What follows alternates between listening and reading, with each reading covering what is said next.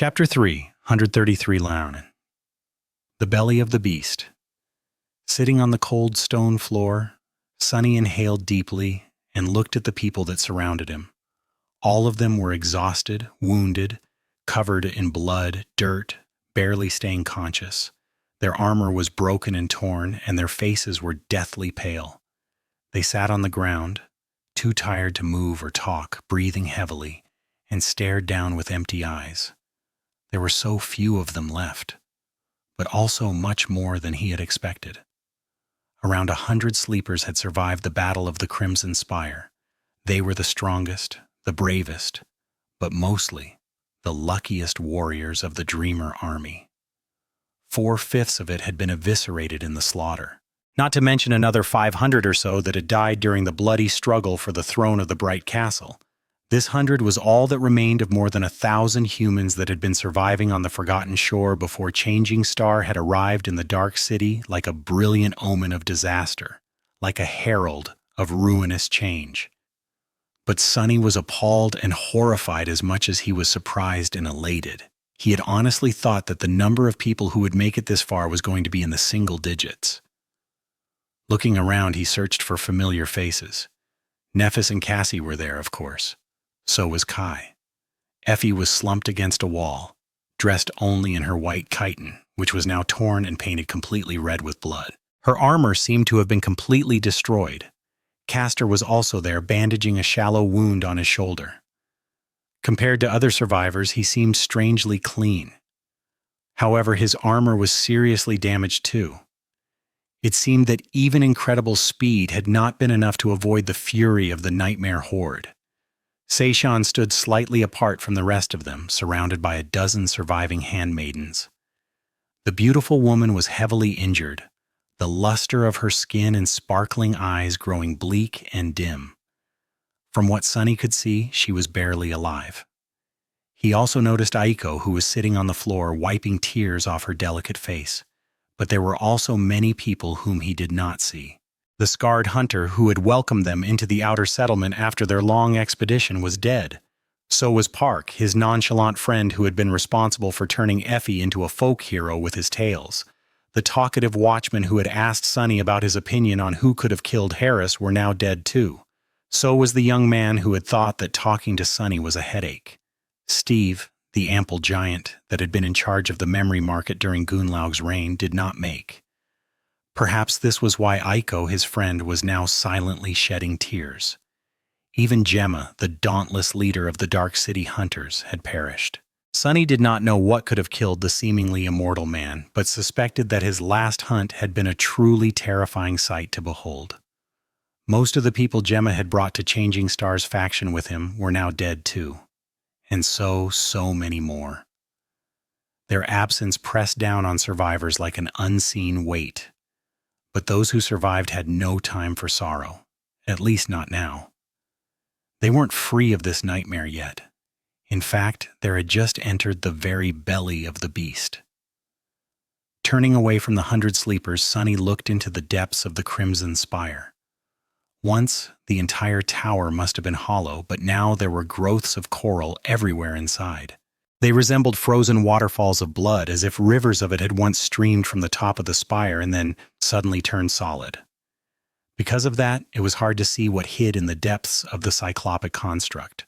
Further away, the interior of the tower was shrouded in the cold darkness.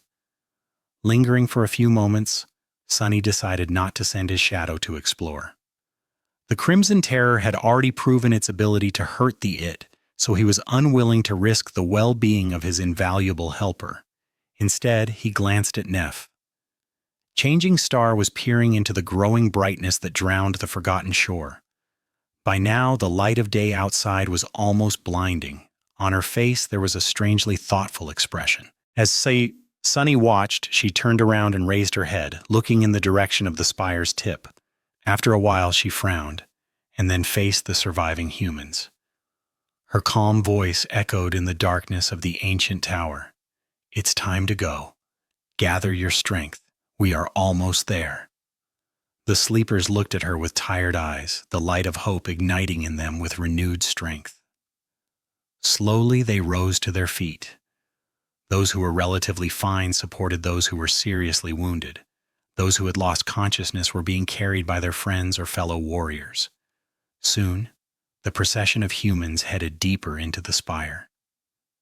Nephis was walking at the front, holding Cassie by the hand. Somehow Sunny ended up side by side with them. Looking at the two young women, he wanted to say something, but no words came to his mind. Instead, Neph was the one who spoke. Glancing at Sunny, she hesitated for a while and then said, "Thank you for ringing that bell, and for everything." He looked at her for a long time and then shrugged. "There's no need to thank me. We are allies, are we not?" She smiled slightly and remained silent after that. Soon, they passed through the barrier of coral and approached the center of the spire. There, the dark sea was imprisoned under an indomitable seal. In front of them was a vast pool of black water. Its surface was perfectly still and flat, like that of a harrowing mirror made from pure darkness. Although the water was opaque and no one could see how far down that gargantuan well went, Sunny felt as though it was unimaginably deep. He felt that it reached such depths that mere thought of light would be impossible there. As they watched in solemn silence, a subtle ripple spread across the surface of the imprisoned sea. It was as though it was straining to spill over the edges of the pool and break free. However, the invisible powers that held it down were too mighty to overcome, even for this vast, boundless, inconceivable creature. Turning away from the eerie black mirror, Sunny peered into the darkness and frowned. Hidden in the shadows, far away from the light of human lanterns, countless figures were standing motionlessly staring at them. Chapter 334. Silver Sword. At first, Sunny wanted to shout to warn everyone, but after observing the silent figures for a few moments, he changed his mind. Hidden in darkness, countless coral golems were staring mindlessly into the distance. They were very similar to the creatures he had fought to get to the star sigil, but also different, because they weren't copies of ancient heroes, just that of mundane people. As such, they wouldn't be too dangerous. A single sleeper could fight dozens with ease, let alone the experienced, powerful warriors of the Dreamer army. More than that, the golems did not seem to be hostile. Some of them stood motionlessly, while some aimlessly wandered about. These sad, empty things were even more lifeless than echoes. He felt that they weren't really creatures even, just physical manifestations of the Crimson Terror's madness, perhaps, a representation of its broken psyche and scattered thoughts. He was sure that each of these golems represented one of the souls that had been sacrificed to the artificial sun and had once flowed through its vessel, becoming a part of it. Forever. There were thousands of them, and even more had to be hidden somewhere out of sight. Lingering for a bit, Sunny informed Nephis of his discovery. She frowned and glanced into the darkness, then nodded. "We will be careful." Now that they had a better understanding of the ground level of the Crimson Spire, it became clear that the gateway was not on it. To find it, the remains of the Dreamer army were going to have to ascend higher. There were no stairs or lifting mechanisms in sight, but luckily, many of the twisting coral pillars were wide enough for several people to walk on them, and not as steep as to make things too difficult. The sleepers could use them to easily reach the next level. However, as soon as Sunny stepped forward, Neff suddenly pulled him back and shouted, "Everyone back!" Just a moment later, a wide ray of blinding light fell from somewhere above and swiped across the interior of the Crimson Spire, annihilating the tranquil darkness. It didn't take a genius to realize that the ray was imbued with the same soul-destroying property as the deadly beams of sunlight outside. Only this one seemed much more powerful. It was also different. Although its movements were erratic and strange, they were unmistakably aimed at the exhausted mass of human invaders and full of intent. Hide in the shadows. Swiftly, the sleepers dove behind growths of coral and pressed themselves against them. A few unfortunate ones lingered for too long and were exposed to the light. They didn't scream or struggle, just fell down to the ground, their lives extinguished in a split moment. The rest froze, consumed by tense fear. Sunny found himself leaning against a slightly inclined pillar of coral, Neph and Cassie by his side. Carefully looking out, he saw the deadly beam of light grow dim and dissipate. A moment later, however, several more fell from above, tearing the darkness apart. But that was not all. Guided by the light, the mass of coral golems suddenly surged forward, moving toward the place where the dreamer army was hiding. Their movements, which were aimless and mindless before, were now full of malevolent will. Crap! Turning to Nephis, he summoned the Midnight Shard and asked, "What now?" She lingered for a bit and then said evenly, "Someone will have to attack the Crimson Terror directly to draw its attention away." Sunny smiled, feeling a strong sense of déjà vu. And who might that be? Changing Star sighed and took a step back, summoning her silver sword. Me. It has to be me. He frowned, feeling very reluctant to say his next words, but in the end he still couldn't help but say them. "Are you crazy? That's a fallen terror we're talking about." Nephis didn't answer, instead looking up, as though trying to discern the source of the blinding rays of annihilating light. Sunny gritted his teeth and added, "All right, whatever. Say someone really needs to distract that thing, but why does it have to be you alone? Because you are the great daughter of the immortal Flame Clan. Don't tell me that you started to believe in your own bullcrap." Neph gave him a strange look and then shook her head. "No, it can only be me because of my sword." Sunny stared at the silver longsword, confused. A lifetime ago, after their first meeting on the Forgotten Shore, Nephis and Cassie had told him about their memories. The sword in particular had an extremely rare enhancement. "I am the only human on the Forgotten Shore who has a memory that grants them a measure of protection against soul attacks. So I am the only one who can approach the terror and survive." It was hard to debate against logic. Still, Sunny was not done voicing his objections, only that Changing Star didn't give him a chance to. Turning to Cassie, she took the blind girl by the hand and said, "Cass, give me your wing cloak." A few seconds later, the transparent fabric of the dark wing appeared on her shoulder. Without wasting any time, she then looked at Sunny. "Once I'm gone, lead the people to the gateway. Make sure that everyone escapes." With that, Nephis bent her knees and then jumped with all her might. Supported by the enchanted cloak, she shot up with considerable speed, then pushed herself off the pillar of coral and flew into the darkness. The ray of light swiped in her direction, but Changing Star somehow managed to dodge it, crashed into another coral growth, and launched herself off of it a moment before another annihilating beam of light had reached it. With most rays now pursuing Nephis as she leaped from one coral pillar to another, ascending higher and higher, the Dreamer army could once again move. Gritting his teeth, Sunny glanced at the 100 frightened people and yelled, "Follow me."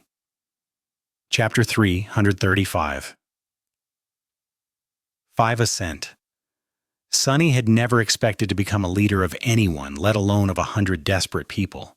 But now, that was exactly the situation he found himself in. To add insult to injury, he was really the best person for the job. Not because of any kind of leadership qualities, but simply for the fact that he could see in the dark. Now that the rays of soul-destroying light were led away by Nephis, he could also let his shadow free and send it forward to explore and search for the gateway. So if anyone could guide the remains of the Dreamer army to it, it was him. How the hell? Hiding his unease deep inside, Sunny projected nothing but absolute confidence and shouted for everyone to follow him. Surprisingly, the sleepers did just that without voicing any objections. Confidence is easily confused for competence, I guess. Of course, the fact that he was affiliated with Changing Star in some capacity helped a lot, even if most people were not completely sure how and to what extent.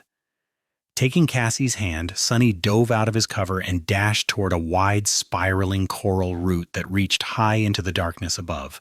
He could hear the sound of footsteps following him from behind. The Dreamer army was on the move once again. Jumping on the route, Sunny sent the shadow forward and glanced at the approaching sea of coral golems. There was still time. He ran forward, using the coral growth as stairs. A second later, he yelled, "Those at the back, ready your weapons." They did so while the first rows of sleepers followed Sunny up. Almost everyone had time to climb onto the route by the time the first of the golems showed up. The coral figure stumbled from the darkness, only to be met by a flash of a sword. It crumbled instantly, offering almost no resistance. But a moment later, several more appeared, and then more and more. The sleepers destroyed the first wave to buy themselves a few moments and then jumped onto the root, then dashed away, soon catching up with the rest of the survivors. At the head of them, Sunny hesitated for a moment. Thanks to the shadow, he knew that the wide coral growth they were ascending was soon going to twist upward at an almost vertical angle and grow much more narrow. Luckily, there was another one crossing it just a few meters ahead, separated by a very small gap. Picking Cassie up, he took a step forward and jumped, landing on the other root, then turned around and moved in the opposite direction to the one they had been going, but still upward. Behind him, the sleepers repeated his jump, and down below, the wave of golems was already climbing on the twisting roots to pursue them. Damn it! I guess they can climb. He ran forward, struggling against the steep incline, then suddenly froze and looked up. There, a few dozen meters away, a wide gallery circled around the empty expanse of the Crimson Spire. And on it, another mass of golems was surging in the direction of the Dreamer army. Countless twisted figures were appearing from the chaotic mess of crimson coral and rushing forward, searching for a path to reach them. Many fell off the edge of the gallery and plunged down to explode into shards once they hit the floor. But some fell right on the root he was standing on. Gritting his teeth, Sunny looked back and noticed a familiar tall figure close by. Effie stared at him tiredly and forced out a smile. What is it now? He put Cassie on the ground and gently pushed her toward the huntress. Take care of her for me, all right? Effie waved a hand, letting him know that she got it. Sunny watched the two of them for a moment, then turned around and summoned the Midnight Shard. A few seconds later, he reached the first golem and slashed it with his sword. The golem's body offered some resistance, but no more than a mundane creature would. It almost disintegrated under his assault, crumbling easily into a pile of broken coral. Not too bad. Curiously, the spell did not congratulate him on the kill. Just as Sunny had suspected, these things were not really living creatures. That was going to make things a tiny bit easier. Running past the destroyed construct, Sunny soon approached another one and pushed it off the root with one strike of the Midnight Shard's pommel. The golems were not that dangerous, at least not in small numbers. He led the Dreamer army forward, climbing higher and higher. Every couple of minutes, they would have to leave one route and make use of another, sometimes moving across stone galleries that were situated here and there on the walls of the Crimson Spire.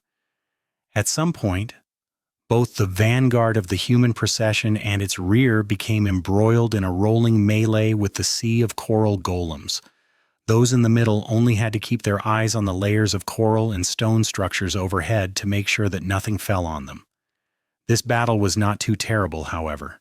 The constructs were slower and weaker than even the mundane humans whose visage they were meant to recreate, not to mention almost completely mindless. Not a single human had fell to their attacks yet. That was not to say that surviving the onslaught of countless golems was easy. Somewhere high above, meanwhile, the flashes of white light slowly turned into one continuous, radiant halo. Nephis was probably already approaching the very pinnacle of the ancient tower. The fact that none of the annihilating rays had returned to attack the sleepers served as proof that she was still alive, drawing the attention of the terror away from them. "Where are you? Where are you?" At the head of the Dreamer army, Sunny cut through another golem and suppressed a curse. Where was the damn gateway? And just he thought that the shadow finally found what it had been looking for all that time, their way back to the real world. Chapter 3, 136, The Gateway. Out there in the darkness, a vast balcony was built into the wall of the tower, reaching almost to the center of the gargantuan structure. On its surface, broken pillars of marble were overgrown by the ever-present streaks of crimson coral. They led to a circular dais with a wide iron ring submerged into its stone surface. Around the ring, a beautiful pattern of runes was shimmering with familiar light. They were just like those runes that every awakened had seen countless times when communicating with the spell. But that wasn't the first reason why Sunny had noticed it. The most unusual thing about the dais was that, unlike everything else inside of the spire, it was utterly devoid of growths of crimson coral. The stone surface surrounding the ring was strangely clean and untouched by it. Looking at the shimmering runes and the iron rings through his shadow, Sunny felt something move in his heart. He was sure that this was the gateway. They were so close. As he watched it, the whole spire suddenly shuddered. Massive pieces of coral broke off and fell down, crashing into other branches down below. Suddenly, the darkness that surrounded the Dreamer army became less impenetrable. High above them, the radiant halo of light became several times more bright. Nephis had reached the Crimson Terror. With a somber grimace, Sunny escaped from his reverie and dashed forward, slicing several golems as he went. The frightened sleepers followed, entrusting their fates into his hand. As more and more tremors ran through the ancient tower and several enormous pillars of coral completely collapsed, they ascended even higher and approached the vast balcony. And then finally Sunny jumped down and landed on solid stone. Shattering a few golems, he cleared enough space for others to follow and watched several more people reach the balcony. One after another, the sleepers jumped off the treacherous coral and joined him. Those who were the first to catch up repelled the attacking golems to let the others come down. Soon, all 100 of them were on the balcony, and just in time. A few seconds later, a tremendous piece of debris fell from above, pulverizing the branch of coral they had used to get there. Sunny lingered for a few moments, watching as crimson pieces rained down, and then turned away with a determined expression. "Come on, we're almost there!" The remains of the Dreamer army cut through the mass of golems and escaped it. Running with all the speed they could manage, the crowd of young men and women approached the gateway and froze, stunned by the sight of it, hypnotized by it. In front of them was the hope that they had forgotten for so long. The torturous promise of freedom that had taunted them every day, hidden away in the terrifying, looming silhouette of the crimson spire. Their way home. Salvation. Most of them had spent so long on the forgotten shore that the thought of ever being able to escape it became nothing more than a distant dream. Even when they had followed Changing Star and chose to believe her promises, salvation was just a concept, an idea. Now that they saw it as a real thing, many did not know how to react. Well, Sunny was there to make the process easier. "What are you staring at, idiots? Pick up your jaws and move. Battle formation. Protect the rear. Wounded and non-combatants go first. Everyone else holds off the damn golems and then follows, one at a time, bastards." Coming back to their senses thanks to his angry shout, the sleepers quickly reorganized themselves. Those who could still fight faced away from the gateway and formed a defensive line, protecting the wounded with their bodies. Those who couldn't help the people in the worst condition enter the iron ring. Sunny watched as the first human was placed in the center of the gateway. A moment later, the runes surrounding the ring flashed with shimmering light. The body of the sleeper suddenly shone too. The ghostly shine was dim at first, but then grew brighter and brighter. Soon, it was hard to distinguish the shape of the human body at the center of that light. And then the light dissipated, much like a memory or an echo would, leaving nothing behind. After all these years, all that suffering, all that loss, the first sleeper had finally escaped the forgotten shore. Looking through the emptiness left by the disappearance, Sunny realized that he had forgotten to breathe. A second later, an exhilarated cheer rose above the crowd of humans, the intensity of emotion in their voices. No words existed to describe the complicated, overwhelming conflagration of feelings burning in the chests of the survivors of the Dreamer army at that moment. Well, at least Sunny had none. In the next moment, the pursuing wave of golems crashed into the defensive line and the next human stepped into the gateway. The defenders held their ground, throwing the coral creatures back. Sunny lingered at the edge of the dais, watching the crowd of humans. One after another, they were disappearing into the beautiful radiance of the gateway, while the others continued to confidently repel the assault of the golems. They were going to survive. That meant that his job here was done.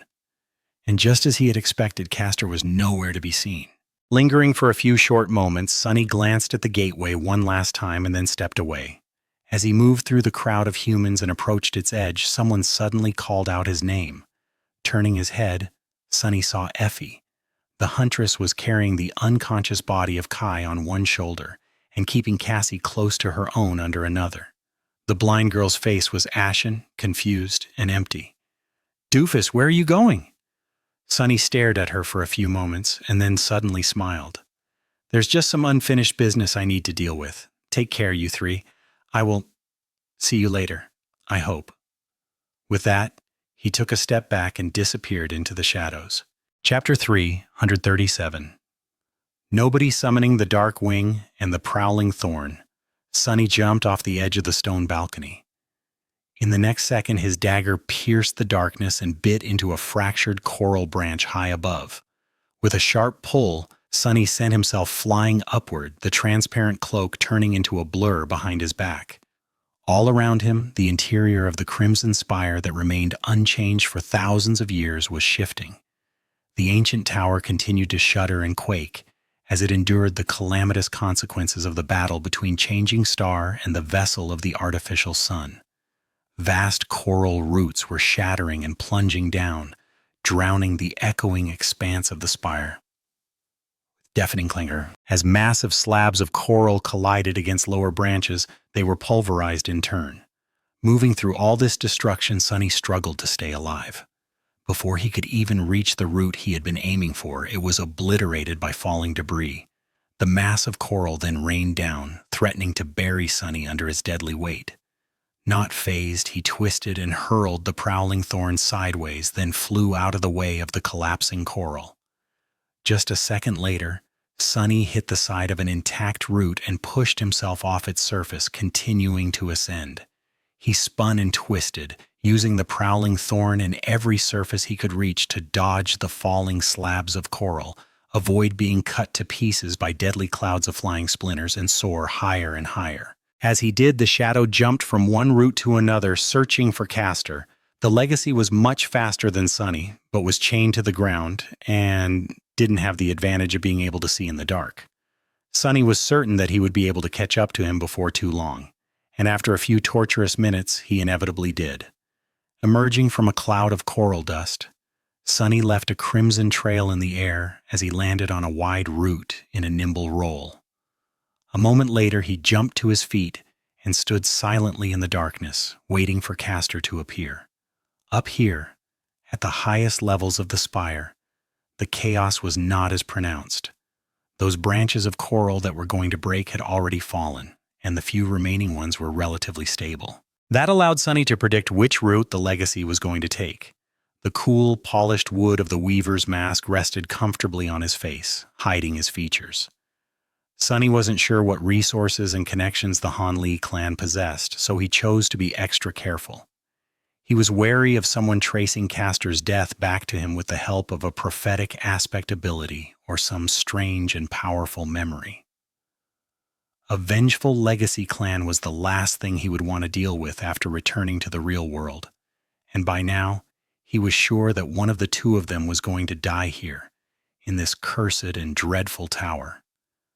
This confrontation was long overdue. He was also wary of Castor himself. The proud scion was many things, but a fool was not one of them. There was a chance that he had long guessed Sunny's flaw. The mask was his insurance against that eventuality. Let's see which one of us is better, Laiga. Let's see which one of us deserves it more. For Sunny, this fight was not only about defeating Castor. It wasn't even about defending Neff. It was about defeating the world itself. A lifetime ago, when he and Castor had first met in the academy, they were on the opposite sides of humanity. One was on the top, and the other was on the bottom. One was strong and surrounded by a circle of admirers, and the other one was weak and alone. One had the best education, the best mentors, the vast resources of his powerful family, the inherited arsenal of memories, and plenty of soul shards to propel him forward to future success. The other had nothing. Sunny had always had nothing, no family and no home, no place to call his own, no one to care about whether he lived or died, no opportunity, no chance, no future. Thrust into the same hell as Castor, he clawed and fought, suffered and endured, survived and bettered himself through will, intellect, and countless brushes with death. And now, a year later, He was ready to claim his rightful place. By defeating Castor, he was going to prove once and for all that he wasn't lesser than anyone, that he wasn't some inconsequential nobody to be discarded and forgotten, to be lost on the pages of history, that he mattered as much as those real humans did, that he was as exceptional as the best of them, despite the fact that he wasn't born into wealth and prosperity. Much more so, even. As Sunny waited in the darkness, a light of a memory lantern swiftly approached from below. Castor was rushing to the pinnacle of the spire, using his incredible speed and training to avoid being killed by the falling debris. He was already getting close when suddenly the light of his lantern fell on a motionless figure that stood in the center of a wide coral root, barring his way. Dark armor weaved out of soft fabric, with lusterless black leather protecting vital spots. An austere blade held lightly, its tip turned to the ground. The wooden mask that resembled the face of a fearsome demon was new, but still, he had no problem recognizing who was in front of him. Slowing down and stopping a few meters away from the hateful little vagrant, Castor gritted his teeth and spat. "It's you." Hidden behind the mask, Sunny smiled. No, you are mistaken. Actually, it's not me." Then, tilting his head, he stared at the proud legacy and said, his voice full of surprise, "Oh, hey, Castor. What a coincidence to run into you here of all places, so unexpected. It must be fate."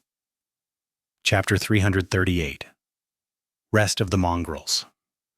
Castor remained silent for a while, then calmly looked up at the furiously pulsating radiance of the Crimson Terror's light.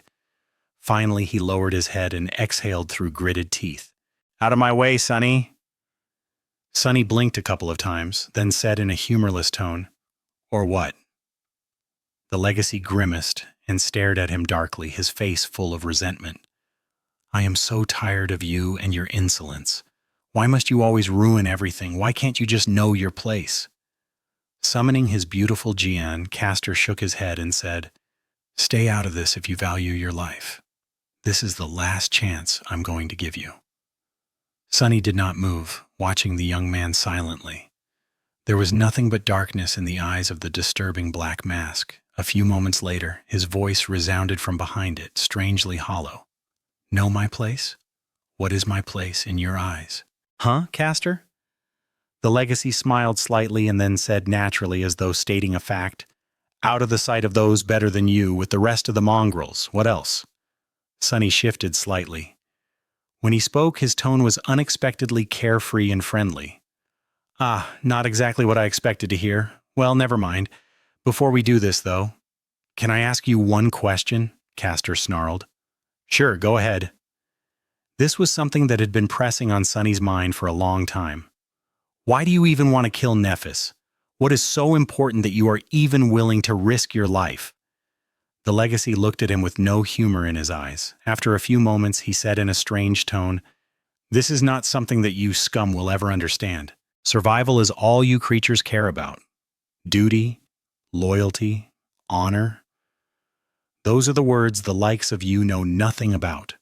So I will put it in a way that will be easy even for you to comprehend." He pierced him with an intense gaze and said, each word falling like an avalanche, "The immortal flame must be destroyed." And then, his voice ringing with profound inevitability, Castor added, "This is the will of the sovereigns." Sunny stared at him for a bit, engrossed in the solemn atmosphere of this proclamation. A few seconds later, in a sincerely confused tone, he asked, Who?" Castor's eyes widened. He looked at Sunny with a dumbfounded expression, then shook his head in disbelief. "Wait, you really don't know? She didn't tell you anything?" Sunny scratched the back of his head. "Of course she did. Actually, I know exactly what you're talking about. I've been told everything. No one knows more than me on this topic, really." The legacy stared at him for a few moments, then suddenly threw his head back and laughed out loud. "Pathetic mongrel. You don't even know who you serve. You don't even know who rules the world you live in. Why am I even wasting my breath talking to a worm like you?" Sunny tilted his head, then said in a reproachful tone, "Ouch, that stings." Castor smiled darkly, then raised his sword. "Enough of this. I'm done trying to reason with you, fool. I have allowed you to skulk in the shadows playing your vulgar games for long enough. I only permitted you to live because there was no reason to get rid of you. What, do you think that you can defeat me? That your little schemes and secrets will give you a chance against a true legacy? Sorry to disappoint, but I figured them out a long time ago. Sunny remained silent for a bit, and then asked in an indifferent tone, "Oh yeah? Do tell. What are my secrets exactly?" The legacy grinned. "You hide your strength and pretend to be weak. You go around telling ridiculous tales, making everyone think that you are a lunatic.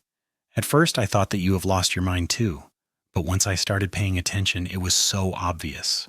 The constant misdirections, the obnoxious bragging that no sane person would ever believe, the crazy act. This is you flaw, isn't it?" As Sunny tensed, Castor smiled triumphantly and said, "You are compelled to lie against your will. Did you really think that no one would see the pattern? You even bribed that idle friend of yours to try and mislead everyone, a pathetic attempt. Were you expecting that anyone would buy it?" Sunny stared at him for a few moments and then exploded with laughter. "Ah, crap, you got me. Yes, you are right. This is my flaw. What sane person would go around telling such outrageous lies?"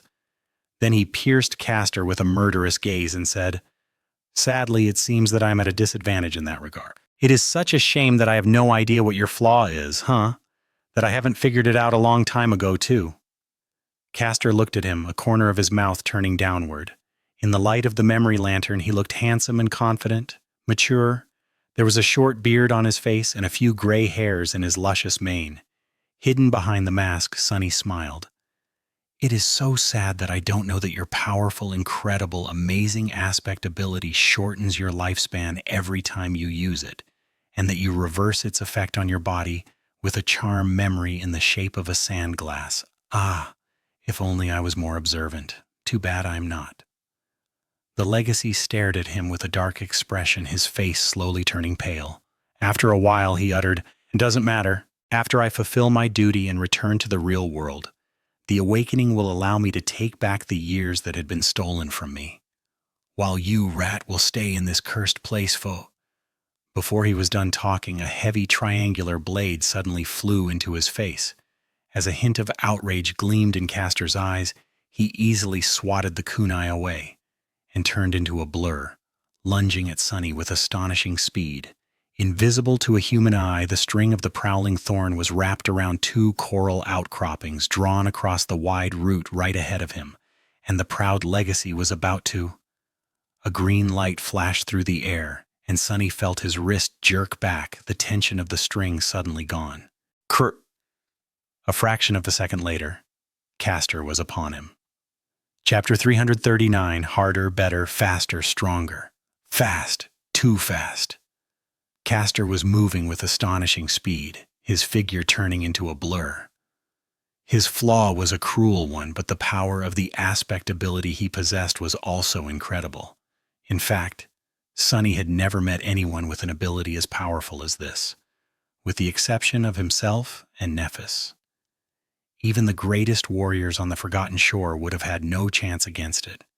Gemma, Effie, Seishan, all of them would have been easily killed by the deadly scion of the Han Li clan. Perhaps only Horus could have fought him to a draw. But even then, Sunny wasn't sure. Not only did Castor possess a terrifying ability, but he was also one of the most skilled swordsmen of their generation. He also had a whole arsenal of memories hidden away inside his soul. Surely he had a way to fight while blinded. That's why Sunny did not waste any time trying to destroy the memory lantern illuminating their surroundings. Instead, he just trusted his sword and met Castor's attack with his own. Two swords collided in the air, and in the next moment Castor flew past Sunny and slowed down, eventually coming to a stop. A drop of blood fell off the tip of his jian. Sunny staggered. "Curse you!" The sleeve of the puppeteer's shroud was torn, and there was a shallow cut on his shoulder. He had managed to deflect the strike aimed at his heart, but wasn't fast enough to avoid being wounded after all. On Castor's face there was a dark expression. Looking at Sunny, who was still alive, he grimaced and spat. "Not bad. This is going to be entertaining at least." Hidden behind the mask, Sunny grinned. Oh, yeah, I'm having a lot of fun myself, thanks. Of course, that was a lie. Back in the academy, Castor had been the only person to defeat Nephis. Granted, all of them had been much weaker back then. Neph also had not used her aspect ability, while Sunny was using his to augment himself right now. Because of it, the gap in speed between the two of them was not completely lethal, and yet he was incomparably slower. In terms of pure physical ability, Sunny had no hope of surviving this duel. But he already knew the secret of how one had to fight against Castor. He had learned it from Changing Star herself during that short and fateful spar. A year ago, Nephis had been in a similar situation and yet almost defeated her swift enemy. She had anticipated Castor's moves instead of reacting to them, and due to that, his speed advantage had been made less severe. This was what Sunny had to do now. Of course, to achieve such a feat, one had to possess an intricate understanding of the underlying laws of combat and a true mastery of both their mind and their body. Luckily, Sunny was one such man. He had obtained clarity a long time ago and spent every waking hour sharpening his skill and instincts. His mind had entered into the state of flow, making his perceptions stark and all-encompassing, his thoughts quicker. His intuition was enhanced by the knowledge of the essence of battle. That gave him a chance to win. A moment later, Castor attacked again, and Sunny jerked the Midnight Shard sideways, blocking the ghostly green Jian at the last possible moment. Up! He had begun to chain the next move even before the two blades collided. A split second later, the Legacy brought down his sword in a downward slash, aiming at Sunny's head. However, it was deflected. Thrust at the neck, once again sliding down the length of the Tachi and biting Sunny in the shoulder. This time, the leather pauldron of his armor held, but just barely. Almost instantly, Castor pulled the Jian back and then immediately thrust it forward, aiming to cut the enemy's throat. The Midnight Shard awkwardly pushed the gleaming blade away, but not fast enough. Another shallow cut appeared on Sunny's neck, seeping with blood. Damn it! Infuriated, Sunny tried to counterattack, but was forced to concentrate on nothing but defense. Dozens of strikes rained on him in a span of a couple of seconds, filling the echoing expanse of the Crimson Spire with the clangor of steel. More and more cuts appeared on his body. None of them were too deep or dangerous, but that didn't make them less painful. No matter how cunning and perfect Sunny's movements were, he couldn't make up for his lack of speed completely. Months of training, hundreds of battles, countless hours spent gaining insight into the inner workings of swordsmanship. Castor had done all of that too, and then some. And he was so much faster. But somehow Sunny was still alive. Not only was he alive, he wasn't even seriously injured, yet. At some point, he feinted a block and dodged the blade of Castor's sword instead, then whipped his empty head forward, as though trying to punch the Legacy in the head. At the last moment, however, a ghostly stiletto appeared in his hand, only to be thrown aside by a powerful hit of the Jian. Sunny barely managed to save his arm from being severed at the wrist. Sparing him a contemptuous glance, Castor snarled, "Cretin! Have you forgotten that I was there when Changing Star gave you that memory?" Sunny gritted his teeth and lashed out with the austere Tachi, buying himself a moment to regroup. "I guess it slipped my mind." With that, he suddenly hurled the Moonlight Shard at the Legacy, then followed it with a fearsome thrust of his sword. Castor easily dodged the stiletto, deflected the Tachi, and kicked him in the stomach, sending Sunny staggering back with a pained moan. For a fraction of a second, he was wide open. His enemy did not miss that opportunity, turning into a blur as he lunged forward. The gleaming Jian flashed through the air, and at the same time, Sunny suddenly spun and twisted his body. The two of them almost brushed against earth other as Castor flew by. A moment later, Sunny shuddered and bent over, blood streaming from a deep wound on his side. The Legacy turned around and smiled cruelly, a hint of satisfaction reflecting in his eyes. "Not so boisterous now, are you, worm?" Sunny groaned and slowly straightened his back, pressing one hand against his bleeding side. His voice sounded strained and solemn. "Ah, yes, that didn't go exactly as planned." Then he titled his head and raised his other hand, staring at the object dangling from a torn chain that was gripped in it. Suddenly, Castor's hand shot toward his neck. You. Sonny grinned and dangled the sandglass charm in the air. Wait. Wow. How did this thing get here? Castor's gritted his teeth, and the stolen memory immediately began to radiate a subtle white glow. He was trying to dismiss the charm and return it to his soul core. Before that happened, however, Sonny caught it and clenched his fist, ruthlessly shattering the crystal hourglass into tiny pieces. Castor's eyes widened. Bastard! As his shout resounded in the darkness, the shards of the precious memory flew to the ground, turning into sparks of light and disappearing as they fell. Chapter 340. Honor. For a few seconds, both of them stood without motion. On Castor's face, shock and disbelief were mixed with fury, indignation, and fear. Slowly, he raised his head and pierced Sonny with a hateful gaze. You scum! His voice was trembling with suppressed rage. Good. Rage is good. Anything that makes him lose control is G. In the next moment, Sonny got hit in the chest and flew back with a pained scream. Although he somehow managed to deflect the tip of the enchanted Jian, the legacy still ended up slamming into him like a speeding train. The blade of his sword pierced the puppeteer's shroud once again, slicing Sonny's forearm. God damn it!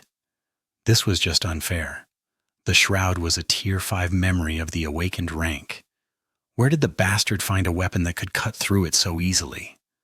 Well, Sonny more or less knew where. Who was to say that the ghostly green Jian wasn't of the same tier, if not higher? Legacy clans had a lot of powerful memories in their treasuries. Unlike him. Hitting the ground in a roll, Sonny dashed to the side and used the pommel of the midnight shard to slam Castor's hand away. He barely saved himself from being decapitated. Shaken, Sonny threw a handful of coral dust into the air and retreated. A moment later, his enemy emerged from the dust like a vengeful demon. The damned Jian was once again aimed at his heart. But Castor looked different. It seemed that Sonny was right on the money with his guess about the proud scion's flaw and the purpose of the mysterious charm memory. Before, Castor had already looked slightly older than the other members of the cohort, which was strange considering that both Effie and Kai were supposed to be the oldest among them. This was what had initially caught Sonny's attention, because back at the academy there had been no such difference. However, now that the crystal sandglass was broken, time seemed to be catching up with the legacy. If anyone were to see him now, they would have assumed that he was in his late 20s, perhaps even early 30s. He still resembled the youth that Sonny had met just a year ago, but just barely. Instead, a handsome, mature, powerful man was attacking him. His dark skin still smooth, but already showing the signs of future wrinkles at the corners of his eyes and mouth. There were several silver hairs in his beard. Straining every muscle in his body, Sonny stood his ground and parried the deadly thrust, then dodged to the left. Once again, he was a fraction of a second late, and another cut appeared on his body. Curses! With a pained grimace, Sonny dodged, evaded, parried, and blocked, continuing to retreat and create distance between himself and Castor. At some point, a furious roar made his ears ring. Get back here, you rat! Why are you running like a coward? Hidden behind the mask and struggling to breathe, Sonny gritted his teeth and hissed, No! Reason! In particular. The next time he and Castor clashed, the legacy appeared to be in his late 30s. Now, he resembled a man in his prime. His powerful physique became even more formidable, his broad shoulders straining the metal of the sturdy scale armor. His temples were gray, and his beard had silver streaks running through it. He looked like the kind of older man young girls would be utterly smitten by. Sonny groaned as he felt another laceration appear on his body, pushed Castor away, then dashed back. The midnight shard flew from one side to another, from low to high, not stopping even for a split second. The ringing of steel fused into a continuous, deafening clamor. He felt as though his lungs were on fire, but couldn't allow himself to slow down ever for a moment. A momentary lapse was going to cost him his life. Come on. This is not much worse than facing against Saint. But it was worse. So much worse. Even while augmented by the shadow, Sunny couldn't resist Castor's furious onslaught. He was stronger and much more resilient, but that was the thing about sharp weapons. They were created to make the amount of force required to kill someone much less demanding. A skilled swordsman that relied on speed could dispatch of an enemy with one well-aimed touch of the blade. To someone like Sunny, Castor was a nightmare. If not for the blood weave, he would have grown weak and slow from blood loss a long time ago, just from the numerous cuts on his body, and yet he resisted and continued to retreat, desperately deflecting one lightning-fast strike after another. The next time Sunny got a good look at the proud legacy, he felt a cold shiver run down his spine. Attacking him was an old man. His gaunt face was laced with a spiderweb of wrinkles, and his hair and beard were completely gray. There was almost no sign left of the handsome youth he had known and despised for so long. Castor was still full of power and vigor, though. His fury was still as murderous and scathing as it had been before. His speed, however, was just a tiny bit slower. "Die, mongrel!" With a furious roar, Castor brought down the ghostly Geon down on Sunny, who was still reeling from the previous blow. Desperate, Sunny raised his tachi into an awkward semblance of a block. When their swords collided, the midnight shard flew aside and almost slid from his hands. What's worse, Sunny lost his balance and fell backward, landing on the ground in a heap. As a cruel smile appeared on the old man's weathered face, he lunged forward to finish the defenseless enemy. But at the last second, a calm voice resounded from behind his back, the voice he hated but knew so well. Standing somewhere behind him, Nephis ordered in a tone that denied refusal, "Back!" Castor's eyes widened. With an expression of utter terror, he spun around and raised his sword, ready to finally face the person he had dreaded and wanted to kill for so long. However, when he did, he saw nothing but emptiness. There was no one behind him, just a simple rock laying on the ground. As Castor watched in confusion, his thoughts slow due to the debilitating effect of age, the rock shouted in Changing Star's voice, "Hide in the shadows!" Almost immediately, the proud scion's pupils narrowed. With a dark grimace, he spun back, moving his sword into a defensive position. He was just a fraction of a second late. Without making any sound, the tip of the midnight shard pierced his scale armor, his flesh, and then his heart. Staring at the stunned face of the feeble old man in front of him, Sunny scowled and sighed. Castor looked down at the blade protruding from his chest and the blood streaming from beneath, then weakly grabbed the tachi with his hand.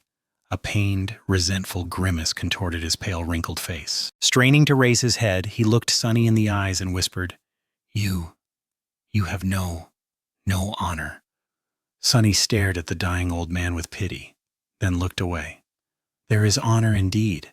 Honor is not just a word powerful scumbags invented to make young fools like you die for them and kill for them. It's not a chain that they wrapped around your neck to make you a slave." Castor looked at him for a few moments, trying to say something, but then slowly fell to his knees. In the sudden silence, the voice of the spell whispered, "You have slain a dormant human, Han Li. Castor, your shadow grows stronger." Chapter 341. 1,000 standing above Castor's corpse, Sunny tilted his head slightly. Despite his expectations, there was not a lot of joy in his heart. Instead, defeating the powerful scion of a true legacy clan left him feeling somber and a little bitter. There was, however, a sense of, if not validation, then at least vindication. It was as though some profound need in his soul was finally satisfied, making it more solid, steady. With a pained groan, Sunny took a step back, turned around, and dismissed the weaver's mask. He was in better shape than he had expected to be. Countless cuts on his body were painful but not dangerous. Bloodweave was diligently doing its job, preventing him from losing too much of the precious red liquid. The cuts were already starting to scab over and close. The only serious wound was the gash on his side, but it too had already stopped bleeding. Very soon it was going to start healing too. Until then, it was not going to hinder his movements a lot. as long as Sunny was ready to endure a bit of suffering. After a year on the forgotten shore, dealing with pain was one of his best trained skills. "I've been through worse, much worse. This is nothing." Then another thought entered his mind. That shadow fragment, it should have brought me to 1,000, right? A moment later, he realized that his whole being was somehow weird. It felt as though there was intense heat in his chest, slowly growing more and more scalding. This sensation was not exactly physical, but more of a spiritual one, like the core of his soul was undergoing a violent change. With a mix of anticipation and dread, Sunny concentrated on this feeling. Here we go. What was going to happen to him? Suddenly he heard the voice of the spell again, in the eerie expanse of the crimson spare where ancient darkness fused with otherworldly light. It sounded solemn and almost triumphant. "Your shadow is overflowing with power." Sunny listened tensely, trying to guess what was it going to say next. "Your shadow is taking shape." In the next moment, he staggered and fell to his knees. His eyes widened and lost focus. The heat that was building up in Sunny's soul had reached a critical point and then exploded. It felt as though his core was being torn apart, drowning him with intense, indescribable pain. Disoriented and frightened, he tried to scream, but no sound came out of his mouth. Something was emerging from within his soul, ripping it into shreds. Sunny knew that he couldn't stop that process, and so all he could do was endure. As Sunny convulsed on the ground, the spell whispered, "Your shadow is complete." And then something strange happened. The spell was about to say something else, but then the entire crimson spire suddenly shuddered. This quake was much stronger than all the previous ones, making it feel as though the gargantuan structure was about to topple. Sunny heard the deafening sound of breaking stone. Almost at the same time, he was suddenly enveloped in absolute darkness, all light disappearing from the echoing interior of the ancient tower. And the spell abruptly fell quiet, its last proclamation left unsaid. The pain tearing his soul apart was also gone. It didn't feel as though the process was finished, though. It felt as though it was interrupted. What? What is happening? Confused and disoriented, Sunny looked around. Why was it so dark? Following a premonition, he then raised his head and glanced up. What? The furious light of the crimson terror was gone. As Sunny tried to wrap his head around this fact, two things registered in his mind. The first one was that he felt very strange. His chest was still full of ethereal heat, but there was also something else, some kind of interference. He was having trouble finding words to describe that sensation, but knew that it wasn't harmful, at least not immediately. The second one was that, crap. The second thing he noticed was that currently there were giant slabs of stone plunging down on his head. Follow current novels on. Picking himself up from the ground, Sunny dashed to the edge of the wide route and jumped off of it. Just a second later, one of the slabs crushed into the coral, turning it into dust. A violent shockwave hit him in the back. The prowling thorn was currently restoring itself in the Soul Sea, its invisible string cut by Castor's enchanted Jian. So, for a moment, Sunny found himself in freefall. Then, the transparent blur of the dark wing finally weaved itself from sparks of light on his back and allowed him to glide forward, following the momentum of the jump. As he reached the wall of the spire, another deafening crash resounded from behind. Looking up and at the descending mass of broken stone, Sunny thrust the moonlight shard forward. The tip of the fallen memory easily sunk into the ancient granite, giving him purchase. Hanging on it, he pressed himself against the cold stones and gritted his teeth, waiting for the avalanche of debris to pass and praying that nothing hits him. A few moments later, the spire shuddered again and then grew still. Somewhere down below, destruction was still raining on the interior of the spire, but this high it was relatively quiet. Sunny opened his eyes. He was still alive. The dome of the crimson spire seemed to be broken, letting in beautiful sunshine. The darkness was not as impenetrable now, suffused with that light. Dust particles floated in the air, sparkling like tiny diamonds. Sunlight! Sunlight! Panicking, Sunny looked around, searching for shelter. but then noticed that his shadow was utterly calm.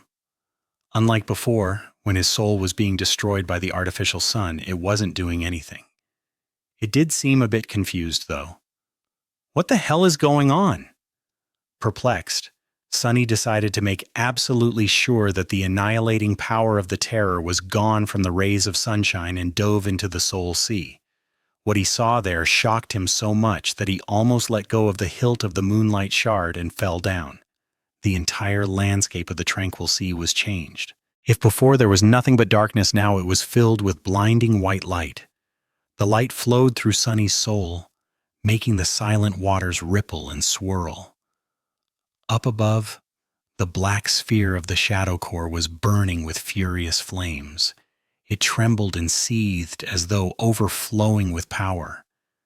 However, that power was being suppressed by the current of light, which prevented it from spreading outward.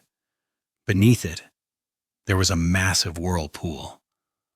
Stunned, Sunny stared at the unrecognizable expanse of his soul and didn't know how to react. What the hell is this? Full of unease and dark thoughts, he hesitated for a bit and then summoned the runes.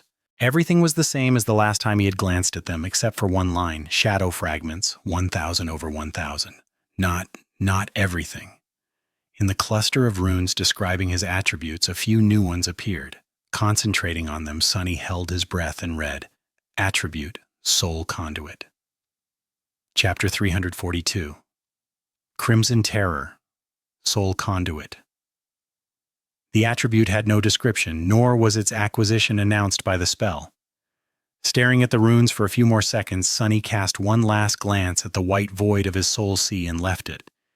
He had no answers for this mysterious sequence of events, but his intuition was ringing the alarm bell.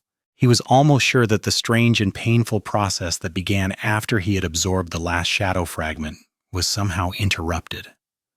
The white light permeating the soul sea felt unnatural and wrong, like something external to it, rather than natural.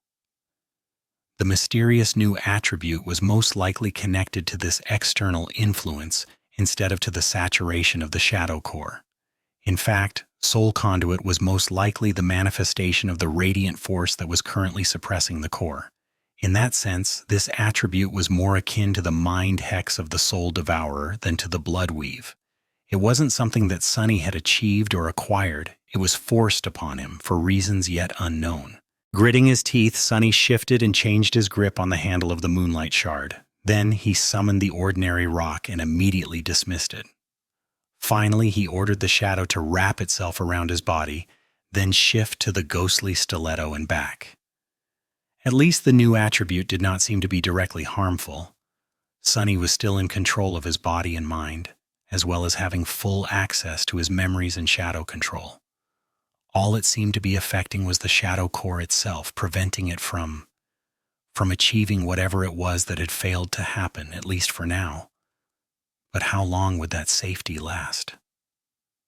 Raising his head, Sunny stared at the pinnacle of the crimson spire. Something unexplainable had transpired there, causing this strange turn of events. Why was he trying to guess if all the answers were most likely waiting for him up above? To his side, a massive slab of stone had lodged itself between stumps of broken coral roots. More debris piled on top of it at steep angles, forming a twisting path to the distant sunlight.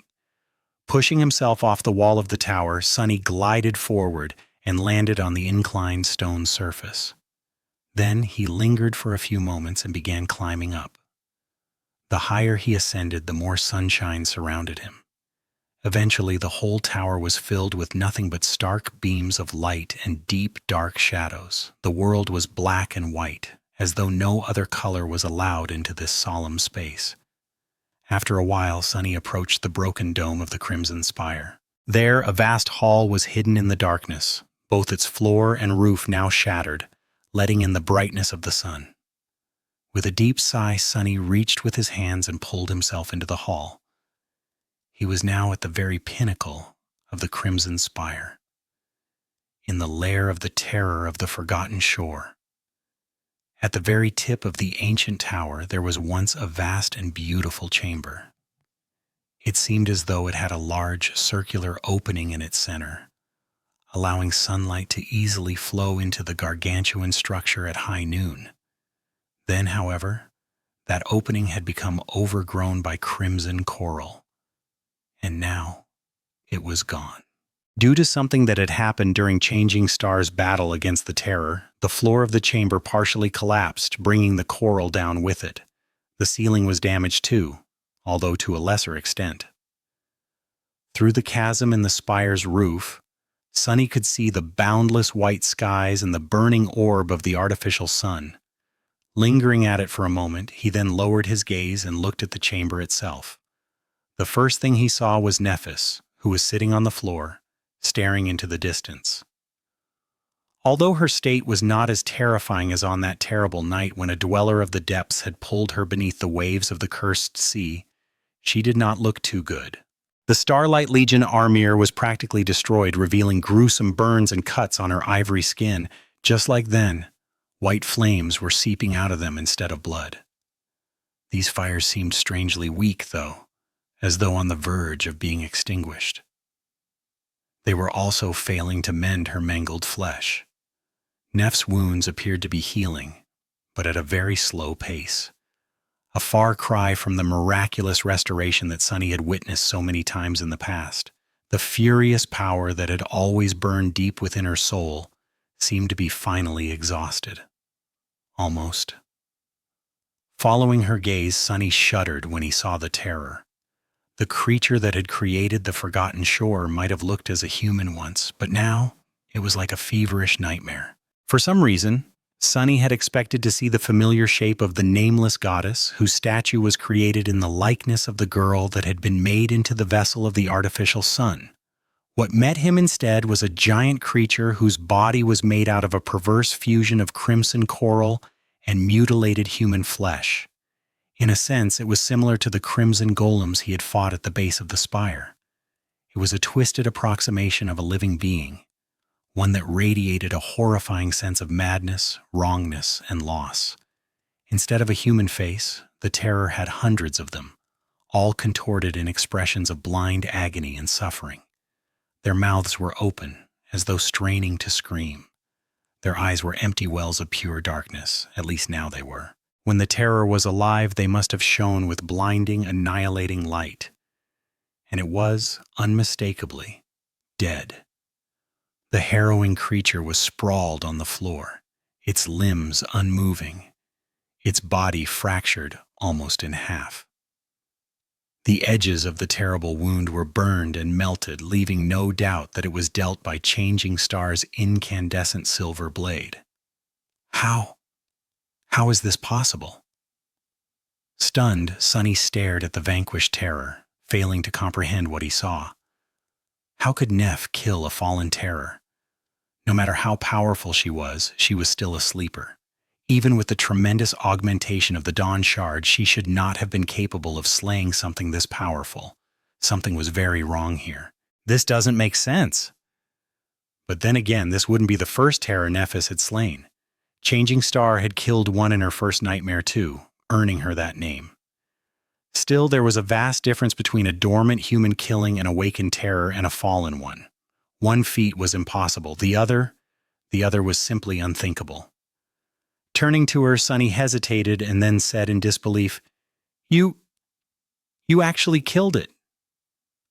Neph flinched as though noticing his presence for the first time. Then she slowly turned her head and looked at him with empty, lost eyes. Only after a few seconds, a hint of recognition appeared in them. She remained silent for a while and then said in a hollow voice, "Sunny, you are finally here." Chapter 343, Soul Conduit. He hesitated for a few moments, not sure how to answer. As seconds passed by, the silence between them grew tense, full of untold meaning. Finally, Nephis blinked and looked away, staring at the corpse of the Crimson Terror, her sword hand trembling slightly. "Killed it? Yes, I did. Got lucky, I guess." After a while, she added in a quiet voice, "It was just a fake star, in the end." Sunny smiled slightly, but his eyes remained cold. Lucky? I know a thing or two about being lucky, Neff. A creature like this would not have died just because of bad luck. She remained silent for a bit, then sighed and looked down. It was evolving, trying to become a titan. The burden of transformation made it vulnerable. I just happened to attack while the terror was at its weakest. That's why it died. Evolving into a titan? Noticing a surprised expression on his face, Changing Star grimaced and pointed to the artificial sun. Have you not thought about what we have done? Sunny looked up at the radiant sphere of light and frowned. In all the chaos, he had indeed forgotten to consider the full scale of what had transpired after the battle, as well as the reasons for and consequences of it. Come to think of it, why would the light of the artificial sun destroy the souls of every living creature it touched? It had not been like this before the fall of the ancient civilization for many generations at least. But then the vessel had become corrupted and turned into a nightmare creature, the Terror. And at the same time, the seals imprisoning the curse of the all-consuming darkness had been destroyed, letting it free. So in fact, the corrupted sun had never existed without the dark sea keeping it company. Until today. Sunny had always thought that the sun was restraining the dark sea. Could it be that it had always been restrained by the darkness as well? And when he banished the ancient curse and locked it underground, the sun was finally liberated from its shackles. That's why its light suddenly changed, turning into the annihilating white radiance. It had become free to do whatever it wanted, but there was something else. As his eyes widened, Nephis nodded. Yes, the artificial sun does not just illuminate the vicinity of the Crimson Spire. It illuminates the whole of the forgotten shore. Its light reaches everywhere. So, as we were fighting our way through the tower, most of the living creatures on the forgotten shore had been wiped out. All that death, all those countless souls, guided into the spire by the labyrinth like a colossal hecatomb to fuel the evolution of the Crimson Terror. And Nephis just happened to attack while the Terror was in the throes of that terrifying transformation. Well, that wasn't a coincidence, most likely. Sunny had not forgotten the thoughtful look on her face as Neph had peered out of the gates of the spire before giving the Dreamer army the command to advance. He shivered, only now realizing that this whole region of the dream realm was now almost completely empty of life. Only a few nightmare creatures must have survived. Those who were lucky enough to hide from the deadly sunlight in time or were powerful enough to resist it. Such a boundless influx of souls would indeed be enough to push the Crimson Terror to the next step of its evolution. Devolution? Whatever it was that happened to nightmare creatures as they grew more powerful. Not that Sunny knew anything about this matters, but if anything could cause something like that, then the evisceration of an entire region of the dream realm would certainly do the trick. Now, however, the Terror was dead and its corrupting influence was gone, turning the artificial sun back to its normal self. It couldn't be that easy, though. As if answering his thoughts, the spire shuddered again. Another slab of stone broke off from the floor of the chamber and plunged down. Suddenly, the light of the sun grew a little bit dimmer. Looking up, Sunny noticed that the artificial sun looked not as bright as it had just a few minutes ago. It was as though it was slowly dying. Was it dying? There was no vessel to channel soul essence into its furnace anymore, after all. Interrupting his thoughts, Nephis suddenly spoke, her voice hoarse and tired. What happened to the others? Sunny shifted and looked down through the chasm in the chamber's floor. Far below, he could see the vast balcony and the shimmering ring of the gateway on it. Somehow its shine seemed weaker. The balcony, however, was empty. There were no humans there, and even the coral golems lay unmoving, their semblance of life snuffed out when the Terror died. Everyone has escaped. Neph sighed slowly, as if with relief. After a long pause, she moved slightly and asked, "What about Castor?" Sunny glanced at her and shrugged. When he spoke, his voice was cold and indifferent.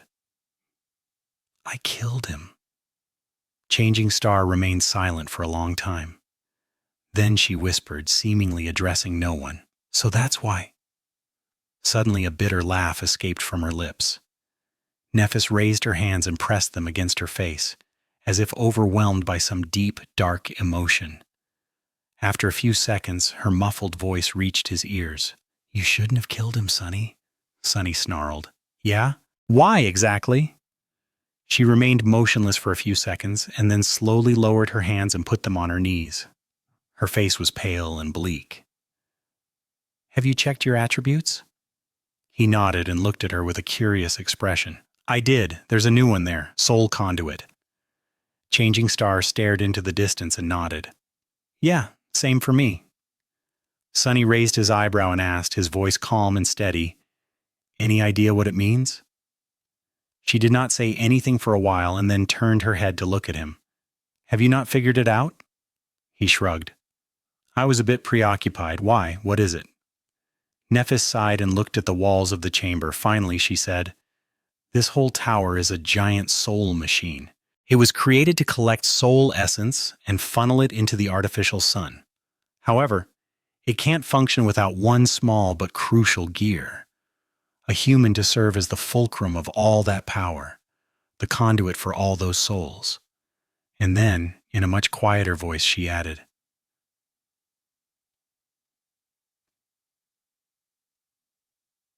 "The vessel." Sonny shuddered, then stared at the corpse of the repulsive creature, the previous vessel of the artificial sun. Nephis had killed it, destroying a crucial part of the spire's mechanism. And so the spire found it a replacement. The two of them. The only two humans left on the forgotten shore, conveniently hiding from the obliterating sun inside the ancient tower. One would be tempted to say that it was fate. What does it mean for us exactly? Are we going to turn into something like that thing? Neff slowly shook her head. Not yet. Not for a long time. The terror had absorbed most of the souls it had reaped after the battle, and there's no one to make sacrifices to the sun now. The labyrinth, too, is now dead. Echoing her words, the spire trembled once again, and somewhere down below, a deafening sound of crushing stone could be heard. Sonny tilted his head. "So what's the problem? Can't we just get the hell out of here and never come back?" Changing Star looked at him, her eyes full of cold, bitter emotion. "You don't get it, do you?" After that, she gritted her teeth and said, "The Crimson Spire is a machine, and the gateway is a part of that machine. The spire can't function without a human serving as the sole conduit, and neither can the gateway. There has to be a vessel inside the tower for the gateway to work." She slowly rose to her feet, swayed slightly, and finally pierced him with a dark gaze. "Which means that only one of us can escape."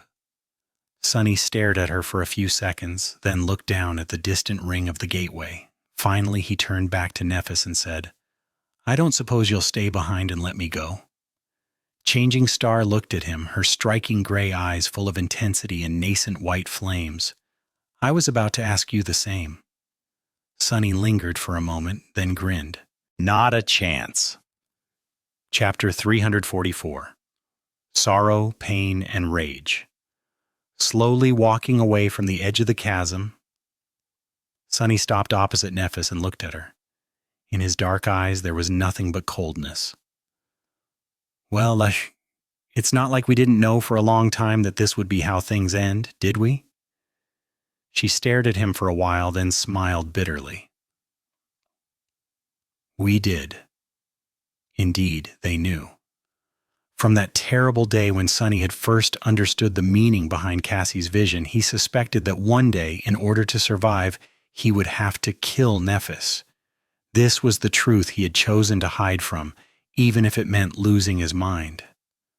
The final and most unbearable reason for why he had spent months alone in the dark city, hunting monsters and slowly turning into one of them. How does one come to terms with the knowledge that one day they will have to kill the person they care for the most? Knowledge, indeed, was the heaviest thing in the world. Back at the beginning of it all, far away from the dark city, before they had even known that the Crimson Spire existed, Cassie had shared with them a terrible vision. She said, "At first I saw a boundless darkness locked behind 7 seals. Something vast was churning in the darkness. I felt like if I directly saw it, I would lose my mind. As I watched, terrified, the seals broke one after another until only one remained. And then that seal broke too.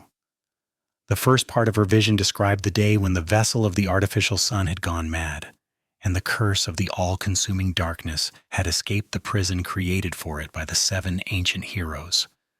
I saw the human castle again, only this time it was at night.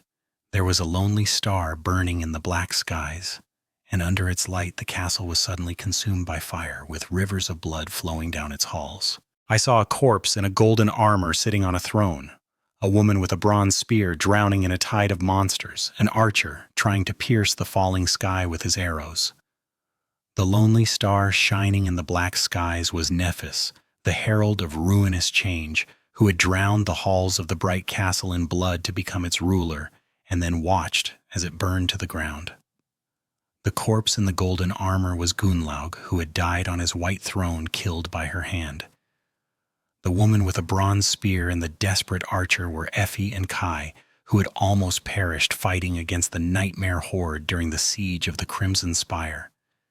In the end, I saw a colossal, terrifying crimson spire. At its base, 7 severed heads were guarding 7 locks, and at the top a dying angel was being consumed by hungry shadows. When I saw the angel bleed, I suddenly felt as though something so precious that it can't be described with words was taken from me. 7 severed heads guarding 7 locks were the heads of the giant statues who stared at the star sigil that Sunny had used to banish the dark sea. And the last part of the prophecy, it wasn't that hard to understand too.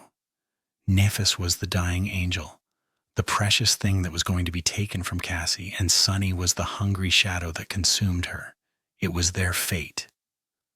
Then I felt so much sorrow, pain, and rage that what little remained of my sanity seemed to disappear. That was when I woke up, I think. This was the last thing Cassie had said. Looking at Nephis, Sunny sighed and turned away. I warned you, didn't I? I told you that this story won't have a happy ending, that there will be only sorrow, pain, and rage. Do you remember what you answered me? These were the words he said on the day Neph had asked him to join her expedition. Back then, his suspicion that they would inevitably end up as enemies had already grown, becoming almost a certainty. Almost. That cursed word. This was the word that had given him hope, no matter how small. Hope that he was wrong. But despite that hope, Sunny had been preparing for this moment for a long, long time. It was because he had known that he would have to face Nephis in combat that he had decided to incorporate Saint's methodical style into his technique, why he trained without rest, day and night, not sparing himself from the pain and hardship. If his only skill was one that she herself had taught him, what chance did he have of defeating her? It was for that reason that he had climbed to the highest point of the hunter's statue and spent a night alone there, steeling himself for the inevitable future, forcing himself to accept the terrible truth that soon he would have to kill Nephis. It was because of this that he had refused Changing Star's offer to heal him. How could he allow her to endure the terrible pain of the white flames, knowing that she would be suffering for the sake of her future killer? And it was because of this that he had not tried to learn all of her secret plans, remaining comfortable in his role as a hired mercenary, an outsider. He had known that, no matter what, they would end up here, in this moment, forced to fight each other. Fate. Fate was a terrifying enemy to fight against. He knew it better than most. Fate always won in the end. Defeating it was almost impossible. Shifting slightly, Nephis looked at him and answered, her voice strangely wistful. Life is not a story. It only ends when you die. Sunny smiled. So, are you ready to die?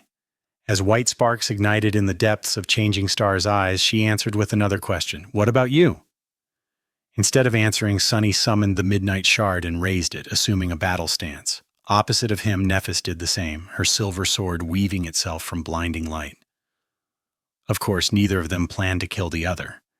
They needed the other to remain alive, at least until the victor passed through the gateway. How long would the loser survive after that, though?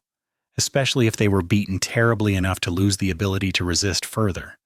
Staying behind meant death. Go. As the ancient gargantuan tower quaked around them, balancing on the edge of collapse, Lost from Light and Changing Star prepared to cross their blades. Chapter 345. Shadows and Light. Sunny and Nephis looked at each other, the air practically crackling with tension at the point where their gazes met. The white flame seeping from Changing Star's wounds suddenly flashed in a furious outburst, closing some of her wounds and making others seem less severe. After that, however, it grew weak and disappeared, retreating back into the furnace of her soul. As a pained grimace contorted the young woman's face, a dim radiance then slowly shined from beneath her ivory skin. At the same time, the shadow flowed up and wrapped itself around Sunny's body, making it brim with power and vitality. He inhaled deeply and slightly moved, shifting his weight from one leg to another. How can it end? Before the thought could fully form, Sunny ruthlessly destroyed it and banished it from his mind. This was the last obstacle on his way back to the real world, and the most deadly. Sunny had fought many terrible creatures in the cursed hell of the Forgotten Shore, but none of them were as fearsome and dangerous as Changing Star. This was going to be his hardest battle yet. To win it, he had to be absolutely clear, absolutely focused. He couldn't allow himself to feel anything, be distracted by anything. No doubt, no fear, no regret, no compassion, only determination, only resolve, only murderous will to prevail.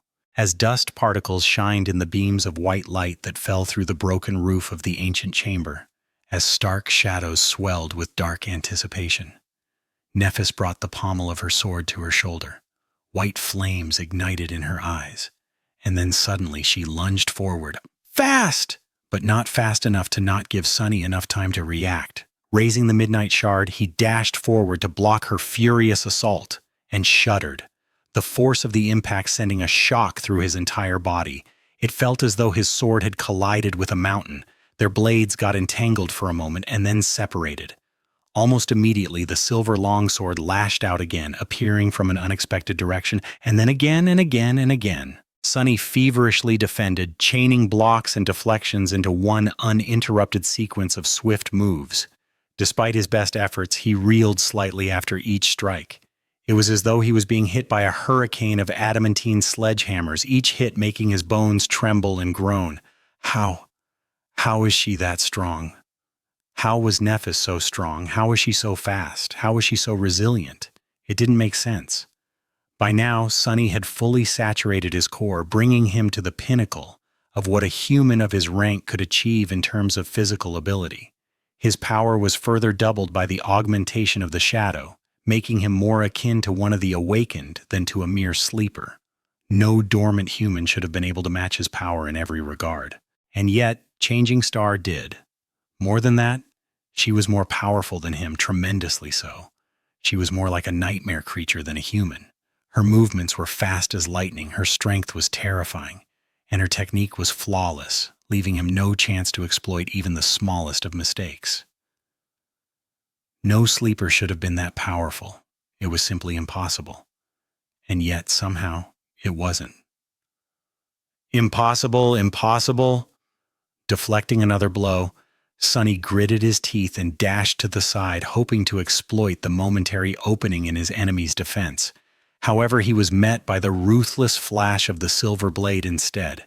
The opening was just a ruse, one which almost cost him his hand. Something is very wrong here. Either the augmentation of the white flame was much more powerful than that of his shadow, or something else was at play. However, Sunny didn't think that the radiance emanating from Neff's skin was stronger than his own physical enhancement. From what he had observed during her battle against Gunlaug, it was roughly the same or only slightly more forceful. It shouldn't have given her this big of an advantage, especially in its seemingly exhausted state. Somehow, Nephis had grown much stronger between then and now. But how? At least the silver sword was not burning with the annihilating incandescent light. If it was, the midnight shard might have already been, if not destroyed, then at least severely damaged. In that regard, luck was still on Sunny's side.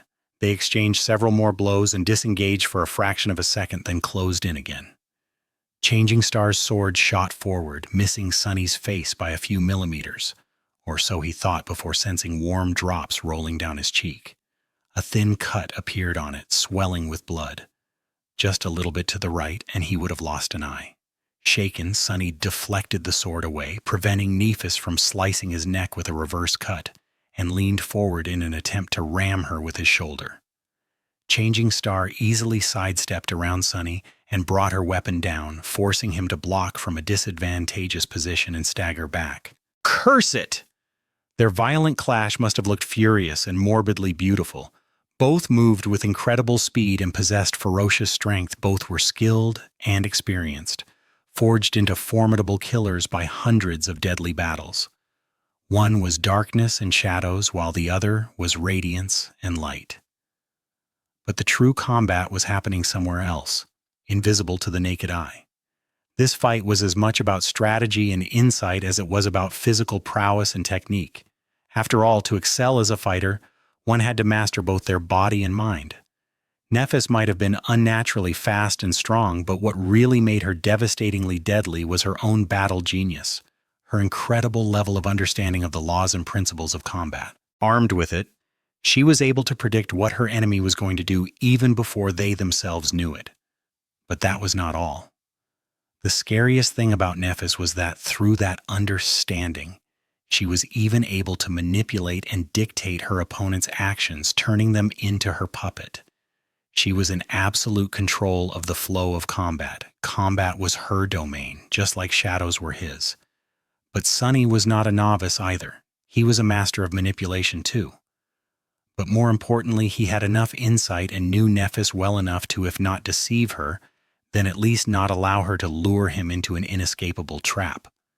That was why, for a dozen torturously long seconds, neither of them had been able to seriously wound the other. Even if Sunny was locked into desperate defense and outmatched in every regard, he still managed to hold Changing Star's monstrous onslaught off. At least for now. Finally, the two of them disengaged and stepped back, pausing for a few moments. Sunny was breathing heavily, his bloodied face turning even more pale than usual. Nephis stared at him with a grim expression, her own breathing laborious and pained. If this was a cliché drama, at that point they would have exchanged words, expressing their resolve and determination, admiring their enemy or humiliating them with disparaging insults, showcasing their fearlessness by making a carefree joke. But it was not. Everything that could have been said had been said already. There was no way back. All that remained was violence. Looking at Nephis, Sunny suppressed a devious smile. Something had changed about the proud daughter of the immortal Flame clan. Something that he had been waiting for from the start of their vicious battle. The wounds that had been partially closed by the white flame were beginning to seep blood again. And as they did, the blood blossom charm hanging on a thread tied around his neck finally rose from its slumber, filling the midnight shard with boundless hunger. Chapter 346. Promise of Blood. Enhanced by the blood blossom, the austere Tachi suddenly felt lighter in his hands, full of cold, frightening determination. It was almost as though it had a mind of its own now. A mind focused on one goal, to find the enemy and get a taste of their blood. Finally! A moment later, Nephis attacked again, her beautiful face cold and indifferent like an alabaster mask. Only the flames in her eyes moved, burning furiously, white as the empty void of the godless heavens above their heads. Sunny gritted his teeth and moved to meet her. Their blades clashed once again. Just like before, he was shaken by the force of the impact. Only now, he had managed to intercept her strike a fraction of a second faster. It was as though the midnight shard was ever so slightly pulling his hand, making it move with a bit more speed, aim a little better, withstand the pressure of the strikes with a subtly less strain. In the next few seconds, that change had become more apparent. Before, he had no chance to launch an offense. Changing Star was reveling in her flowing and unpredictable battle style, her every movement oppressive and unpredictable. This unpredictability alone made him wary of committing to an attack. Of course, Sunny was using the same style, but even though he had mastered it to an admirable degree, his technique was by no means equal to that of Changing Star. What was worse, she knew it far better than him, so his moves could potentially be predicted with terrifying ease. The only reason why Sunny was still on his feet was because of the elements of the Saint's grounded style that he had incorporated into his own. Measured and precise, but also capable of explosive counterattacks, it allowed him to both defend against Neff's ruthless assault and restrain her to a certain degree, using the threat of a sudden reversal to keep her from going all out. More importantly, she was less familiar with that style, which allowed him to diminish the predictability of his movements. And now, with the help of the Blood Blossom, Sunny was able to resist Nephis more efficiently, even if it was just by a tiny amount. But the measure of that difference didn't really matter, because the longer their fight went on and the more she bled, the stronger he would become. It wasn't long before he finally managed to land a hit, the tip of his sword scratching against one of her gauntlets. This is just to begin. However, his thought was instantly interrupted. What? Nephis suddenly changed her behavior. Perhaps she had sensed the shift in the dynamic between the two of them, or perhaps she was just desperate to end this fight before her powers ran dry and her terrible wounds finally caught up with her. Or maybe there was some other reason, one that Sunny failed to account for. But regardless of it, Neff suddenly abandoned her previous calculated attack pattern and instead descended on him in a rain of deadly steel, her defense crumbling and leaving her open to retaliation. Caught by surprise, Sunny barely had time to shift his stance and block. The Midnight Shard was thrown down by a violent blow pressing against his shoulder. The silver longsword slid across its length and scratched against the guard of the Tachi, mere centimeters away from Sunny's throat. For a few heartbeats, the two of them struggled desperately, trying to overpower the enemy. Their bodies were so close that Sunny could feel Neff's breath on his cheek, as well as the heat radiating from her skin. Damn it! She was just stronger. So much stronger.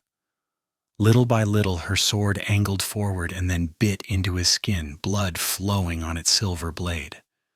With an angry growl, Sunny let go of the hilt of the Midnight Shard with one hand. His fist shot toward Changing Star's body, the ghostly stiletto appearing in it at the last moment. But, of course, Nephis had anticipated that.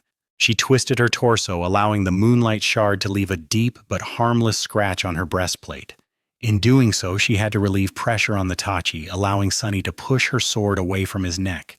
But before he could jump back, Neff finished her attack by delivering a devastating blow to his head with the pommel of her sword. Disoriented, Sunny staggered back. He felt blood streaming into his eyes and lost his vision for a moment. Even shadow sense was useless, because he simply couldn't differentiate up from down right now. Suddenly, his heart was full of dread. Think. He had maybe a fraction of a second left before suffering a complete defeat. What is she going to do? The silver longsword was currently raised slightly above him after the upward strike. The fastest way to finish the fight would be to bring it down, possibly with its flat on his head or with its edge on his shoulder, thus severing one of his arms. Yes, the second option was the easiest to execute and the most advantageous. But it was Nephis he was thinking about. What would she do? Faced with the choice of protecting his head or his shoulder, Sunny instinctively threw the Midnight Shard up to block a vertical blow aimed at his skull. His body moved on its own, following the memory of countless hours of training. Thanks to that, he was able to perform the block even in this stunned state. His judgment was correct. The Tachi collided against Changing Star's sword and was thrown aside. But thanks to that, the strike missed his head completely. Instead, it fell on his clavicle and bit deep into his flesh, scraping against bone. Sunny's world exploded with pain. But instead of letting it overpower him, he leaned forward and caught Neff's hand in a trap, entangling it with his own. Then he drove the Midnight Shard forward and felt it pierce soft flesh. Nephis shrieked, her voice full of agony and shock. Then she pushed him away. Sunny fell to the ground. Damn, this hurts. Regaining some semblance of control over his mind, he raised a hand and wiped the blood away from his eyes. Then he rose to his knees and looked in the direction where Nephis had been. She was standing a few meters away, leaning on her sword for support. There was a deep gash in her abdomen, just below the lower edge of the fractured breastplate of the Starlight Legion armor, and a grimace of pain on her face. Blood was flowing from the wound he had caused her like a crimson stream. Their eyes met for a moment, and then Sunny lowered his gaze at the austere tachi that lay on the floor between them. In all the mayhem, he had lost his sword. Both of them froze for a second. Then, ignoring the terrible pain pulsating in his wounded shoulder, Sunny lunged forward and grabbed the hilt of the Midnight Shard. At the same time, Changing Star rushed forward, raising her sword. However, neither of them got a chance to deliver a strike. Because right at that moment, the Crimson Spire shuddered once again, this time much more terribly than before. And in a deafening thunder of breaking stone, the floor beneath their feet suddenly shattered and collapsed into the darkness, pulling them down with it. Chapter 3, 147 Freefall. Sunny fell down in a rain of broken stone, the floor beneath his feet suddenly crumbling like shattered glass. The Crimson Spire shuddered and moaned like a giant creature convulsing in the throes of death. The light of the artificial sun grew dim and weak, causing another tremor to run through the ancient tower, wide cracks appearing on its granite walls. Sunny had banished the darkness that devoured the forgotten shore every night, and Nephis had killed the vessel of the sun that rose above it every day. Together, they had brought destruction to this cursed land. Today was the end of days for the forgotten shore, one that the two of them had ushered in, and one of them was going to have to endure the fallout of this cataclysmic change. Surrounded by a rain of falling shards of stone, Changing Star twisted and somehow managed to aim her sword in Sunny's direction. Even more miraculously, he managed to intercept it with his own. Both were thrown away from each other, the transparent wings weaving themselves behind their backs. For a couple of seconds, Sunny felt his body plunging down into the darkness. Then, finally, the dark wing fully manifested and turned into a blur, supporting his weight. Dodging a massive slab of granite that threatened to crush him, Sunny used it as a step and propelled himself through the air.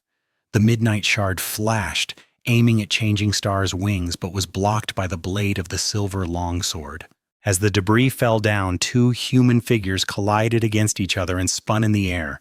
With nothing to serve as a support, the only chance they had to exert any force was to use the body of the enemy as one. Their bodies entangled, almost as if they were lovers. But in reality, of course, the purpose of this intimate closeness was not love. It was violence. Grabbing Nephis with one hand and using his legs to trap hers, Sunny twisted his torso and delivered a devastating blow with his forehead, feeling the brittle bones of her nose shatter under his strike. But at the same time, her armored fist crashed into his side, aimed cruelly at the half-closed wound left behind by Castor. Sunny screamed. In the next second, her other fist slammed into his face. Augmented by the weight of the silver sword, that blow caused Sunny to lose himself for a short moment. When he came to his senses, the first thing he saw was a massive slab of granite falling on them from above. Feeling blood stream down his face and from the newly opened wound on his side, Sunny bent his knee and then used Neff's body to push himself away. The two of them flew into opposite directions, narrowly avoiding being crushed by the enormous piece of stone. Gliding with the help of their enchanted cloaks, Sunny and Nephis circled around each other, moving down in a wide spiral. Both were too preoccupied with dodging the falling pieces of stone to launch another attack, even if they wished to. Around them, the Crimson Spire was quaking and convulsing, more and more cracks appearing on its walls, whole layers of stone separating from them and plunging down. It felt as though the ancient structure would not be able to hold on for much longer. Above them, the dying sun was growing weaker with each minute. And down below, the runes surrounding the perfect circle of the gateway were shimmering in the darkness, their light slowly becoming unstable. Concentrating at the distant balcony, Sunny hesitated for a moment, then threw a glance at Nephis. Then he dismissed the dark wing and plunged down, abandoning the safety of flight. Instead, he chose to fall. With air whistling in his ears, Sunny plummeted through the darkness, approaching the vast balcony with terrible speed. A deadly speed. He had to calculate everything perfectly. When the gateway was close enough to discern separate runes shining in a circle around it, he summoned the enchanted cloak again. As the memory began to weave itself into existence, Sunny continued to fall, the stone balcony growing closer and closer. A second later, it was already close enough to see the shapes of the dead coral golems in the darkness. A second more, and a bestial fear took hold of his heart. He was about to die, to splatter on the ground like a crushed bug. Almost at the last moment, the dark wing finally came into existence. Immediately, Sunny activated the enchantment and tried to turn his vertical fall into a horizontal glide. As inertia pulled him down with dreadful speed, he cut a smooth arc in the air and hit the stone surface of the balcony, turning the violent impact into a roll. Then, without losing even a moment, he jumped to his feet and ran toward the gateway. Consumed by pain, Sunny limped over the shimmering runes and entered the ring.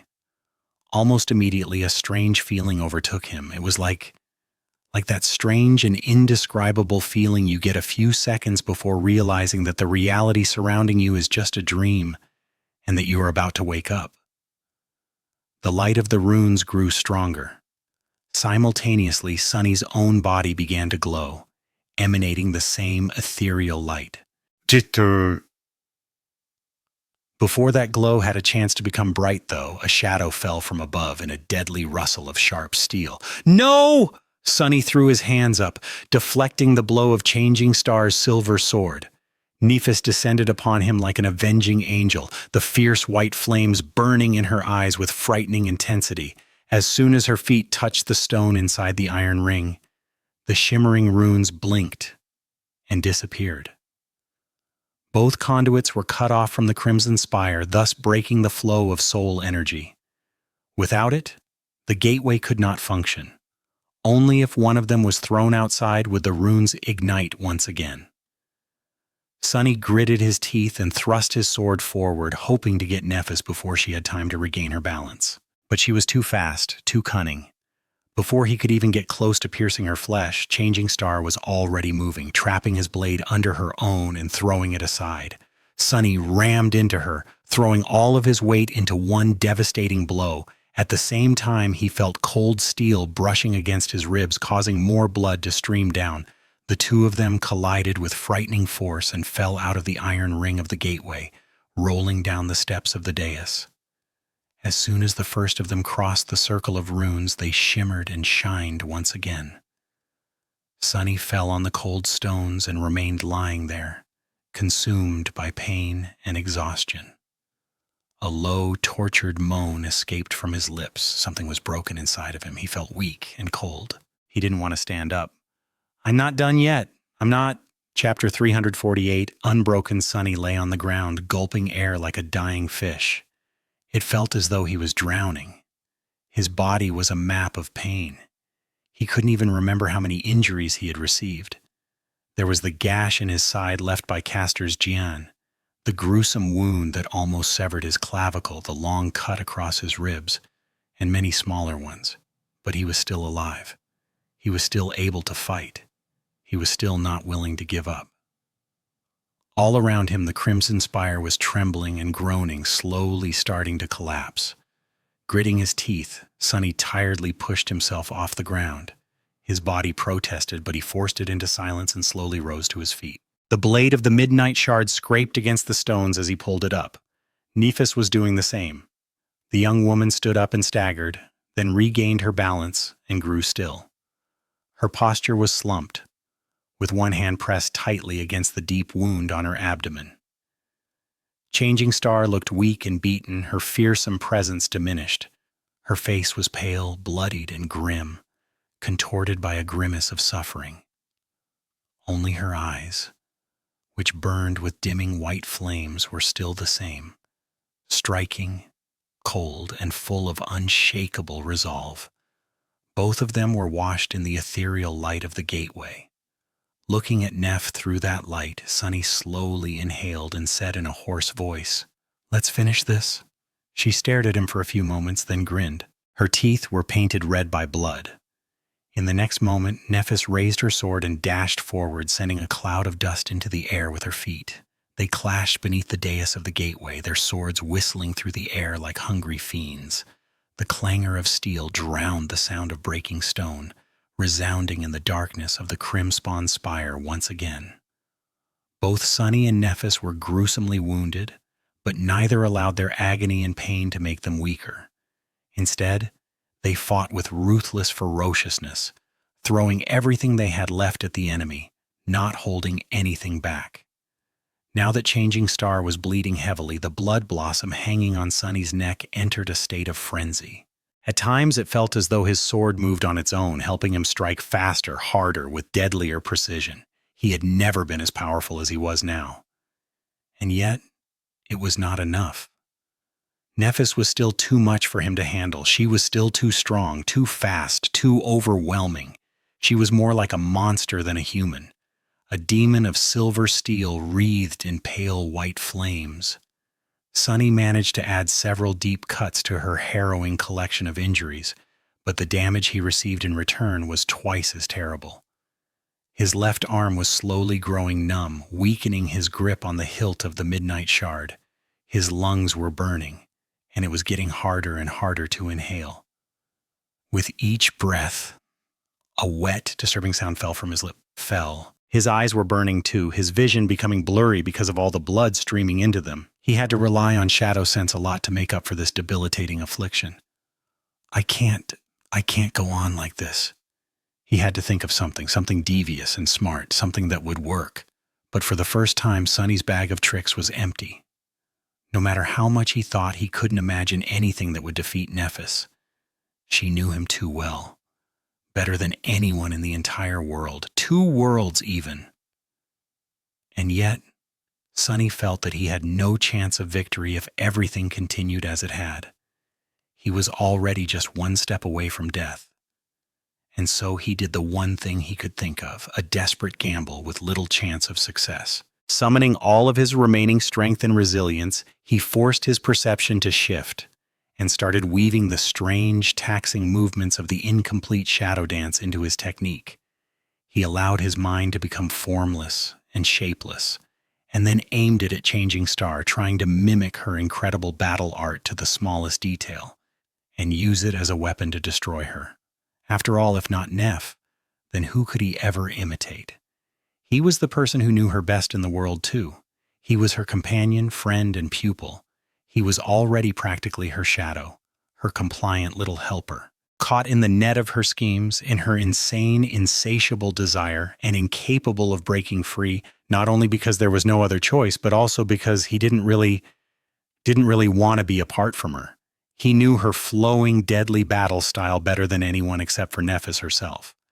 After all, he had practiced it as well, spending countless hours to master its foundation and gain insight into its principles. From repeating the same downward/hundred of thousands of times to this terrible battle, he had never stopped learning from her. If he had a chance to make that one final step to mastering the first level of shadow dance, it was in a fight against her. And so Sunny fought, summoning the memory of the beautiful slave girl dancing with her 7 shadows. He strained his already failing body to its limit, past the limit, trying to force it to perfectly reflect Changing Star's deadly grace and fearsome elegance. Put under that strain, his body began to collapse. Sunny felt as though there was something brittle in the center of his chest, a small part of his body that was slowly cracking under the pressure. With each move he made, a new crack appeared on its surface. He just hoped that he would make the breakthrough before that small part exploded. If he could endure just a little more, do a little more, understand a little more. But in the end, he didn't. After another strange and excruciating move, one that somehow felt different from all the rest, the delicate thing in his chest suddenly shuddered and broke. For a moment, Sunny felt as a marionette whose strings had been cut. His eyes widened in horror. And then the midnight shard shivered slightly. In the next second, the invisible well of power hidden in his souls opened, and a flood of rejuvenating strength carried his exhaustion away. Chapter 349, Fate, when something in Sunny's chest shattered, the hidden enchantment of the midnight shard unbroken, came into effect and opened the floodgates of power to support him in the desperate, defiant last stand.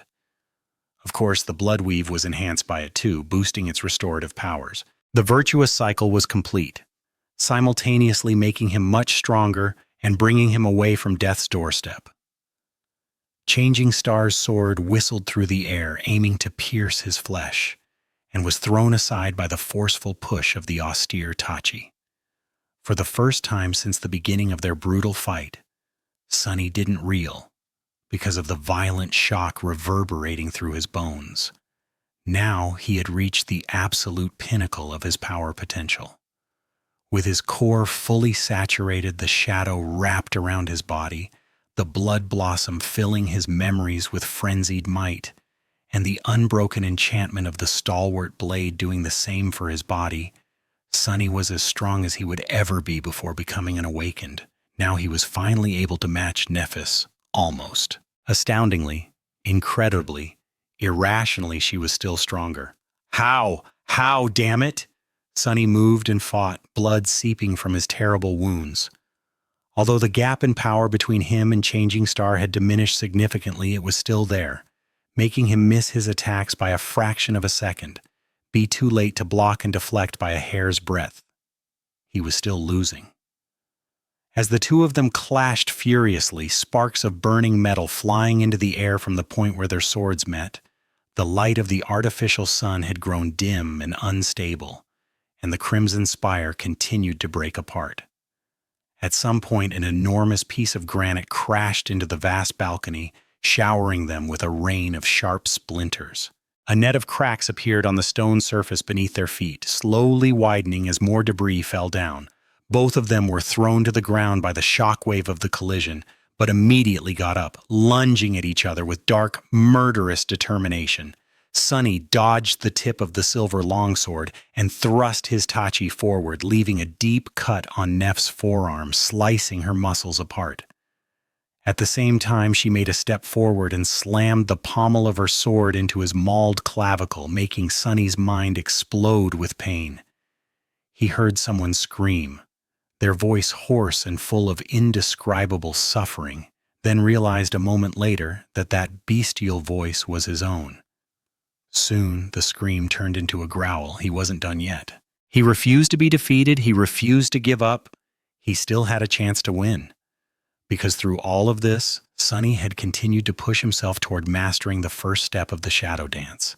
Just before something shattered in his chest, thus causing the midnight shard to open the well of hidden power, he had sensed an approaching epiphany. It was already there, at the precipice of his mind, but his body was not strong enough, not malleable enough to manifest it into reality, or at least it had not been before receiving the boon of the unbroken. Now everything changed. Sunny felt that he would be able to make a breakthrough with the help of the powerful enchantment. Every strike, every block, every step brought him closer to finally being able to complete the foundation of his elusive battle art, to bring his vision of it to fruition. Taking a pained breath, he deflected another vicious attack, hesitated for a split second, and looked away from Nephis. Instead of watching her body and her movements, he instead gazed at her shadow. The shadow shifted slightly, facing away from the glowing ring of the gateway. Its shadow hands moved, raising a shadow sword. The shadow sword fell, aiming to cut the shadow's enemy down. And suddenly it felt as though a door opened in his mind. Everything suddenly fell into place. Everything connected. What was fragmented and obscured before now became clear and whole. It was complete. Before Neff's sword could reach him, Sunny evaded it with a slight shift and raised the midnight shard. A moment later, he delivered an identical strike, forcing her to retreat. Like that? Changing Star was already attacking again, moving with speed and precision that seemed inhuman. Sunny mirrored her movements, and their blades collided in the air, causing a rain of sparks to fly down. His style changed slightly, growing more graceful. Smooth, flowing, deadly. Just like hers. No, this is wrong. The point of shadow dance was not to mirror every movement, to become a literal copy. It was to understand the very essence of the enemy's style and turn it against them. Sunny scowled and changed his grip on the midnight shard slightly, then attacked, manifesting the essence of Changing Star's technique into his own body. Suddenly he was able to see her intentions with more clarity, understand the pattern of her steps better. He was able to perform every action she had performed, but also those that she had not used yet. After all, he was not a reflection, but a shadow. He wasn't replicating Changing Star's movements. Instead, he was replicating Changing Star herself, the very heart of her battle technique. Neff's eyes widened when she felt the sudden change in his style. When they clashed again, Sunny seemed to be able to mirror her every move, throwing the flow of combat into a violent turmoil. His movements were sharper, faster, filled with more meaningful intent. Her attacks slowed down for a few moments, then grew even more violent and ferocious. Only now, they seemed to be less measured, less controlled. It was as though she had lost her absolute grasp on the cadence of the battle and was now compensating for it with brute strength. Sunny suspected that the small advantage he had gained wasn't going to last long. Nephis was too smart and too gifted to allow this lack of understanding to persist. Soon, she was going to see through the guiding principle of his newly established style and adjust to resist it. Even he couldn't predict what was going to happen then. That is why, despite his best judgment, Sunny gritted his teeth and escalated his attacks, sacrificing any semblance of defense in the process. This had to end fast. At first, he was able to see Neff's intentions with a considerable measure of clarity, allowing him to react to her attacks slightly before she started to move. When possible, he mirrored her strikes to throw the flow of the battle into chaos.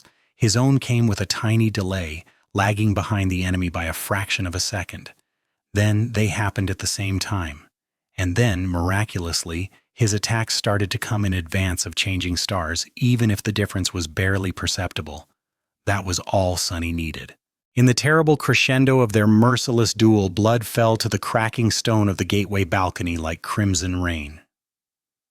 He dashed forward, turning his torso sideways to let the silver longsword miss his chest and rip through his bicep instead.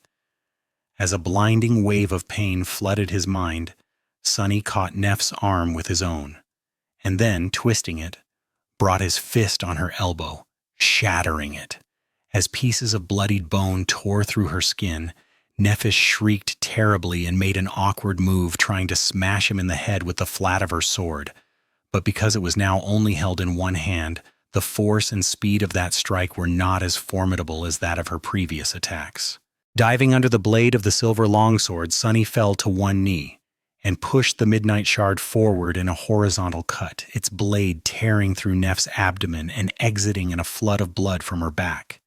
Pulled by the inertia of her attack, Nephis made a step forward and came to a sudden stop. As the sword slid from her grip and clattered to the cold stones, she swayed a little, and then fell heavily to the ground. The radiance of her skin was slowly fading away. With his back to her, Sunny stared into the darkness. After a few moments, he closed his eyes and sighed. Over. A second or two later, he stood up, turned around, and walked toward the broken figure of the young woman who was still trying to reach for her sword, blood spilling from her mouth. As Sunny's shadow fell on Nephis, she gritted her teeth and spat, It's not over yet. I can. Ruthlessly throwing the silver longword away with the tip of his boot, Sunny looked at her from above and said in a tired, listless voice, You can't. It's over, Neph. Then he looked away at the shining dais of the gateway. His face was hidden in the shadows. You're done. He won. Looking at the shining gateway, Sunny tasted that word. Why was it so bitter? Why was it so painful? Why wasn't it sweet and joyous? With a dark grimace, he glanced at Nephis and then turned away.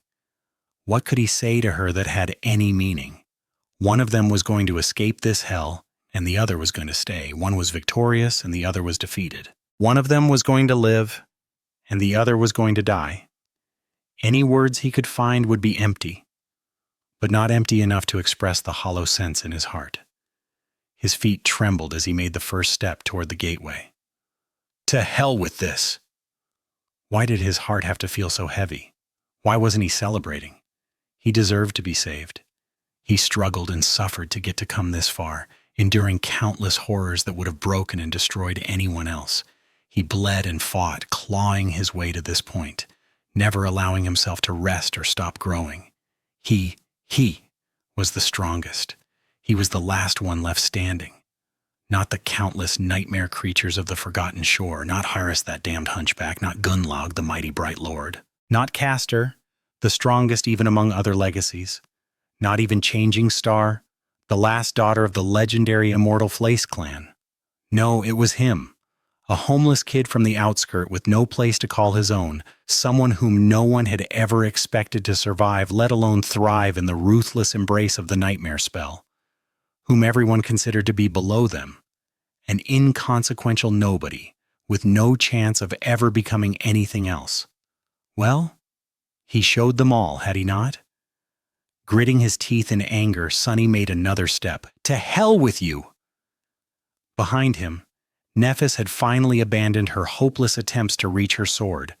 As Sunny walked away, she slowly crawled a few steps, then arduously pushed herself and sat up, leaning on a piece of rubble. The light of the gateway reflected in her eyes as she watched him go, hunched, seemingly unable to move anymore.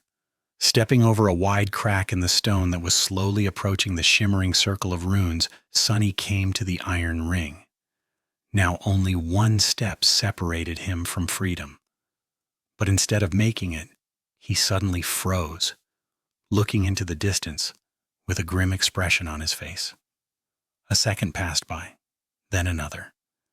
The crimson spire shuddered once again, sending more stone falling down. As the light of the artificial sun grew so dim that it was almost impossible to see, Sunny swayed a little, then turned around and walked back to Nephis. Stopping above her, he lingered for a moment, then kneeled so that their faces were on the same level. Looking Neph right in the eyes, Sunny raised his hands and clapped several times. Finally, he said in a terrible, furious voice, "Congratulations, you almost fooled me." Chapter 350. End of the Nightmare. Nephis stared at him tiredly, straining to understand his words. The radiance was gone from beneath her skin, and instead of it, white flames had once again appeared, licking weakly at her wounds. However, their power was almost gone. Instead of healing, all they could do now was stem the bleeding and prevent Changing Star from dying right there and then. A few seconds later, she opened her mouth, letting blood flow over her lips, and said in a low, barely audible voice, "What are you talking about?" Sunny snarled. "Drop the act. Your performance was indeed masterful. But don't forget who taught you how to lie in the first place. Did you really think that you would be able to deceive me?" She was silent for a few moments, then whispered, "I don't understand." He looked at her and asked, his voice shaking with anger, "Why did you do it? Why?" Nephis blinked and drew in a shaky breath, but didn't say anything, looking at him with pain and confusion. Realizing that she wasn't going to answer, Sunny spat, "Why did you throw the fight?" She lingered for a moment, then said quietly, "I didn't." A bitter smile appeared on Sunny's lips. Shaking his head, he said, "You almost made it work, you know. I almost bought it. But after all of it was done, and I could think clearly, some things really didn't add up. They didn't make any sense. No matter how I looked at it, something felt wrong." The spire swayed, drowning their voices in the sound of breaking stone. Not paying it any attention, Sunny continued, "First, I know for a fact that you are somehow able to support two augmentations at the same time. You did so while fighting Gunlaug, one to enhance your sword, the other to enhance your body. I rarely forget things, so how could I not remember this? Once you were heavily injured, you summoned back the flames from the sword and were able to simultaneously strengthen yourself and heal those wounds. And yet, you only used one when fighting me. Funny, isn't it?" Nephis stared at him, not saying anything. Then she uttered, "My powers were exhausted." Sunny spat. "Sunny, I would have believed that, maybe, if not for your other mistakes. Back at the top of the spire, you had an opportunity to cut off my arm, ending the fight right there and then. That was the best course of action, the swiftest and most effective attack you could have performed. But instead, you chose a less advantageous method and went for my head, striking with the flat of the blade. A grim expression appeared on his face. Someone else might have made that choice, but not you. Not Changing Star, the Sword Saint. The only reason for you to pass on that golden opportunity is that you never really wanted to win, didn't you? He looked up and grimaced, pain assaulting his mind like a furious sea. And finally, why did you even stay there at the top of the tower waiting for me to come? If you wanted to escape, you could have gone to the gateway as soon as you realized what the soul conduit was, not even giving me a chance to save myself, but you did not. You just sat there quietly and waited, ignoring your chance to reach the gateway first. So why? He looked at her and shouted, the pain finally finding its way into his voice. Why the hell did you pretend to go all out on me while planning to lose from the start? Nephis stared at him for a while, her face pale and inexorable. Then she sighed and looked away. After a moment, she said quietly, maybe it is because I am far away from home, too. Sunny stared at her for a couple of moments, then snarled, What? What the hell is that supposed to mean? Changing Star turned her head and looked at him calmly, then smiled. All right, Sunny, you caught me. Now go. This tower won't last much longer. As she said that, the white flames flowing from her wounds suddenly flashed, growing stronger and brighter. Her injuries started to heal once again, not as fast as in the past, but still with considerable speed. Her eyes shined with fearsome radiance. He gritted his teeth. Like hell I will, not before you give me an answer. Nephis shrugged tiredly, then looked him in the eyes. What it is that you want to know. Sunny clenched his fists. Why even fight me if you wanted to let me win all along? She sighed. As he stared at her with burning intensity, Neph said, Isn't it obvious? Because if I didn't, you wouldn't go. Turning away, she lingered for a moment and then continued, People are usually either cruel or kind, but not you. You can be both, depending on the situation. Either ruthless or compassionate. Either cruel or kind.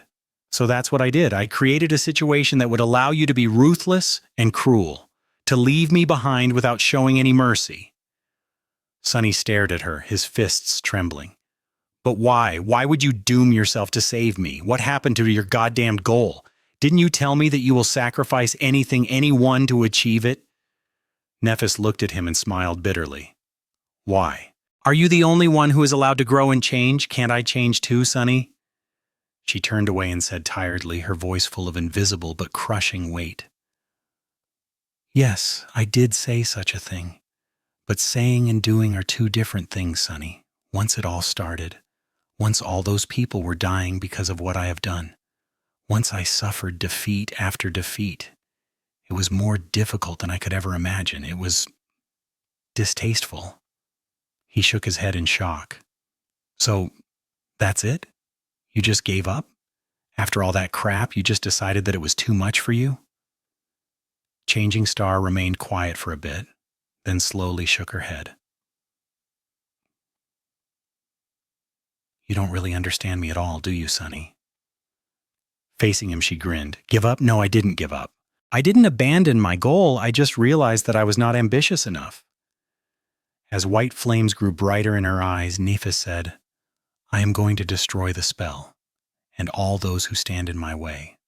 I will accomplish everything that I want, but I will also do it in the way that I want. I will do it in a way that suits my desire without compromising anything, without sacrificing my sense of right and wrong. Illuminated by white radiance, her pale, bloodied face seemed like a face of a demon. Manipulating all those people, causing their deaths? I would do it again. I would kill more if I needed to, because it was fair and right. I gave them the chance to save themselves or die fighting against the spell. There is no better way. For a moment, her eyes were aflame with passion. However, then her expression suddenly changed. Looking down, Nephis added in a quiet voice, But abandoning you here would be vile and wrong. it would leave a bad taste in my mouth. Just like leaving a helpless blind girl to die alone would. I won't do it. If I do, I would be no better than those who I want to destroy. What's the point of reaching my goal if in the process I become the same as those whom I hate? She pierced him with a burning gaze and said, "No, Sonny, my goal hasn't changed. It's just that reaching by using a wrong path is worse than not reaching it at all. But why do you care anyway? Don't you think that it is insane? Don't you think that I am despicable and vile? So go. Why are you hesitating?" Sonny stared at her, a deep frown appearing on his face. Finally, he asked, "I'm hesitating because of you, fool. What about you?" Nephis smiled. "What about me? Do you think I will die here in this tower?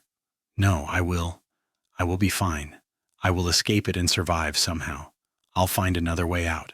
No matter how long it's going to take me, I will. Nothing will stop me. You know it won't." He stared at her for a while, then glanced at the shimmering gateway. The crack traveling through the stone balcony was already almost upon the circle of runes, threatening to destroy them. Salvation was so close, he could almost taste it. Turning away from the dais, Sonny shook his head. "That is a horrible plan. You want to travel around the dream realm battling nightmare creatures? Fine, let's do it together. We can try to go through the hollow mountains and reach the human citadels on the other side. And that's just the south.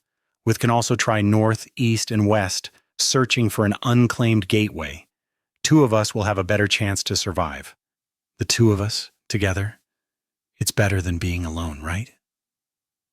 She hesitated for a long time, then closed her eyes and slowly shook her head. When she spoke, her voice was wistful and tired. "No, I can't. I can't let you stay, Sonny. Go. Go and meet your sister. There's something waiting for you in the real world, at least. All that's waiting for me is emptiness, bloodshed, and grief. If I return, the same thing that happened in the Bright Castle will repeat itself, over and over again, until there's nothing else, so go while you can." The runes of the gateway shimmered, as if on the verge of disappearing. He gritted his teeth. "No." Nephis opened her eyes and looked at him, a sense of sorrow appearing on her face. "Leave me, Sonny. Please, go." He shook his head stubbornly. "I don't want to." Changing Star was silent for a moment, looking at him with a pained expression, and then she said, making his world crumble, "Go. Lost from light." His eyes widened. Deep within his soul, something moved and rose from slumber, triumphant, unbreakable, eternal, irresistible, complete, perfect, and sweet. Before Sonny knew what he was doing, his hand shot forward, the ghostly blade of the moonlight shard appearing in it. "Stop." His hand froze, the tip of the stiletto mere centimeters away from Neff's eye. Trembling, he looked at his arm and willed it to move forward, but it didn't. It didn't move at all. It was as though that hand did not belong to him anymore. As deep horror drowned his heart, Sonny moved his gaze and looked at Nephis, his eyes wide with shock. How?" A sad smile appeared on her lips. "How did I know? Cassie told me." Neef sighed and looked away. She was the first one to understand the meaning of her vision. She knew that the 2 of us will end up fighting each other, and that I was going to lose, maybe even die. She just didn't know how, when, and why. "So Cassie told me your secret, in hopes that it will save my life one day, but I hoped that I would never have to use it." Sonny stared at her, too shocked to say anything. She smiled sadly. "So then, I guess this is goodbye. I hope that you'll take care of yourself, Sonny. Now go. Escape before it is too late." Even though Sonny didn't do anything, his body moved on its own. Standing up, he turned around and walked toward the shining ring of the gateway.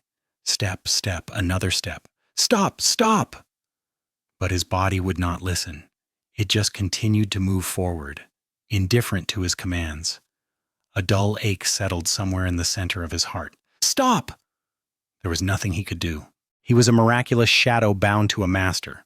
Once the master gave a command, he had no choice but to obey. Sonny slowly walked up the steps of the dais and approached the circle of runes, then crossed the iron ring without slowing down. As soon as he did, the runes shone with intense light. His body began to glow too. "No, I refuse!" The ethereal radiance grew brighter and brighter until it became hard to discern the human figure in its middle. "No." And then suddenly it disappeared, leaving only emptiness behind. Sunny was gone, finally free of this long and arduous nightmare. The journey back to reality that had taken him more than a year was now over. He made it out alive. Just a few seconds after he disappeared in a flash of light, the crack in the stone reached the circle of runes and broke it. The shine of the gateway grew unstable and swiftly faded away.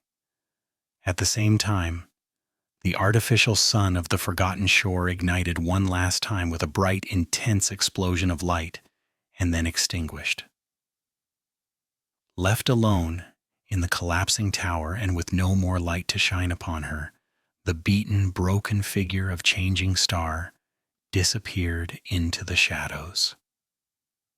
End of Volume 2, Demon of Change. Chapter 351. Once again. Once again, Sunny found himself in the endless space between dream of reality. All around him there was nothing but a boundless black void, which was illuminated by a myriad of bright stars. Between those stars, countless strings of silver light were woven into a beautiful and inconceivably complex pattern. Once again, he felt as though he had glimpsed the inner workings of the spell. Was it just an illusion, or was he able to see more now? It was almost as if his eyes were now able to discern a hint of meaning behind the unimaginable, titanic brilliance of the ethereal weave. He had the eyes of Weaver now, after all. With a pained moan, Sunny forced himself to look away from the strings of silver light. The magnitude of the secret hidden in this cosmic pattern was so immense that just thinking about it could drive him mad. The Forgotten Shore had taught him an important lesson, and it was that one had to be careful about what they looked upon. Some things were not meant to be seen by humans. Not to mention that he had other things to think about. "Curse it all, curse all of you!"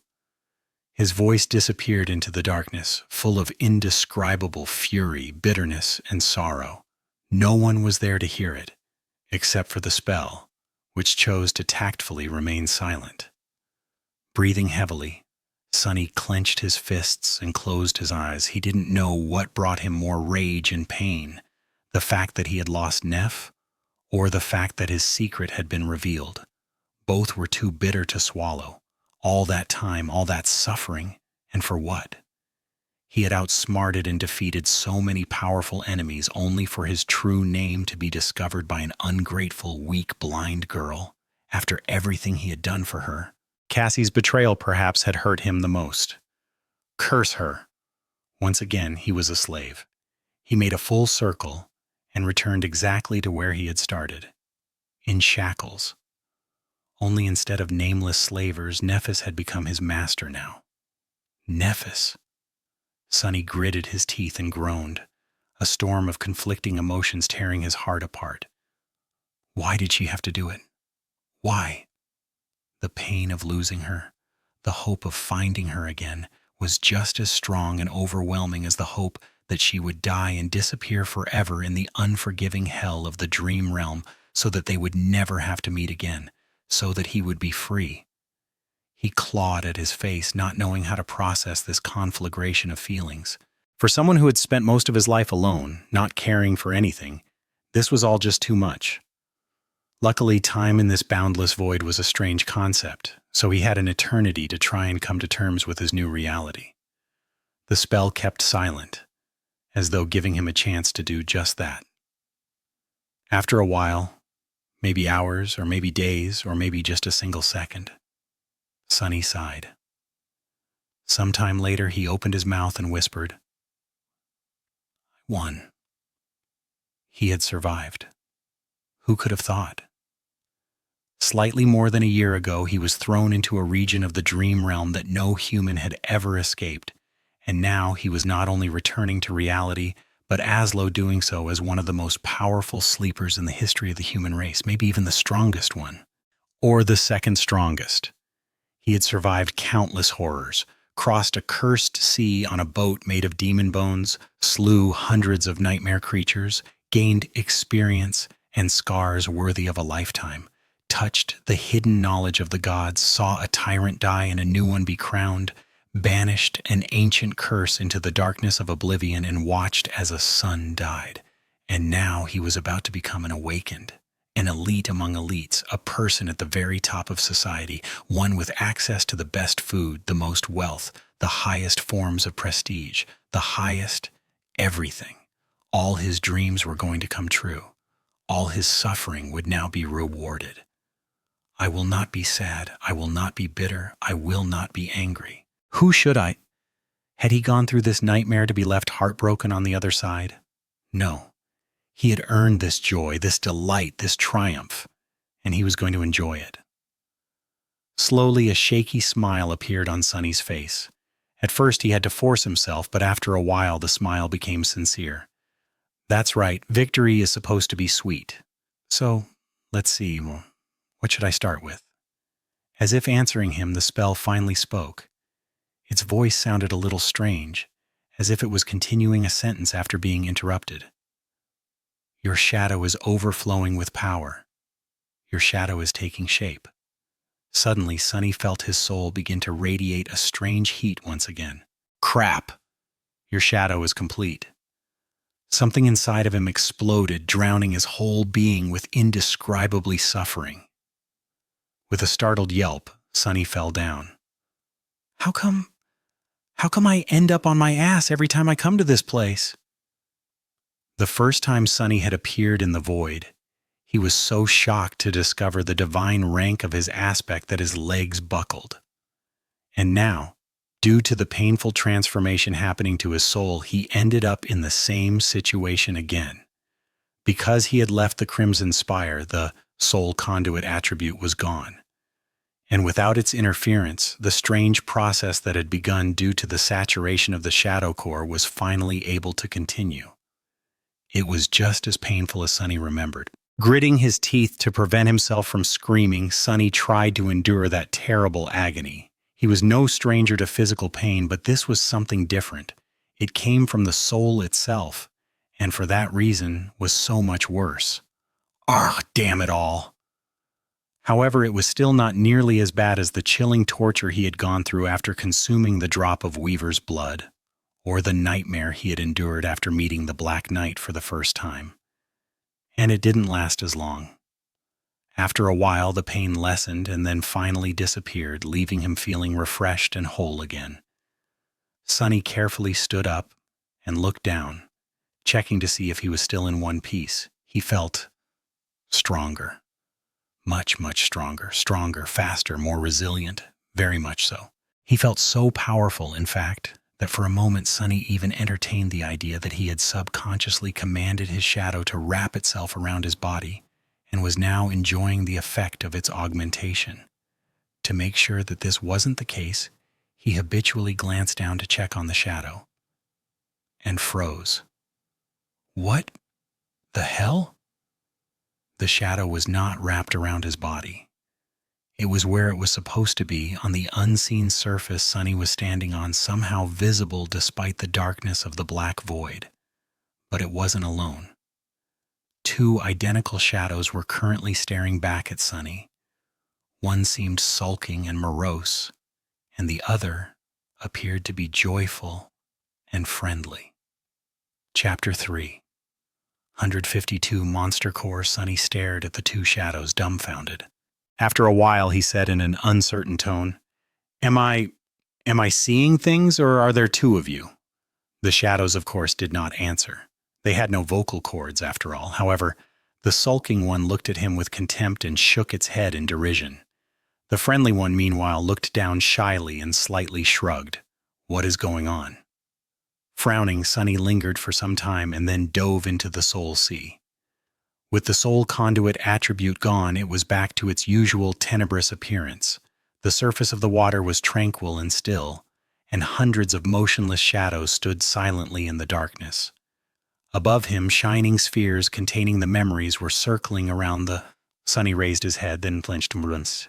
Where the black sun of the shadow core had once loomed above the quiet sea, there was now two.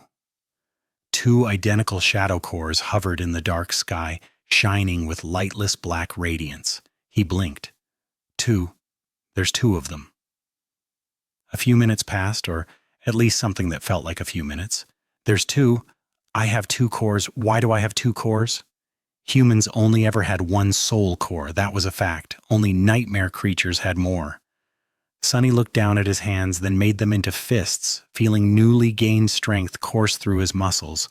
Then he scowled and looked up again. Your shadow is taking shape. Your shadow is complete. So the spell was not speaking about the bad-tempered shadow that had accompanied him for so long. Initially, Sunny had assumed that the shadow and his core were going through a transformation due to the acquisition of the 1,000th fragment, perhaps evolving or even awakening. But the spell actually meant to say that his second shadow and thus a second shadow core were complete. They had been assembled from the 1,000 shadow fragments he had collected, making him a what? Sunny hesitated for a bit, then ordered the shadows to wrap themselves around his body. The sulking one seemingly rolled its eyes before obeying the command. The friendly one seemed extremely delighted to do as he asked. Both flowed up and covered his body. Immediately, Sunny felt his already considerable strength double and then triple. His mouth hung open. Too powerful.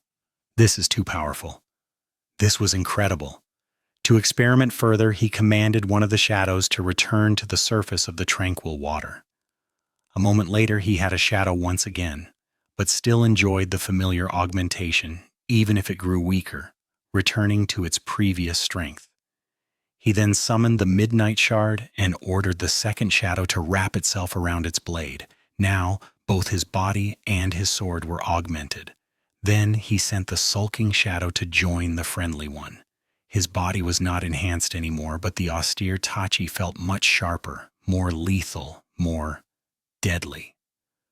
Finally, he commanded one shadow to leave the Midnight Shard and cover the puppeteer's shroud. Two memories were augmented at the same time. Holy hell! This was just too good. Sunny stood silently for a while, staring into the distance. So this was it. This was the most unique, most powerful side of his aspect. A divine aspect, after all, was not necessarily more powerful than a lesser one, but it had much more potential. With the second core and a second shadow, the gap between Sunny and the other awakened was going to increase. And if he was right about it, if he was right, this was only the beginning. Because if there was a second core, there would most likely be the third one and then the fourth. Suddenly, it all made sense. Why Nephis never seemed to be able to saturate her soul core, no matter how many shards she absorbed, no matter how many nightmare creatures and humans she slew. Why she had been incapacitated after killing Gunlaug. Why she was so much stronger, faster, and more powerful than him, even at his peak. It was because her aspect was divine, just like his. But she had discovered its secret much sooner than him. As a dull pain appeared in his heart, Sunny banished the image of Changing Star from his mind and summoned the runes. He had to make sure that his guess was right. Name, Sunless. True name, Lost from Light. Rank, Dreamer. Below that, new runes were shimmering in the darkness. Sunny's eyes widened. Class, Monster. Shadow cores, 2 out of 7. He stared at the glowing runes, his face calm, his heart engulfed by a dark fire. Monster. 2 out of 7. He was right, after all. His progression path was indeed different from all of humanity. It was harder, larger, but also so much more promising. The promise of it was as vast as it was frightening. He was reluctant to even try to imagine the pinnacle of what he would potentially be able to achieve. The possibilities were simply limitless. What would a human with 7 cores and the might of a titan be capable of? What obstacles would they be unable to conquer? Who would dare to stand in their way? Who would dare to call them their slave? Of course, the road to creating 5 more cores would be long and arduous. It would take him years, if not decades, if he even manages to live that long. In fact, the magnitude and scale of such an ambition were nothing short of insane. After all, the stronger he grows, the stronger enemies he would have to face to collect their shadow fragments. It seemed all but impossible. Almost. Was he really going to try? After some time, Sunny lowered his gaze and continued to read the runes. His face looked like that of a madman. There were simultaneously a deep frown and a wide smile somehow coexisting on it, making for a strange sight. But then the wide smile disappeared, leaving only the frown behind. There was something even more important waiting for him in the glow of ethereal runes, something even more frightening. Reaching the lowest part of the field of runes, he read, Aspect, Shadow Slave. Aspect rank, Divine. Aspect description, you are a miraculous shadow left behind by a dead god. As a divine shadow, you possess plenty of strange and wondrous powers. However, your existence is empty and lonesome. You mourn the passing of your former master and long to find a new one. Right beneath it was the description of the part of the aspect that had cursed his life, turning it into a nightmare. Innate ability, Shadow Bond. Ability description. Find a worthy master and let them know your true name. Once they recite it out loud, you will be bound to their will, unable to disobey any command. It is improper for a shadow, let alone a divine one, to walk around without a master. However, the runes describing Shadow Bond were gray and lifeless, as though the ability was now inactive. He had a master now, after all. He wasn't free to walk around without one anymore. And speaking of it, right below, new runes were now shining in the darkness. Master. Changing Star. Sunny stared at those 3 words for a long time. Who knew that just 3 words could bear such a crushing weight, such a vast and complicated meaning? Finally, he shook his head slightly and concentrated, making the runes shine brighter, new ones appearing out of nowhere as he watched. Name, Nephis. True name, Changing Star. Rank, Dreamer. Class, Demon. Chapter 353, Lightbringer. The runes shimmered in the tranquil darkness of the silent sea. Name, Nephis. True name, Changing Star. Just as Sunny had suspected, that true name hid many meanings. It didn't describe a star that was always changing, but instead a star that caused change. However, there were a lot of words for change in the runic language, each hiding a unique meaning. The one used here meant a cataclysmic change that brought ruin and disaster, sometimes bad and sometimes good, but always cruel and calamitous, wreathed in misfortune. So, in a sense, Nephis was neither a star of change nor a star of ruin, but both. The two went hand in hand, inseparable, destined to bring both salvation and damnation to those touched by her light. Just like what had happened to the doomed dreamers of the Dark City. The spell was really good at giving names, it seemed. Thinking of his own true name somberly, Sunny read further. Rank, Dreamer, Class, Demon. Soul Cores, 3/7. Soul Fragments, 2,749/3,000. He stared at the last 2 strings, a dark expression written on his face. So this is how far ahead of me you are. Then, with a heavy sigh, he looked away. Many events of the past few months made sense now. During the fight against Gunlaug, Nephis had already been a dormant monster. Just like he was right now, a dreamer in possession of 2 cores. It was because she had known that killing the Bright Lord would push her toward the 3rd that she asked him to prevent Castor from attacking her in that moment of weakness. And in the time since, Changing Star had almost reached the 4th. How was she so fast? Sunny had made a conscious choice to avoid saturating his core during the civil war in the Bright Castle. In hindsight, this decision had turned out to be a wrong one, or maybe not. If he had collected all 1,000 shadow fragments back then, he might have been dead already, killed by one of Tessai's guards or a nightmare creature, while completely incapacitated by the formation of the 2nd shadow core. Hell, he would have been crushed to death by a piece of falling granite if not for the soul conduit suppressing the process at the best possible moment. Just as always, terrible misfortune had come together with incredible luck. But even if he had come to possess the monster core back then, he would have never managed to create a 3rd, let alone get this close to the 4th one. It was because Nephis had one big advantage over him in the matter of collecting essence. Like every awakened except for Sunny, she received a certain portion of the enemy's accumulated soul essence when killing a fellow human, while he received only a single shadow fragment, or a few at best if the enemy was of the higher rank than him, which hadn't happened yet, but was inevitably going to, considering his luck.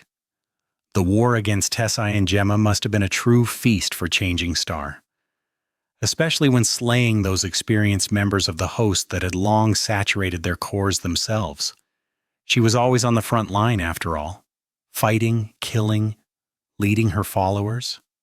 Sunny grimly stared into the darkness for a while, then slowly turned back to the runes. His eyes slid lower. Memories. Dreamblade. Starlight Legion armor. Dawn Shard. Dark Wing. Nameless Sun. There were a few utility memories too, including Evertwine.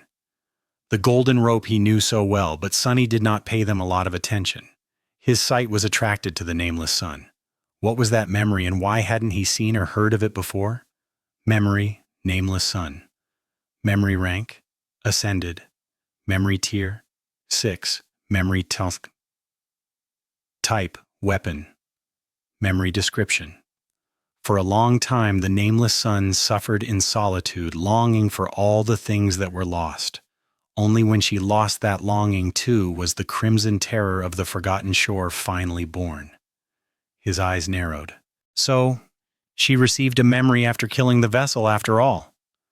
An ascended weapon of the 6th tier. Sunny wished that he could see its weave and learn what enchantments that terrible memory held. Whatever they were, however, the Nameless Sun was bound to be extremely powerful. But was it enough to help Nephis survive in the ruthless hellscape of the dream realm? He did not know. Frowning, Sunny continued to read the runes. Echoes. Attributes. Dreamspawn. Nephilim. Flame of Divinity. The Fire. Dreamspawn. Attribute description. You are born of two worlds, belonging to both, but welcomed in neither. Your soul exists on the edge between nightmare and reality. Nephilim. Attribute description. There once were terrible creatures born of an unholy union between the divine and the profane. Nephilim were the most beautiful and the most harrowing of them all. Flame of Divinity. Attribute description. Your soul is a flame with the light of divinity and the fire. Attribute description. You have inherited the lineage of Sun God. He hesitated for a bit, studying Neph's attributes. So that's how it is.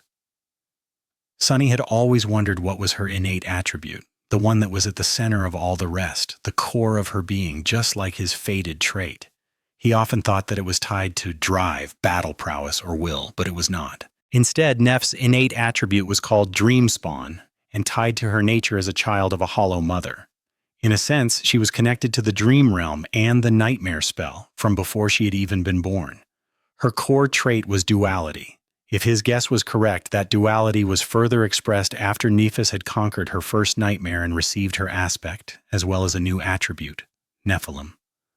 Once again, it described a half-blood creature, half divine, half profane, half deific, half unknown.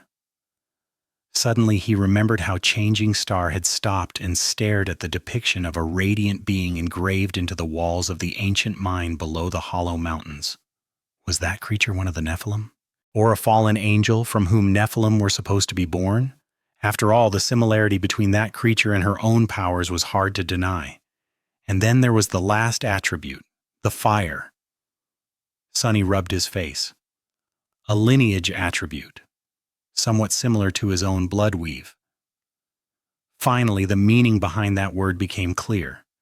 Lineage memories akin to the drop of ichor were able to impart awakened with unique attributes that, unlike the usual ones, seemed to be hereditary. They could be passed down through a bloodline, and at least one of the great legacy clans, the almost destroyed Immortal Flame, possessed one. Did all great legacy clans, like Song or Valor, possess one too? Was that what allowed them to rise to the very top of humanity and claim their place as great clans in the first place? Those bastards have so many secrets. Sunny also couldn't help but notice a slight difference between Bloodweave and the fire. While the latter was described simply as lineage, the former was described as a forbidden lineage. What exactly made Bloodweave forbidden? Was it because it didn't come from a proper deity like Sun God, but from mysterious Weaver who was a demon? Had no one except for gods been allowed to leave behind a lineage? The Bloodweave was also described as a partial lineage, while the fire was not. Questions, questions. With a sigh, Sunny turned to the runes once again. Aspect, Lightbringer. Aspect rank, Divine. Aspect description. You are a creature of light that was banished and doomed to exist in the darkness. You bring radiance and warmth to wherever you go, but with it comes indescribable longing. Aspect ability, Soul Flame. Ability description. Your soul burns with the purest of flames. That flame can both restore and destroy, and is both a blessing and a curse. Innate ability, Half-breed. Ability descriptions. You can directly absorb a portion of the soul essence of any nightmare creature destroyed by your flames, as well as of any human. Flaw, pristine soul. Flaw description. You must suffer to use your power. Sunny dismissed the runes and was motionless for a while, thinking. The name of the aspect Lightbringer could be translated in several ways. The first rune could mean both light and fire, and the second meant either to bring or to bear, depending on context. So it could have been Firebearer as well, not that it made any difference. The rest he had already known or suspected, so it didn't surprise him much. Only the strange innate ability, Halbreed, was somewhat new. Nephis had mentioned once that she was capable of doing something like that, but without sharing any details. It was also funny that the name of her flaw was Pristine Soul, while his was Clear Conscience. What a pair they were, one lost from light, the other the source of it. One a master, the other a slave. He gritted his teeth and closed his eyes for a second. What else was there to note? The soul conduit attribute was gone. It seemed that the artificial sun or the Crimson Spire itself had sustained too much damage and collapsed, thus removing it.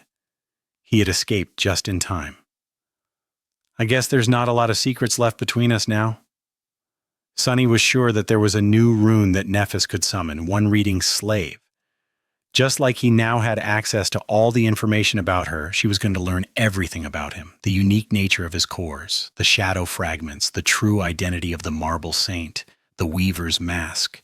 She was going to know it all. That could potentially complicate.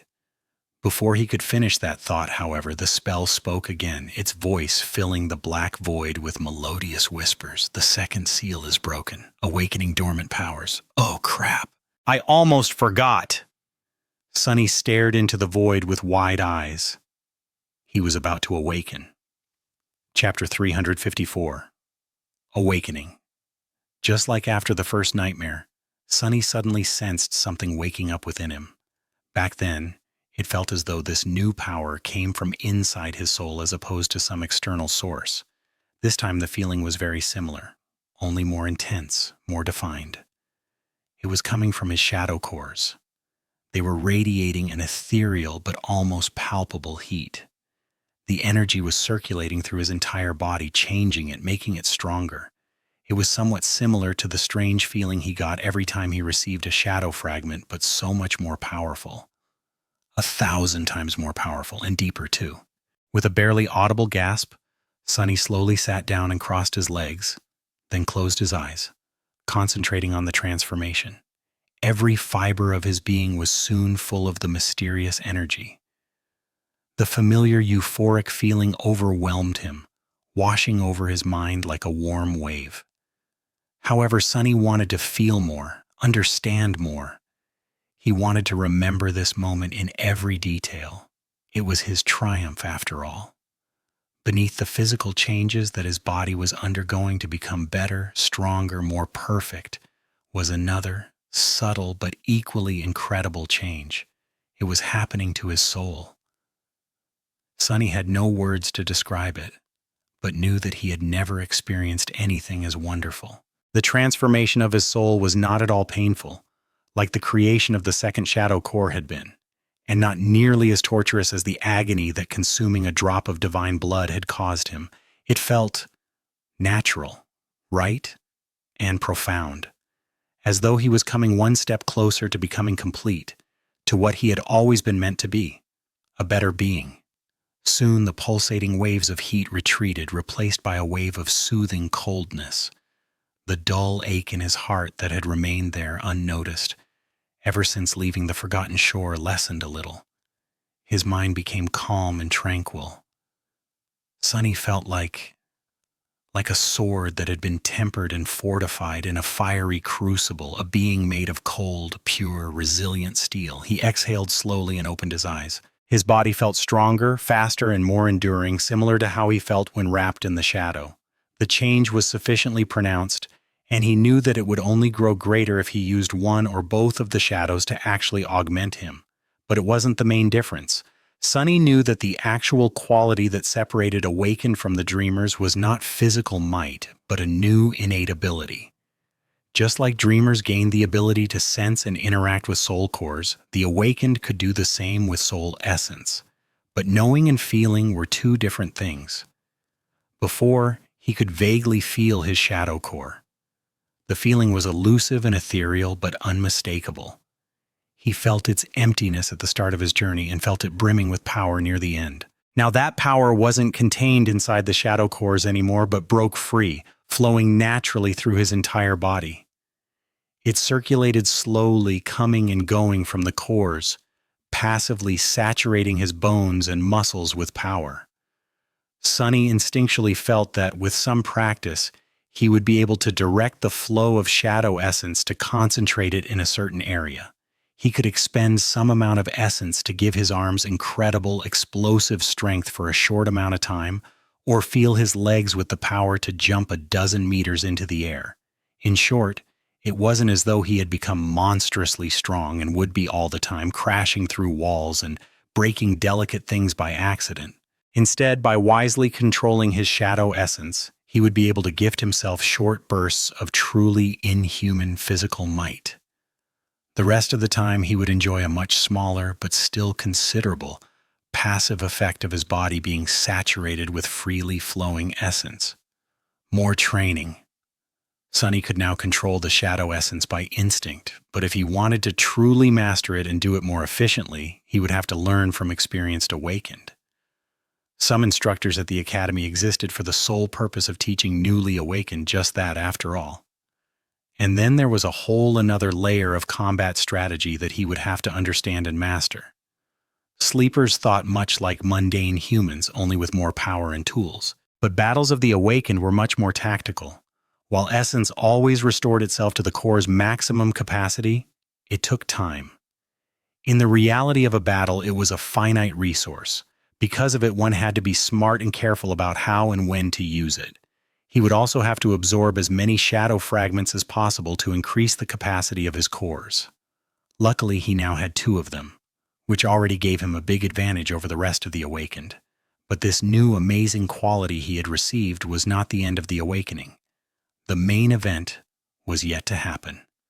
The spell spoke again, filling him with anticipation. Awakening aspect ability. Aspect ability acquired. Aspect ability. Name? Shadow Step. Sunny blinked, then hurriedly summoned the runes. Name: Sunless. True. Name: Lost from Light. Rank: Awakened. Class: Monster. Shadow Cores: 2/7. Shadow Fragments: 0/2000. Just as expected, both of his cores were not dormant anymore, instead becoming awakened. The shadow fragments were consumed to fuel the awakening, bringing him to a stark and sad 0. 1,000 fragments gone just like that. He wasn't really disappointed, though. The amount of essence consumed during the awakening directly corresponded to the starting capacity of the core, and thus the extent of the physical transformation that a sleeper would go through. By collecting 1,000 fragments and fully saturating his first core, Sunny not only received a second one, but also made sure to gain the best benefits a sleeper could dream of. Very few awakened had ever fully saturated their cores before returning from their first journey to the dream realm, and now Sunny was one of them. The difference was not drastic, but every little bit of power counted in a life-and-death situation. Enough stalling! Impatient, he banished the thoughts of cores and shadow fragments and found the description of his new aspect ability. Aspect ability, shadow step. Ability description. You can move freely between shadows, traveling from one to another in an instant. Looking at the shimmering runes, Sunny soon discovered that there was a stupid grin on his face. Teleportation, that's teleportation, right? That was without a doubt a form of teleportation. An ability such as this was a game changer. His mobility would become truly incredible. Not only would he be able to apply it to traversal, making his future ventures into the dream realm easier and safer, but it could also play a decisive role in a battle. What was more deadly than an assassin capable of appearing out of nowhere and disappearing from sight in a blink of an eye? Not many things, really. Of course, he would have to experiment and learn the true extent of this amazing ability. What was its range, for example? Would he be able to jump to any shadow in sight or to any shadow in the range of his shadow sense? Did a shadow have to be deep and large enough for him to fit through, or would even the smallest and faintest of them do? And what about his own shadows? Would he be able to send one to a certain spot and then step out of it just like Saint usually did? He couldn't wait to learn. But before that, there were two other things he had to see. One was the new memory he acquired. The other one, and the one that filled him with nervous anticipation, was much more important. It was the relic he was supposed to receive for mastering the first step of the shadow dance. With a legacy relic in his hands and a lineage attribute coursing through his blood, Sunny would be theoretically eligible to create his own legacy clan. A great clan, even. Not that he was planning to. But before Sunny could glance at the corresponding runes, the spell suddenly whispered into his ear, "Wake up, Sunless!" And instantly, the black void full of bright stars and silver light disappeared. Chapter 355. Back to reality. On one of the underground levels of the Academy Hospital complex, in a small room that was filled with the massive rectangle of the dream pod and various pieces of medical equipment, a delicate girl with pale blonde hair was sleeping beneath the transparent glass lid, her face surrounded by wisps of cold vapor. Suddenly, a series of lights ignited on the surface of the pod, and the medical machinery in the room came to life, producing various noises. A few moments later, the girl opened her striking blue eyes and screamed, "Dave!" On a top floor of a private care facility in the center of a city, in a spacious room with tall windows and a luxurious interior, a state-of-the-art sleeping pod stood silently bathed in sunlight. An attending nurse sat in a comfortable chair beside it, monitoring the vital signs of a beautiful young man who slumbered inside. For the past 3 years, there had not been a single minute when the young man was left alone. His pod was surrounded by fresh flowers, and someone was always there to keep watch. For 3 years, the flowers and nurses came and went, but the young man had remained the same. Nothing about him ever changed. Suddenly, the nurse opened her eyes wide. A second later, the sleeping pod shone with bright light. Its lid swiftly slid sideways and hid in a special housing slot. The figure inside was slowly raising in the air, as if pulled up by an invisible force. The beautiful young man was levitating. The nurse remained motionless for a few seconds, stunned. Then she hastily ran to the panel on the wall and pressed a call button. In a small apartment in one of the less prestigious areas of the city, in a tiny room, a tall young woman was lying in an old and barely functioning pod. This one was possibly the last representative of its model, taken out of production a long time ago. Still, it seemed like the most luxurious thing in the apartment by far. The door of the room was open, letting in the sound of a news broadcast. A pleasant and confident tone was currently saying, "Unusual number of awakenings. Dear viewers, we are currently receiving a report from our correspondents and will be able to update you on this event shortly. The representatives of the great legacy clans, meanwhile." Suddenly, the sound of the broadcast was cut out, replaced by a heavy, hopeless silence. Soon, the sound of tentative steps could be heard, approaching the room where the pod stood. Just a second later, however, a fist slammed into the armored glass of its lid from inside, sending a net of cracks through it. Back in the academy, in a room identical to the first one, the light suddenly blinked and then went out. It was now shrouded in absolute darkness. Something crashed down with a thunderous noise, and then a pained human voice hissed, "Damnation!" A moment later, the lights came back, revealing the figure of a lithe young man with pale skin and dark hair standing near an overturned medical monitor. There was a disoriented, confused expression on his face. The lid of the sleeping pod was still closed.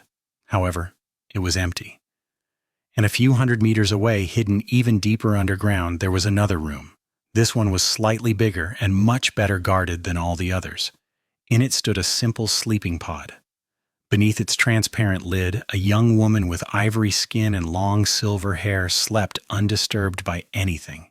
Despite the growing commotion outside, inside the tranquil room, it was quiet and peaceful. Nothing changed. The pod did not shine with bright lights. The medical equipment remained silent. Imprisoned in the glass coffin of the sleeping pod, the young woman continued to dream, as if cursed to remain in her nightmares forever. Sunny looked around the small room, slowly realizing where he was. Academy. He was back at the academy. He had returned to the real world. He looked around, noticing the medical equipment and the sleeping pod, all of which were currently ablaze with the light of alarms. The pod was still closed. How the hell did I get out? Speaking of which, looking down, Sunny realized that he was naked. To avoid any awkward situations, he summoned the puppeteer's shroud. Once the armor weaved itself out of black strings and covered his skin, he felt a lot better. He did, however, have to force himself to not summon the Midnight Shard as well. His instincts screamed, demanding him to arm himself in an unfamiliar environment. But this was the real world. He had to adjust his behavior. The decision to cloth himself turned out to be the correct one. Just a few moments after he had made it, the door of the room opened and a woman in a white coat rushed inside. Noticing Sunny, she froze. Her eyes widened in horror and she raised a hand to cover her mouth as if suppressing a scream. "What's wrong with her?" Sunny frowned, blinked a couple of times, then looked at his reflection in one of the medical machines. Oh. Since both sleepers and awakened traveled to the dream realm in spirit, his actual body was whole and pristine, without even a single scar. However, the same could not be told about the puppeteer's shroud. The silk armor was torn and dirty, looking like rags. What's more, it was covered in so much blood that it was hard to tell that its fabric was once gray. Looking at the doctor in embarrassment, Sunny forced out a smile and said in a raspy voice of someone who had not spoken in more that year, Hi? Can I maybe get some clean clothes?" The woman stared at him for a few moments, then said in a trembling voice, Awakened Sunless? Sir, you are awake?" "Sir, did she just call me sir?" Sunny grinned. "I sure hope so. I've been sleeping for a year and 2 weeks after all." The doctor finally seemed to relax and looked at him with a relieved, joyous expression in her eyes. A few moments later, she smiled slightly and said, her voice full of sincere admiration, "Welcome back to the real world, sir." Chapter 356, Interview with the Shadow. The hospital complex and the administration of the academy were in complete chaos today. Weeks following the winter solstice were always a busy time for all the people working on the periphery of the awakened society, since most of the sleepers who had ventured into the dream realm that year usually returned in a span of 1 to 2 weeks, very rarely a month. Those who had survived, of course. The sudden awakening of so many sleepers who had been gone for years, counted as irrevocably lost, created a shockwave that spread through entire humanity, and people at the academy were at the epicenter of that storm. It was a joyous chaos, nevertheless. In a small office at the surface level of the hospital, a young woman dressed in black slacks and a white blouse was sitting behind a desk, hastily compiling a short report. She had dark brown hair, neatly tied into a high ponytail, and thick glasses that were constantly sliding down her nose, forcing her to push them back up. The young woman was one of the administrative workers tasked with the initial debriefing of returning sleepers. As such, she had seen a lot of incredible things, and heard a lot of incredible stories, and, sadly, even more heartbreaking ones. But today was like no other day in her career. The sleepers that she was debriefing today were all anomalous, each and every one of them. The things they told her made her blood run cold and her imagination fail. She even had an urge to dismiss their reports as false, but knew that it was nearly impossible. The lie detection technology built into the walls of the office would make lying very hard to pull off. Incredible. They are incredible, every single one of them. To survive for that long in a region of the dream realm completely cut off from the rest of the human territory, one populated by nightmare creatures much more powerful than any dreamer could ever become. The achievement of these brave young men and women was truly remarkable. It filled her with a sense of compassion, pride, and hope. Humanity received an unexpected but wonderful gift today. Finishing the report and sending it to her superior, the young woman pressed a button to let the next sleeper know that it was their turn to come in. The door of her office opened, and a pale young man with dark hair entered the office. Because of the nature of her job, she was accustomed to interacting with incredibly attractive people. Almost every awakened was pleasant to look at, after all. The young man in front of her was far from being the most outstanding in terms of appearance among them, and yet for some reason she was unable to look away for a couple of moments, a natural smile somehow finding its way onto her face. There was something elusive about the young man that attracted attention, almost demanded it. He was of small height, with a delicate, slender build and perfect white skin. His dark eyes had a humorous, slightly mischievous spark in them. The young man wasn't exactly handsome, but due to his small stature, pale complexion, and dark hair, he looked like a beautiful porcelain doll. And there was a subtle strangeness about him. The young woman couldn't quite put it into words, but it seemed as though his every move, every word was ever so slightly not exactly how they should have been. Not really wrong, but also not completely right. This quality was equally as disturbing as it was magnetic. It was the reason why she couldn't stop paying him a bit more attention than to all the other sleepers she had interviewed today. The young man smiled and sat down opposite her. In response, her own smile widened a little. "Good day. My name is Teddy, and I will be your interviewer today, awakened." Of course, she already knew his name. His file was opened on the screen in front of her, containing all the information the Academy had on the pleasant young man, but it was important to create a friendly environment to allow the sleepers to relax. After their experiences in the dream realm, most were tense and on edge. Second to last place in the ranking. Poor kid, I can't even imagine what horrors he had to survive. The young man answered in a pleasant tone. "Sunless, but people usually call me Sunny. So, awakened Sunny, I guess? No, that sounds weird. Just call me Sunny." Teddy nodded, then typed a few words on her pad. "I will ask you a series of questions about your time in the dream realm. The purpose of this briefing is to enrich our base of knowledge about it, as well as let us know how to better assist you in the future. Any little bit of information you can provide might help future dreamers in their own trials, but you don't have to answer if you don't want to, of course." Awakened Sunless. Sunny nodded seriously. "I understand. I promise to be honest and tell you only the truth. I'm a very honest person, you see." Teddy smiled and asked the first question. "How long have you spent in the dream realm?" Sunny sighed. "A year and a few weeks, although, it felt much longer." That matched the information in the file. "This is so terrible.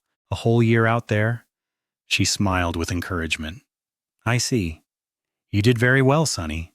Very few dreamers had managed to survive for that long, especially in a region such as the Forgotten Shore, right?"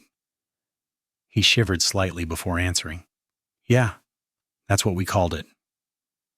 Teddy typed a few more words. "From the interviews with the other dreamers, we have confirmed that the region of the dream realm you were sent to is populated with nightmare creatures of the awakened rank and above. Can you confirm that information?" The young man grew a little paler and nodded again. "Yeah, awakened, fallen. Corrupted too, although those only appeared at night." Teddy added a couple of lines to her report and asked, "Have you participated in the battles against such nightmare creatures? If so, how many have you killed?" Sunny was silent for a second, then raised his hand and began counting on his fingers with a thoughtful expression. 3 or 4. She began to type and thought, 4 awakened creatures. That poor kid looks so weak, and yet he managed to defeat 4 abominations much more powerful than him. despite being in second to last place of the ranking. Good job, Sonny. You are truly admirable. But Sonny didn't finish speaking. Hundreds. Teddy froze, staring at the monitor. Excuse me? The young man thoughtfully scratched his chin and said, Yeah, I think that's right, around 400. After a long and awkward silence, he asked, I am sorry, Teddy. Is everything all right? She nodded slowly, then forced out a smile. Everything is fine, Sonny. I am sorry. We'll have to pause the interview now. He looked at her with sincere surprise and blinked a couple of times. Really? Why? She cleared her throat, then answered in a small voice. I'm afraid that I am not qualified to conduct this interview. My superior will be with you shortly, son. Awaken Sunless. Please wait for a few minutes. Sonny sighed. Oh, well, all right. It's been nice to meet you. With that, he gave her a bright smile. Chapter 3, 157. Risk and Reward. Sonny left the office of the government agents in a strange mood. The conversation went exactly as he had planned. Even after a higher-ranking specialist had been called in, he managed to steer the interview in the right direction, manipulating both answers and questions to achieve the desired result. In the end, he wanted everyone to know that he was someone exceptional, but not so exceptional as to overshadow the best of the best. Someone who was in the very highest tier of young awakened, but also at the very bottom of that tier. Even though he had kept his most outrageous accomplishments to himself, it felt weird to give away so many secrets about his skill power level and achievements. Sonny had grown so used to pretending to be a pathetic clown that removing that mask to reveal another, less outlandish mask was not easy for him, and yet it was something he had to do. After he had awakened, there was not a single moment for him to properly think things through. He had to go through a series of medical and psychological tests, followed by a lengthy debriefing. However, he had been able to realize one thing very clearly. His situation had fundamentally changed. Now that his most important secret was revealed and Nephis had become his master, it was as though a crushing burden had been removed from his chest, replaced by another, even more terrible weight. In any case, he could finally allow himself to relax a little, for a while at least. Not because he trusted her that much, but because she was currently imprisoned in the dream realm, unable to enforce her control over him even if she wished to. In a sense, as far as his worst nightmare becoming reality went, this was the absolute best version of how things could happen. He had a lot of time to think about countermeasures and prepare for whatever the future held after all. Walking through the corridors of the hospital complex, Sonny was engrossed in thought. One thing he was sure about was that a divine shadow like him could only have one master. So he didn't have to worry about someone else finding out his true name and enslaving him, not anymore. The guillotine blade that had hung above his neck all that time was now gone. However, he still kept the existence of his true name a secret for one simple reason. He didn't know what was going to happen if Nephis died. Would he be free forever, or die with her? He felt that neither of these theories was correct. Firstly, because the description of the aspect described him as a divine shadow that had lost its master, which probably meant that he could lose another one and remain alive. Secondly, because the runes of the shadow bond had become gray and lifeless, but did not disappear, which meant that they might shine with ethereal light once again in the future. So the most probable explanation was that he would be safe as long as Nephis remained alive, and if she was killed, anyone would be able to use the true name against him once again. A deep scowl appears on his face. How long could anyone survive in the decimated remains of the forgotten shore? The dark sea was gone, but so was the sun. Most of the nightmare creatures were dead, but the strongest ones survived. It seemed that Changing Star had escaped the collapsing Crimson Spire at least. What was she going to do now? Try to cross the hollow mountains to reach the human citadels? Or try her luck in the unexplored regions to the north, west, or east? What were the chances of her making it back to the real world alive? If it was anyone else, Sonny would say that the probability was 0. But it was Nephis after all. For some reason, he was sure that she would survive. Somehow. So yes. Even though many things remained unclear, his situation had fundamentally changed. He was an awakened now, which meant that there were countless possibilities in front of him. To get access to the best opportunities and the most advantageous treatment, he needed one thing: status. At this point, continuing to pretend to be a weakling would only be a hindrance. Sunny wanted to reap as many rewards as he could without putting himself at risk. That's why he shifted his usual pattern of behavior and gave the government agents enough information to paint himself as an exceptionally talented awakened. Not that he had a lot of choices. Sooner or later, people were going to learn at least some things about his time on the Forgotten Shore and see that a weakling simply would not have survived all that. Luckily, there was no shortage of exceptionally talented individuals who had awakened today. On any other day, Sunny's description of his prowess would have made a huge splash, but currently, he was just one of 100. Speaking of that 100, turning a corner, Sunny suddenly found himself in the middle of a small crowd of people. Dozens and dozens of young men and women were standing in the middle of a small hall, most dressed in the simple training clothes provided by the hospital, just like he himself was. On their faces, there was an indescribable kaleidoscope of emotions: joy, sorrow, worry, anticipation. Most were looking at a small screen displaying a long list of names. These were the survivors of the Dreamer Army. Not everyone was here, of course.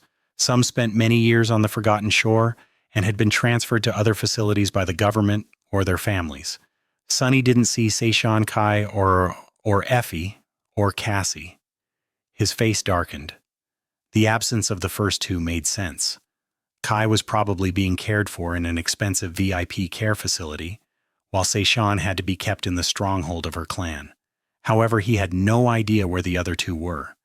Sunny hesitated for a moment, then looked at the list of names displayed on the screen. Before he could read anything, however, someone quickly approached and hugged him tightly. "What the—" Looking up, Sunny saw a vaguely familiar young man holding him in a passionate embrace. A moment later, the young man let go of him and looked down with glistening eyes. "Sunny, you are here too!" Before he could even answer, a somber expression appeared on the young man's face. In a voice that trembled with emotion, he said, "Thank you. Thank you so much, Sunny. If it wasn't for you and your shadow, we would have never made it to the gateway." At the sound of these words, the others turned around.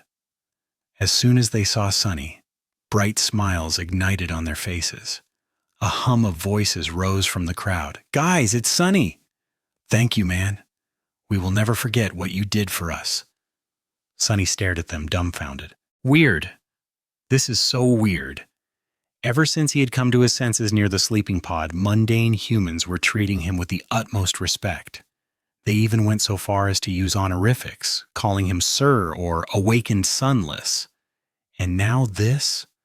Why was everyone so friendly and happy to see him? He had never experienced anything like this before. Was this what it was like to be an awakened? After dozens of young people came closer to shake his hand or happily pat him on the shoulder, he awkwardly smiled. It's nice to see you too, guys." The young woman who was currently facing him smiled in response. Then, however, her face turned dark. "Have you heard anything about Lady Nephis after coming back?" He stiffened, then shook his head. "No." Have you?" She turned back to the screen, tears appearing in her eyes. "Nothing. None of us did. Out of everyone who made it to the spire, only 2 are unaccounted for. We think she is still inside." Sunny remained silent for a while, then asked, "Who is the second?" The young woman sighed. "Sir Castor. No one had seen him near the gateway. He must have gone to help her hold back the terror and her voice trembled. "Someone said that he died. Oh gods, what if Lady Nephis dies too?" Sunny lingered for a few seconds, a grim expression on his face, then squeezed her shoulder lightly and quietly walked away. Chapter 3. 158 Shadow Step.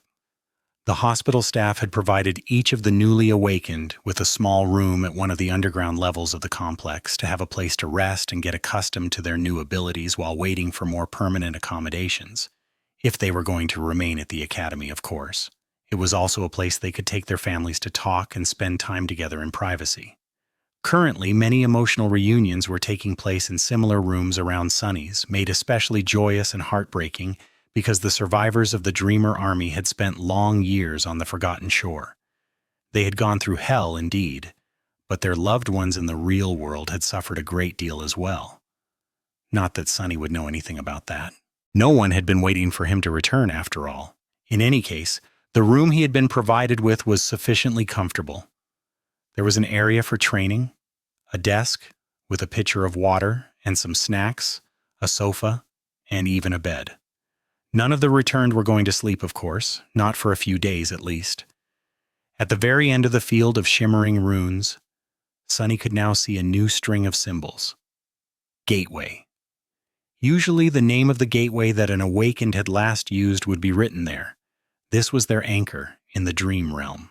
Every time an awakened fell asleep, they would be transported to the gateway they were anchored to, spend some time in the dream realm, either as much as they wanted or as little as possible, only until their soul was ready to travel between worlds once again, and then go through that gateway to wake up back in reality.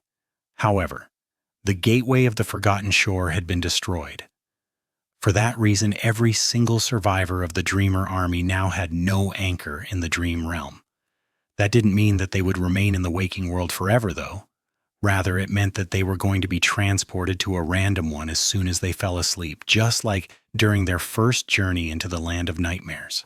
The prospect of being at the mercy of the spell once more was nothing short of terrifying, especially for Sunny, who had the misfortune of always finding himself in only the most extreme of circumstances. However, the situation wasn't really that bad.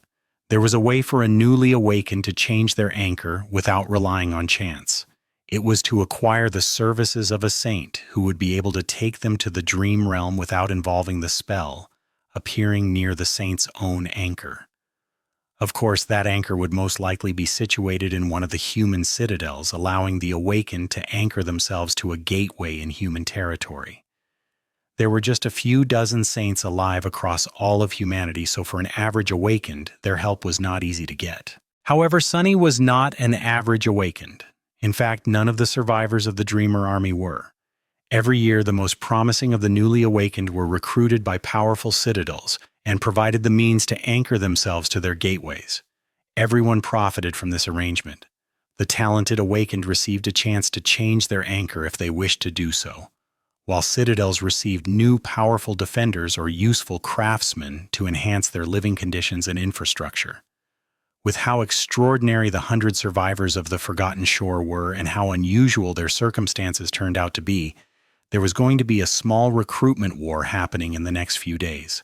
Prosperous citadels were going to fight for the right to add these outstanding young people to their populations, promising better and bigger rewards, as if during an auction. The government would inevitably get involved too, helping those who for some reason failed to find a citadel to call home. The survivors of the Dreamer army just had to remain awake long enough to make a choice and settle the details of their future anchors. Since their physique was far superior to that of mundane humans, they didn't have to sleep every day, so 2 or 3 were not going to be a problem. Sunny had a lot to do in these few days. The first thing he had turned his attention to after retreating to his personal room was test the limits of Shadow Step.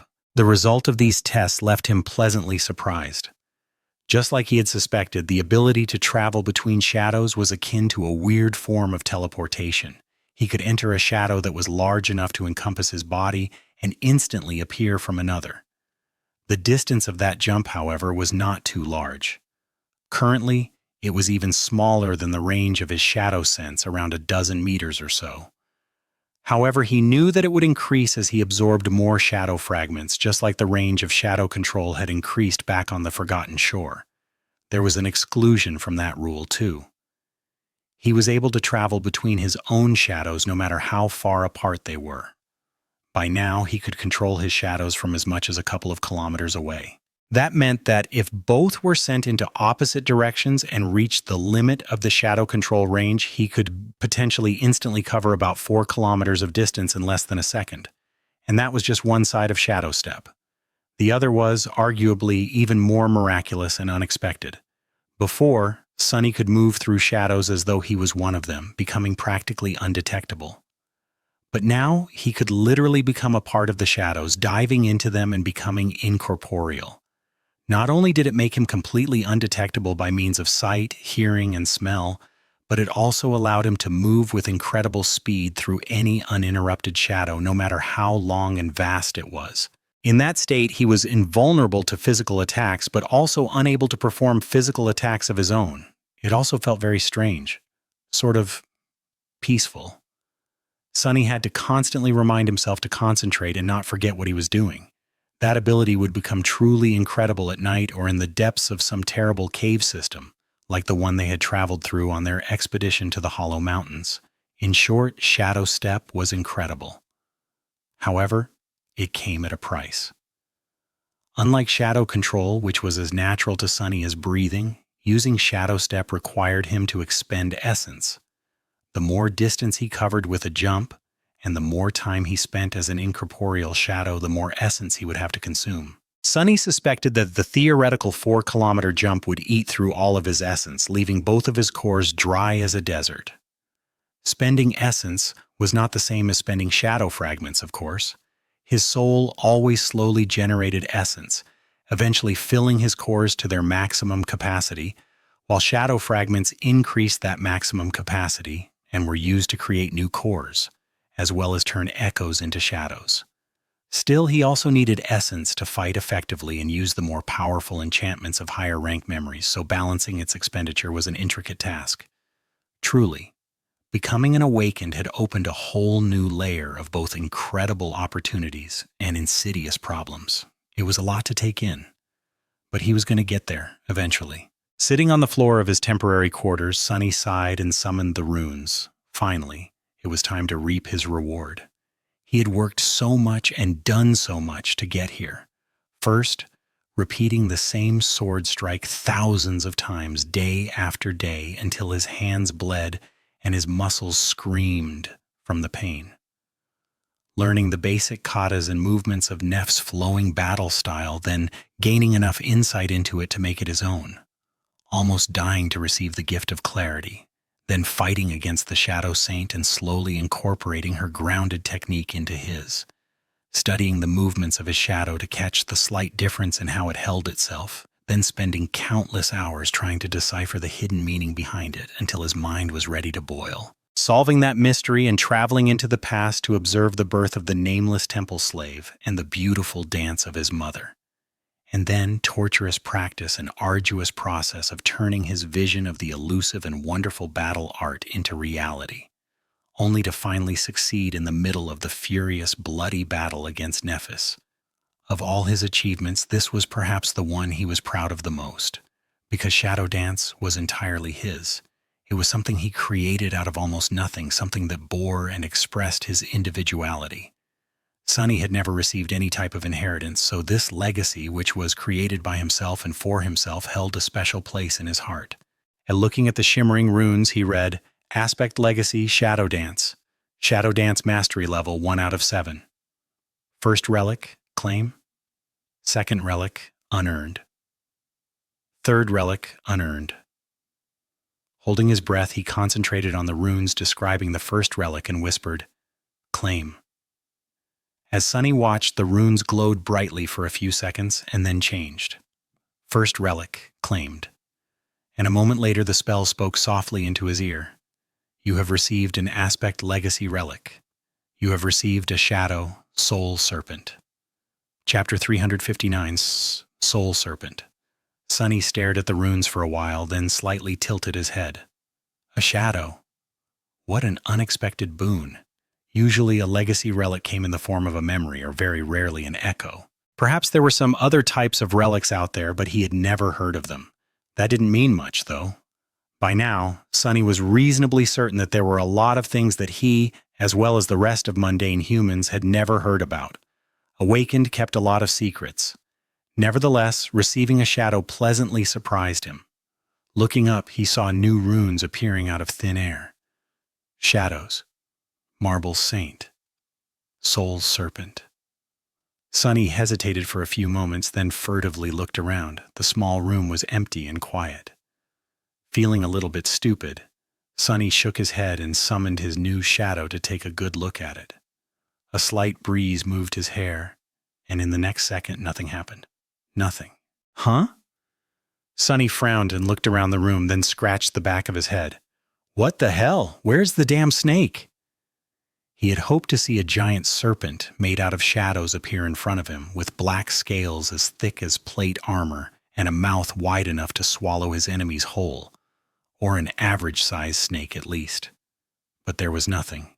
He even checked to see if a new shadow joined his two invaluable helpers, but no. Both rested on the floor, one seemingly content, the other bored and in a perpetually bad mood. Weird. He raised a hand to rub his eyes, but froze at the last moment. What is that? There was something dark on the skin of his wrist, peeking out slightly from beneath the sleeve. Following intuition, Sunny hastily stood up and took off the top of the training suit provided to him by the staff of the hospital complex. Left naked to the waist, he then looked at himself through the eyes of the shadow.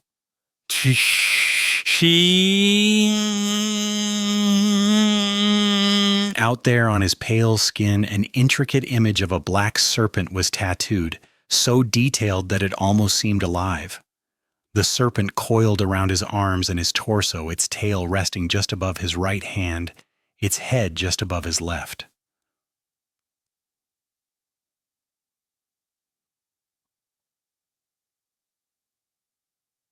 What? I have a tattoo now? In the darkness of the small room, the serpent almost seemed to move under his skin, two curved fangs threatening to break its surface. It was striking, beautiful, and disturbing. Of course, Sunny recognized the serpent immediately.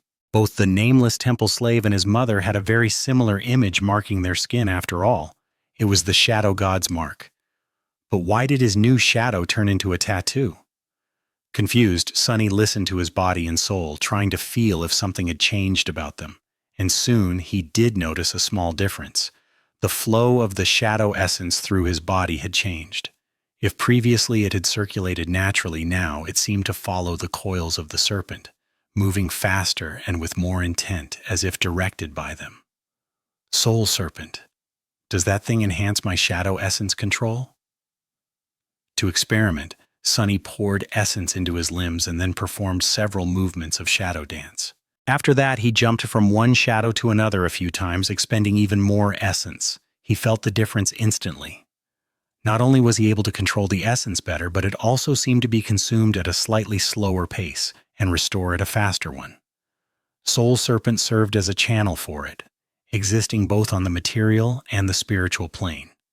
As such, it was connected both to his cores and to his body, creating a strange bridge that allowed Sunny to use his shadow essence with better efficiency. This is a very useful shadow. Those words were an egregious understatement. Sunny had already understood how important and vital managing essence was for the awakened. Any tool that could enhance that aspect of their power was truly precious. And he got such a marvelous one, practically for free. He was also sure that the serpent would only get more powerful in the future, provided he kept it well fed, of course. But how was he supposed to feed memories to a tattoo? Perplexed, Sunny thought for a bit, then finally concentrated on the runes once again. Shadow, Soul Serpent. Shadow rank, Dormant. Shadow class, Monster. Shadow attributes, Shadow guide, Soul weapon. Shadow description. When the end came, Shadow was the last of the gods to be destroyed. Many have resented him for creating death, but in the end, death embraced all. Noting the interesting detail of a connection between Shadow God and death, Sunny lowered his gaze. However, the last string, the one he had been accustomed to paying the most attention to when it came to Saint, was missing. There was no indication of how many shadow fragments it would take to make the serpent evolve. Sunny frowned. Come to think of it, that strange shadow was clearly connected to his soul. Perhaps it wasn't a coincidence that it was a monster. Sunny was a monster himself, after all. So maybe the serpent would not evolve its class like Saint had by consuming the soul core of a suitable nightmare creature. Most likely, it would grow alongside Sunny himself, but why was it of the dormant rank, while Sunny had already become an awakened?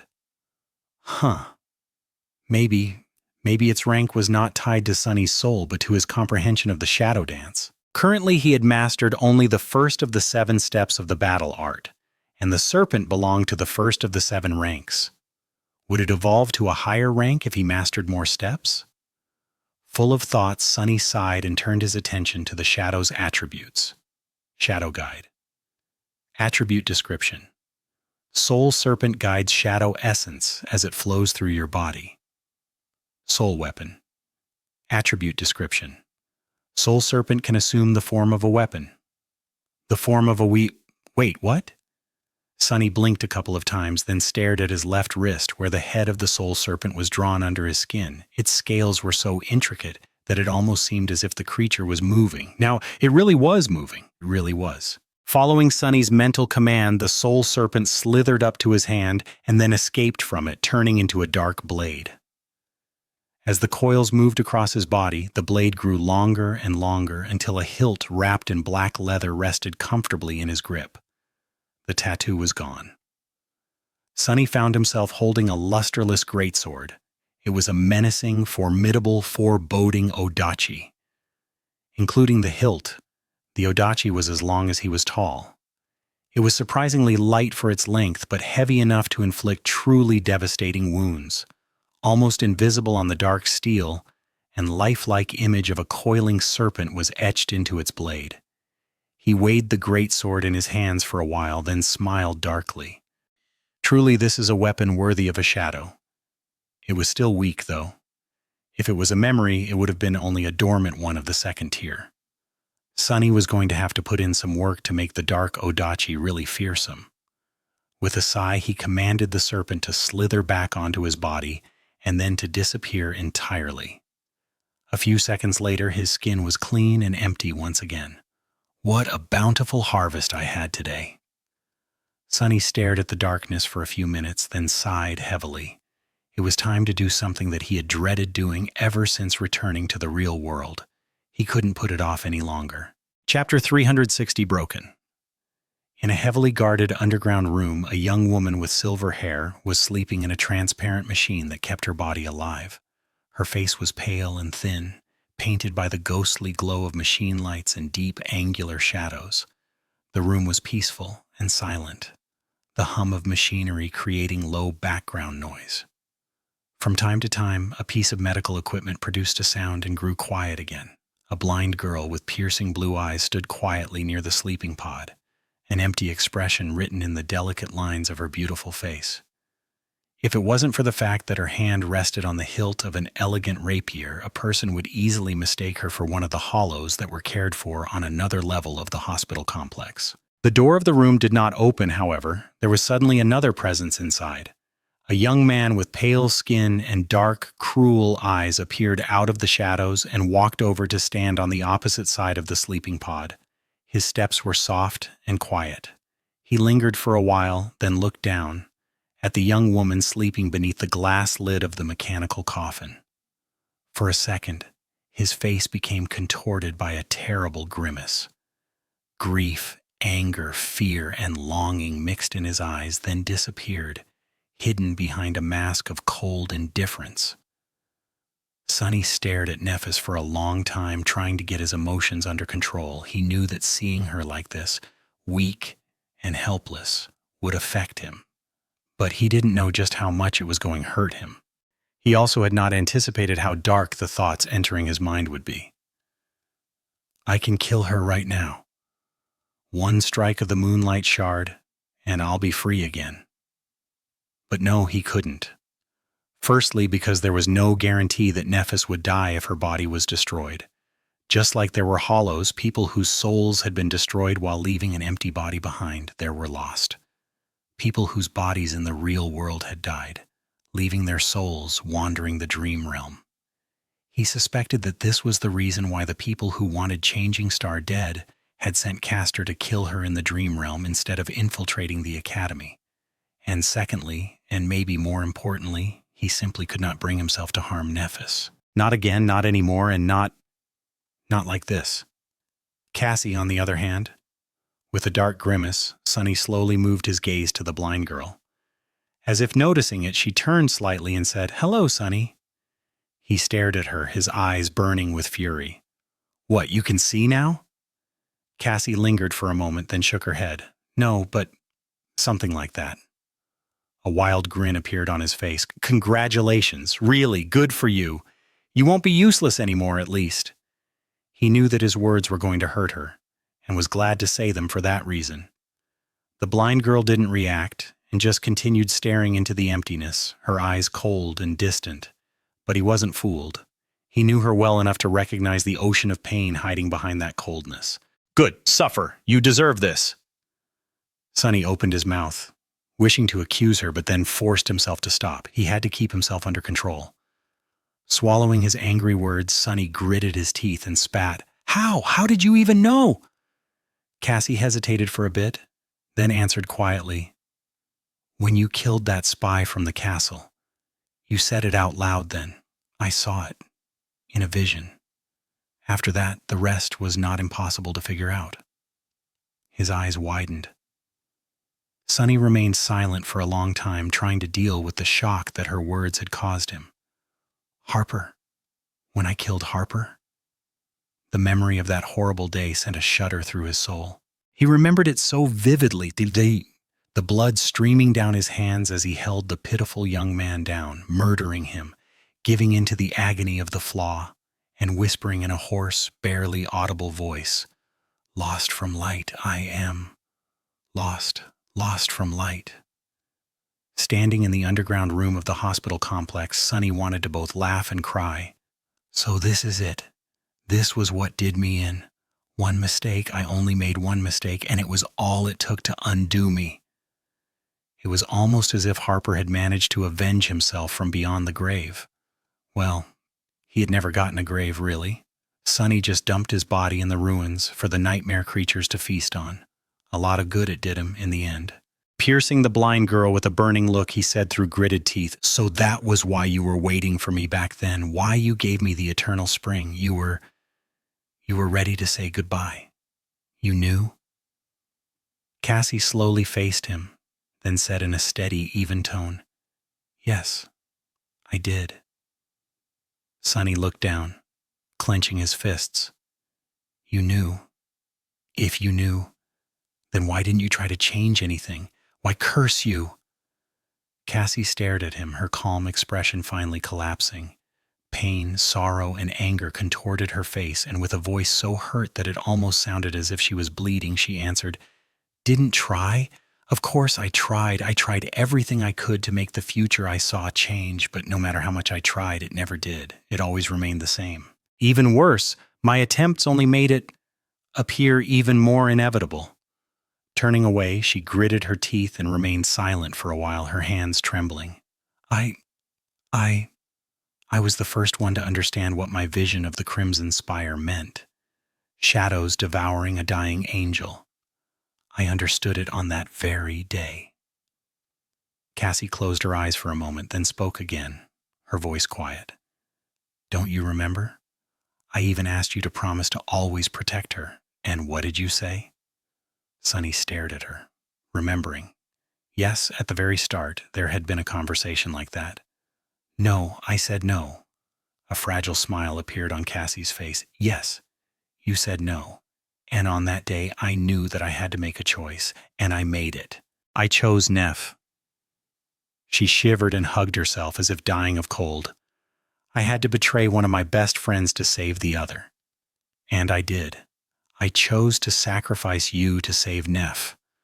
Of course, I fooled myself for a while, telling myself that nothing bad would happen, that if I helped Neff, maybe both of you would survive.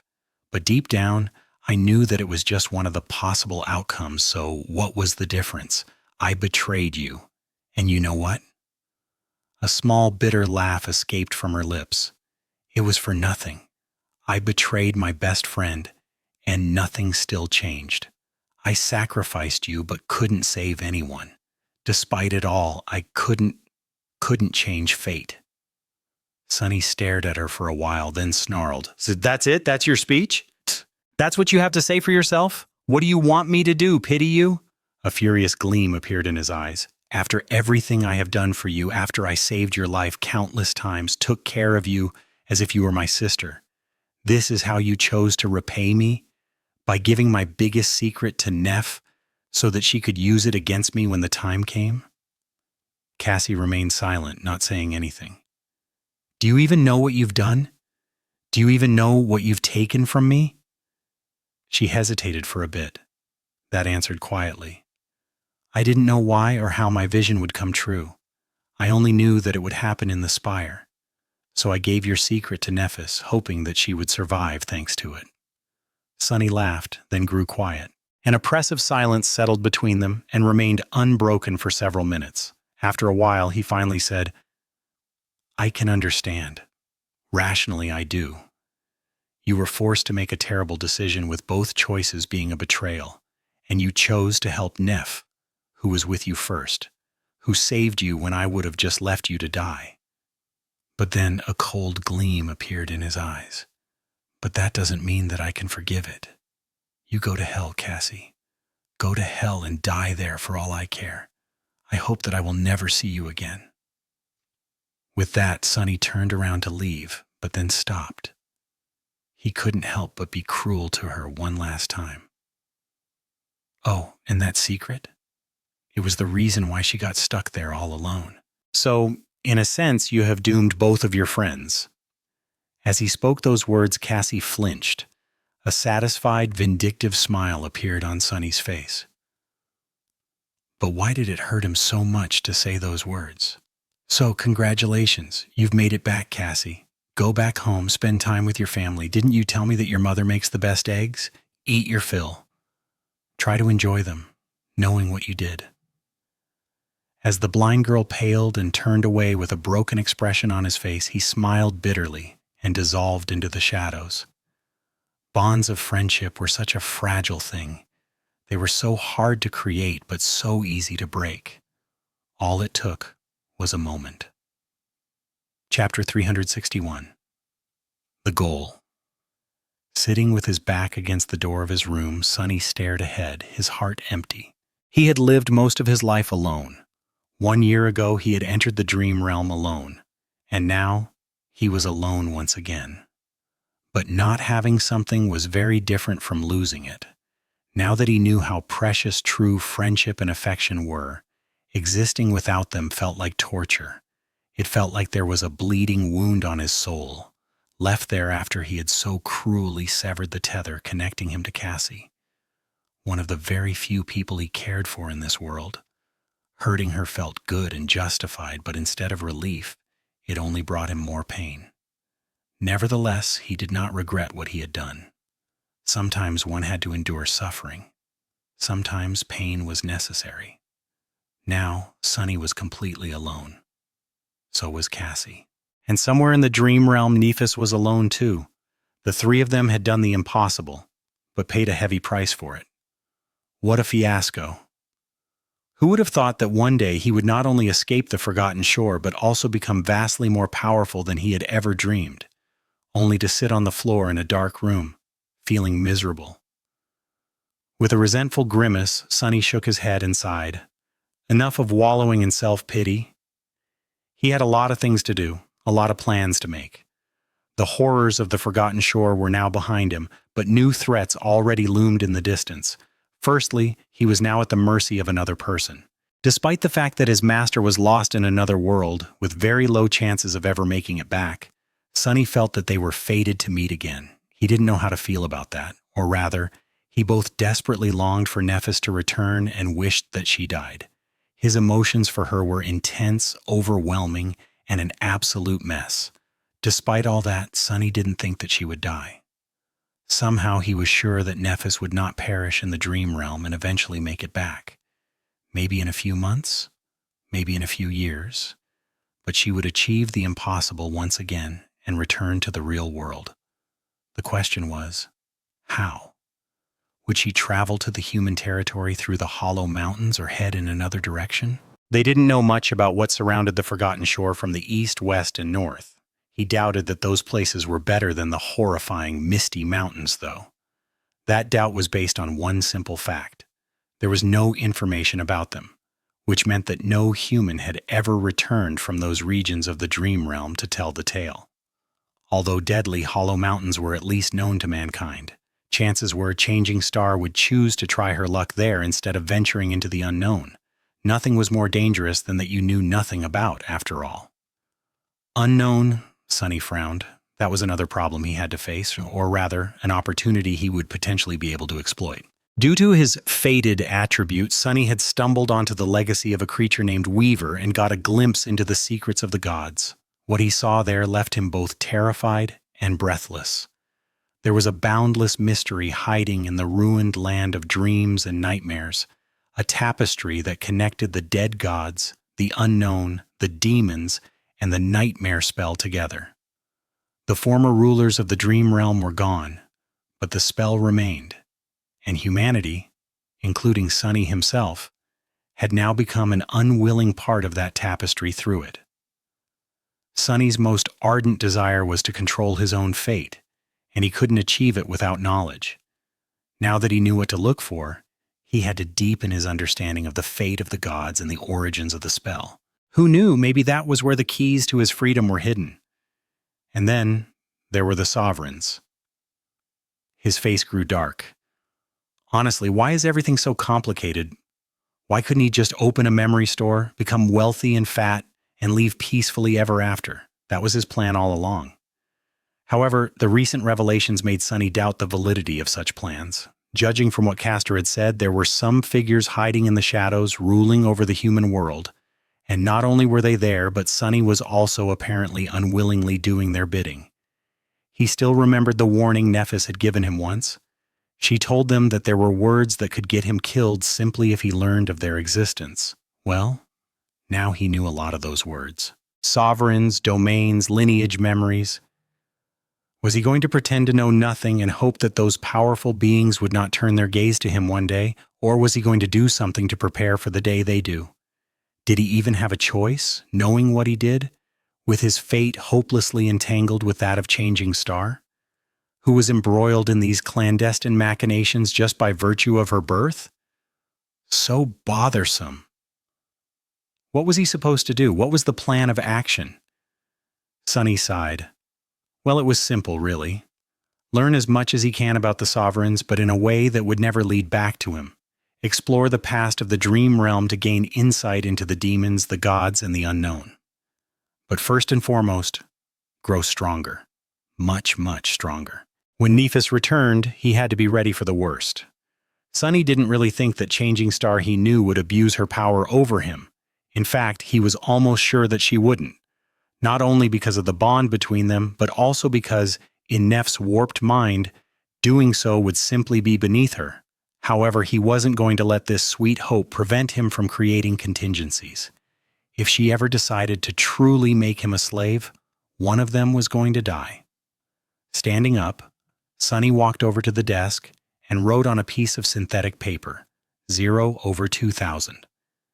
Then he summoned the runes, glanced at them, and added a second string of numbers, 2,749/3000. However, the runes shimmered and changed before he was done writing. The number of soul essence grew bigger.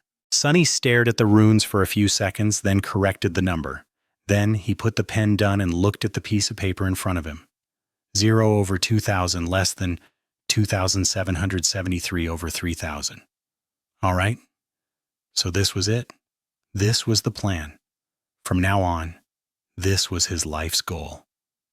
Chapter 362. Breakfast Invitation. The initial series of tests, the interview with the government specialists, the somber conversation with Cassie, and the hours Sunny had spent pondering about his past, present, and future took up almost an entire day. A new dawn was already bathing the world in soft sunlight, which Sunny knew because one of the walls in his underground room was made into a false window, with a vista of one of the parks in the academy being projected onto it from a remote camera. He was experiencing mild mental fatigue, but was not sleepy at all, at least not yet. Truly, the physique of an awakened was much more resilient than that of a mundane human. There were still a few things he had to do. In all the turmoil of the past 24 hours, he had not gotten a chance to take a proper look at his memories, for example. Sunny was about to summon the runes when suddenly there was a knock on his door. He flinched. What? Who can it be? For a moment, a mental picture of Effie and Kai appeared in his mind, but then he dismissed it. The two of them must have been as busy after their awakening as he was. Much more, most likely, considering that they probably had friends and families to deal with too, on top of everything else. With them being in different facilities, coming to the academy just to pay him a visit was not a likely scenario, certainly not that soon. Hiding one of the shadows on his body to appear like a normal person, Sunny walked to the door and opened it. Standing there was a striking, confident woman in her late 20s. Immediately, it seemed as though the temperature inside of the room dropped by a couple of degrees. She had short, raven black hair and icy blue eyes. Her flawless skin was smooth, supple, and as white as snow. The woman was dressed in a dark blue uniform with silver epaulets and black leather boots. The jacket of the uniform was casually unbuttoned, revealing a tank top that was currently drawn taut against her full crap. "What are you staring at, awakened Sunless?" Sunny looked up with wide eyes. "Master Jet, I was just, appreciating your fashion sense." Indeed, it was Soul Reaper Jet, the Ascended who worked for the government and had welcomed him back to the real world after the first nightmare. Sunny had sometimes thought about this beautiful woman during his journey into the dream realm, not only because the 3 pieces of advice Master Jet had given him ended up saving his life on multiple occasions, but also because she was from the outskirts, just like him. Knowing that someone as unfortunate as that had managed to not only survive but even thrive in the ruthless reality of the nightmare spell had given fuel to his determination as well as providing vital perspective. But what was she doing at his door? Sunny studied Master Jet, suddenly full of doubt. She looked exactly as she had a year ago, the only difference being that her uniform had more wrinkles, and there were now dark circles under her eyes. As he watched, she grinned. "My fashion sense? Why, thank you. If you want, I can introduce you to my tailors. You will have to sign a few thick contracts to receive a comfy suit such as this, though." Sunny forced out a smile. "Ah, I see. Those tailors are slightly out of my price range, I'm afraid. But thanks for the offer." After a short pause, he cautiously asked, Master Jet, it is very nice to see you again, but to what do I owe the pleasure? I am sure that you are too busy to visit every random returnee."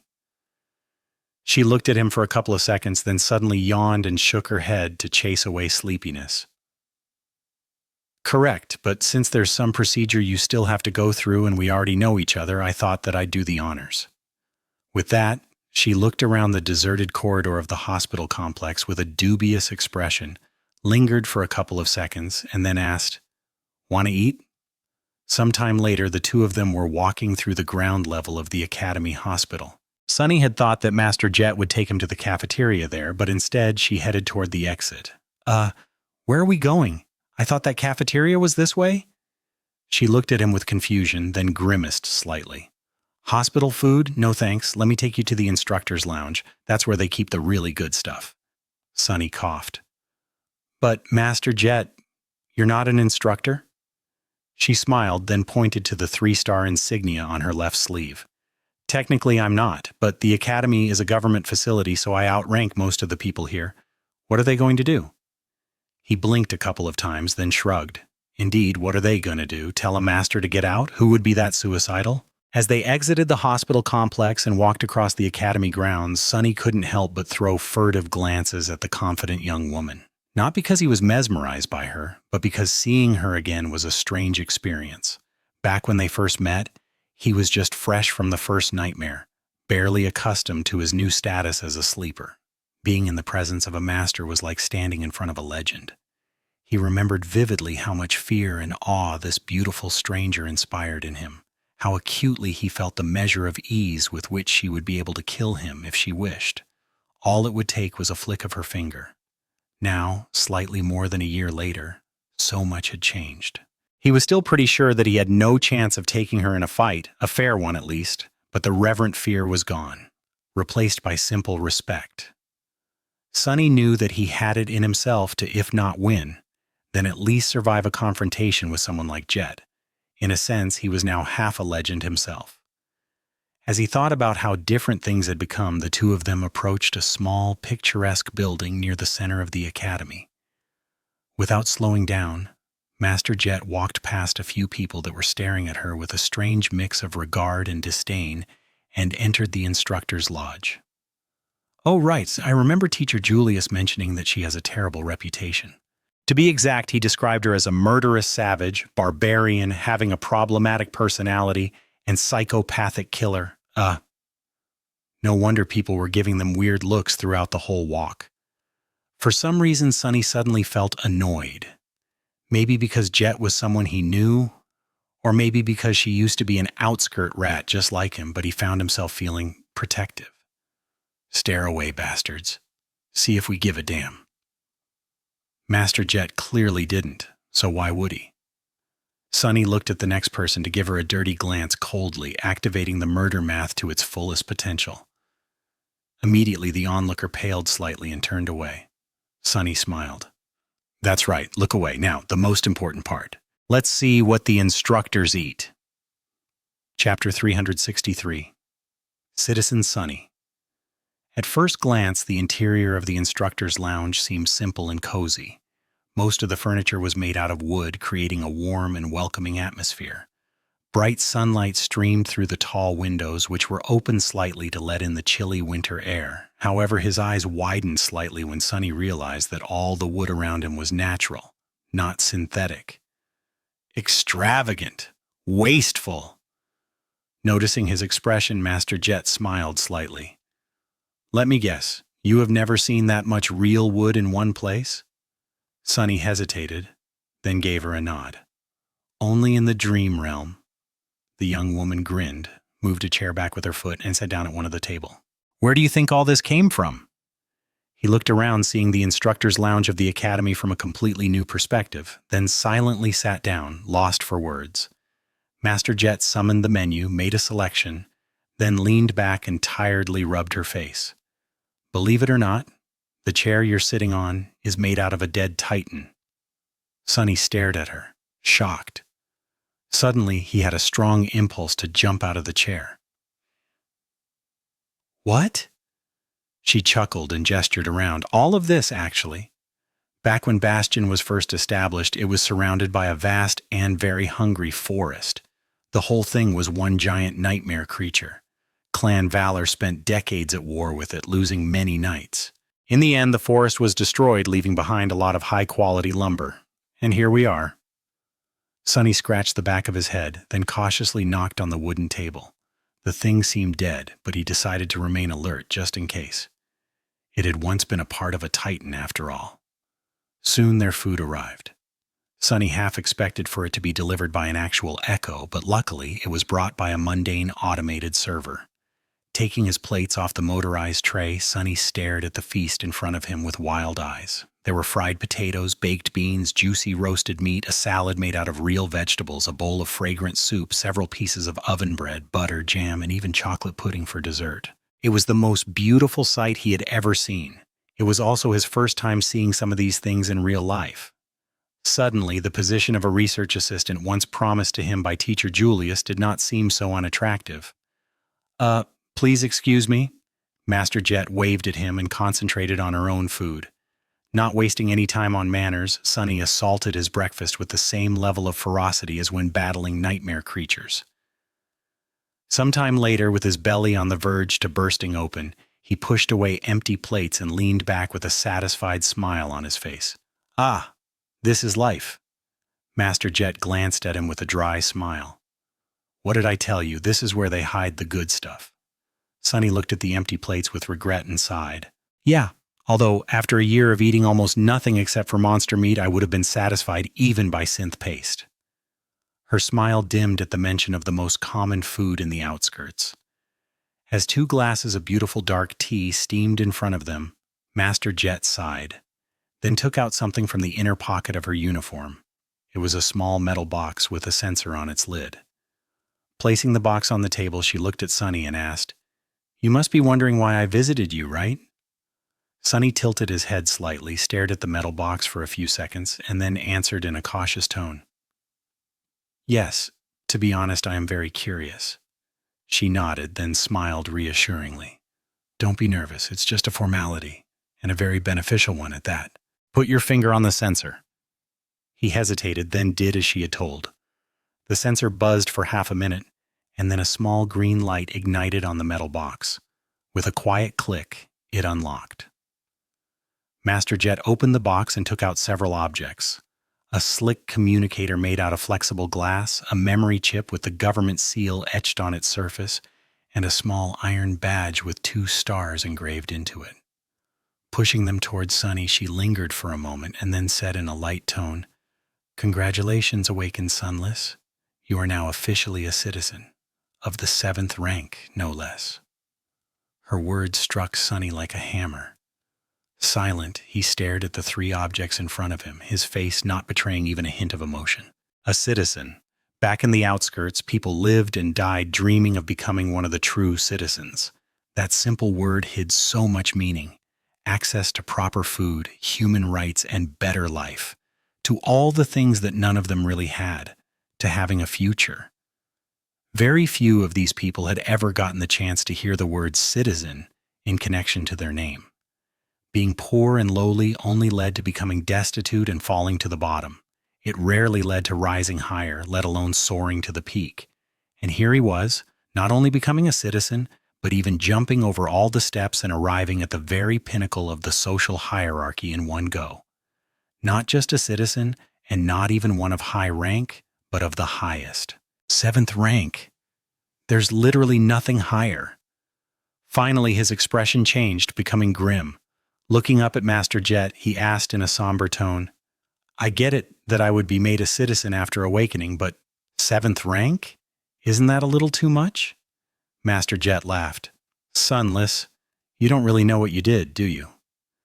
Sunny looked at her without humor, then said, "I'm pretty sure that I do, but please enlighten me." She shook her head and sighed. "Listen, of all the sleepers that had returned from the dream realm in the last few years, there are only 5 whose files were marked as SS, and you are one of them." Chapter 364, SS Class. Sunless. Sunny stared at Master Jet, a strange expression frozen on his face. After a while, he asked, "That's great, but what the hell does SS mean?" She smiled and sipped her tea, looking at him across the table. Placing the cup back down, she then shook her head slightly and said, "The government, and the powerful legacy clans, of course, keeps track of every awakened in the world. That shouldn't be a surprise for you, right?" Sunny slowly nodded. "Yeah, that makes sense." Master Jet shifted slightly, then continued. "Firstly, because every awakened technically has a duty to respond when a gate opens near their location. That's what the special communicator is for. In exchange for all the privileges we receive, we have to protect this world from the nightmare creatures." A dark grimace appeared on her face. "Of course, realistically, no one can force you to actually fulfill that duty, or at least no one is going to. Many awakened turn around and run as soon as they receive a gate crisis alert." Sunny grimaced. On one hand, he understood such a reaction perfectly. Why would they want to risk their lives for random strangers? Not every awakened was good in a fight, too. Not everyone was like the artisans of the Dark City, who had gone into battle side by side with those dreamers who possessed combat aspects. But on the other hand, the idea of running away while monsters were devouring mundane humans and wreaking havoc in the real world simply rubbed him the wrong way. It seemed as though Sunny had somehow developed a bit of pride in the past year. He didn't want to run from the nightmare creatures and capitulate to the spell. He might have even been infected with having morals. Better squish this lunacy fast. Oblivious to his thoughts, Master Jet continued. Secondly, newly awakened are monitored because everyone wants to recruit the best of them. Talents need to be nurtured, and for that they need to be recognized first. So the most promising awakened receive a mark on their file. Usually it's SA or simply S. Do you know what that means? Sunny shook his head. She grinned. SA means strategic asset. There's not a lot of awakened who are considered to be important enough to be assigned that designation. Having one means that you are viewed as a person who can potentially be important to the very survival of humanity, or at least make an impact on the global scale. Simply put, it's either someone whose aspect can be extremely useful to society or someone who has a high chance of becoming a master, maybe even a saint. Master Jet took another sip of tea, then gestured lazily at herself. Like me. Not to brag, but people with the S designation are few and far between. That's why we usually receive a lot of attention and support from either the government or the legacy faction we decide to align with. But here comes the best part. She grinned. Currently, everyone is running around and foaming at their mouths because of you guys. All 100 of those who returned from the Forgotten Shore were marked as strategic assets. That is, That is an unprecedented event in human history. A sudden appearance of 100 powerful awakened is not that important in the grand scheme of things. But if those awakened all have a very high chance of becoming masters, maybe even saint, that would be enough to completely shatter the current status quo. Sunny stared at her, thinking. Up until now, everything that he heard was in accordance with how he had imagined things to be. But I get it. However, what's that about me being marked as SS? What does SS stand for? Master Jet nodded. I was about to explain. Above those marked as strategic assets, there are those marked as special strategic assets, SSA or SS for short. This designation is even rarer. Actually, very few people had ever gotten it. What it means is that you are considered to have a very high chance of becoming a saint. She looked at him with an apologetic smile and added, Granted, out of the 5 people with the SSS designation, you are the least outstanding. No offense. Sunny glanced at her and smiled slightly. None taken. Who are the other 4? Master Jet shrugged. 3 of them are the only ones who received true names from the spell after leaving the Forgotten Shore. Awakened Athena, Awakened Kai, and Awakened Cassia.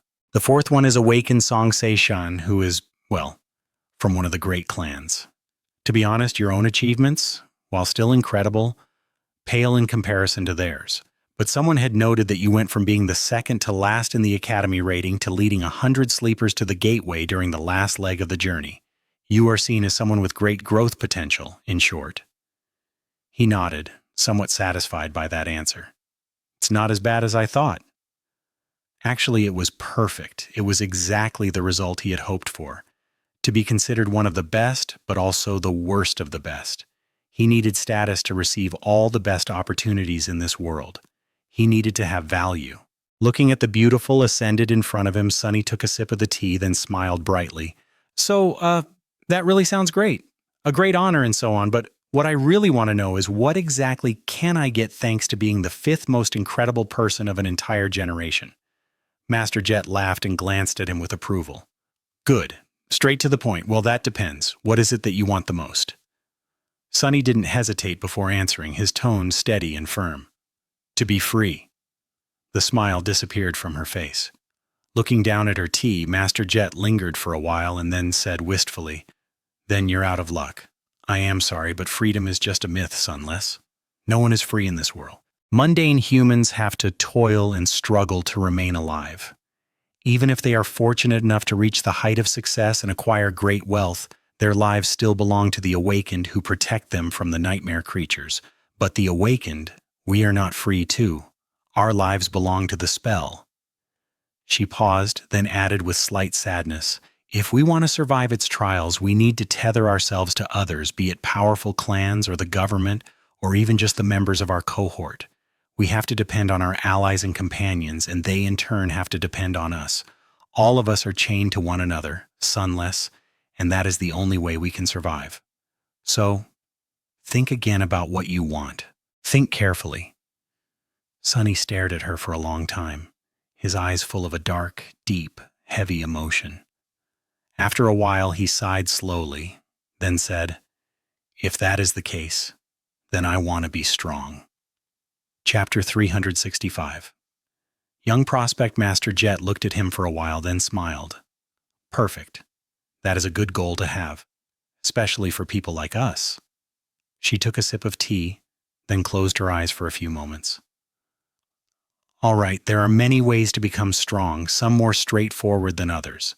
Ideally, you would want a powerful organization backing you up, but that is not the only way. In fact, such a partnership is a double-edged sword. You gain a lot, but also have to give a lot in return.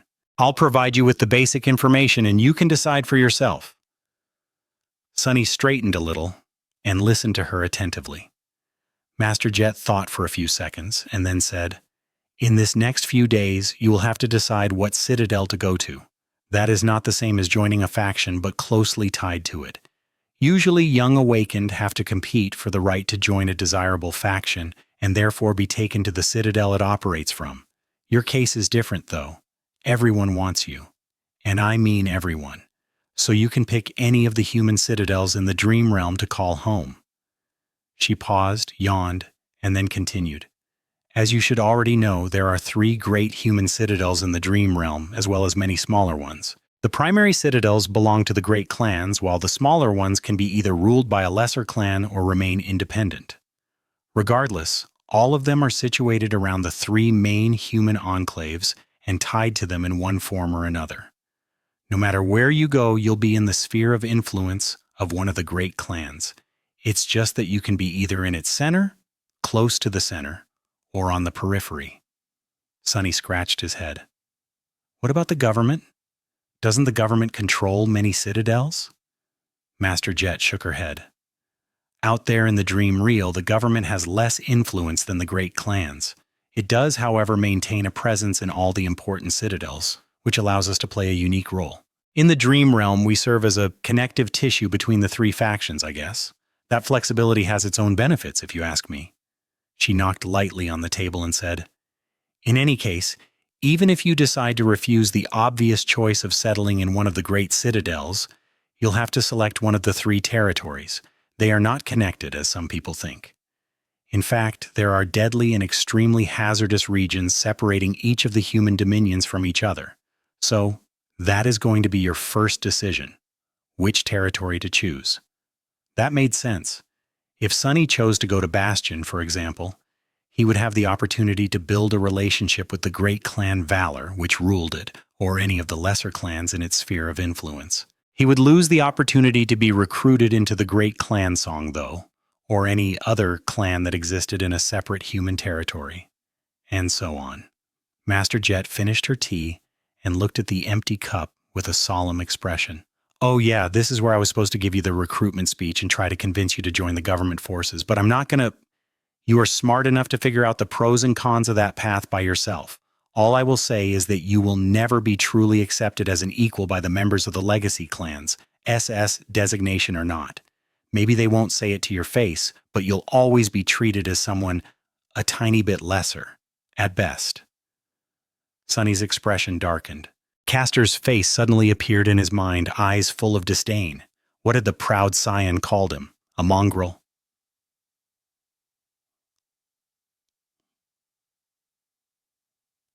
Well, that mongrel got to your throat. Who's laughing now? Master Jet had a similar kind of expression on her face. Had she experienced her own share of hardships because of her lowly background? Most likely. As Sunny was pondering what Master Jet's path to becoming an ascended must have looked like, she sighed, then smiled with irony. Not that entering a legacy clan is a bad deal. Actually, it's a dream come true for many, most even. With your renown, Sunless, any clan would be happy to give you patronage. Some might even adopt you. Hell, with your looks, even marriage is not out of the question. As Sunny choked on his tea and did an actual spit take, Master Jet laughed. Marriage? What marriage? She shook her head. How do you think legacy clans recruit talents? There are patronage contracts, adoptions, and matrimony, the latter being the preferred method when it comes to true gems. Anything to enhance the bloodline, you know. As Sunny stared at her with wide eyes, Master Jet chuckled and continued. In any case, these are your options. You can go with the government, one of the 3 great clans, or a lesser clan. Each will provide you with plenty of incentives to join them instead of others. The most wealthy factions will even shower you with soul shards. You and I both know how important those are. Few people can refuse such an offer. She sighed wistfully, lingered for a bit, and then added, Of course, you can also remain independent. In that case, you won't have any special support outside the usual benefits of being a highly regarded awakened, be it in the form of training, resources, or access. But you also won't be tied down by any obligations, free to travel around the dream realm as you wish, making a living by hunting nightmare creatures or providing useful services to your citadel of choice. There are plenty of independent awakened out there, although few who are truly successful. It's a tough way to live. Sunny rubbed his face, feeling slightly overwhelmed by the cornucopia of choices in front of him. He had no need for soul shard, but being showered in them still seemed like a great experience. Master Jet grinned. So, what do you think? He hesitated for a while, then said, I don't know, that's a lot to take in. I'll have to think about many things before making a decision. She nodded as though that was an expected answer. Good, nothing good can come from rushing such a matter. With that, Master Jet took a small, secure plastic container out of her pocket and pushed it to Sunny. He took it and raised an eyebrow. What's that? She shrugged. A pack of military-grade stimulants to keep you awake for a while. Don't use more than one patch at a time. Wait, why am I explaining this to you? You're from the outskirts, so your knowledge of stimulant use must be extensive. In any case, with that, you'll be able to stay lucid for about a week. Contact me when you're ready to make a decision, and I'll arrange the rest. Oh, also feel free to call me if you have any questions, and scratch that. Not any questions, just important ones. She stood up, stretched a little, and gave him a little smile. Well, it's been nice seeing you awake and sunless. You did well, staying alive out there. Warms my heart to know that another one of us did. I'll be off then. Time waits for no one and all that. She turned around to walk away, but Sunny stopped her. Master Jet? She glanced at him in confusion. Yeah? Sunny hesitated for a bit, then raised his newly issued, expensive, slick communicator. I don't have your contact? Master Jet stared at him for a while, then grinned. Want to get my number, huh?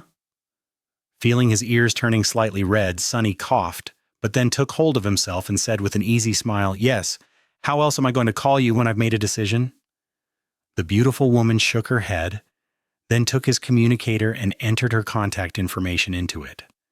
Returning the communicator to Sunny, she looked at him and said, Can't wait to hear from you, awake and sunless. See you later then.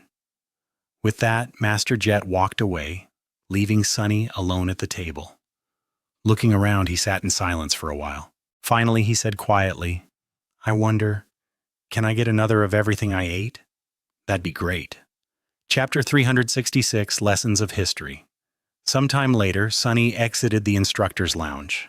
The clear winter day welcomed him with chilly wind and tiny snowflakes dancing in the sunlight. Despite being dressed very lightly, his skin was covered only by the soft fabric of the simple training suit provided to him by the staff of the Academy Hospital complex. Sunny did not feel too cold. That's being awakened for you, I guess.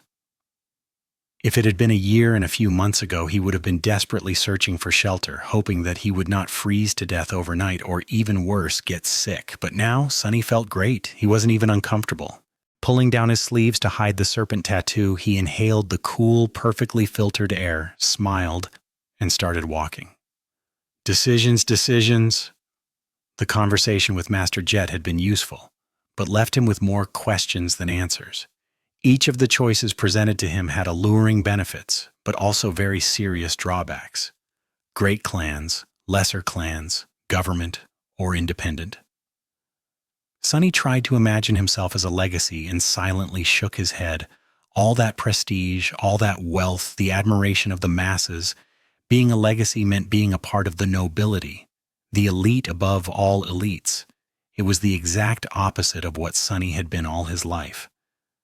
But who said that he had to remain the same in the future? From a pauper to a prince, that would be a nice transformation. Lord Sunless.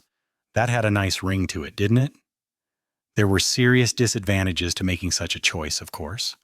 Working for the government offered its own advantages, but at the cost of not receiving as much funds and resources, while being tied down by too many obligations. Both times Sunny had met Master Jet, she seemed busy and overworked. He couldn't imagine pursuing his goals with such a schedule. One of the functions of the awakened forces in service to the government was hunting down rogue members of their own kind.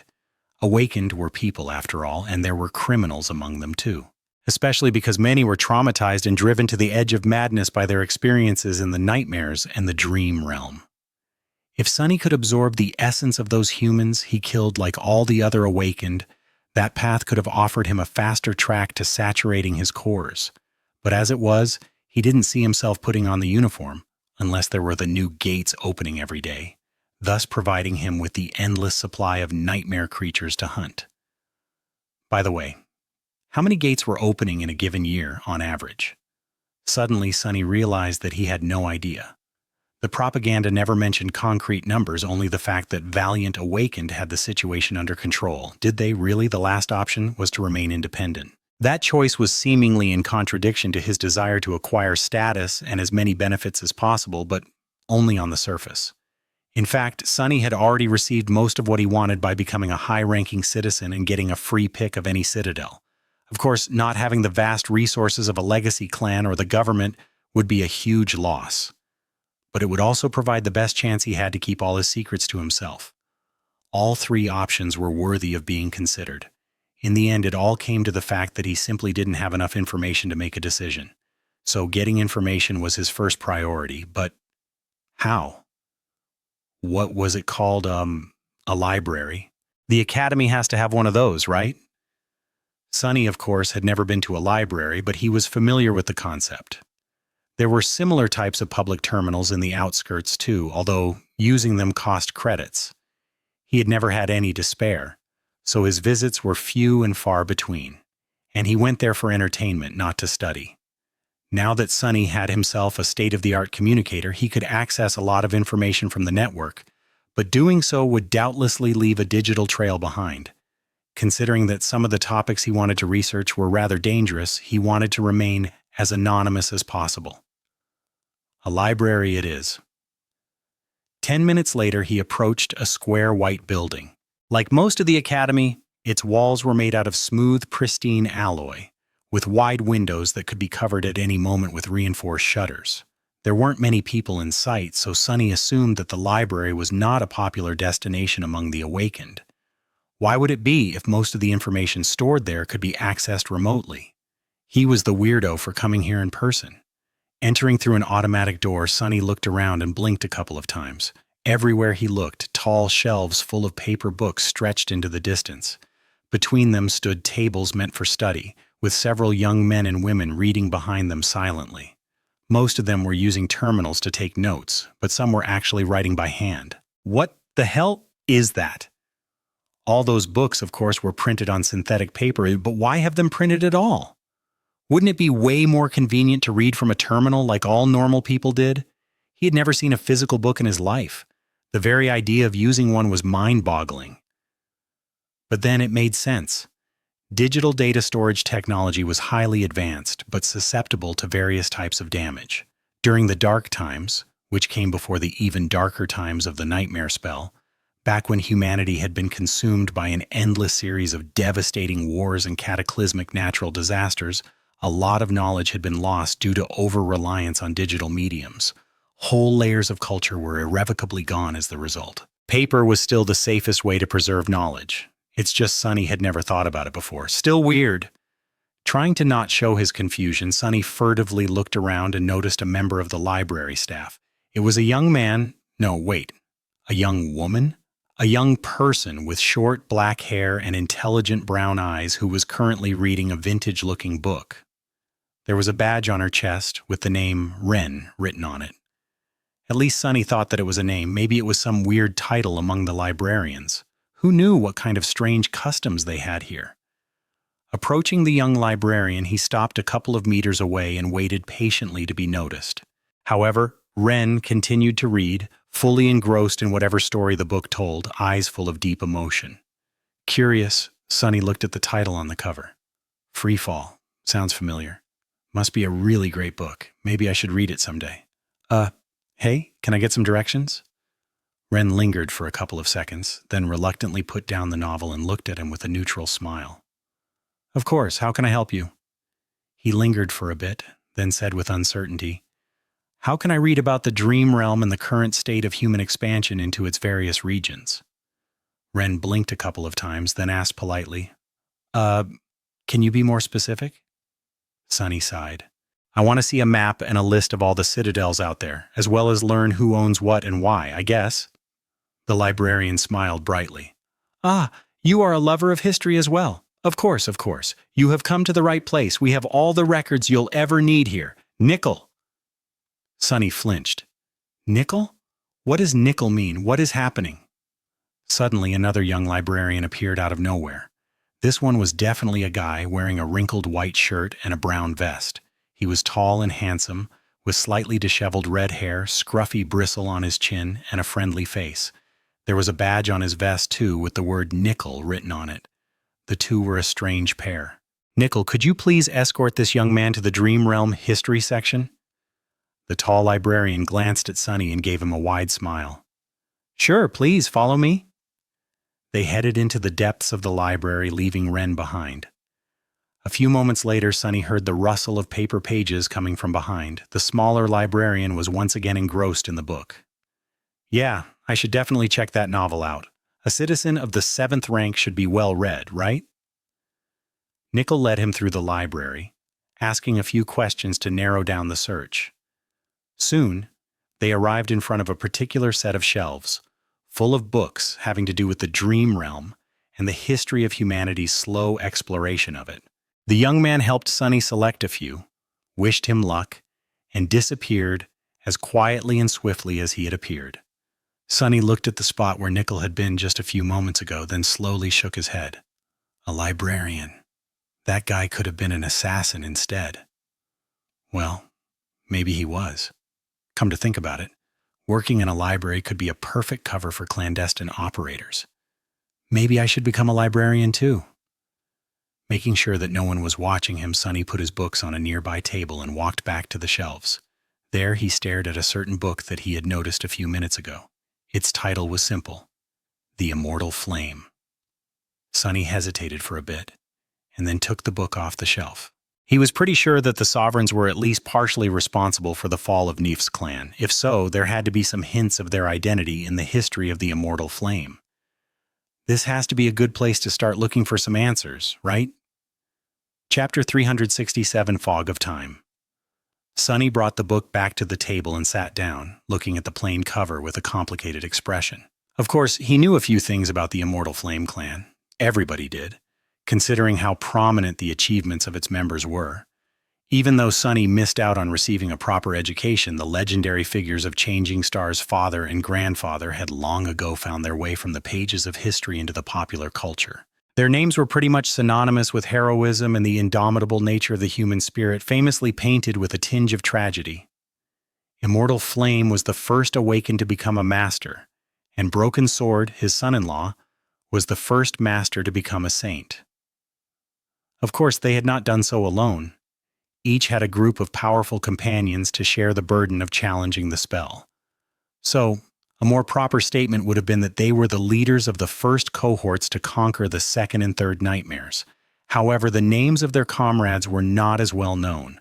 Sunny was sure that kids learned about them in school, but a street rat like him only had a general impression of who they were. Mostly, he just remembered that some of them would go on to establish the great clans. But that was the thing about heroes. Suni had once told Effie that one had to die to become a hero. And that was not a joke.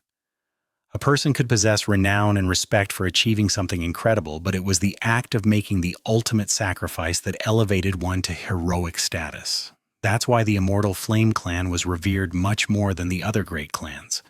Not only because the leaders of those cohorts came from it, but also because it had a tragic end. Or had it? If Nephis did manage to return to the real world, the fame of her clan would burn bright once again, perhaps even brighter than ever before. The survivors of the Dreamer army already treated her like a deity.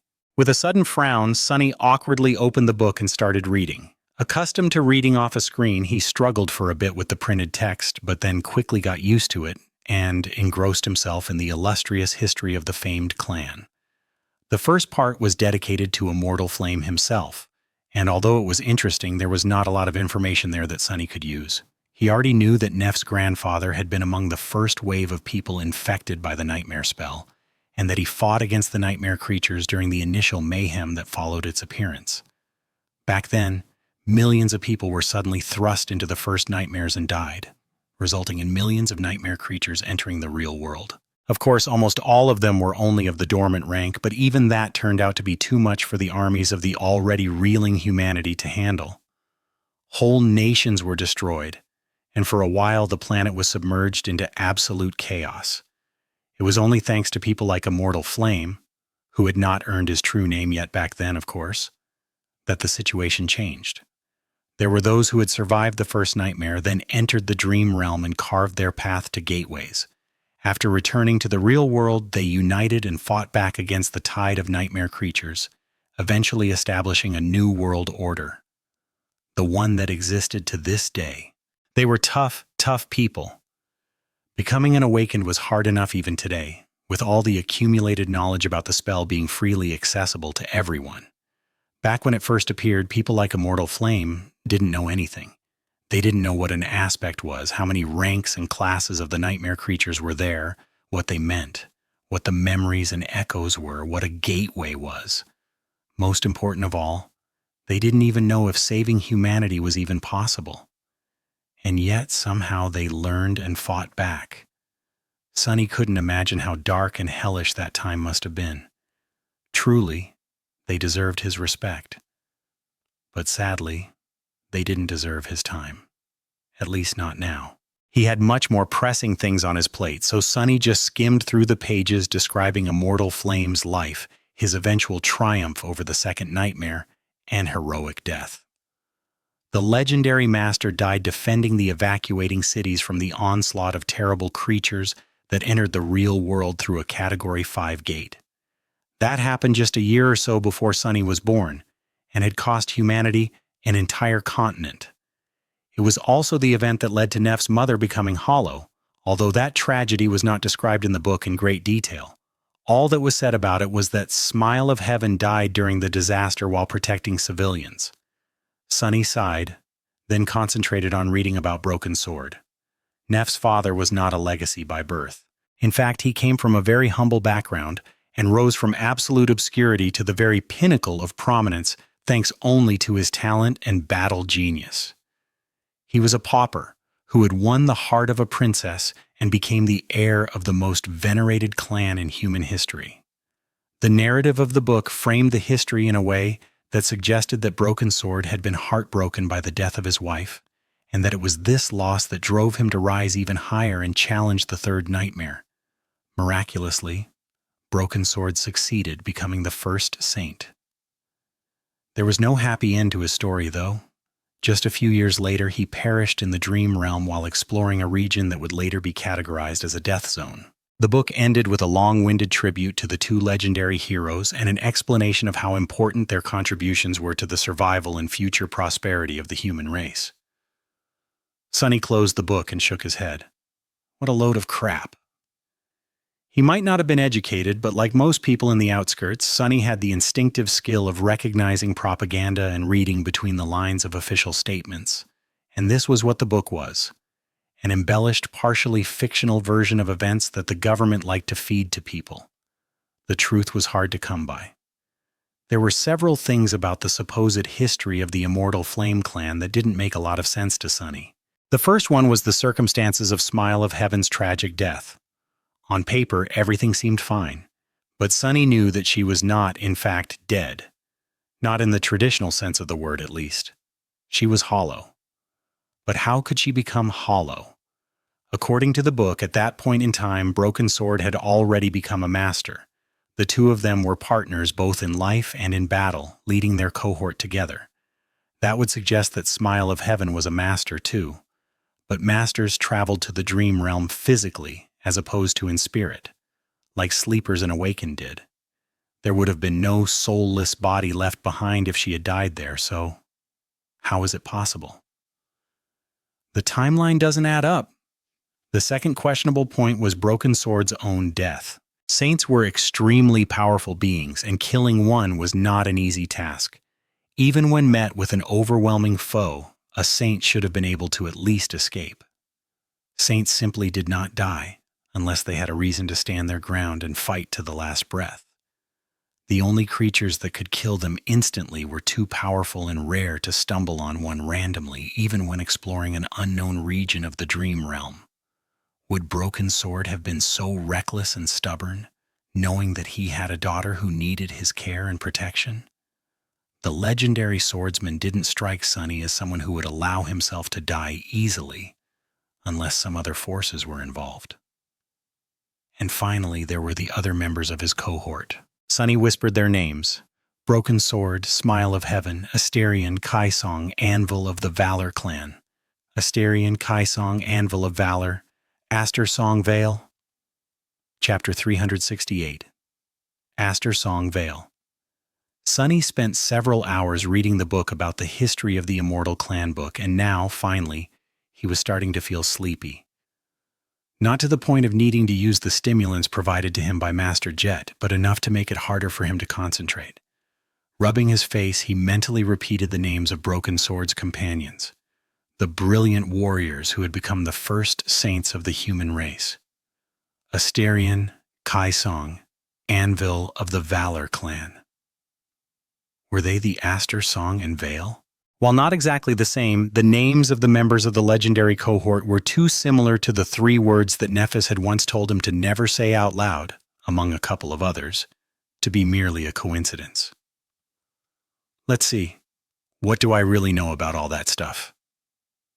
Sunny knew that the 3 words held enough meaning to free Neph from the haze of the Soul Devourer's mind hex, at least partially.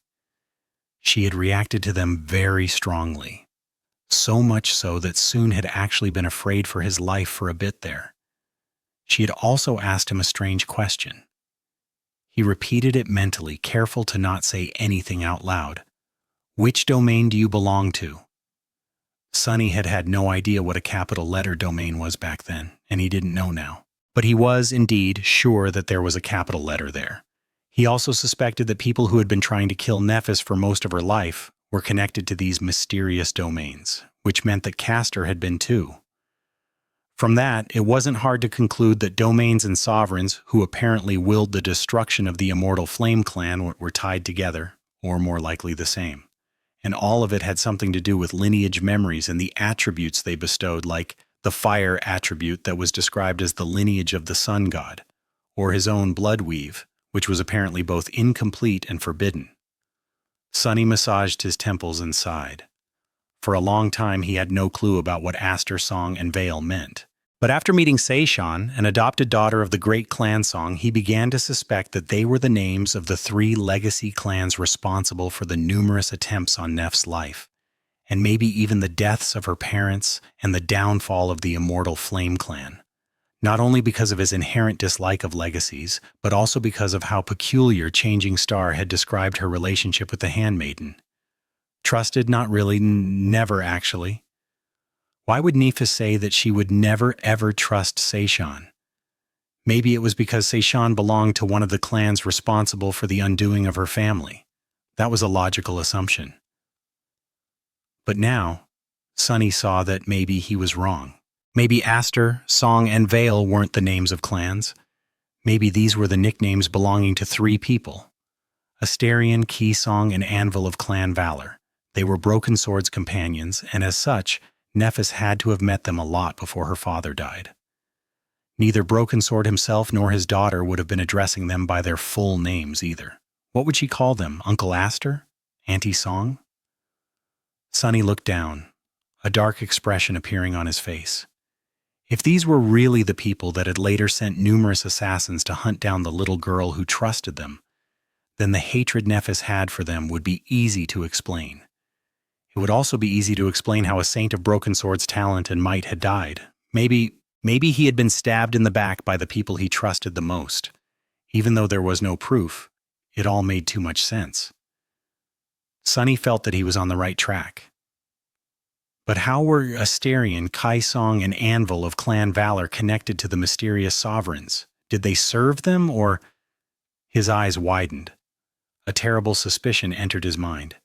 Not a suspicion. A certainty. It's them. They are the sovereigns. The revelation hit him like a hurricane squall, too vast to comprehend all at once, and the key to it was a simple sentence that Nephis had once told him, while overwhelmed by intense emotions. How did he miss it? Back when they had their falling out in a deserted alley of the outer settlement, Neph said, "You think Gunlao can stop me? You think a fallen terror can stop me? Those 3 ghouls can stop me?" "No, Sonny, nothing will stop me. Anyone who dares will die. I'll kill them all." She had listed her enemies. She listed them in the order of magnitude. First Gunlaug, then the Crimson Terror, and then the Sovereigns, 3 ghouls, Aster, Song, and Vale. Just as he was trying to cope with that idea, another frightening realization appeared in Sunny's mind. He shuddered. Recalling another thing that Nephis had said, he then mumbled quietly, "No, I won't be the first one to conquer the 4th nightmare. I will be the first one to conquer every nightmare." Back then, he had understood her as wishing to be the first one to beat the fourth nightmare as well as all the rest. But her words could have been interpreted in a different way. Among the awakened, there was a general agreement that the names of the ranks were not coincidental. Many people thought that the words used by the spell described the ascent toward godhood, or the descent into profanity as far as nightmare creatures were concerned. In many ways, these two paths were reflections of each other. A person of a third rank was described as ascended, since they were rising above their human nature. A creature of the same rank was called fallen. This step had to do with ascension, or the opposite of it. A person of the fourth rank was described as transcendent, since they had transcended the mundane and assumed some qualities of the divine. A creature of the same rank was called corrupted. This step had to do with transformation. It was no coincidence that the aspect ability the saints received was called a transformation ability, after all. The next step also had a special meaning to it.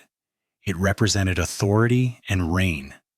Be it supreme or great, beings of that level were meant to consolidate their power and exert it upon the world.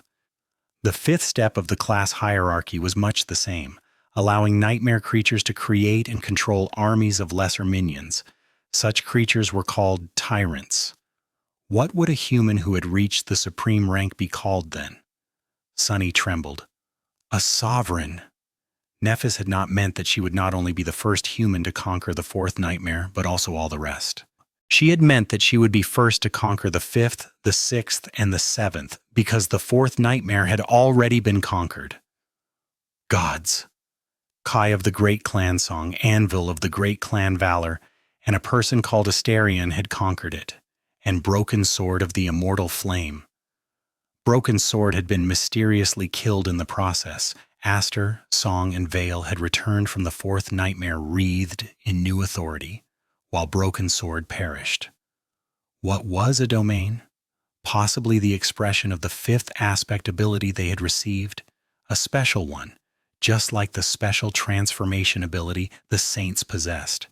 And for some reason they had chosen to keep their accomplishment a secret, instead exerting their influence on humanity from the shadows. Wasn't it strange that their names seemed to practically disappear from the pages of history after Broken Sword died? They too were the first to become saints after all. Not if they had chosen to keep them hidden. Wasn't it strange that Castor of Han Li clan seemed so loyal to the mysterious sovereigns who had ordered him to kill the last daughter of the Immortal Flame clan? Not if they were the real power behind the great legacy clans to which his own lesser clan was beholden. Wasn't it hard to believe that there were words that could kill just by becoming known to a person? Not if those words were the names of the three supreme rulers that preferred to remain nameless. Sunny moaned slightly, then covered his face, his hands. Crap, crap, crap! Why did I have to go and get myself involved in all this crap? He had a feeling that his life had just become much more complicated. Chapter 369. Hidden Forces. Sunny spent some time staring at the pile of books in front of him with a dark expression. After a while, he sighed heavily. So there were hidden forces out there that exerted influence over the entire human race. The authority was as invisible as it was frightening. And now, he knew their names. The sovereigns were at least as powerful as the government, or maybe even more so. The exact relationship between these two hegemonic powers, one official, the other secretive, was not clear. But for now, knowing the full extent of the authority resting in the hands of the sovereigns was not that important. However, it was important to know that the world was not at all as he had imagined. It was much more dangerous. Why? Because if there was one thing that all wielders of authority shared, it was the animosity toward others encroaching on their power. That was just human nature. Among the strong, only one entity could be the strongest. And so that entity was always apprehensive of others growing stronger. Bosses of criminal gangs in the outskirts were always paranoid of their lieutenants usurping them and tended to violently get rid of those who were too successful. In the Dark City, Gunlaug reigned with an iron fist, destroying anyone who dared to be strong without submitting to his rule. And sovereigns would be much the same. Since Sunny was already powerful beyond reason for a person of his age at least, and had an even more frightening potential, The sovereigns would never allow him to exist outside their control. Luckily, they did not know the true extent of his strength yet, but since his main goal was to become stronger, as strong as he possibly could, as fast as he possibly could, to not fall behind Nephis, that was going to be a problem. Suddenly, some things about the awakened society became more clear. A long time ago, Sunny had learned that Master Jet had no chance of ever becoming a saint. Apparently, one had to have a team of outstanding companions and a lot of support to attempt conquering the third nightmare, and she lacked both due to her problematic personality. Would sovereigns allow someone outside their grasp to become a saint? Most resources and knowledge about the dream realm belonged to the legacy clans, especially when it came to anything having to do with higher ranks, and the clans were controlled by the sovereigns, which basically meant that they could prevent anyone from becoming a saint simply by refusing their support. How many talented masters like Jet were being suppressed from growing more powerful because they didn't serve one of the supremes? There were a couple of saints serving the government, at least. Whom were they really loyal to? Hate it. I hate it so much. Of course, Sunny knew that all of this was just his conjecture. And yet, one thing was certain. The choice presented to him by Master Jet was not as straightforward as he had thought. In truth, he wasn't deciding between the great clans, the lesser clans, the government, and independence. He was deciding between entering into the service to the sovereigns or refusing it. And that choice was strained even further by his connection to Changing Star. See, damnation! With a sigh, Sunny stared at the bookshelves surrounding him and then stood up. He had to get a few more books to read. Many hours later, he tiredly put the last one away and rubbed his face. Now that he had absorbed a lot of knowledge about the current geography and situation of the dream realm, a seed of a plan began to form in his mind. However, he still needed more information. He wouldn't be able to find it here, however. For that, he would have to visit an old acquaintance. One thing he did find, nevertheless, was a bit more information about the sovereigns: Asterion, Kaisong, and Anvil of Valor. The last one was possibly the most renowned. An heir of the great clan, he was mentioned many times in the text describing the human expansion into the northern territories of the Dream Realm, as well as the history of Bastion, one of the 3 central human citadels in the Dream Realm. In fact, he had apparently been responsible for slaying the Titan whose remains were then used to create the chair Sunny was currently sitting on. Strong. Later, though, the traces of St. Anvil disappeared. There was no mention of his death, but the reins of Clan Valor were now in the hands of his cousins, at least officially. Kaisong was only slightly less famous. Unlike Anvil of Vale, she had come from one of the lesser legacy clans, and it was by her hand that it was elevated to the status of a great one. The stronghold of Clansong, Ravenheart, was the second major human settlement in the Dream Realm. Its sphere of influence was separated from the other 2 territories by especially dreadful regions. The border with the Valor clan was especially deadly, but also rather thin. From what Sunny was able to learn, Kaisong was still the ruler of her clan, although she rarely appeared in public. She was known as a benevolent and charitable person, but that was pretty much all the information he could find. It seemed that it was her adoptive daughters who mostly acted on her behalf. Seishan was one of them, although she was trapped on the Forgotten Shore for too long to be mentioned anywhere. And lastly, there was a man named Asterion. He was the most mysterious of the 3. No one seemed to know where he came from and where he went after the Broken Swords cohort was disbanded. In fact, there was barely any mention of him at all.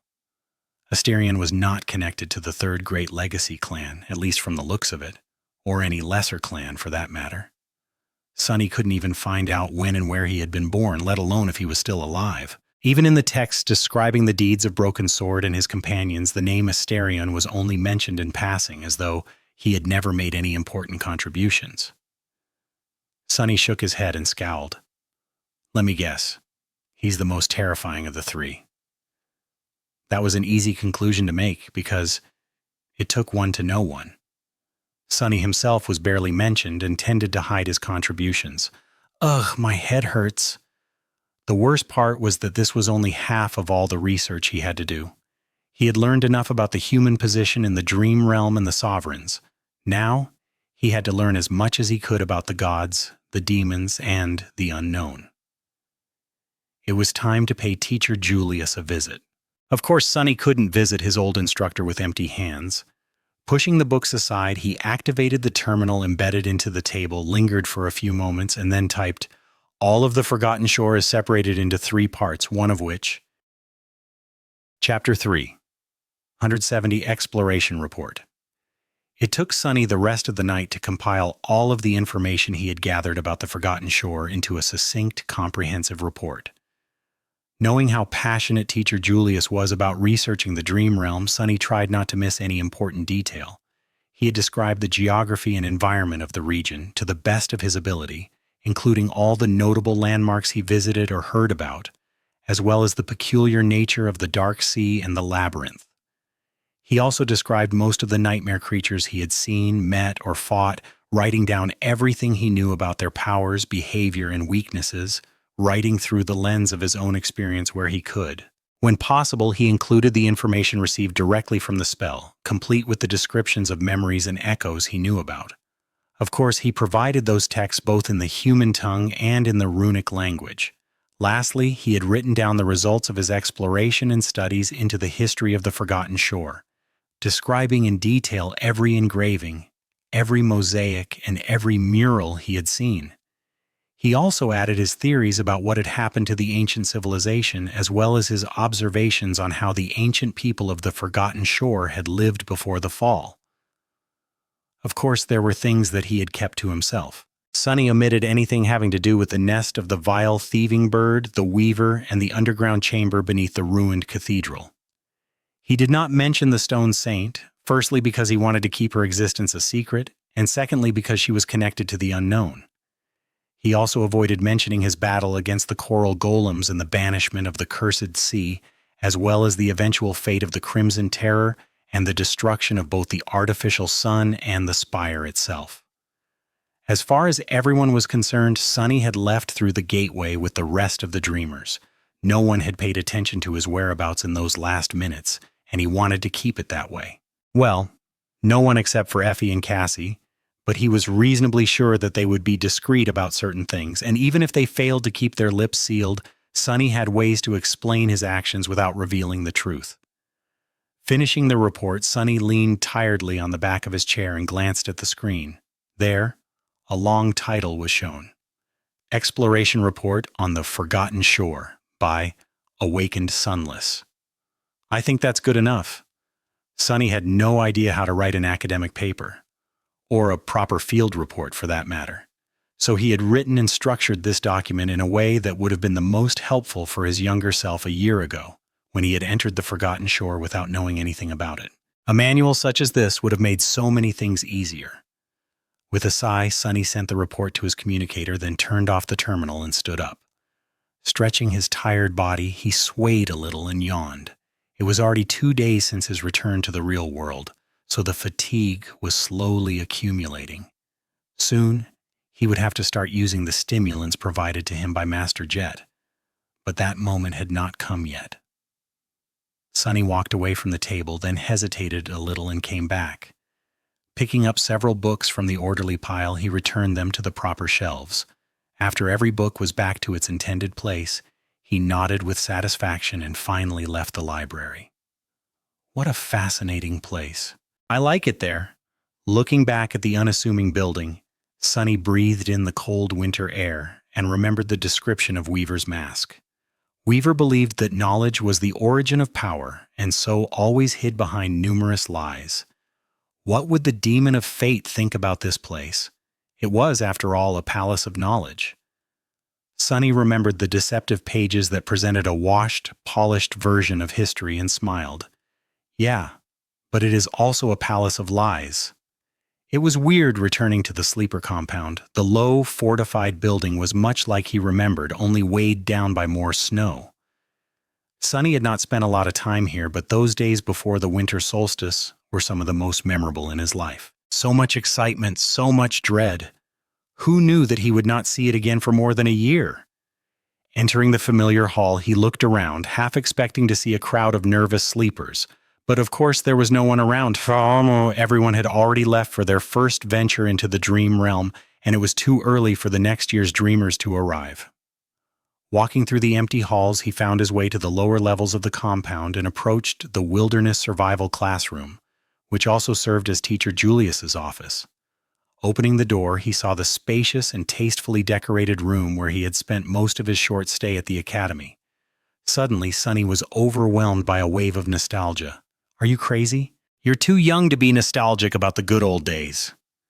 His mentor was not at his usual place, sitting behind the wide wooden desk.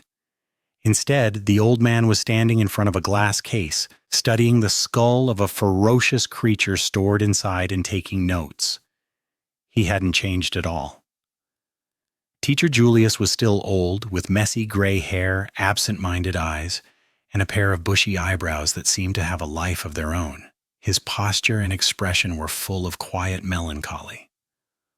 However, as soon as he heard someone entering the classroom, his face changed, becoming lively and curious once again. Turning around, the old man stared at the visitor with confusion. Then his face suddenly lit up with a bright, infectious smile. "Sunny, my boy." Chapter 371. Academic achievement teacher Julius was just the same, but Sunny's perception of him had changed, not only because of how instrumental the things he had learned from the old instructor turned out to be for his survival, but also because of the history books he had just read. How old is teacher Julius anyway? Sunny had never thought about it, but after learning more about Immortal Flame and the first generation of the Awakened, he couldn't help but see his mentor in a new light. Teacher Julius must have been, if not of the same age as those legendary figures, then at least of the same generation. Those people had lived through much darker, much more violent times. They had survived the end of the world and built a new one from the ruins. "Sunny, my boy." Before Sunny could react properly, he was subjected to a passionate hug. Then teacher Julius unceremoniously pushed him to the nearest chair. "Finally, you're back. I never doubted that you would return, not even for a moment. No student of mine would allow himself to die easily, you know." "Wait, what am I talking about?" "Of course you know. You're one of my students yourself, after all." Sunny couldn't help but smile while listening to the excitement in the old man's voice. Before coming here, he was slightly worried that teacher Julius would not even remember him. Despite the fact that his course was not the most popular at the academy, the eccentric instructor must have mentored thousands of sleepers throughout his career. What was one more? But luckily, Sunny had been wrong. "But my boy, a whole year. Did you like it in the dream realm so much that you didn't want to return? Did you not think that your old teacher would be worried sick? In the name of the gods, what happened?" Sunny hesitated a little, then said apologetically, "Well, teacher Julius, you see, I ended up in an unexplored region of the dream realm, and the only gateway there was guarded by a fallen terror." The old man blinked. "Heavens, how horrible. So what did you do?" Sunny shrugged. Well, in short, I met two beautiful girls, escorted them to an ancient castle, spent a few months exploring a cursed city, went on a long and arduous quest to find a magic crown, killed a devil, helped a princess become a queen, participated in a war or two, climbed an evil tower, and finally ended up near the gateway. Basically, I survived. Just how you taught me to." Teacher Julius listened to him very carefully, then nodded a few times. "Great! You did great! Just as expected from one of my students. But, Sunny," the old man's eyes suddenly shone brightly, full of excitement. Did you say something about an unexplored region?" Sunny smiled, then activated his communicator. "I did. In fact, I have compiled a lengthy report about things I have seen, fought, and discovered there. Would you like to take a look? I can send it to you." Teacher Julius looked down with embarrassment. "A report? Oh, you shouldn't have. You must be so terribly busy right now." However, even while he was saying that, the old man was already opening the file. As soon as he started reading, his eyes widened, and a delighted smile appeared on his face. "Brilliant! This is brilliant! Wait, what's that? You even remembered to include citations in the original runic? That's my boy! Marvelous, huh? Well-preserved ruins, a whole city. There is. Oh my." It took teacher Julius some time to skim through the report. Throughout the whole process, he continued to mumble under his nose in an increasingly excited tone. Some remarks Sunny understand, while some went completely over his head, like Greystone architecture, the possible connections to the third wandering archon? Or which era of the Babel script would that correspond to? Or rats, that'll show that smug bastard Sando how wrong his universal origin of rituals ramblings were. The old man's eyes gradually grew wider and wider. Finally, he deactivated his communicator and looked at Sonny with an expression of profound exhilaration. You've done exceptionally well, Sonny. Of course, your report is rough around the edges and needs a lot of work to be published, but this is going to make so many people happy. I can name at least a dozen theories that can be expanded, confirmed, or refuted thanks to all the new data you provided. And that's just off the top of my head. Not to mention all the good that will come from the detailed descriptions of so many new types of nightmare creatures you included. Teacher Julius smiled proudly. You truly have a heart of an explorer, my boy. Very few people do. And out of those, even less have a keen mind such as yours. Not to mention the ability to venture into the deadly expanse of the dream realm and not only come back alive, but also remember to look at more than just what's in front of them. But it is thanks to such people that we can deepen out knowledge of the spell, he sighed. Most of the awakened only know how to hack and slash. They tend to look at us with very little regard, but it is only because of us that they know how to hack and where to slash. Luckily, there are few bright minds here and there. Sonny stared at his mentor with a bit of surprise. He had not expected such an intense reaction. He just wrote down his findings about the Forgotten Shore to please the old man, considering they shared a hobby. I'm sorry? Published? What do you mean by that exactly? Teacher Julius glanced at him with a humorous spark in his eyes. Oh, don't worry. This old man is not going to rob his own student of the reward. I'll help you bring this paper to a proper state free of charge. I don't even need to be put down as a coat whore, although it would make me happy if you did. What do I need money for? I have more money than I could ever spend already. Sonny tilted his head, then blinked a couple of times. His heart was suddenly grasped by burning emotions. Excuse me, Teacher Julius, but did you say something about money? The old man stared at him with confusion. Yes, I did. Isn't it why you have compiled this marvelous report? To receive the contribution points from the government? Sonny lingered for a bit, then slowly shook his head. No, I just thought you would like to read it. I don't even know what these contribution points you mentioned are. Teacher Julius looked at him for a while, then burst out laughing. Oh my, what a good student I have. You really delighted me today, Sonny. Such pure dedication to the noble calling of an explorer. I wish more people were as selfless as you. Selfless? What do you mean, selfless? There's not a single selfless bone in my body. Is there really money to be made from my stupid report? The old man shook his head and said, The government rewards those who enrich the base of knowledge we have about the spell, the dream realm, and the nightmare creatures quite generously. The more rare and more vital the information you submit is, the more contribution points you receive. These points can then be exchanged for a variety of useful things or simply turned into credits. Considering that no one has ever explored the Forgotten Shore before and how comprehensive your report is, I'd say you'll receive a pretty sizable sum. You really didn't know this? Sonny slowly shook his head. How sizable are we talking? Like if I want to rent an apartment. No, a house. If I want to rent a house in an area of the city with clean air, how many weeks would this reward buy? Teacher Julius gave him a strange look. Rent a house? What a strange example.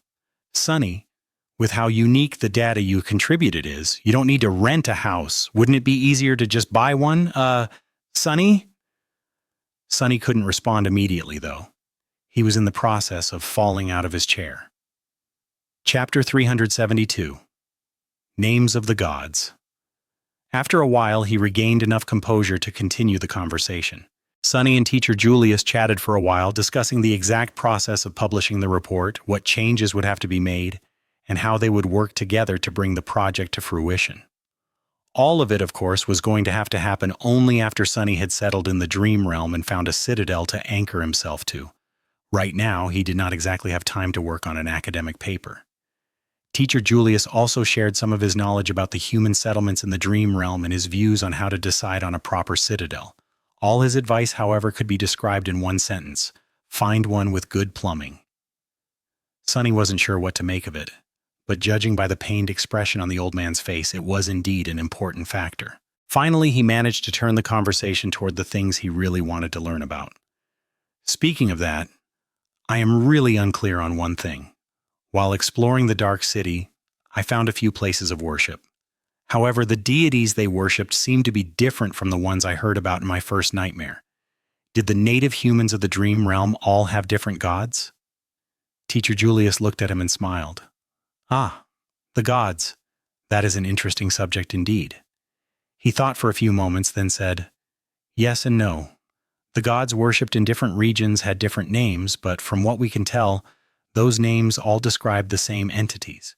The current consensus is that the gods of the dream realm were in fact actual beings, perhaps creatures of the divine rank.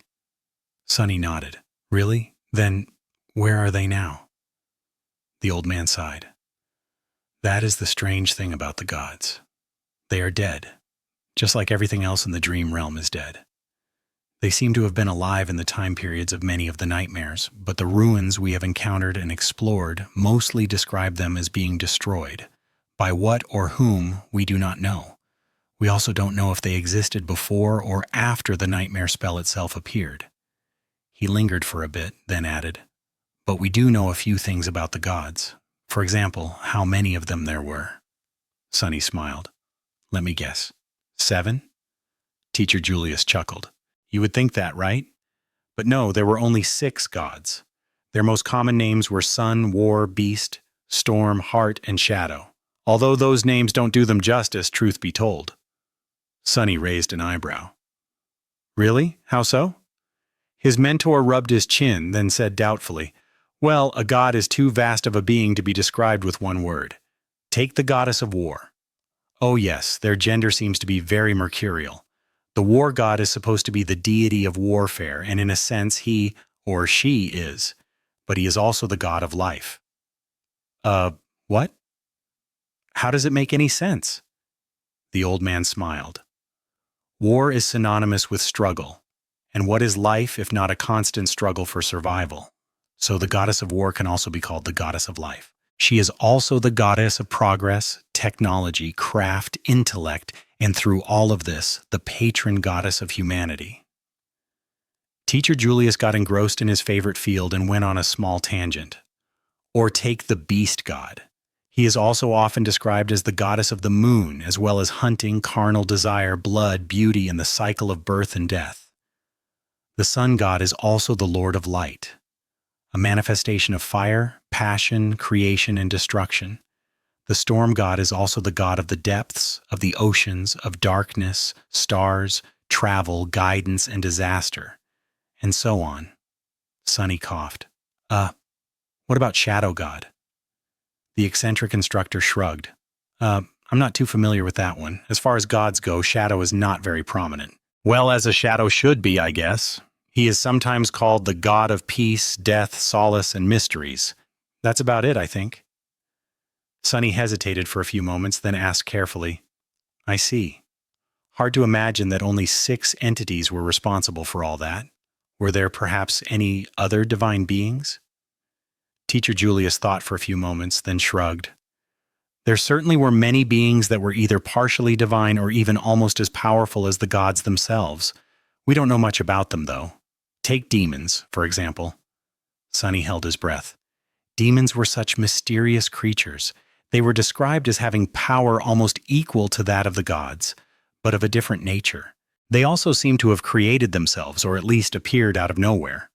Almost nothing is known about them except for the fact that there were 7 of them, one more terrible than the other. He raised an eyebrow. Terrible? Why were they terrible? The old man smiled. What can be more terrifying than a creature that came out of nowhere wielding enough power to wage war against the heavens? Don't forget that what humans fear the most is the unknown. Perhaps the gods were much the same. Sunny hesitated for a long time, then finally asked, Teacher Julius, have you ever heard about the unknown? His mentor gave him a weird look, then laughed. What kind of a question is that? Haven't I dedicated my whole life to exploring the unknown? I think the lack of sleep is getting to you, my boy. Come, I have wasted enough of your time. A newly awakened like you should be running around trying to find patronage or ingratiate themselves to a welcoming clan. I'll recommend you several books on the gods and divinity to read once you have settled out there in the dream realm."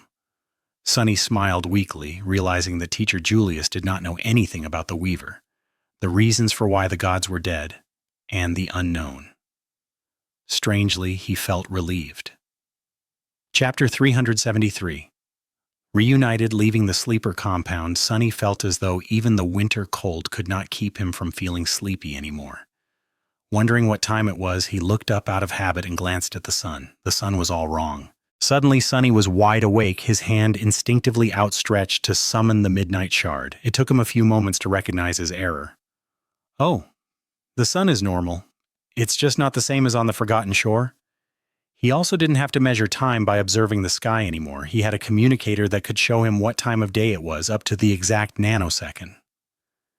Shaking his head, Sunny headed back toward the hospital complex. He was late for a memorial of sorts. The survivors of the Dreamer Army were supposed to gather today to celebrate those who remained alive and remember those who had fallen. Entering the medical center, he headed toward the conference hall, but then lingered for a moment in front of a monitor attached to the wall. There, 100 names were shown listing everyone who had made it back, and on the very top of it, there were 3 very special ones: Raised by Wolves, Nightingale, Song of the Fallen, Effie, Kai, and Cassie.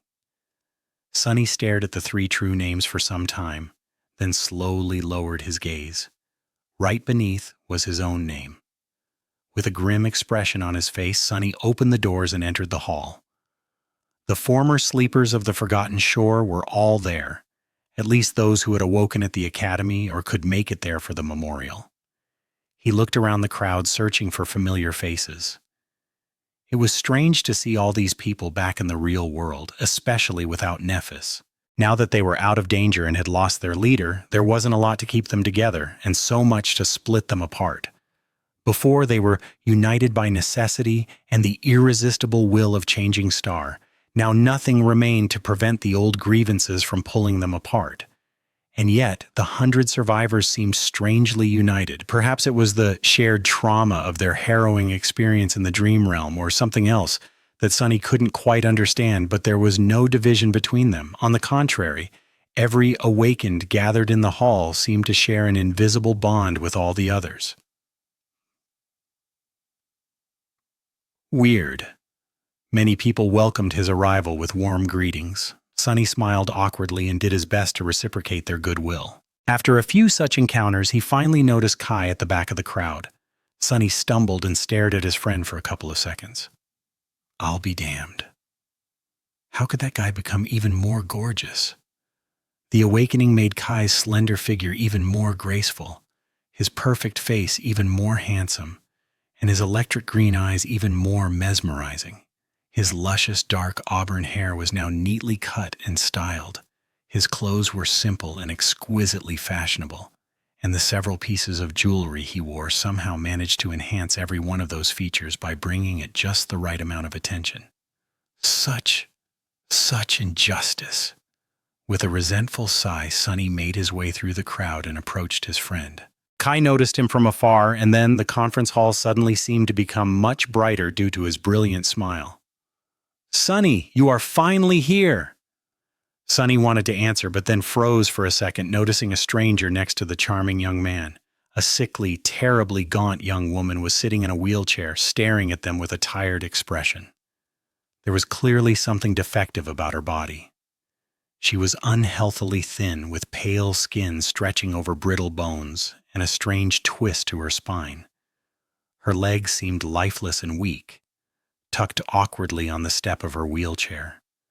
Her neck was clearly struggling to support the weight of her head. It was only when the young woman smiled mischievously did he finally recognize her. "What's the matter, doofus? You've been struck dumb by my beauty?" With a giggle, Effie spun her wheelchair, as though giving him the chance to take a good look. "Effie, that's Effie?" Sunny stared at her for a couple of moments, trying to connect the image of the mighty huntress he knew, tall, strong, beautiful, and full of vigor, to this weak, gaunt young woman. He only spoke when the pain of the flaw pierced his mind. "Not really. What What the hell happened to you? Effie smiled and shrugged. Nothing. That's how I've always been in the real world. Something moved in Sonny's memory. He remembered how the two of them sat on the support beam of the ruined cathedral talking in whispers. For some of us, the real world was more of a hell than the dream realm. That was what Effie had said back then.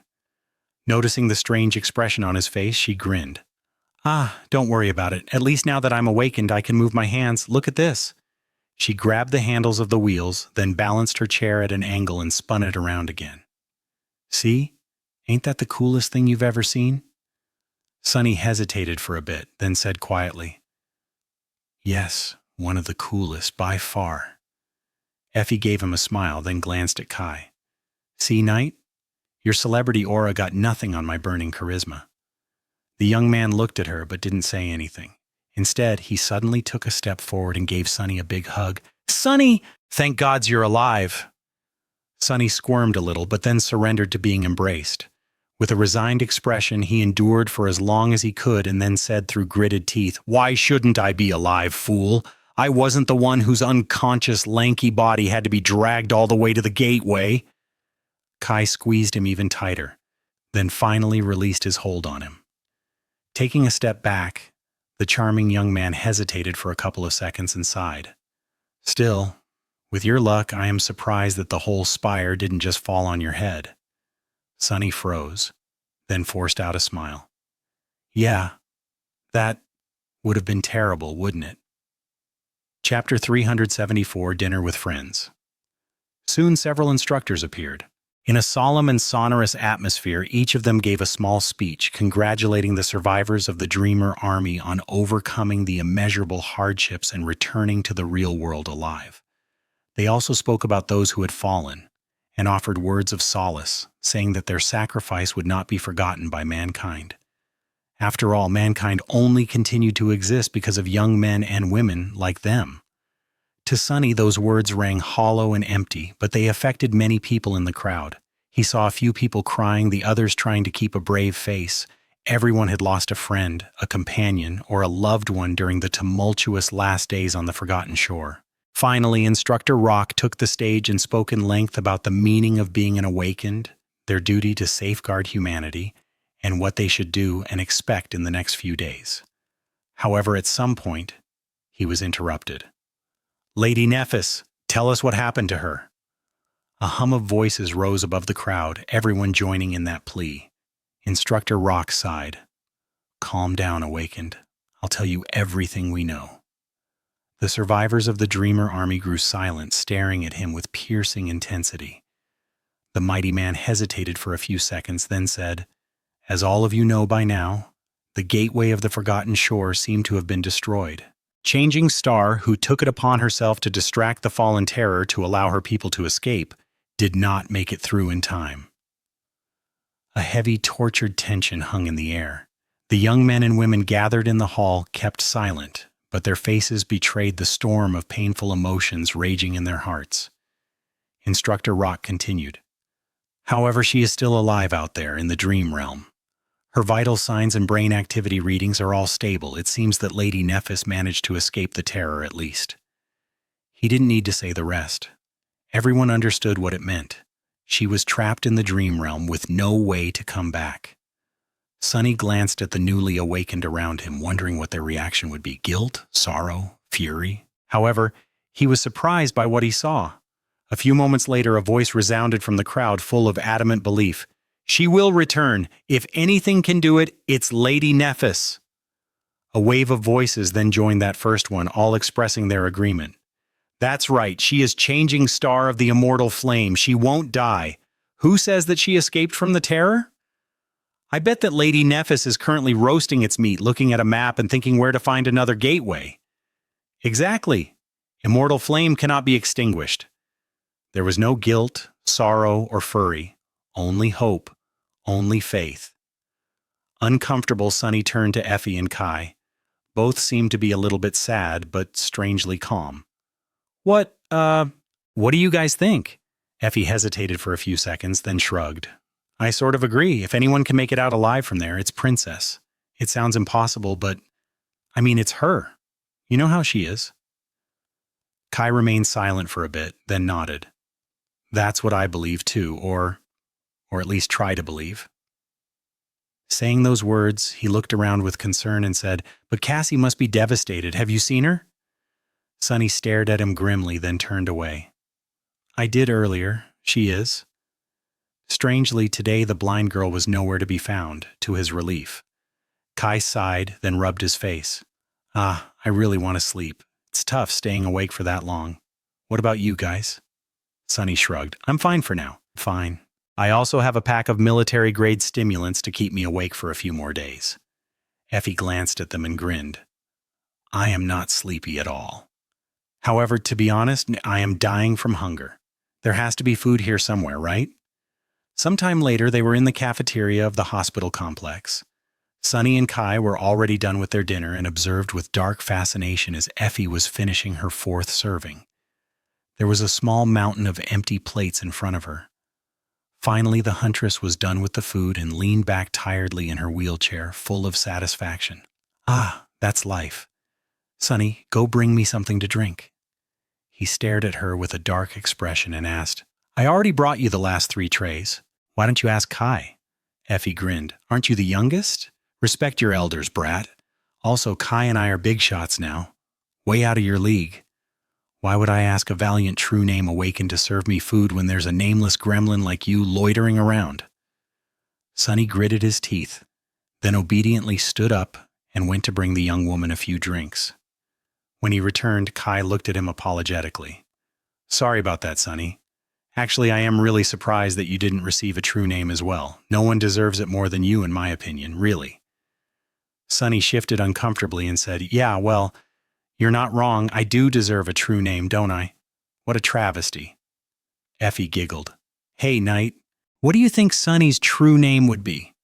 Kai blinked a couple of times, though for a bit, then said with a smile, "I'm not sure. Something like famous last words?" He chuckled lightly and then added, "Or, no, really that happened. What about you, Effie? What do you think?" Effie glanced at Sunny, then smiled with mischief. "Looks good in a dress." He stared at her with murder in his eyes. "Hey!" While the gaunt young woman was laughing, Sunny turned to Kai and frowned. "Speaking of true names, Effie, I can understand, but Nightingale? You were really named just like your band? What's up with that?" Then he looked at the charming archer with suspicion and said in a grave tone, "Kai, tell me honestly, the spell is also one of your fangirls, right?" His friend choked on his drink, then wiped his face awkwardly and gave Sunny a reproachful look. Finally, he looked down and sighed. If it is, then not in a good way. At best, it's a sasayang." Chapter 375. Separate Paths. Sunny smiled and leaned back on his chair, then looked at his friends with curiosity. There was a question he really wanted to ask, but tried not to up until now. "What's your second ability anyway?" His words hung in the air for a few moments. Suddenly, Kai coughed with embarrassment and looked away. After a couple of seconds, he said in a strange tone, I can see really far now when I want to. Even when there's no light, I am also supposed to be able to see through illusions and all forms of obfuscation, whatever that means. And, I can also see through objects." Sunny and Effie stared at him and asked almost simultaneously, "Like through walls? Like through clothes?" Kai hid behind his glass, lingered for a bit, and then answered in a small voice, "Yes, but I would never." While Sunny tried to imagine why would Kai refuse to look through walls, Effie laughed out loud. I see. What a great ability." She shook her head, then turned to Sunny and asked, "Hey, doofus, I bet you often wanted to stab me with something sharp. Want to try?" He frowned in confusion, then raised an eyebrow. "No, why would I stab you?"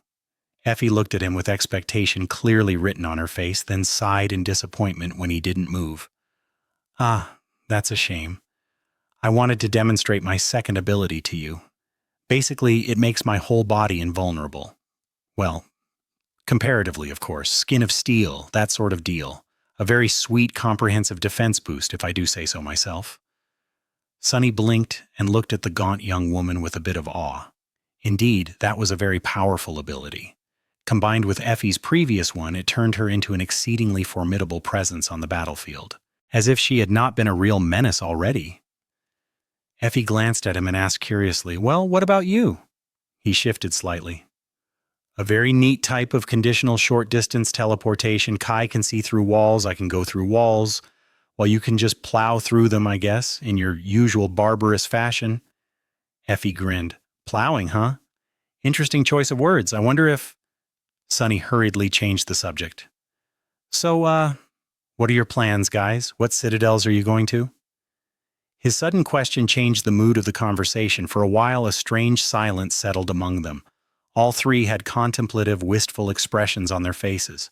This situation was inevitable, really, but they tried to avoid the discussion for as long as possible, mostly because it was both slightly awkward and slightly sad. Back on the forgotten shore, the three of them had forged a bond, and now, depending on their choices, that bond would most likely either weaken or break. The future was going to lead each on their own path, perhaps in opposite directions. For better or worse, they were about to go their separate ways. Perhaps fate would bring them together again one day, or perhaps not. After a while, Effie sighed. "I don't know, really. I have received invitations from both Clan Valor and Clan Song, but you know me. I don't do well with authority. Plus, none of them have moved a finger to help me when I really needed it. Only now that I am a hot commodity, are they all suddenly kind and friendly? Rubs me the wrong way, to be honest." She looked at her wheelchair, then slumped in it tiredly. "Anyway, I might take them up on the offer or I might not. It depends on what the fastest way to get ready for the second nightmare would be.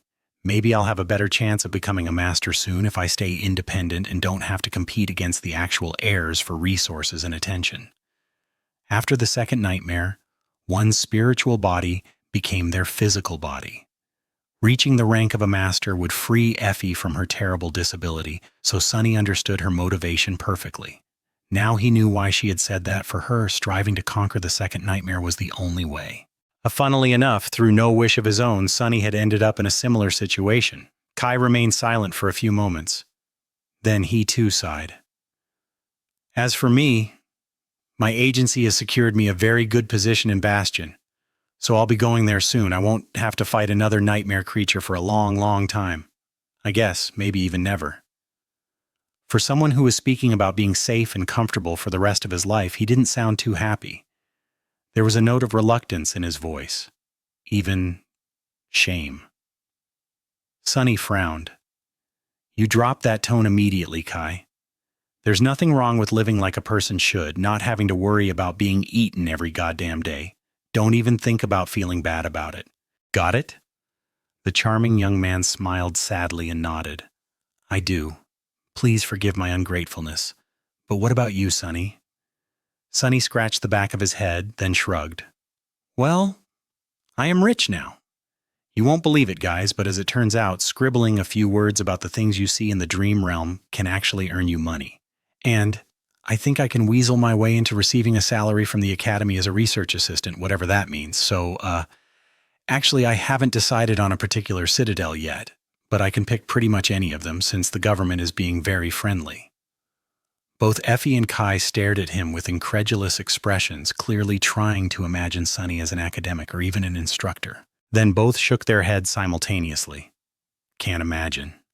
"Yeah, sound wrong." "About the citadels, though. So which one are you going to choose?" He thought for a bit, then shrugged. "Don't know yet, but I can tell you a secret. Something that very few people know or think about. A very wise man told me to base my choice on it." Sunny lingered for a moment, then said seriously, "Plumbing. The secret to a happy life is to find a citadel with great plumbing." Soon, it was time to say goodbye. Their parting was both warm and bittersweet. After seeing Kai and Effie off, Sunny lingered outside for a bit and then returned to his room on one of the underground levels of the hospital complex. It was already evening and his eyes were full of sand. With an irritated snarl, Sunny took one of the stimulant patches out of the pack and plastered it on his skin. Immediately, a cold fire flowed through his veins. His heart accelerated and his mind cleared. Sunny felt refreshed, energized, and ready to chew on mountains. Of course, there was a price to pay for such a boost.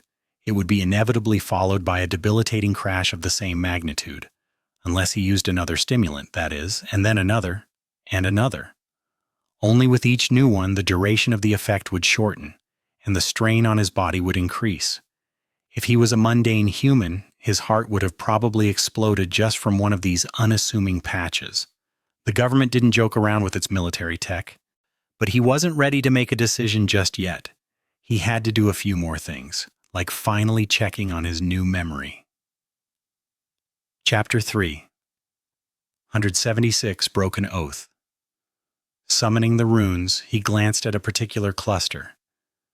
Memories, Silver Bell, Puppeteer's Shroud, Midnight Shard, Ordinary Rock, Prowling Thorn, Endless Spring, Blood Blossom, Dark Wing, Moonlight Shard, Old, Weaver's Mask, Broken Oath. The last one, Broken Oath, came from the twisted simulacrum of one of the 7 ancient heroes of the Forgotten Shore, the Lord. Even though the coral golem had turned out to be just an awakened monster, Sunny had high hopes for this memory. But before he concentrated on it, Sunny stared at the rest of his arsenal. 1, 2, 3, 12. After a year of constant battles and bloodshed, he only had 12 memories. Of course, he would have had much more if not for the need to feed Saint. The taciturn creature demanded a vast amount of resources to get her to the 200 shadow fragments, which was one of his goals. If not for that, he would have made a real windfall. Sunny already considered himself wealthy thanks to the contribution points teacher Julius was going to arrange for him. But if he had a dozen or 2 extra memories to sell, well, he would have been not just wealthy but extravagantly so. Enough to buy several houses if he wished to. Maybe he still could sell some. Looking at his trusty weapons and tools, Sunny hesitated. Now that he could use Shadow Step to blink from one place to another, he didn't need to enhance his mobility that much, so Prowling Thorn and Dark Wing were potential candidates to be auctioned off. Maybe? They still had their uses, though. The rest he couldn't even imagine selling, at least not before finding better alternatives. Even the Silver Bell, which wasn't really all that useful but had something of a sentimental value. The little bell was the first memory he had ever received, after all. And its description was it touched something in his heart. Curses, I just used the stimulant. Why is my mind so scattered? With a frown, Sunny finally concentrated on his new memory. Memory, Broken Oath. Memory rank, Awakened, Memory Tier 1, Memory Tower. Type, Charm. His eyes widened slightly. Jackpot. Another charm. Such luck. Excited, Sunny read further. Memory description. They made a terrible oath to destroy the curse or be consumed by it. Those who have broken the oath were consumed by the curse, and those consumed by the curse have broken their oath. In the end, none could escape their promise. Morbid. I guess that's how the Carapace Legion was born? He looked at the next string of runes. Memory enchantments. Oathbreaker. Enchantment description. The broken oath erodes souls of all those who approach it. Sunny held his breath for a few moments. A soul attack. Both the nightmare creatures and the awakened had many ways to destroy their enemies. Kinetic damage, called physical for simplicity, was the most common, but there were many others. Among them, soul damage was the rarest and hardest to defend against. It was no coincidence that Soul Reaper Jet, whose aspect allowed her to strike directly at the soul, was so feared. And now, Sunny had a soul attack of his own in the arsenal. There was one problem, however. Wait, erodes souls of all who come near? Will it affect me then as well? A deep scowl appeared on his face. Sunny hesitated for a while, then sighed and summoned the memory into existence. Soon, a glistening gem made out of polished crimson coral appeared in his hand. A second later, he suddenly shuddered and groaned. As soon as the broken oath appeared, a sickening sensation permeated his entire being. It was as though someone was slowly draining the very life out of him. Not only that, but he also felt weaker. Looking down, Sunny saw his shadows ripple and react.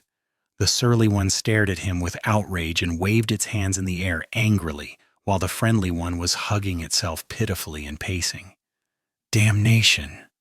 He had recognized the debilitating feeling that the gem produced. It was the same aura that had weakened him when he fought the coral golem. It was also the infinitely weaker version of the annihilating soul attack of the artificial sun. Gritting his teeth, Sunny dismissed the broken oath. Only when it disappeared completely could he breathe freely again. Crap! That was one serious side effect. How was he supposed to use his new charm if it would be slowly killing not only his enemies but also Sunny himself? Drop it on the ground, use Shadow Step to blink away and hope for the best? Sunny sat quietly for a while thinking. Then a tentative smile appeared on his face. Wait, that should work, right? Turning away from the runes describing the soul-destroying gem, he concentrated on the description of his loyal shadow demon.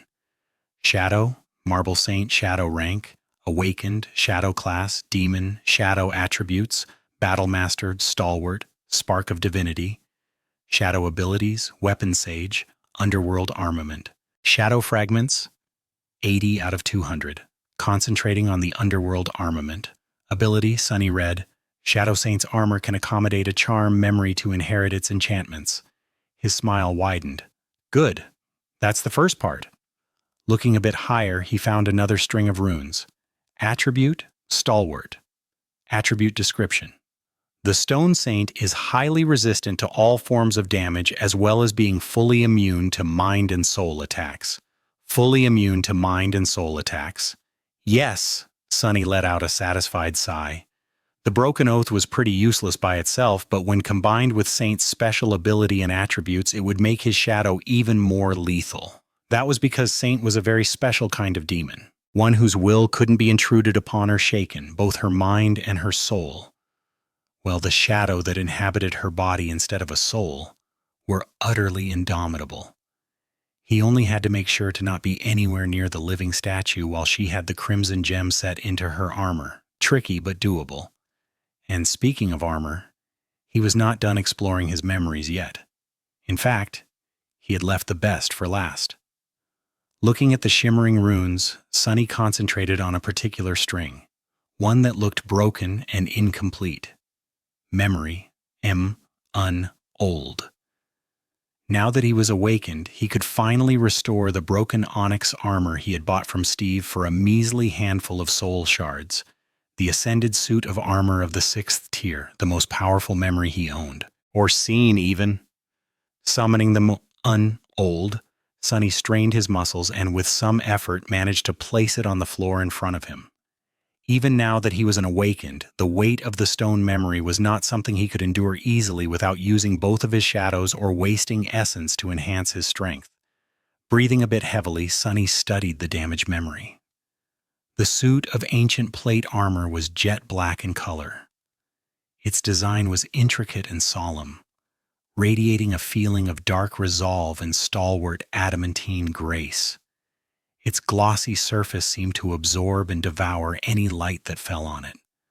All parts of the armor were perfectly fitted to one another, creating an almost seamless barrier of impenetrable steel. Well, not steel yet, stone. The ancient armor looked extremely similar to the one Stone Saint had worn, and now that the shadow was a demon, they were even more alike. The onyx armor in front of Sunny was still more impressive, though. More regal, as if created for a being of a higher status. And just like the armor worn by the saint, it would only transform from actual stone into the miraculous stone-like alloy if risen from its passive state. It couldn't be done yet, though, because its spell weave was damaged. To repair it, the self-restoring properties of the broken memory had to be activated by an infusion of essence, which no one back on the Forgotten Shore could do. Now, however, things were different. Now, Sunny was an awakened. Not only could he control the flow of shadow essence inside his body, he even had the soul serpent to help him guide it. Placing his hands on the cold surface of the onyx breastplate, Sunny closed his eyes and sent the essence into the onyx armor. Chapter 3. 177 Mantle of the Underworld. The shadow essence flowed through the coils of the soul serpent into his left hand, then surged into the cold black onyx. There was no resistance that Sunny had to overcome to transfer it from his body into the stone armor. After all, the armor was his memory, and as such, could be considered to be a part of his soul. The surge of energy rushed through the ancient armament, then returned to his body through his right hand. Soon, a stable cycle was established, with a constant current of shadow essence circulating through both Sunny himself and the onyx armor. It was a strange feeling, as if there was an ethereal river flowing through him, moving endlessly in a circle. Thanks to the shadow guide attribute of the soul serpent, its current was especially swift and powerful. Soon, the onyx armor became saturated by shadow essence. As Sunny watched, it slowly began to change. This was the fundamental trait of both Saint and her armaments, with which the memory shared a common origin. Both were made out of a strange living stone. When imbued with soul energy, the taciturn demon's body turned from stone to bizarre stone-like flesh, while her weapons turned to stone-like steel. Sunny knew this because he had seen the remains of both the original Stone Saint and her fellow stone warrior after they had been defeated by the monstrous iron spiders. After being destroyed, the living statues had turned back into inanimate stone. The memory was transforming right in front of his eyes. Soon, its glossy black surface felt different to the touch, colder, lighter, more resilient, closer to metal than stone. The living armament had assumed its true form. And now the most important part. Sunny gazed through the dark metal and peered at the ethereal weave hiding beneath it. The pattern of the diamond string was much more complex and vast than any that he had ever seen, with the exception of the weaver's mask. But then, nothing could compare to that miraculous memory. There were 6 bright embers serving as anchors for the countless threads of light inside the onyx armor. However, the weave was damaged and chaotic. Thousands of strings were torn and disconnected from the rest of the pattern, breaking its flow and logic. Because of that, the armor couldn't repair itself before. It needed to be imbued with essence and turned from dead stone to enchanted metal for the self-repairing properties that all memories possess to come into effect. And now it was. With an expression of wonder on his face, Sunny observed as the spell weave started to repair itself. The diamond string moved against the invisible winds that had been playing with them before. The torn ends turned whole again. The separated threads became connected to the rest of the pattern once more. Thousands upon thousands of ethereal strings moved in unison, their motions full of strange symmetry and grace. Watching the beautiful weave restore itself filled Sunny with a deep feeling of satisfaction. He smiled.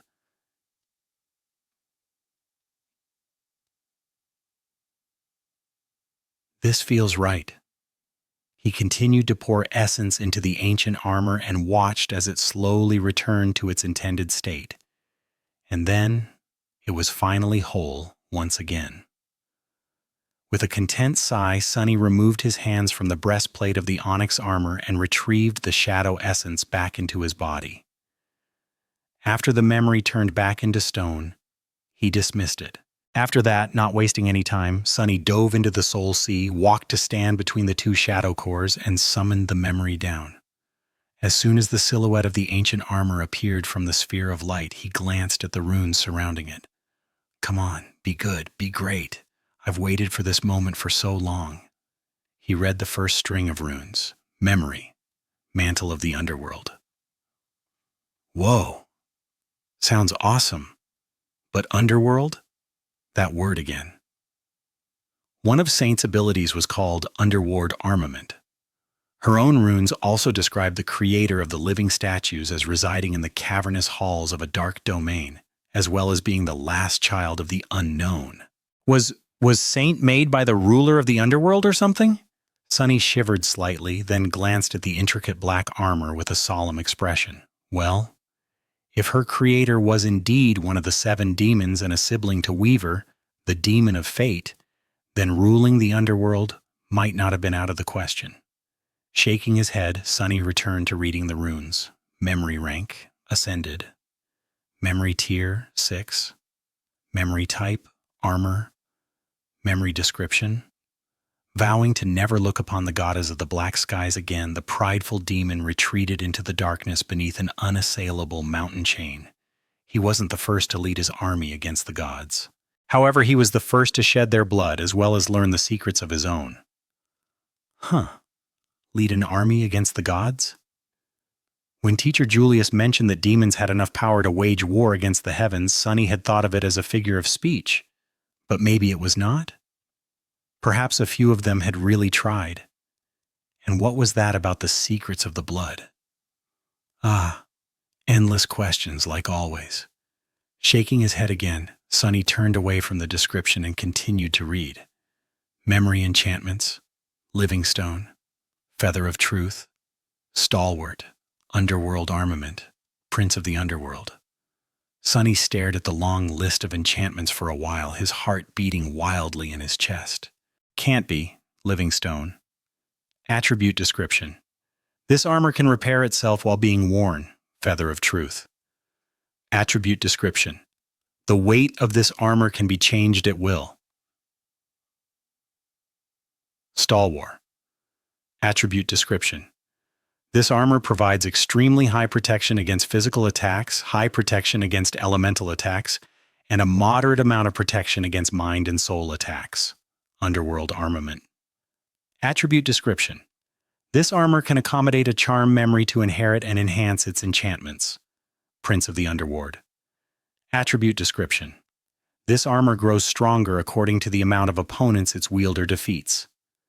Vanquished foes, 1,213 over 6,000. Sunny remained silent for a while. His dark room, which was situated deep underground, was silent for a long time. After a while, he shifted slightly and said in a low voice, "Well, I'll be damned." Chapter 3-178. A New Beginning. Sunny sat in the darkness for a while thinking. At first, he wanted to immediately put on his new magnificent onyx armor, but then dismissed that idea. There would be time later. For now, he was too tired. The effects of the stimulant were slowly wearing off, and he had spent too much shadow essence already. He did, however, note a few things about the mantle of the underworld. The first fact he noticed was that it shared 2 enchantments with Saint. However, there were subtle but important differences between the versions of stalwart and underworld armament possessed by the onyx armor and the taciturn demon. The memory offered better protection against physical and elemental attacks, but lacked the complete immunity to mind and soul attacks, possessing a moderate amount of protection against those rare and fearsome types of damage instead. Overall, this was an advantageous trade-off, since most nightmare creatures relied on more common ways of destroying awakened. Unless they didn't. The more interesting difference, however, was hidden in the description of the underworld armament. While Saint's armor could accommodate a charm memory to inherit its enchantments, the mantle of the underworld could both inherit and enhance them. Just one word made for so much difference.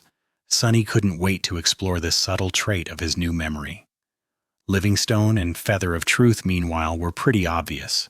That didn't mean, however, that these enchantments did not have a lot to offer. He could already see many interesting ways to apply both in battle.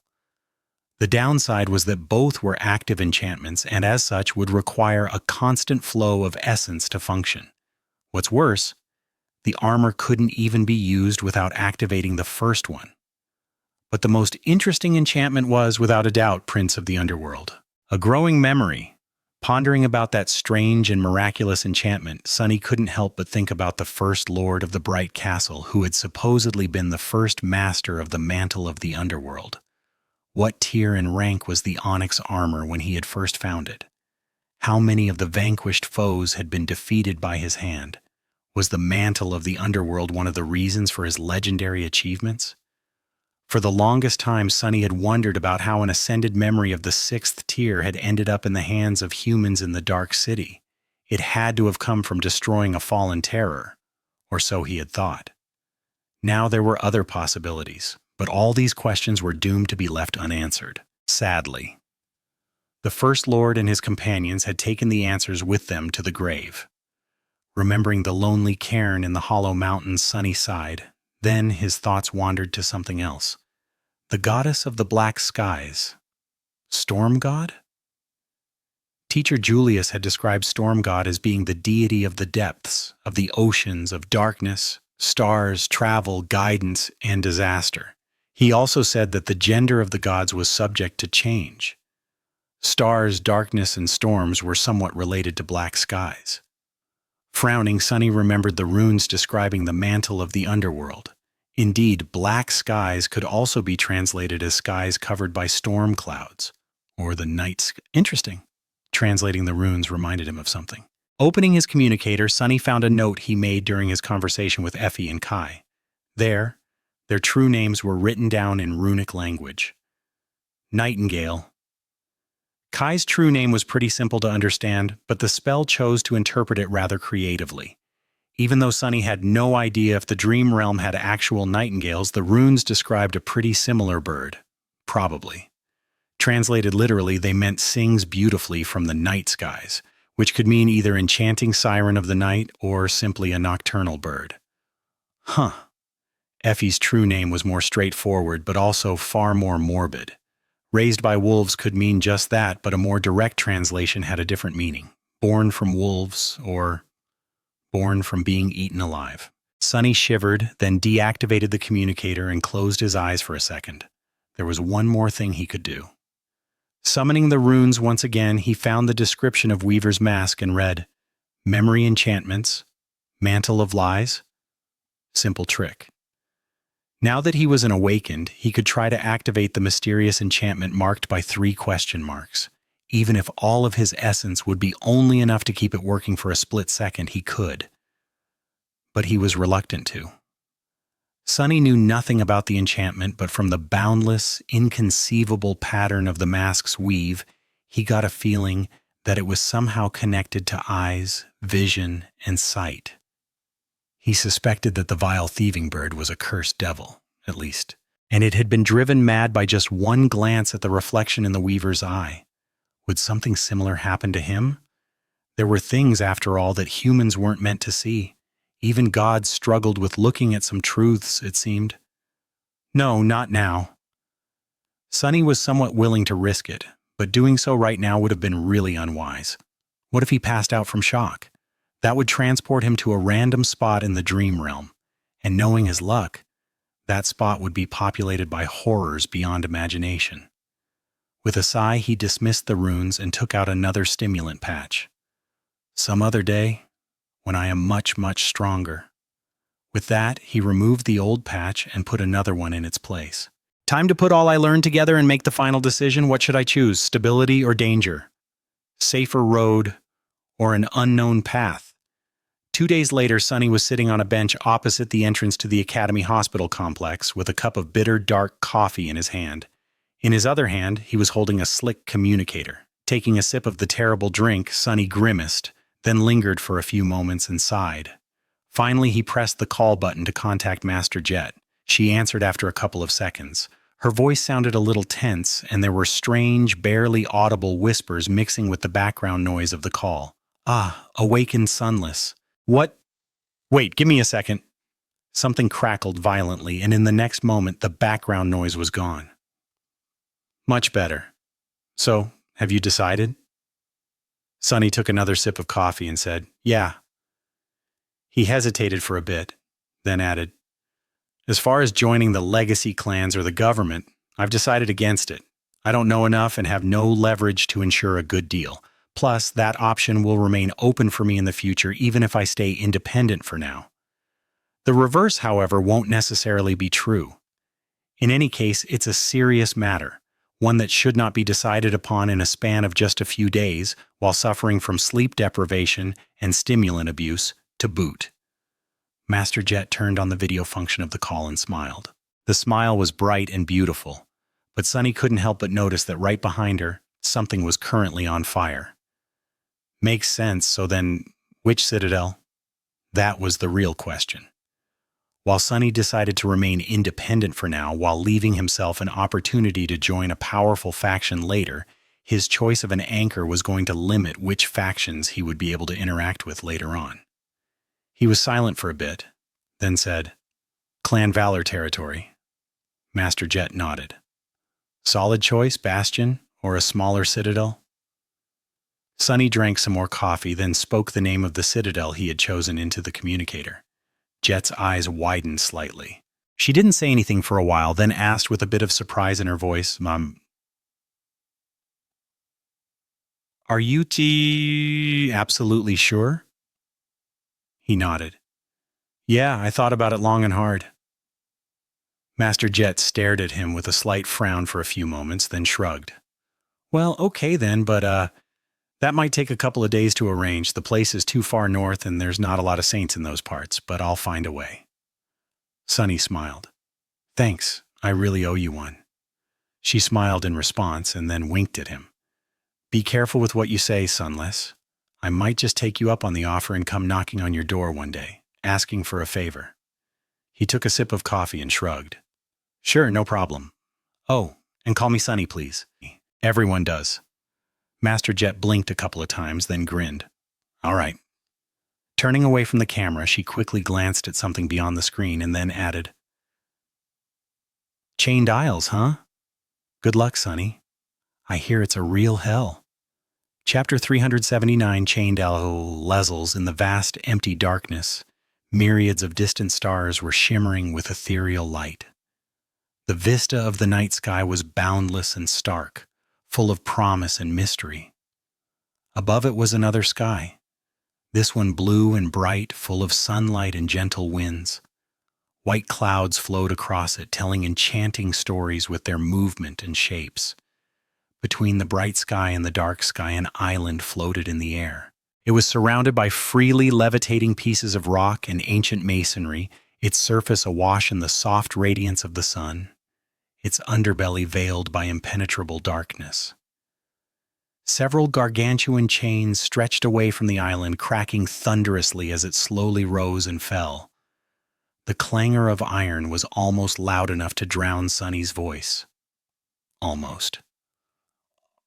"Drop dead, bastard, damn you, crap!" Sunny had a good reason to be screaming bloody murder, because he was seconds away from being eaten alive. Near the edge of the flying island, where the forest covering its surface made way for a narrow expanse of patchy grass, a massive wolf-like beast was currently trying to swallow him whole. The nightmare creature was the size of a small truck, with fur as tough as steel wire and a long, terrifying muzzle. Its jaws were wide enough to bite a human in half and strong enough to crush both bones and armor into dust. Currently, those jaws were trying to close on Sunny, and the only thing preventing them from doing so were his hands. He held the upper jaw of the beast with one and the lower jaw with another, trying with all his strength to keep them open. His muscles felt as though they were about to explode. The abomination was also trying to bite down on the hateful human with all of its tremendous might, but for the moment neither of them could overpower the other. It was just a matter of time, though. Sunny was burning through his essence to augment his physical strength, and those reserves were not endless. When the well of power ran dry, he would lose this contest. Not good. About 2 months had passed after he had chosen to come to this place, and now Sunny was starting to seriously doubt his decision. Why didn't he just go to Bastion? He would be safe and sound behind its walls right now, maybe even in the embrace of a beautiful... As though trying to add insult to injury, the nightmare creature interrupted his thought by leading out a deafening growl and doubling its efforts to devour him. Sunny felt a putrid wind brush past his face and grimaced miserably. The stench coming out of the beast's maw was unbearable. "Just don't faint!" His hands trembled, and the terrible fangs of the beast came a few centimeters closer to sinking into his flesh. Sunny gritted his teeth and then yelled, "Saint! A little help here, damn it!" But the taciturn demon was nowhere to be seen. She was a good couple 100 meters away, standing atop a low hill. Sunny groaned and tried to push the jaws of the abomination away, but it was useless. The damn creature was just too strong. A few seconds later, though, something hissed past his shoulders, and 2 menacing black arrows sunk into the feral eyes of the beast. They arrived almost simultaneously. "Thanks." Using the momentary shudder that ran through the wolf's body, Sunny pushed the jaws sideways, allowed them to close with a loud crack, and poured as much essence as he could into a vicious throw. The massive body of the nightmare creature flew for good 10 meters and crashed into a trunk of an ancient oak, plowing straight through and turning it into splinters. Sonny fell to his knees and drew in a shaky breath. Then he quickly glanced back. Far in the distance, a graceful dark silhouette was outlined against the bright sky. Saint held a powerful memory bow in her hands, its limbs made out of horn and polished black wood. 2 ruby eyes burned behind the visor of her helmet, and a crimson coral gem was set into the center of her obsidian breastplate. Nice shots. She wouldn't be able to help him any further, though, at least not for a dozen seconds. Sunny was pretty sure that the shadow had spent all of her arrows while they were fighting with the pack, and now she had to dismiss and summon them anew. At least the leader of the monstrous wolves was now blind. Probably. Not that it was going to stop the bastard. The nightmare creature was already rising from the ground, howling furiously. "Curse you!" Panting, Sunny crawled a few steps and picked up the midnight shard. The austere Tachi was as sharp and deadly as ever.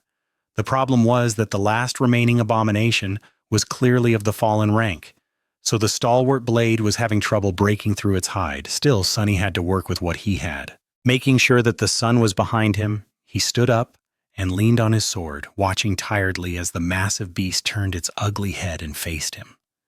The dreadful wolf lowered its muzzle to the ground, then growled with murderous rage. Bits of saliva flew from its maw and fell to the ground. Then, pushing with its mighty hind legs, the nightmare creature lunged at Sunny. Covering the distance between them in an instant, the beast brought its terrible jaws on the tiny human once again and bit on emptiness. In the place where Sunny stood just a moment ago, there was now nothing but air, light, and shadows. Appearing from the nightmare creature's own shadow, Sunny dove between its hind legs and thrust the midnight shard upward, aiming at the soft belly of the fearsome beast. The Tachi pierced the pale skin without much problem and sunk into the flesh of the abomination. As blood poured to the ground, the creature staggered and fell. A low whine escaped from its mouth. Very soon, it was all over. Falling onto the ground in complete exhaustion, Sunny tried to catch his breath and listen to the silence. Soon he heard the sweet sound of the spell whispering, "You have slain a fallen monster, Dread Wolf. Your shadow grows stronger." Chapter 380. Above and Below. Sunny lay still for a while, then summoned the runes and looked at the dreadful number. Shadow fragments, 197 out of 2,000. He sighed. The task of pursuing power had turned out to be much more difficult than he had anticipated, and for one simple reason. After becoming an awakened, he now received fewer fragments from killing nightmare creatures.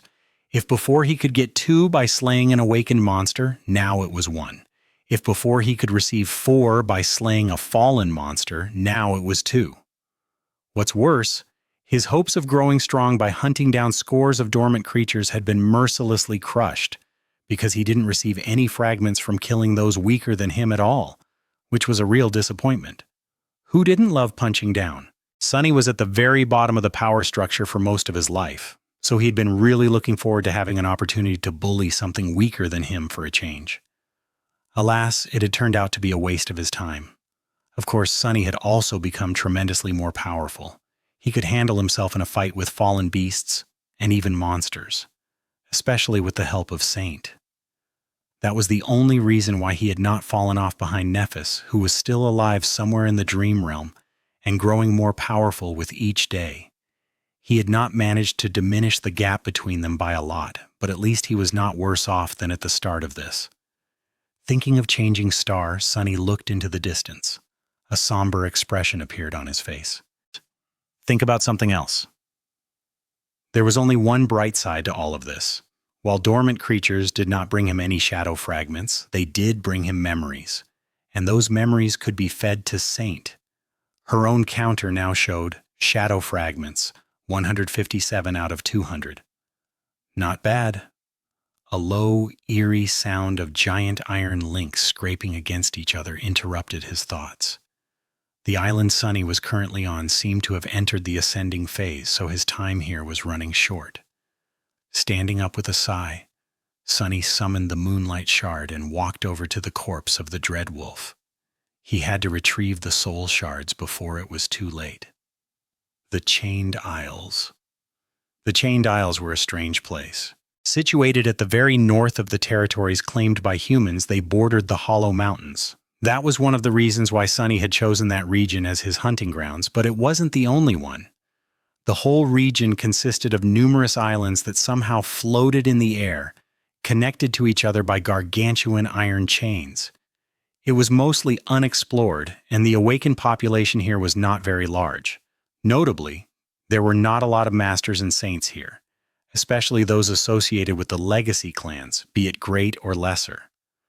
What the Chained Island had in abundance instead were the nightmare creatures of all kinds, from dormant ones to awakened, fallen, and terrifying corrupted abominations. Each island had its own menagerie of horrors, and the level of threat differed from one to another. Most were utterly deadly, though. Much more deadly than an average awakened was supposed to be able to handle, but Sunny was not an average awakened. To him, this was a perfect hunting ground, a place where he could sharpen his blade without being seen by those who served the sovereigns, or at least he had thought that way at the start. Right now, he was starting to suspect that it was more of a place where he could die terribly without being seen by anyone who would have been able to help. Just like Master Jet said, the Chained Islands were a hellish land, and not only because of the nightmare creatures. The place itself was capable of killing a person, or rather, its sky could. High above the floating island, there was the usual sky with the sun, the moon, and beautiful stars that shined brightly at night. However, there was another sky in this strange land, the one that was below the islands. It was always dark, and the ethereal lights burning at an unimaginable distance in its vast expanse only looked like the stars. No one really knew what they were. The only thing that humans knew was that the sky below was seemingly endless. On his first day on the Isles, Sunny had asked what was down there. The answer he received was simple: nothing. Descending into the below was not immediately dangerous, but there was nothing there. Some crazy daredevil had once fought his way through the hunting grounds of nightmare creatures that dwelled beneath the islands and spent a whole week flying straight down. He had to turn back eventually, because out there in the boundless darkness, his mind began to show signs of breaking apart. Even the winged echo he used to descend into the below had almost gone insane. But other than being absolutely empty, the sky below did not seem to pose a threat. Flying above the Chained Isles, however, was rather deadly. The higher one went, the more crushing their weight would become until they would either fall down or their body would simply implode. That was why every human on the Chained Isles knew to pay attention to the sound of rattling chains. Every island in the region went through cycles of ascending and descending, and as they rose too high, the pressure on their surface grew tremendously to the point where it was impossible to move or breathe. Ideally, Sunny had to get off the ascending island before that happened.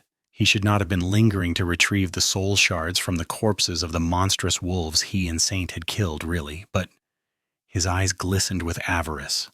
Soul shards meant money. And if there was one thing Sunny really enjoyed, it was making money. No amount was ever enough. An independent, awakened like him had a lot of expenses. Fine, it's fine, I'll be off this thing in no time.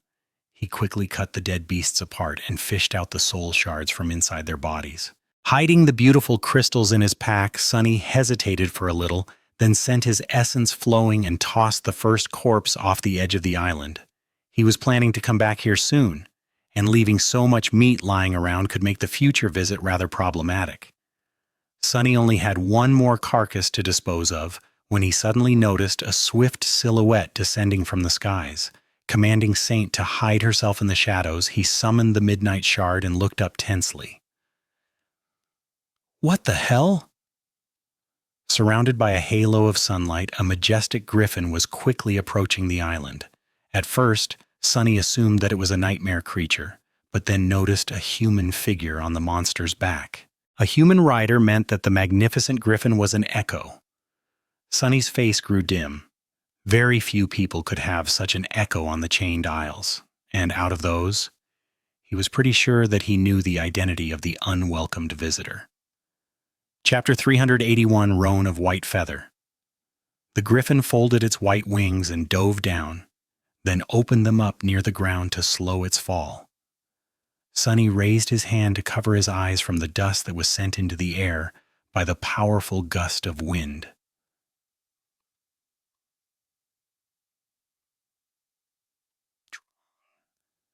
The mighty beast shone with ethereal light and disintegrated into a rain of sparks, letting the rider land nimbly on the ground. He regained his balance swiftly and straightened, then turned to Sunny. The man in front of him was tall and had broad, powerful shoulders. He was wearing a light armor crafted from the adamantine scales of an unknown monster, with a blue scarf wrapped carelessly around his neck. His hair was the color of straw, as was his manly beard. The stranger's eyes were bright blue and dangerously attentive. Sunny stared at the man for a moment, then bowed respectfully, hiding his face in the process. Master Roan. Indeed, the man in front of him was none other than Ascended Roan of the White Feather clan, one of the only 3 masters on the Chained Isles. Well, there were probably only 3. Unlike the Forgotten Shore, this region of the Dream Realm had several gateways. 2 were found, conquered, and turned into citadels by humans. Both Sunny and Master Roan, as well as pretty much everyone else on the Chained Isles, belonged to one of them, the Sanctuary of Noctis. That citadel was ruled by the White Feather clan, which was one of the vassal clans to the great clan Valor. The second citadel was rather mysterious. It was situated at the very edge of the region, near the dreaded Hollow Mountains, and belonged to Valor itself. Only those in direct service to the great clan were anchored at its gateway, so Sunny had no idea what went on there, and how powerful the awakened stationed at the citadel were. He did, however, know a bit about Master Roan. The man was married to the only saint on the Chained Isles, after all. Roan looked Sunny up and down, then gave him a friendly smile. Do we know each other? Sunny shook his head. No, sir, we haven't met before. I have just awakened a couple of months ago, so, I am new to the Chained Isles. The strapping master nodded and then glanced at the carcass of a fallen wolf that Sunny had failed to throw over the edge of the island in time. When Roan turned to him again, there was a measured look in his piercing blue eyes. Did you kill that beast? Sunny lingered for a few moments, then nodded. Yeah, I can be very lucky on occasion. The tall man shook his head. This is a fallen beast. Ah, you must be Sunless then, from the Forgotten Shore. Sunny smiled. Curses, he knows my name. He had nothing against the older man, but preferred to remain unknown and underestimated, especially when dealing with legacies. Yeah, that's me. Master Roan nodded, as though everything suddenly made sense, and then briefly looked at the sky. You should know that it is dangerous to remain on an ascending island, right? Why are you still here? Sunny hesitated for a few moments, then shrugged. I was just about to leave and escape to the next one over when you appeared, sir. The tall man sighed. Yeah, that's what I figured. You've spent all your luck on that beast, though, it seems. All 3 of the island connected to this one are also ascending. You wouldn't have been able to escape even if you left on time. Sunny stared at him for a while, a sour expression appearing on his face. Damn it. What about that beautiful griffin of yours, sir? Surely it can bring us both away to safety. Roan grinned. He is rather beautiful, ain't he? Well, not that it matters. In theory, we can dive below the islands and escape through the sky below, but believe me, you wouldn't want to meet the things that dwell on the dark side of the isles. Even I prefer to avoid those things. Sunny blinked. Then what do we do? The tall man laughed. I guess you're about to experience your first crushing, Sunless. Don't worry, though. The chains of this island are on the shorter side, so it won't ascend too high. Well, most likely. And I'll be here to bring you back to the Citadel if you pass out, provided that we survive, of course. Great. This wasn't Sunny's first crushing, actually. And that was exactly why he didn't want to experience it again, but there was no other choice, it seemed. With a sigh, he dismissed Saint, who had been hiding in the shadows all along, and took off his pack. Then Sunny found a soft-looking patch of grass and placed it on the ground. Behind him, Master Roan dismissed his scale armor and unwrapped his scarf, then tied it around his waist. The less weight was on the human body during the crushing, the easier it was to endure and the more chances of survival there were. However, the puppeteer's shroud was made mostly out of soft fabric, so Sunny left it on. He also wanted to neither reveal nor dismiss the soul serpent. As the giant chains groaned and rang thunderously and the island rose higher and higher, the two of them lay on the grass and prepared to be crushed. Master Roan stared at Sunny's slender physique, then at his own mighty muscles, and sighed with envy. The Chained Isles was one of the very few places in the dream realm where being small and light was an advantage. If you feel like passing out, turn your head to the side. Wouldn't want to suffocate on your own spit or vomit, right? Sorry for being crass, kid. Sunny grimaced and thanked the older man in a suppressed voice. He was already feeling an invisible force pushing him into the ground. This is going to suck. As if answering his thoughts, the invisible force suddenly grew stronger, crashing into him like a giant hammer. Chapter 3, 182. The crushing laying on the soft grass, Sunny felt his body grow heavier, and heavier still. The island continued to rise into the sunlit sky, and with each minute, the crushing pressure became slightly more unbearable. The ancient forest covering its surface bent, a rain of leaves falling to the ground. The mighty trees lowered their branches almost as if trying to touch the ground. With a loud crack, a few weaker ones broke and plunged down, showering everything around with sharp splinters. Sunny grimaced, feeling his whole body struggle under the strain. He could still move and breathe without too much trouble, at least for now. Soon, the island would rise high enough to make any kind of movement almost impossible. And if he was especially unlucky, it would continue to ascend, eventually making it hard to even inhale. Hopefully, the chains would draw taut long before that. The skies above the Chained Isles were beautiful, but also forbidden. Nothing could survive their crushing embrace, neither humans nor nightmare creatures, nor anything else. Well, except for one thing. Shifting his gaze, Sunny looked straight up and found the shape of the ivory tower drifting high above the world, wrapped in a veil of clouds. The ivory tower was the only thing that seemed to be capable of withstanding the deadly pressure of the forbidden sky. It was a tall, magnificent pagoda, built out of flawlessly white material that was neither stone nor wood. The island on which it stood was very small, barely wider than the base of the tower itself, and surrounded by drifting slabs of shattered marble. 7 broken chains hung from the soil of the island, swaying as it moved. The ivory tower was visible in the sky both during the day, bathed in sunlight, and at night, glowing beautifully with the reflected radiance of the moon. No one knew what the mysterious structure was and why it remained untouched by the obliterating force that destroyed everything else that dared to rise above the Chained Isles, since no one had ever managed to withstand the ever-growing crushing to get anywhere near it. Many even believed it to be a mirage. Crap! The island on which Sunny had the misfortune of getting stuck had finally reached the highest point of its ascent and shook violently as the chains connecting it to other isles drew taut. The pressure at this height was torturous, but not deadly. His bones were not breaking under the assault of the crushing, and he could still breathe, even if with great effort.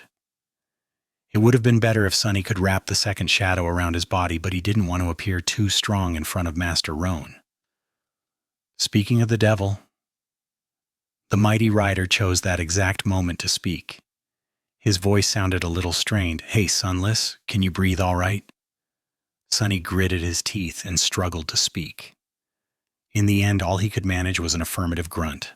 Good. This is actually not that rough as far as crushing goes. If we rose by another 100 meters, though, even I would be having a bad time." Good to know. At this point, Sunny was regretting that they had not climbed on the griffin and dove into the sky below. The Chained Isles was a dangerous place, and the nightmare creatures living on them were fearsome and powerful beyond belief. However, the creatures living under the islands were much, much worse. Sunny had seen them from afar a couple of times, and the mere memory of those horrors was enough to send a shudder running through his entire body. Still, they could have fought their way through. Probably. It would have been better than this diabolical torture, for sure. Argh! But there was nothing he could do now except grit his teeth and endure, minute after minute, hour after hour.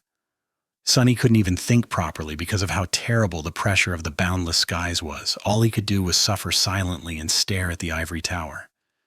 His shadow, on the other hand, was having a great time. It didn't move, reluctant to get noticed by Master Roan, but he could feel it stare at him gloatingly. Bastard. I'm going to wrap you around the ordinary rock and make it scream without rest for 24 hours straight. Let's see who's going to be gloating then. The shadow hesitated for a bit, then awkwardly pretended to be interested in something else and looked away. Yeah, that's right. Somewhere in the forest, another tree exploded with a loud crack. Sonny tried to turn his head to look in that direction, but it demanded too much effort. He didn't have to worry about being attacked by nightmare creatures in this helpless state anyway. They were currently hiding in their lairs, enduring the crushing the same way he was. Who could fight under this hellish pressure? Sonny felt as if there was a mountain on his chest. Every breath demanded his utmost effort to make. His whole being ached, and his vision had become blurry. Exhausted, he closed his eyes and circulated the shadow essence through the coils of the soul serpent to keep his slowly breaking body going. Damn it, I'll be late to wake up, won't I? When were they going to call? In the morning? Such an important call, and I'm about to miss it. He was starting to feel really hurt when the blessed sound of rattling chains finally reached his ears once again. Oh, thank gods. After about 4 hours, the island had finally begun to move again, entering its descent phase. Little by little, the crushing pressure began to grow weaker. Master Roan sighed with relief by his side. The worst part is over. Just wait a little bit more, kid. You're almost there. Sonny glanced at the older man and sighed.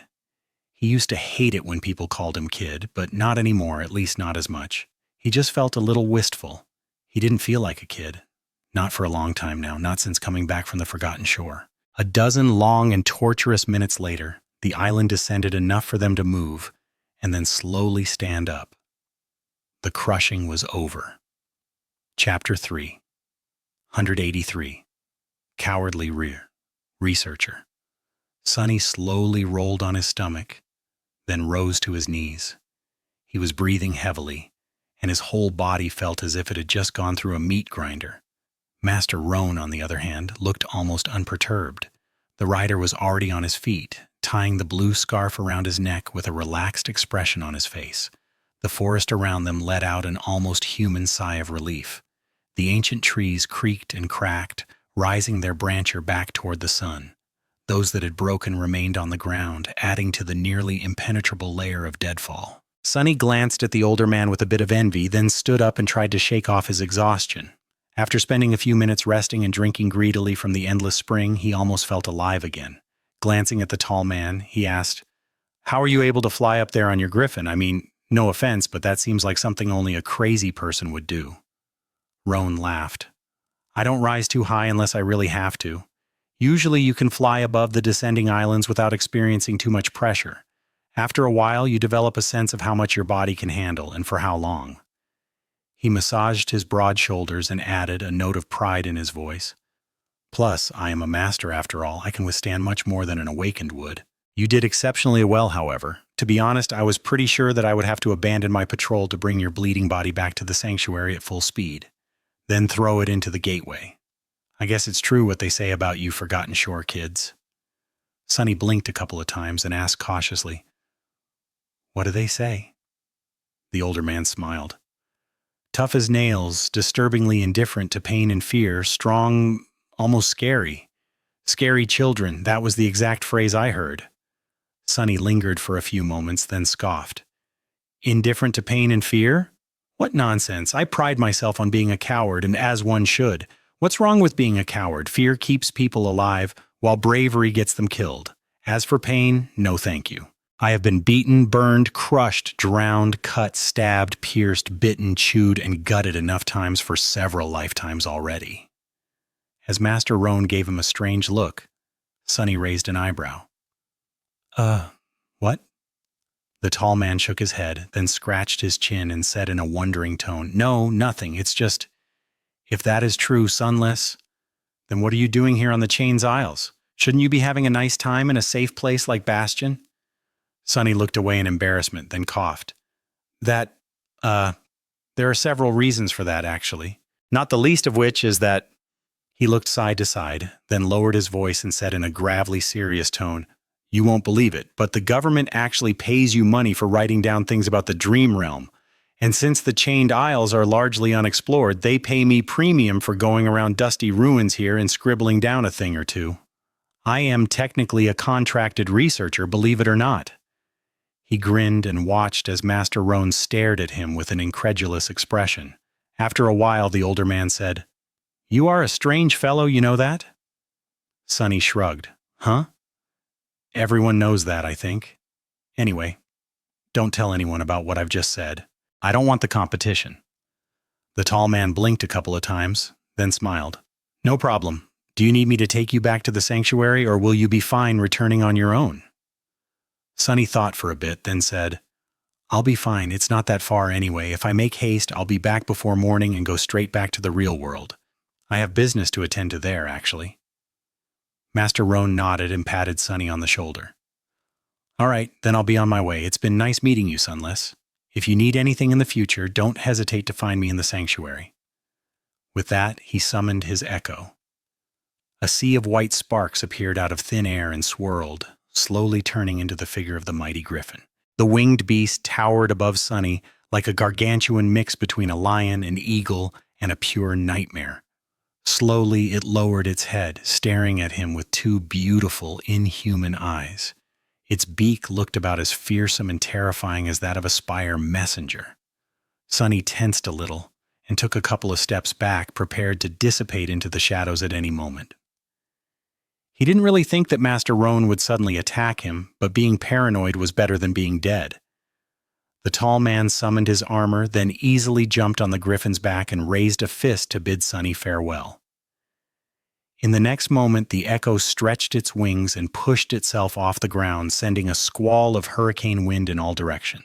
Sonny struggled to remain on his feet, and then looked as the griffin flew into the distance. Slowly, a friendly expression disappeared from his face. "Well, what do you know?"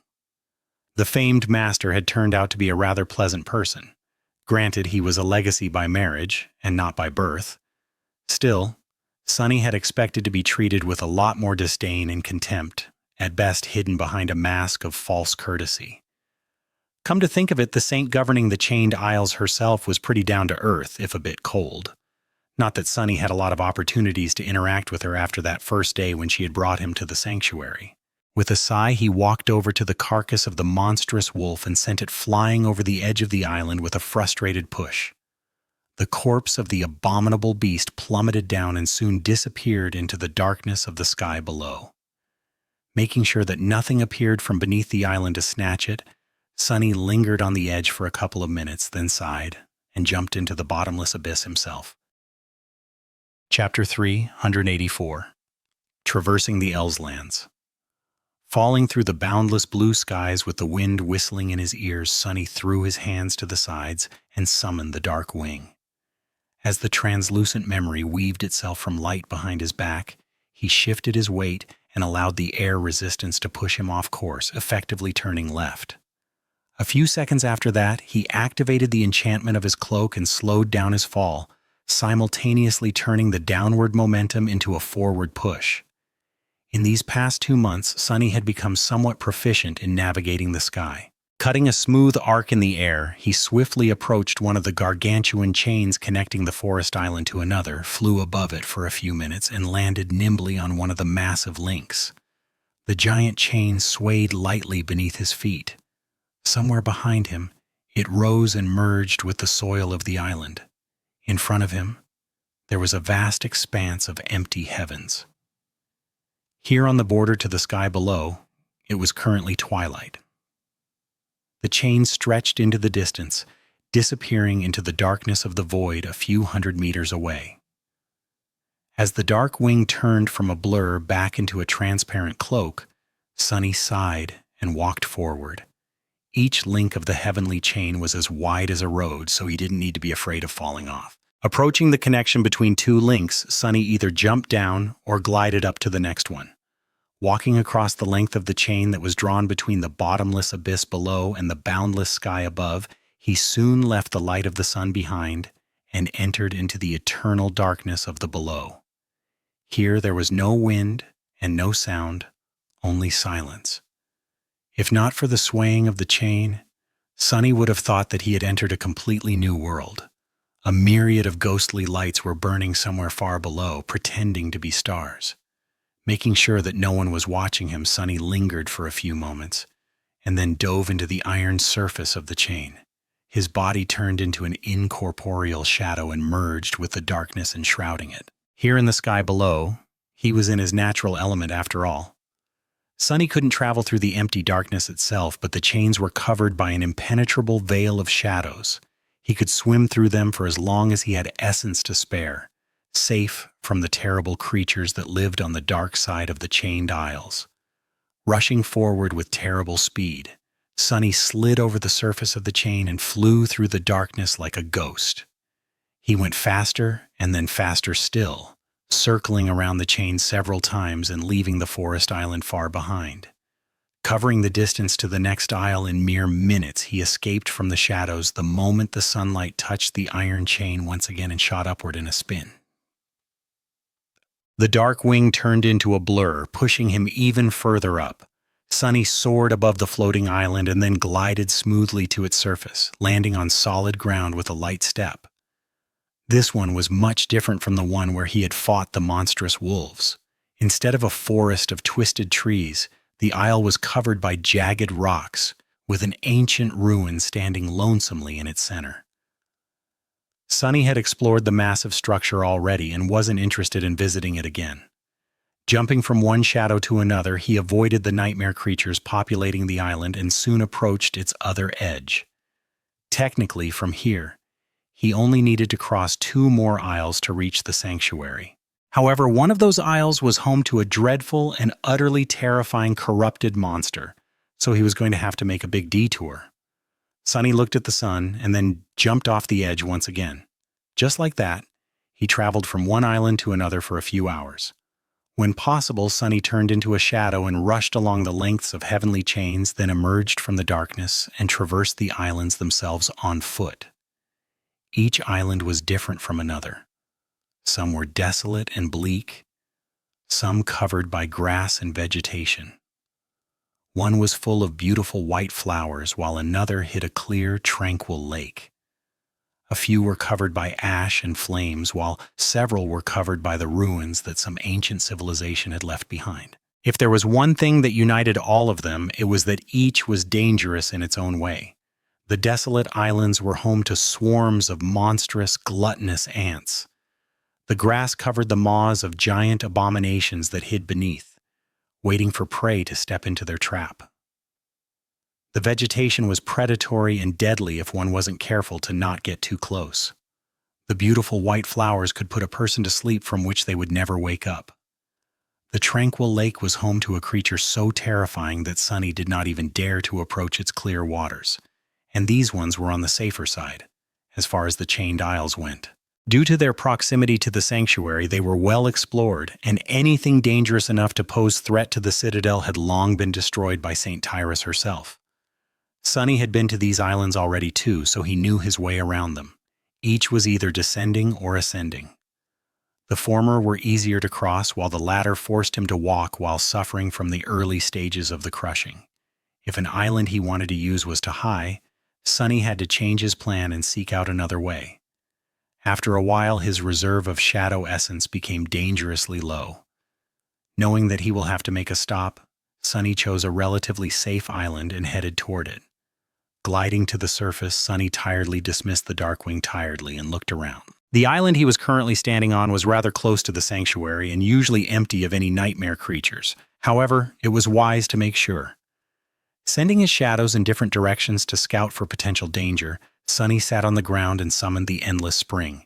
When his thirst was satiated, he crossed his legs, put his hands on his knees, and closed his eyes, concentrating on the coils of the soul serpent. With a part of his mind observing the world through the shadows and another concentrated on hastening the accumulation of shadow essence, he meditated for a while and then suddenly opened his eyes. one of the shadows had noticed something interesting. Chapter 385. Elron handles land. The island Sunny was resting on was a strange one. It was rather large and covered in soft grass, with ancient stone columns protruding from the ground here and there. Most of them had long toppled and been shattered to pieces by some unknown disaster. The ground itself was full of depressions and generally uneven, as if it had served as a battlefield for giants once. The reason why Sunny had come up with such a metaphor was not coincidental. The main feature of the island was situated at its center, and appeared to be a giant, rusty metal hand. Hence, the isle was unimaginatively called the Iron Hand Island. It was well known to the awakened anchored in the sanctuary because very few nightmare creatures ever came here, and thus many humans used it to rest during their journeys. However, today, Sunny wasn't the only visitor to the peaceful island. A rather ugly monstrosity lay dead in the shadow of the giant iron hand, its blood forming a large pool.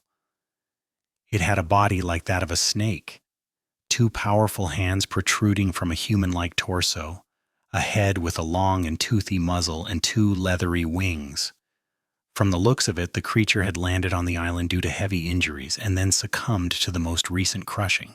Its body seemed broken and flattened, with sharp bone splinters protruding from the torn scales. Sunny's interest was naturally piqued, because it wasn't every day that he stumbled on free soul shards. Additionally, and more intriguing, the shadow had noticed something glinting on the ground near one of the abomination's hands. Standing up, Sunny looked around, and then headed to the center of the island. Soon, he reached the rusty metal arm and dove into the shadows, emerging on top of it. Standing a good 10 meters above the ground, he stared at the carcass of the dead nightmare creature to make sure that the shadow didn't miss anything. Everything seemed to be fine. With a shrug, Sunny jumped down and landed softly on the grass near the massive monster. Walking around it, he approached the spot where the abomination's hand lay on the ground, its 5 long fingers ending in terrifying claws. "Gee, you were a scary one, weren't you?" He didn't need to wonder about who had done the monster in. On the chained isles, nightmare creatures constantly fought each other. Winged ones like this one were often caught by the inhabitants of the dark side, torn to pieces and devoured. This one had been relatively lucky, all things considered. Bending down, Sunny picked up the small object that seemed to have fallen out of the creature's hand and stared at it with a dubious expression. Coin? Indeed, he was holding a heavy golden coin, which didn't make any sense. Nightmare creatures were not exactly known for participating in commerce, and humans did not use coins. If they needed to trade, they either bartered with suitable items or used credits. Of course, credits didn't exist in the dream realm, but the transaction would be honored when both parties returned to the real world. So where could a gold coin come from? Sunny stared at the coin for a while, then turned it around. There was a depiction of an archaic ship on one of its sides, with a tall mast that had an actual tree growing around it. A beautiful human face stared at him from the other side, a carefree smile on its lips. The person had high cheekbones, long hair, and exquisite features. Sunny couldn't say if they were a man or a woman, just that they seemed rather charming. There was a crescent moon drawn on their forehead, and well, that was about it. Sunny studied the coin some more and then thought despondently, "That thing is definitely cursed, right?" It just had to be. What else was he supposed to think after finding a mysterious coin near the corpse of a monster that had died a violent death? But it didn't seem to be cursed. Sunny had a rather good intuition about these things. He also had the sight of a person who had inherited a part of Weaver's forbidden lineage. Looking under the surface of the coin, Sunny expected to see a malevolent spell weave, or at least something strange, but there was nothing. From the looks of it, the coins was just a coin. The only strangeness about it was that it seemed a little bit warm to the touch. Teacher Julius would have been delighted if he brought him a sketch of a genuine Dream Realm coin. Cultural artifacts like this were few and far between. It wouldn't result in Sunny receiving any contribution points, but the old man was easy to please. With a shrug, Sunny shoved the coin into his pack and turned to the dead monster. "Let's see how many shards you're hiding, ugly lizard." He summoned the moonlight shard, enhanced it with 2 shadows, and cut into the tough hide of the nightmare creature. For a while, luck was on his side. He quickly retrieved 2 bright soul shards. So quickly, in fact, that Sunny grew sure that there had to be a third one inside the carcass. A demon, huh? That was where his luck ended. The body of the demon was too heavily damaged, so when he tried to fish out the third crystal, its stomach burst open and spilled its contents all over the ground. Arg, curses! Sunny was so disgusted by the idea of being doused in the putrid, slimy mass that he instinctively teleported a few meters away. Then he tilted his head and stared down. Covered in repulsive, acidic liquid, 3 more coins, as well as something that resembled a piece of a wooden chest, lay in the quickly melting grass. Did this guy try to eat a treasure chest? Sunny shook his head, walked around the disgusting mess, and quickly retrieved the last soul shard. Since golden coins were rather useless to him and he already had one to sketch, he had no intention of retrieving the rest. No, thank you. By that time, he had recovered enough shadow essence to return to the sanctuary, so nothing was holding him on the island anymore. Throwing one last look at the giant metal hand, and wondering what terrible strike could have separated it from the rest of the theoretical giant, he turned away and walked toward the edge of the island. The sun was already setting, so he didn't have a lot of time left to return to the citadel and use the gateway before the morning came. Chapter 386. Sanctuary of Noctis. Soon, Sunny was walking on the last chain he had to traverse as he approached the Sanctuary of Noctis. By then, it was already night.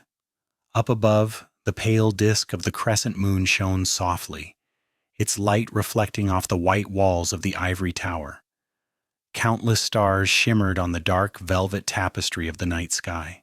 Without the light pollution that the giant city where Sunny had grown up produced, they were beautiful and bright. There had not been any stars on the forgotten shore as well, so this sight was still new and breathtaking to him. Now that it was night, the border between the sky above and the sky below was almost invisible. The empty void beneath the aisles had stars of its own, so it seemed like the reflection of the real sky during these hours.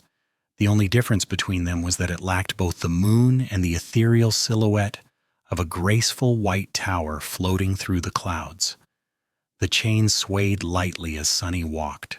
He felt reluctant to use Shadow Step this close to the sanctuary and enjoyed the sight of the night sky, the smell of clean air, and the cool embrace of the wind. So he tended to complete this last part of the return journey on foot. Even hell could be beautiful sometimes. A few minutes later, Sunny heard the murmur of flowing water and knew that the sanctuary was already close. The citadel that served most awakened of the chained isles as the home was situated on a tiny island of its own. That island, however, was rather anomalous. Unlike all others, it never rose and never fell, always remaining at a stable height, away from the torturous pressure of the crushing. There was a grass field, and in its center, massive menhirs stood in a perfect circle, which encompassed another, smaller one. This larger circle formed the outer wall of the citadel, while the smaller one formed the inner. Inside the circle, there was a tranquil park with a pool of clear water in its middle. A path of stones led to a small island at the center of the pool, where, in the shade of an ancient tree, an altar cut from a solid piece of white marble stood. The altar had 3 special things about it. The first one was an obsidian knife that lay on its surface. The knife did not seem very special, with the exception of the fact that no one, not even saints, was able to lift it even by a centimeter from the altar's surface. The second special thing about the altar was that it appeared to be itself the gateway. One simply had to touch it to be transported back to the real world. Once anchored to it, the awakened would appear near the altar when they fell asleep in reality. The third thing was that a seemingly endless stream of water flowed from the altar, feeding the pool that surrounded it. No one knew where the water came from or why the altar produced it, just that it was cold, sweet, and safe to drink. 7 streams flowed out of the pool and eventually fell over the edges of the small island, turning into water dust in the wind. On a bright day, the whole sanctuary was surrounded by rainbows.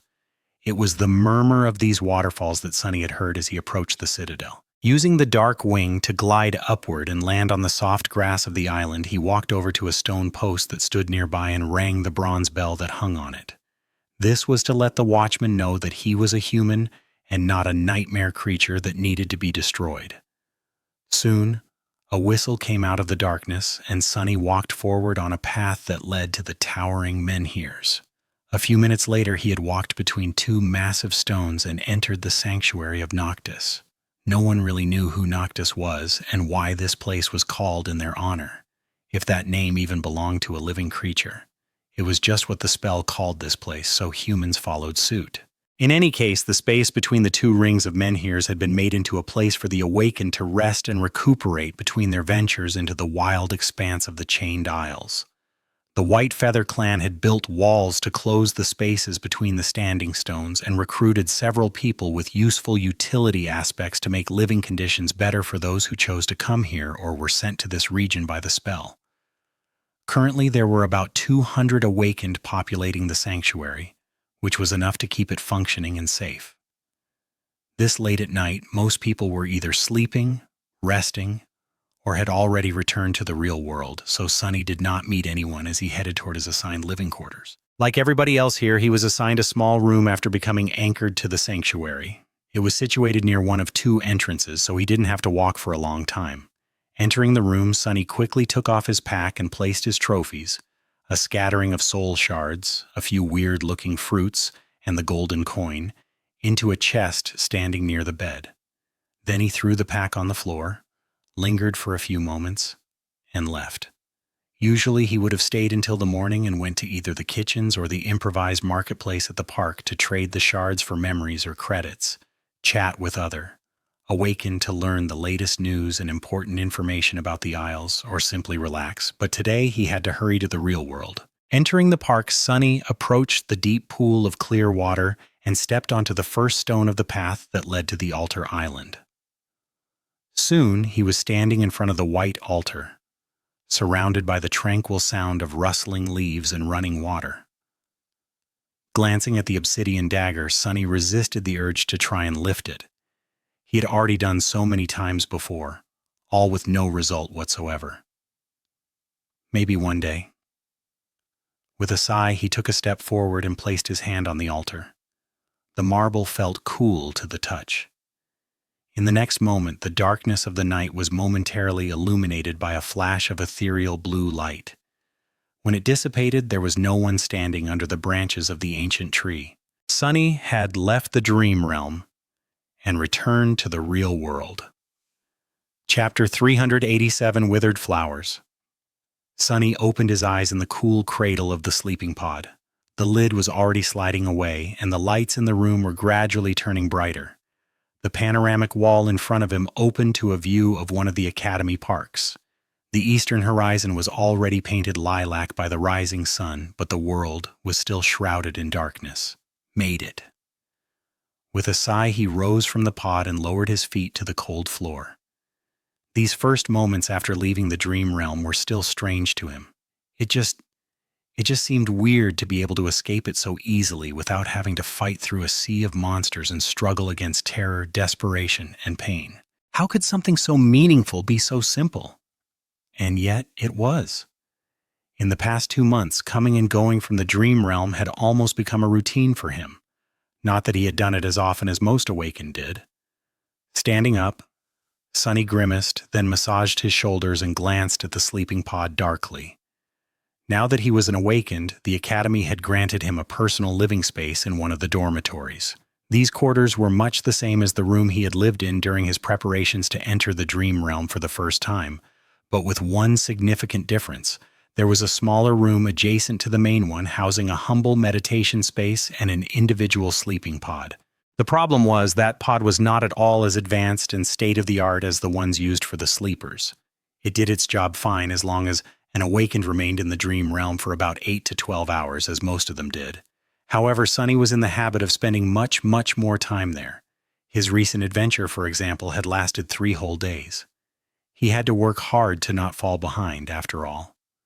As a result, his muscles felt sore and heavy. Circulating essence through his body to chase away the remnants of sleep, Sunny walked to the bathroom and got into the shower. As streams of water caressed his skin and flowed down the scales of the black serpent coiling around his lithe body, he sighed and closed his eyes for a moment. At least his mind felt refreshed. Visiting the dream realm was not exactly equal to good sleep, but it was somewhat similar. Mental fatigue still accumulated little by little, but it was easy to remove by meditating or actually sleeping on the other side of the gateway. Few awakened ever did, however, since no place there was really completely safe. Exiting the shower sometime later, Sunny finally felt wide awake and full of energy. He dressed himself, sat at the table, and quickly compiled a report about his recent exploration. Then he picked up the communicator and checked its log. No missed calls, a few messages from Effie with photos of all the delicious food she was eating, and several mimetic jokes of questionable nature, and a few more from Kai, describing his experiences in Bastion. Sunny waited for a bit, then sighed and put the communicator down. Time for breakfast. Commanding one of the shadows to wrap itself around his body so that he appeared like a normal person, Sunny left his room and headed out. On the way to the cafeteria, he met a few other awakened. No one paid him too much attention, though. In recent months, the images and true names of Cassie, Kai, and especially Effie had been plastered all over the media, but luckily he had avoided becoming a poster boy for the government's insatiable propaganda machine. As the result, random strangers had no idea who he was, which suited Sunny just fine. Entering the cafeteria, he got himself a full tray of food, sat at one of the tables, and placed the communicator on its surface. The call was supposed to come any minute now. He enjoyed a decadently delicious breakfast in peace and quiet, glancing at the communicator from time to time. No one bothered him, and there was no danger to be worried about. A content smile found its way to his lips. Ah, life is good. Finally, the communicator rang. Sunny answered the call and listened to the respectful voice on the other side of it. Everything is ready? Wonderful. So when can I... Oh, really? Well, great. Then I will be there at noon? Right. See you later then. Finishing the call, he put the communicator down and stared into the distance for a long time, a strange look on his face. After receiving the contribution points for his Forgotten Shore report and making some money by selling soul shards to other awakened on the chained isles, Sunny had done something that he had never thought that he would be able to do in this life. He had bought a home. A nice, beautiful home in the district of the city with clean air and green lawns. And now, after several long weeks of waiting, everything was finally ready for him to move in. Looking down at his cantankerous shadow, Sunny lingered for a few moments and then smiled. I think we've made it, buddy. We really, really did. The person in charge of renovating his home and bringing it to the desired specifications was going to meet him there at noon, so Sunny had a few hours of free time to kill. He wandered around the parks for a bit. Now that the spring had come, the air was warm and pleasant. The melodic drip-drop of melting snow disturbed the peaceful silence of the early morning, making Sunny feel balanced and relaxed. Even the shadow seemed to enjoy this tranquil landscape. Eventually, he visited one of the kiosks scattered around the academy and spent a bit of credits to buy a bouquet of fresh flowers. Then Sunny found himself standing in front of the hospital complex. With a sigh, he lowered his head and walked through the automatic doors. Using an elevator to reach one of the lowest levels, he passed several increasingly strict security checks and approached an unremarkable white door. Inside it was cool and dark. Cool and in. Changing the withered flowers with fresh ones, he lingered for a bit, then sat on a chair that stood near the softly glowing sleeping pod. Entombed within, a young woman with silver hair was dreaming soundly, her face pale and unmoving. Hey, Nephis, how have you been? Chapter 388. Vigil.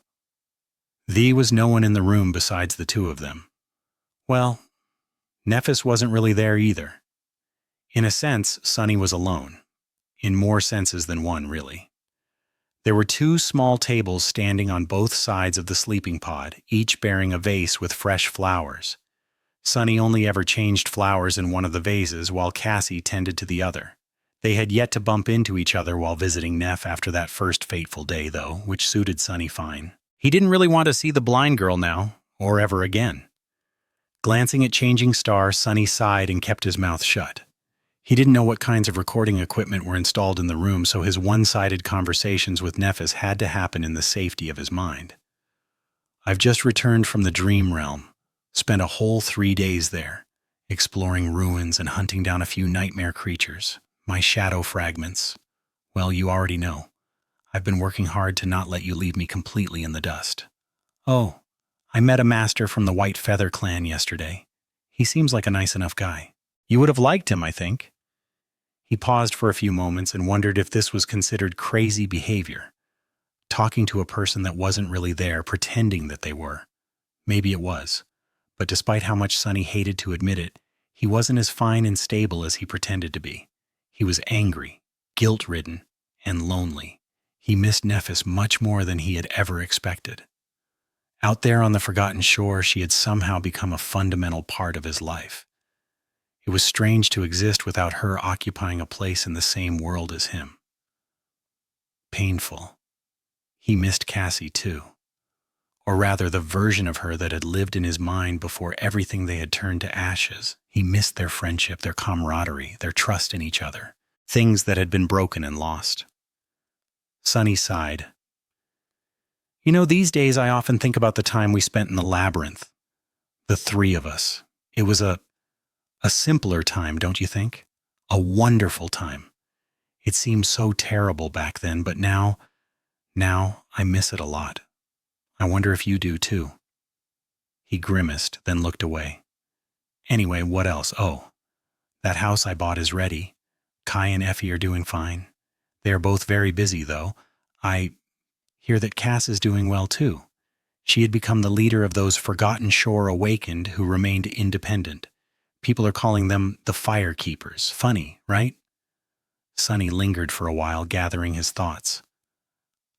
Visited your mom, by the way. I remember that you didn't like the thought of her being alone, so I went to see her. She is fine too. Well, I mean, for a hollow. Oh, and the funniest part? He looked around, then thought, do you remember how you told us that you wanted to dye your hair? You won't believe it, but I actually bought a little memory that allows me to change the color of my hair at will. Not because of you, it's just something that I needed for a thing I'm about to do. Still, I think that it's sort of hilarious. Nephis remained still and absent, her ivory face looking lifeless in the white glow of the sleeping pod.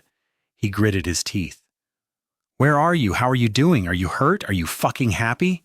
I imagine that you would be free of everything, with nothing to do but slaughter nightmare creatures and battle against the thing you hate the most. Sunny looked down and clenched his fists, then remained still for a long time. Are you coming back? There was no answer. He sat by Changing Star's side for a while, staring at her still face. Then he nodded heavily and stood up. All right, figures. I'll see you later then. With that, Sunny turned around and left.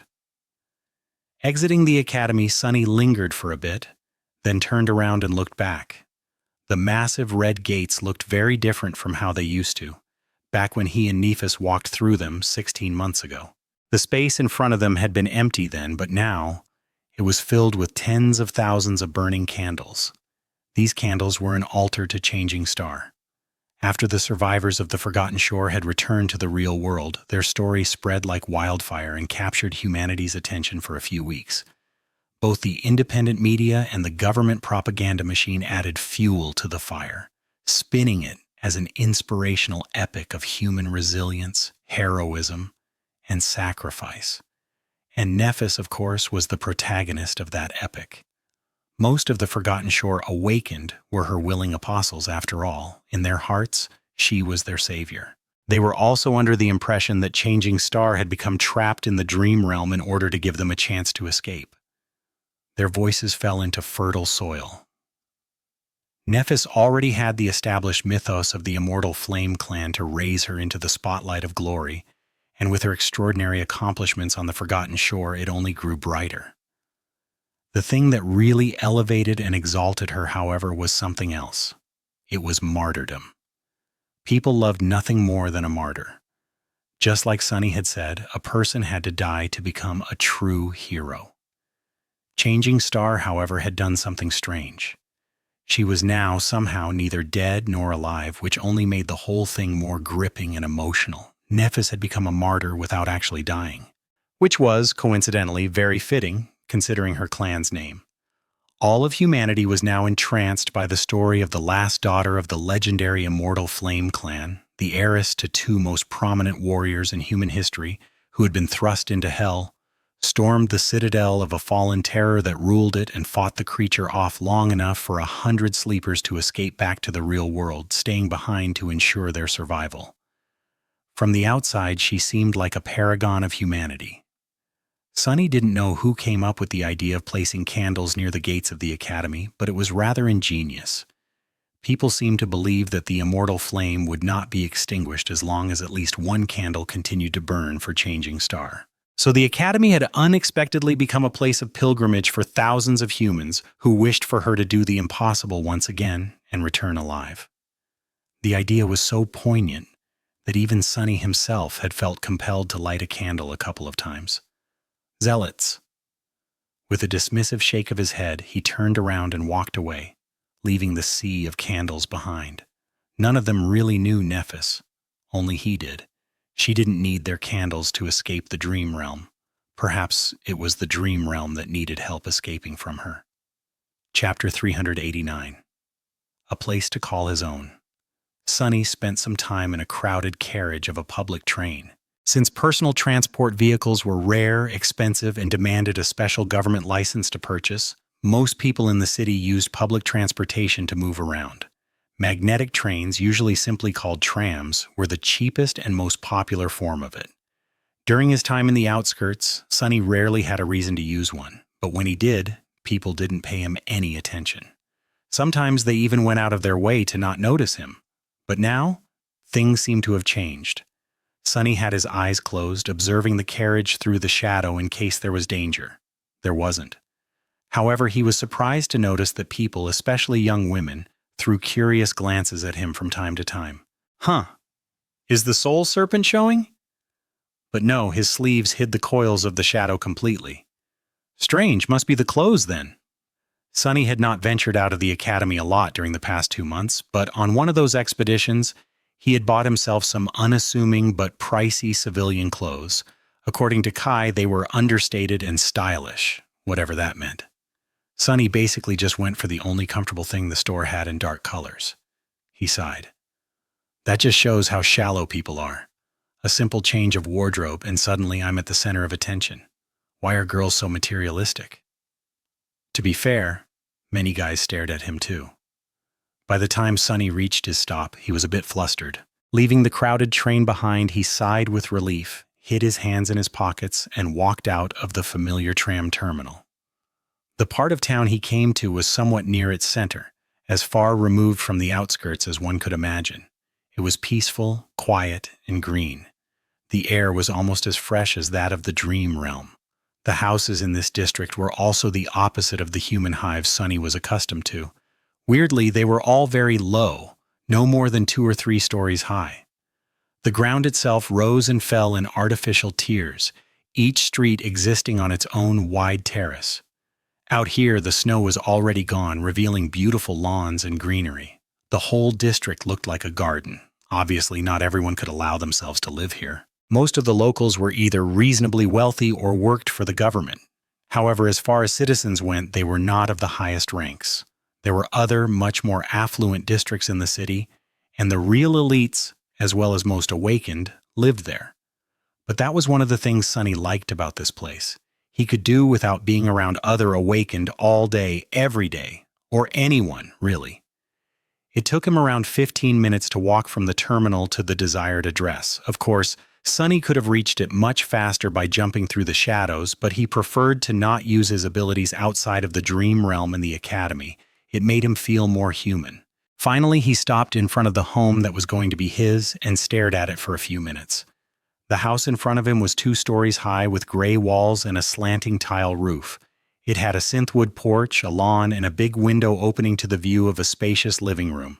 There was even a garage for a PTV and a hedge fence to separate it from the neighboring homes. It was like something out of a fairy tale. Extravagant. Ahem. Awakened Sunless, sir? Sonny was aware, of course, that a PTV had just parked nearby and that a man got out of it, approaching him from behind. He was just too consumed by the weight of the moment to show it. Turning around, he glanced at the person who called out for him. It was a short, overweight man wearing a very expensive tailored suit and an antique luxury watch. Despite his outward appearance, the man was full of confidence and had a wide, polished, professional smile plastered to his face. Sonny stared at him with a dubious expression, then said, Leonard, right? The man, who was the representative of the agency responsible for outfitting Sonny's new home, nodded with enthusiasm. That's me. Ah, the fact that you have remembered my name is very flattering, sir, really. With that, he gestured to the home and smiled. How do you like it? Sonny hesitated, then feigned indifference and shrugged. It's fine, I guess. Leonard lingered for a moment, then smiled even wider. Of course, a person of your caliber must be accustomed to much more luxurious accommodations, but I can assure you, you won't be disappointed by our work. This home might not be as high class as what you're used to, but we did everything per your specifications. Although, I must admit, your choice of location gave us a challenge, especially with the need to keep the exact nature of the modifications discreet. Sonny kept a straight face and tried to understand what the hell Leonard was talking about and who he thought Sonny was. To be honest, when he had decided to buy a home, he just contacted Master Jet, told her where he wanted the house to be located and a couple of things he hoped to fit inside. And instead of giving him advice on how to proceed, she simply arranged everything with a couple of phone calls. And now, here he was. Meanwhile, Leonard glanced at him with a bit of curiosity, hesitated for a couple of moments, and then asked cautiously, By the way, if you don't mind me asking, sir, how does this beautiful house stack against your previous place of residence? I am interested from a purely professional standpoint, of course. Think of it as a client survey. Sonny looked at the cozy gray home, thought for a bit, and then answered honestly, Well, my previous place was about 100 times bigger, built mostly out of natural stone and marble, with antique wooden furniture and a very special secret dungeon. Oh, and security was taken care of by a fallen devil. Leonard stared at him for a while with the same wide smile. His face, however, had slowly turned gray. After a while, he coughed a couple of times and said hoarsely, Wonderful. That's wonderful. Shall we take a look inside? Chapter 390. My Castle. The interior of the home was tasteful and minimalist, governed by a design philosophy that seemed stylish, spacious, and a little bit empty. The first floor contained a living room, a dining room, a kitchen, a pantry, a bathroom, and a guest bedroom. Everything was furnished and fully stocked, including a refrigerator that was stuffed with all kinds of expensive food. Leonard looked around with a sense of pride and went on a long tirade about all the hidden security features the unassuming house actually possessed. There were thick plates of armored alloy hiding behind the siding panels. The wide windows were outfitted with titanium shutters that could come down at a moment's notice, and both air and water filters could withstand not only the usual environmental toxins, but also most known forms of biochemical threats. Such extensive security measures might have seemed like overkill, but in fact, even mundane humans strive to turn their homes into compact fortresses. No one knew when the next gate would open, and how close to them it would be. Even though most homeowners were never going to use these protective features, having them made for a big quality of life difference. Leonard spent a weirdly long amount of time describing all the lighting fixtures his agency had installed, his voice bursting with enthusiasm. It seemed that the man had a thing about designer lamps. Sonny didn't have the heart to tell him that he would not be using any of them most of the time. He could see perfectly well in the dark after all. The house is connected to the city electrical grid, but there's obviously an autonomous energy source for emergencies. Spell tech, of course.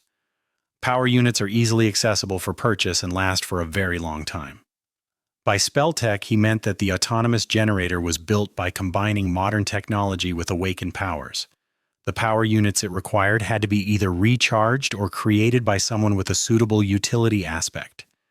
Devices such as this were considered to be a luxury for the commoners, but in fact, a very large part of the city's infrastructure functioned on spell tech. Not everything in the world was created by the awakened, but almost all industries required their participation in one way or another. Even the air filtration system Sunny's mother used to assemble in an underground factory on the outskirts contained fiber grown by one of the nightmare spell carriers. That was why, while utility aspects were often useless in a fight, people who possessed them were so valued by society. Sunny asked a couple of questions about the entertainment system built into the living room, scratched the back of his head after receiving the answers, and expressed his desire to see the second floor. The second floor contained the master bedroom and two smaller ones, each with its own bathroom, and a brightly lit home office. There was also the latch to the storage space in the attic. Leonard described a few things about the furniture they chose, and then mentioned the soundproofing of the master bedroom several times for some unknown reason. Sunny frowned and gave him a strange look. I mean, sleeping in peace and quiet is nice, but he does know that I can't sleep in the real world, right? What a strange man. Finally, they descended into the basement, which was situated deep underground, as well as being the most heavily fortified and well-protected part of the house. In a sense, this was the heart of the unassuming gray home. The whole basement was one large space, with walls, floor, and ceiling covered by heavy plates of armored ceramic alloy. This was done so that an awakened could train here without worrying about destroying their own home or alerting the neighbors. Sunny paid extra to make sure that every piece of training equipment here could survive his spars with Saint. He still remembered and mourned all the beautiful things he had lost during their previous duels, like his favorite table, or his comfortable chair, or his pride.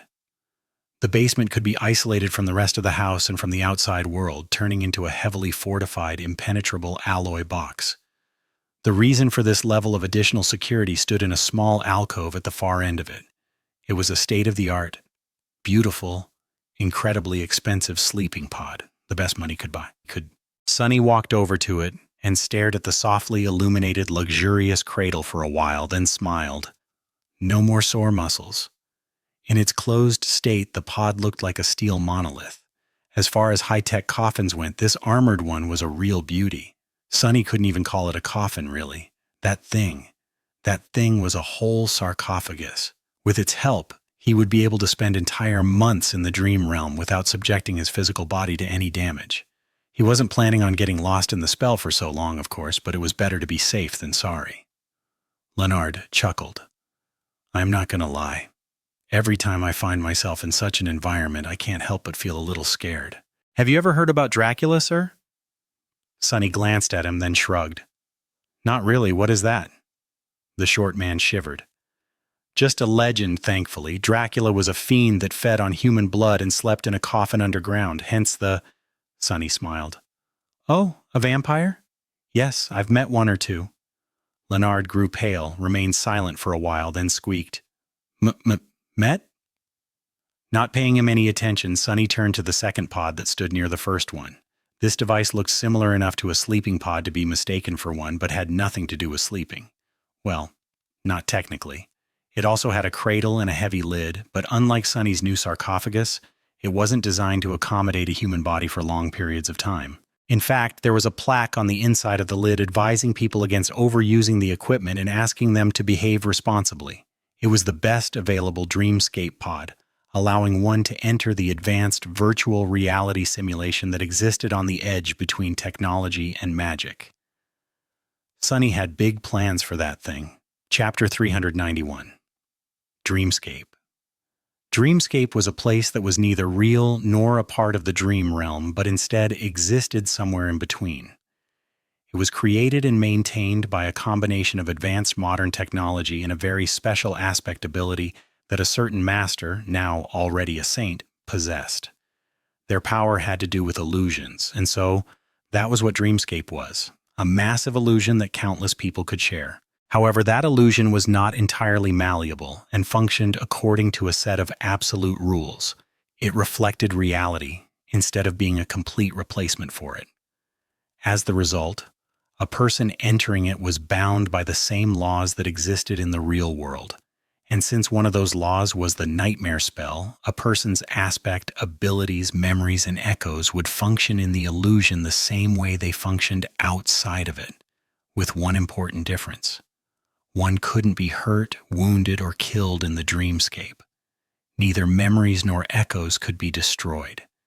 which meant that awakened were able to battle each other there without having to risk their lives and keep the destructive force of their duels out of the real world. This application was the primary use of the dreamscape. Well, in a sense. At the dawn of it, the dreamscape was mostly used by the legacy clans and the government to train elite awakened that served them, but it was quickly deemed as only being marginally useful. While such training could facilitate safe duels between the human carriers of the spell, its simulation of the nightmare creatures was not that close to reality. The illusory monsters lacked the will and mind of actual abominations after all. So, the dreamscape had failed to become a successful training tool and was thus largely abandoned. It had, however, unexpectedly found incredible success in the entertainment segment. Those awakened that were not part of elite strike forces deemed it to be very engaging, useful, and fun. The duels in the dreamscape became very popular, and that popularity simply exploded once the company behind it came up with the idea to integrate a broadcast function into the simulation pods, thus making these duels available to a much broader audience, the mundane humans. Today, Dreamscape was a whole industry with both amateur and professional leagues, famous celebrities, and passionate fan clubs. There was even a version of it for non-awakened, with its own set of environments and adventures that allowed people to experience a facsimile of what it meant to travel across the dream realm while battling nightmare creatures. Sunny, however, wasn't interested in the fame, glory, and money that becoming a renowned Dreamscape champion could bring him. No matter how lucrative, it was just a toy at the end of the day. He was, nevertheless, extremely interested in that toy for three very important reasons. The first reason was the anonymity that Dreamscape offered. It was all but impossible to track a person entering the illusion if they didn't wish to be tracked, which was very much to his liking. The second reason was Shadow Dance. Sunny needed to fight against a multitude of opponents skilled in wielding different weapons and using various styles to sharpen his battle art and make it, as well as the Soul Serpent, stronger. In a sense, he needed to create a library of mirrored styles to enrich his own. Was there a better place to find thousands upon thousands of awakened who were willing and ready to cross blades with him? All without having to risk his life, to boot. The third reason was rather unexpected. In fact, Sunny had stumbled upon it by pure accident. Back when he had just arrived on the Chained Isles, he secretly tested the mantle of the underworld in battles against several nightmare creatures. The onyx armor had turned out to be even more remarkable than he had anticipated, so he easily hunted down several abominations. And yet, one creature had managed to escape from him after being thoroughly defeated, mostly because of the approaching crushing. That was when he discovered how the Prince of the Underworld enchantment really worked. Its description said that the onyx armor grew stronger according to the number of opponents its wielder defeated, and it did exactly that. The enchantment didn't care whether the opponent lived or died. All that mattered to it was that the enemy lost. After the nightmare creature Sunny had beaten escaped, the counter of the enchantment still changed from 1,215 over 6,000 to 1,216 over 6,000. He tested it in a battle with another abomination, bringing it to the door of death and then walking away without delivering the last blow. The counter went to 1,217 over 6,000. So Sunny hoped to kill two birds with one stone in the dreamscape, to both elevate his technique and satiate the requirements of the Prince of the Underworld with a constant stream of victories. Now that he had finally bought his own home and gained access to a sufficiently secure simulation pod, the chance to do so was finally in his grasp. But first, he needed to send Leonard away. The two of them returned to the ground floor. The short man looked around and asked with a somewhat forced smile, I hope that everything was to your liking, sir?" Trying not to show how weird it was for him to be addressed as sir, still, Sunny gave him a curt nod and answered evenly, "Yes, it will do." Leonard hesitated for a few moments, then said, "Good, great. Would you like to subscribe to our active security service? Many awakened find it beneficial to have a dedicated security team guarding, The short man started to give him an obviously practiced sales pitch, but under Sunny's indifferent gaze, his voice grew quieter and quieter until eventually disappearing completely. Sunny smiled slightly. "I would not, Leonard. Do Do you really presume to be able to guard me? Leonard gulped, then shook his head. Ha, ha, ha. No, of course not. What I was thinking about even. Please forgive me, sir. He looked away, then hurried to change the subject. In any case, as you can see, the interior is rather empty. We left space for you to fit your things. If you don't mind me asking, when are the movers arriving? Sonny stared at him, then shrugged. They're not. I don't own a lot of things. By which he meant that the clothes on his back and the stuff in his pockets were the total sum of his worldly possessions. Leonard sighed, then nodded. How profound. Indeed.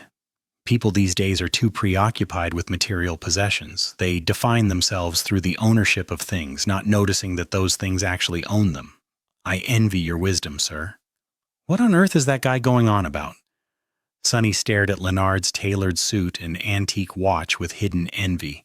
Those had to be expensive. The short man caught the direction of his gaze and blushed with embarrassment. Anyway, if no one is coming, then we can conclude the deal right here and now. I wouldn't want to take too much of your precious time. They signed a few documents. All payments had been made in advance, so this was just a formality. But despite that, completing this meaningless ritual made Sonny feel a deep and powerful emotion. In a few minutes, Leonard was gone, leaving him alone in his new home. The first home he had in many, many years. Chapter 392.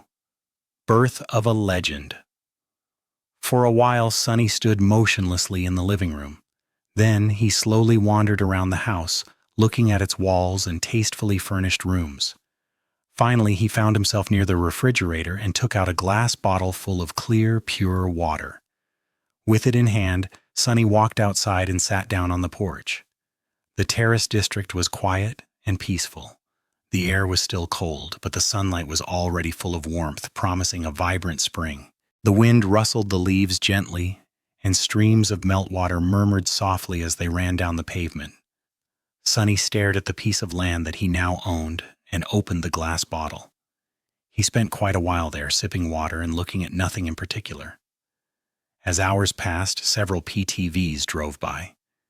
He saw a few people in clean and warm clothes. A bit later, droves of children and teenagers in school uniforms walked past on their way home from their studies. After that, he sighed, retrieved his shadows, and went back inside.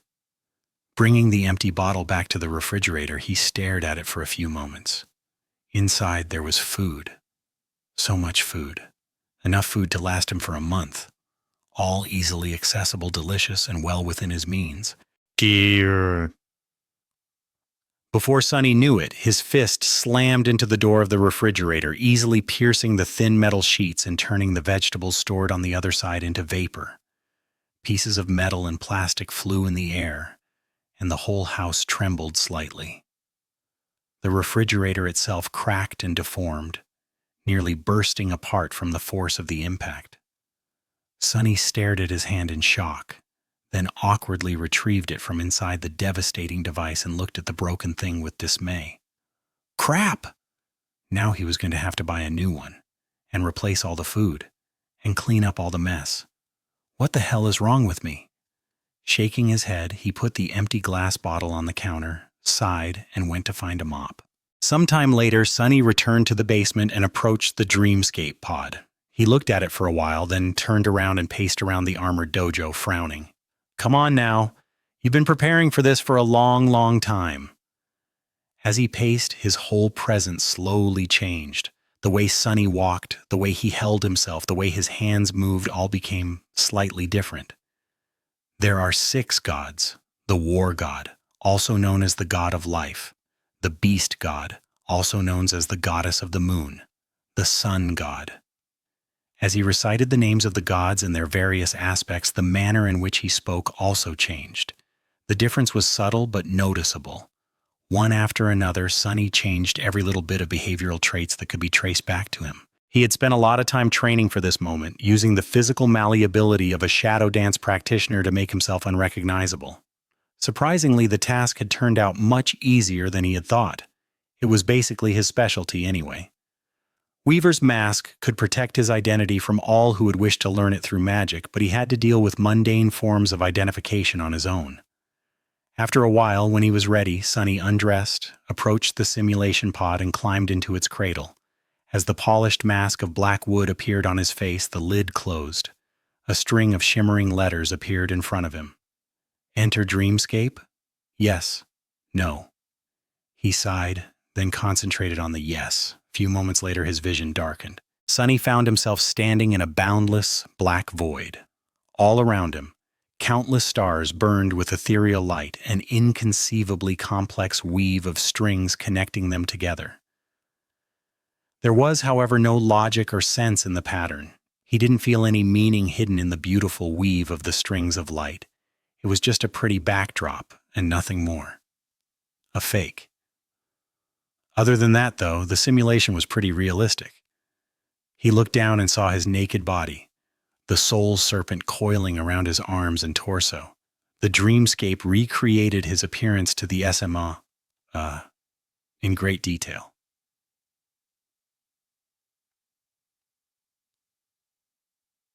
Huh. Shaking his head in bewilderment, Sunny summoned the mantle of the underworld. It weaved itself from black threads and covered his body. As soon as it did, a pleasant voice resounded in the darkness. Challenger, welcome to the dreamscape! Sunny summoned the autumn leaf, a small charm that allowed him to change the color of his hair. After a short hesitation, he made them appear white. What next? How do I fight people? The pleasant voice promptly responded, Before proceeding further, please choose an alias. He blinked a couple of times, then scratched the back of his head. Oh, right, an alias. After some, though, Sunny remembered the legend of Odysseus that Neff liked to talk about and smiled. Nobody. That would be a good alias. He could already imagine how funny it would be to hear something like, nobody has defeated the enemy or nobody has won. His thoughts, however, were interrupted by the voice of the dreamscape. Alias nobody is taken. Please choose another. He did not expect that. What would be a better alias is taken. Please choose another. What? No, wait. Alias what? No, wait is taken. Please choose another. Sunny shut his mouth, then thought for a while. His alias had to not only sound nice, but also be the opposite of what he would ever call himself in real life. Just like his movement and speech patterns, it had to be a part of the disguise. That's why coming up with one was not that easy. In the next few minutes, he tried a dozen different aliases, all to the same result. The level of coolness of the aliases he could come up with rapidly dropped, while the level of his irritation quickly rose. He felt as if the damned simulation was mocking him. Finally, Sunny growled in frustration and said the first word that came to his mind. Mongrel. The dreamscape was silent for a while. Then it said, Welcome, Mongrel. Please, choose a dream of your liking. Really? Mongrel? Well, mission accomplished, I guess. This is indeed the last thing I would want to be known as. Oh, the irony. As Sunny huffed and puffed from frustration, several images appeared in front of him. All contained depictions of different environments, although most looked like an arena of some sorts. From his research, Sunny knew that the choice of an arena decided what type of opponents he would get to fight against. Some were available to everyone, some required a certain number of victories to be accessed. Professional duelists all spent their time in those elite dreams. Dreams. What a stupid name. If I was dreaming, I would be on the Chained Islands right now, wouldn't I? His body was indeed awake right now. It's just that his mind was inside of an illusion. Regardless, what he needed was a place where he could fight sufficiently skilled amateurs without drawing too much attention. He knew just the place. Pointing at one of the images, Sunny said, There. A moment later, the black void disappeared and he was suddenly somewhere else. Limo. A loud voice thundered from somewhere above. Challenger Mongrel has entered the Colosseum! Chapter 393. Mongrel. Sunny was standing on the floor of a vast oval arena. It was covered by sand, which had long ago turned red from all the blood spilled between these ancient walls. The merciless sun burned in the incandescent sky, and the smell of sweat, blood, and death assaulted his nostrils. How realistic. A little disturbed, Sunny looked around and saw tall amphitheater stands rising high above the blood-soaked arena. Those were the spectator seats. A crowd was cheering from them, their voices full of macabre fascination, cruelty, and glee. Both men and women were dressed in archaic robes that left their arms and shoulders bare. With bloodthirsty smiles contorting their features, they looked like a horde of lustful demons. Well, not all of them. Here and there, a strangely clothed person could be seen, observing the fights with a less barbaric expression. The people in archaic clothes were illusions, while the rest were actual observers. One didn't have to be connected to the dreamscape to spectate the duels, but some quirky fans preferred to be there in person to achieve the feeling of maximum immersion. Lunatics! Those damn simulation pods are too costly to use them for spectating. Even though Sunny wasn't poor anymore, seeing such extravagance still pained him. Shaking his head, he finally turned his attention to the arena itself. Obviously, this illusory environment wasn't very original, but on the other hand, it was a classic. More advanced dreams had vastly different decorations ranging from realistic to completely fantastical, but for this low-level one, the company running Dreamscape chose a pretty basic narrative. It was an ancient coliseum, a place where slaves had once fought to entertain their masters, often to the death. Sunny didn't like it one bit. The coliseum was based on a historical structure, but was much larger. Hundreds upon hundreds of warriors roamed the sand of the battle arena, some engaged in fights, some searching for an opponent. Out here in the Colosseum, most of the participants were awakened of high enough skill to be considered the elite among the amateurs, but not skillful enough to enter the professional leagues. Just what Sunny was looking for. Maybe. Overall, while many of the duelists in the Dreamscape were talented fighters, at the end of the day, there were very few true masters among them. Real elites spilled blood in the dream realm, not in an illusion that had been conjured for the purpose of entertainment. So the level of competency of these people remained to be seen. Commanding the soul serpent to assume the form of the fearsome Odachi, Sunny put the blade of the great sword on his shoulder and waited to be challenged. Due to his menacing black armor and fearsome mask, however, people seemed to be reluctant to approach, at least for a while. Soon a young swordsman in a striking blood-red armor approached, a long and graceful espadon resting on his shoulder. With a smile, he looked at Sunny and said, "Haven't seen you around before, mongrel? Are you new to the Colosseum?" Sunny tilted his head and studied the letters that appeared around the swordsman. Paradise in red. Victories, 157. Defeats, 103. Good enough. Lowering the Odachi, he answered in an even tone. Born in the Colosseum. The swordsman smiled, then stepped forward. "Let me welcome you back, then." The voice of the Dreamscape immediately spoke, announcing the start of the fight. Paradise in red has challenged Mongrel. They clashed on the bloodied sand, moving with enough speed to cause the wind to howl through their armor. Sunny had left one of his shadows on the ground and wrapped another one around the autumn leaf where it could do him no good. He didn't want to be too strong so that his opponents were not completely outmatched and could properly showcase their styles. As for himself, he had completely abandoned both the flowing style that Nephis had taught him and the grounded technique that he had learned from Saint, relying only on his ability to shadow the enemy's movements. Paradise in Red was not a master of swordsmanship, but his skill level was not bad. Still, the young man wasn't a match for Sunny, even though he had to forego his practiced techniques and wasn't used to wielding the great blade of the Odachi. The material form of the Shadow Serpent was truly formidable, but due to its size and nature, using it required a lot of adjustment. It was potentially far more devastating than any shorter blade could ever hope to be, but at the same time demanded much more skill and strategy to be wielded efficiently. Any strike it delivered was potentially deadly, but so was every mistake made in the process. Sunny prolonged the fight for as long as he could, learning as much as possible from how his opponent moved and wielded the sword. In the end, however, the strain of the duel turned out to be too much for the other fighter. He wasn't very strategic at how he spent his soul essence, so after 5 minutes or so, his speed and strength decreased sharply. Sunny sighed and ended the duel with one precise slash of the soul serpent. The great sword flashed across the enemy's neck, sending his head flying into the air. The beheaded corpse fell to the ground in a rain of blood, then disappeared in a stream of sparks. The voice of the Dreamscape thundered from above. Mongrel has won. Too bad. 5 minutes was not enough to truly learn the essence of a battle style.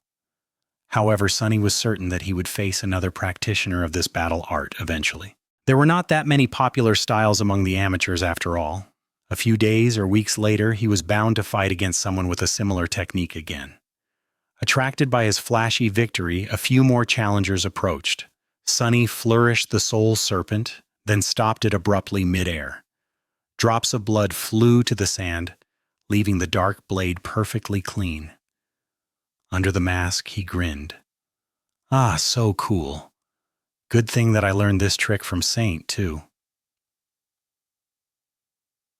Ah, are you even human? Another awakened fell to the sand, blood flowing from his mouth. Sunny took a step forward and slashed down with the shadow serpent, easily cutting through the opponent's light armor and splitting his body in half. The great sword he wielded was truly devastating. As the corpse disappeared, he cleaned the curved blade of the odachi with a swift flourish and answered with a dejected lie. Human? I am not and have never been a human. By that time, a small crowd of awakened had gathered around to spectate the fights and wait for their turn to challenge him. Hearing his words, one of them laughed. If you are not human, then what are you? Sunny glanced at him, then shrugged. A mongrel. Internally, though, he was thinking, what the heck? In the past several hours, he had fought 27 people, and out of them, 25 had been using the same battle style. It was a practical but rather simplistic art that relied on straightforward, efficient movements and attacks that were optimal in terms of lethality and energy expenditure, but for the same reason, very predictable. In the hands of a master, the style could have been a real menace, but with these talented amateurs, it was useless against anyone with a tiny bit of clarity. Several of the aspects the challengers possessed had thrown him for a loop, but in the end, he had defeated them all one after another, gaining a solid grasp of the essence of their style by the 20th practitioner he fought. These people were not exactly untalented, but Sunny felt the difference between them and himself sharply. He had to remind himself that, unlike him, they had not spent a whole year fighting for their lives in the hell of the Forgotten Shore. Most of these young men and women had probably only experienced a handful of real battles in their entire lives, a few in the first nightmare, and a few on their way to the gateway. After that, they lived in well-protected citadels and only ventured outside the walls in large cohorts, if ever. Disappointing. Although the counter of the Prince of the Underworld had grown by 27 victories, Sunny was slightly irritated. This was not what he had hoped for. Variety, he needed variety.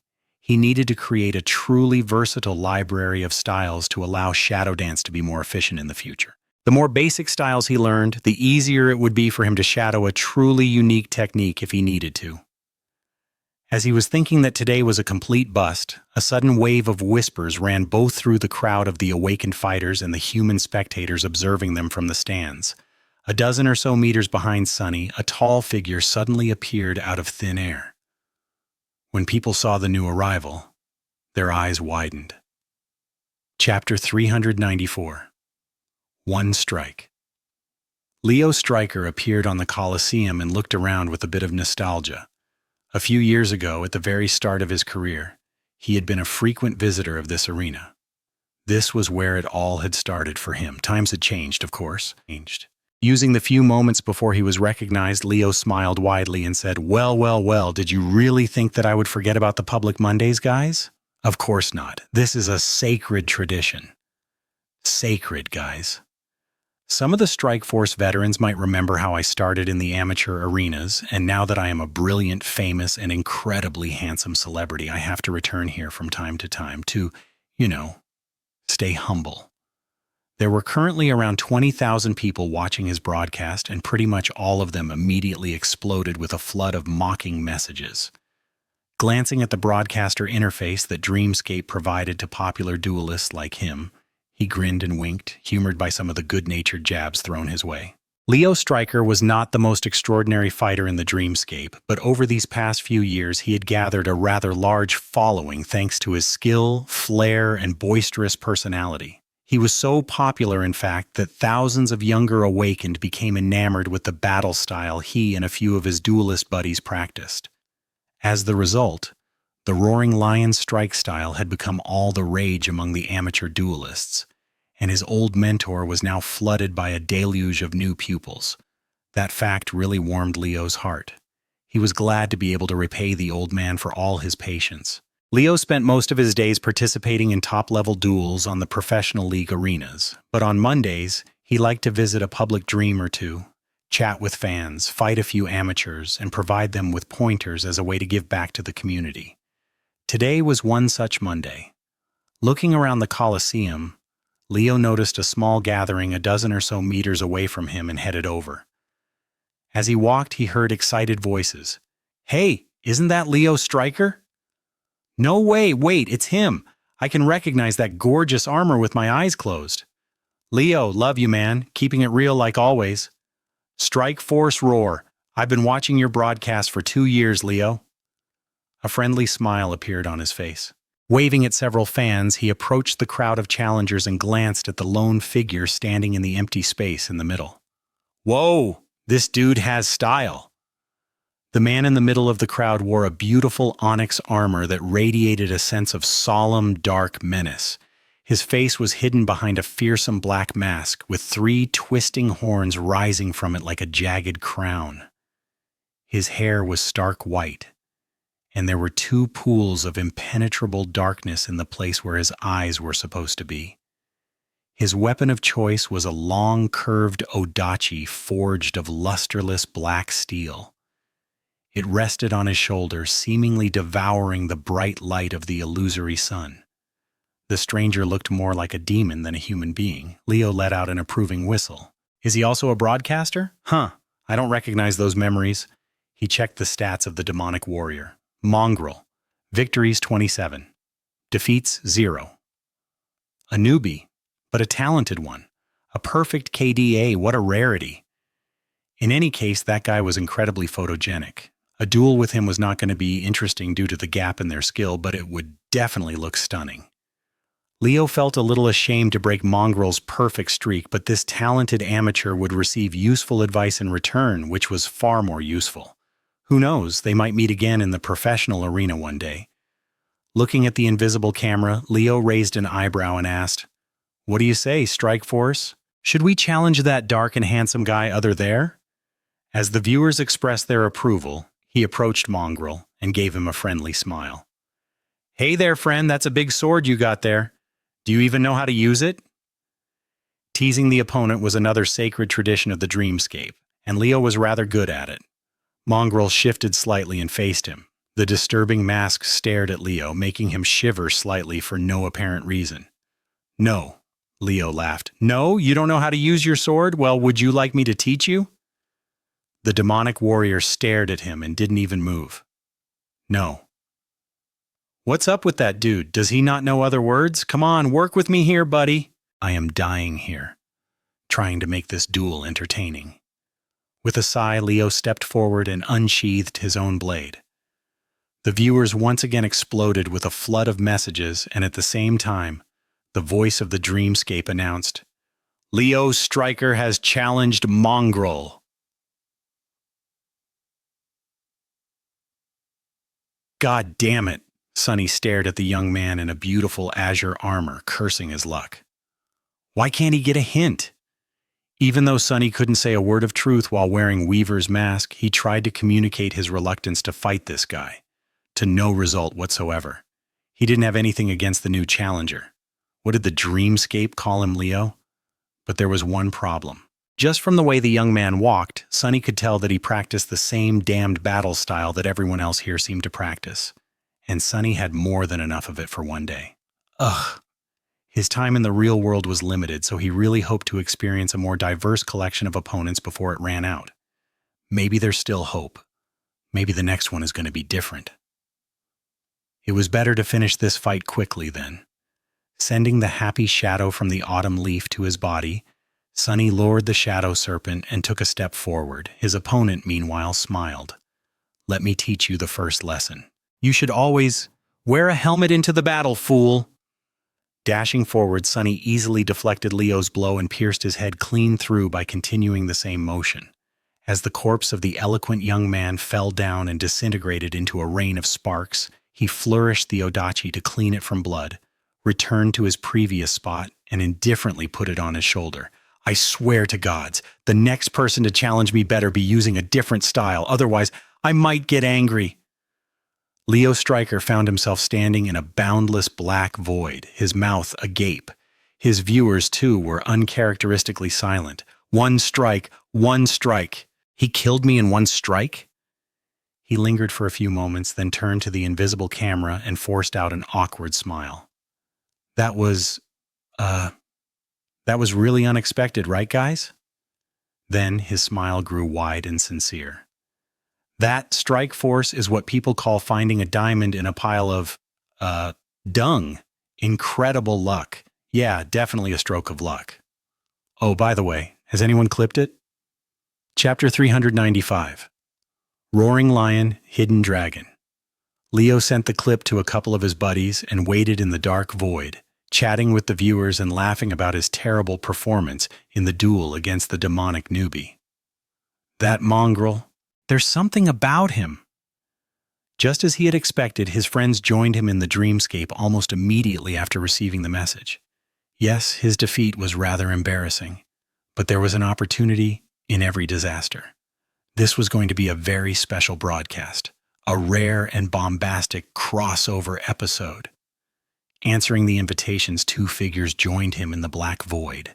The viewers grew silent for a moment and then sent so many reactions that the broadcast interface almost crashed. Well, as expected. Both guests Leo had invited were very prominent duelists, at least as popular as he was himself, or perhaps even more. One wore a heavy plate armor, there was a castle engraved on its breastplate, and 4 dragons depicted on his pauldrons and vambraces. This was Taoist Safer, a renowned swordsman who possessed a powerful aspect that allowed him to control fire. The other was a taciturn warrior in a gray silken robe. His alias in the dreamscape was the Fool, and he was known to be one of the most peculiar and persistent duelists in the professional league. Leo grinned. Hey there, Safer. Hey there, Fool. Long time no see. Safer scoffed, then pointed at him. Leo, my friend, what the hell was that? You got killed by an amateur. In one strike. The Fool simply shook his head and remained silent. Leo coughed in embarrassment and looked down. Yeah, well, it's not like the two of you never tasted a piece of humble pie, is it? If I remember correctly, Queen Bee decimated both of you just last week. Safer grinned. I am ready to be killed by our noble queen every day, but a newbie? Come on. Leo shrugged, then pointed to his sword. All right, but there's a reason the two of you arrived so quickly, right? You saw it too? The two duelists glanced at each other, then slowly nodded. Leo turned to the camera and smiled brilliantly. What? None of you battle geniuses have noticed it? Well. It's this rare moment when I get to mock my dear viewers and their insufferable expert advice. He gestured to his friends, then continued. For those Strike Force veterans who still remember the early days of my broadcasting, as you might know, these two distinguished gentlemen are actually not only my colleagues, but also disciples of the same cranky old man who taught me swordsmanship. Basically, the three of us are childhood friends and we practice the same ingenious battle style, the Roaring Lion strike style. He paused, and then sighed mysteriously. And while it hurts my pride a little to have been defeated by an unknown novice, the real reason why I was so shocked by our duel is, you won't believe it. Oh yeah, before we do this, I should mention the sponsor of today's... Safer rolled his eyes and interrupted him. Cut it, Leo. What he was going to say is that the masked guy used the Roaring Lion strike style to defeat that dolt. And while there are many, lots and lots, really people who can beat that loud nuisance in a heartbeat, the fact that someone done so while using our own style is very interesting. Leo glanced at his friend with vitriol, but then gave up on the ad break and nodded.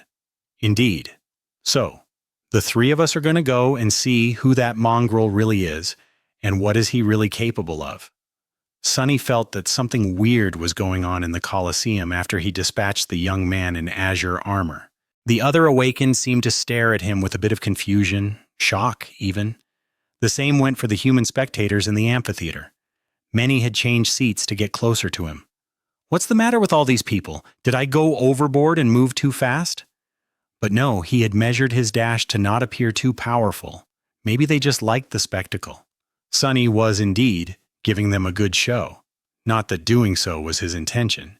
Anyway, why is no one challenging me? Stop wasting my time, people. I'm on a tight schedule. Indeed, no one in the small crowd of awakened that had been waiting for their turn to fight him seemed willing to step forward now. Sunny stared at them in boredom for a few minutes, trying to understand what was going on. They had been very eager just a few moments ago, no? Then someone finally walked toward him, unsheathing a formidable-looking sword. The guy was wearing plate armor with an intricate engraving of a castle and 4 dragons decorating its polished surface. He looked strong, noble, and experienced. You must be kidding me. The same style. He was obviously practicing the same damn style.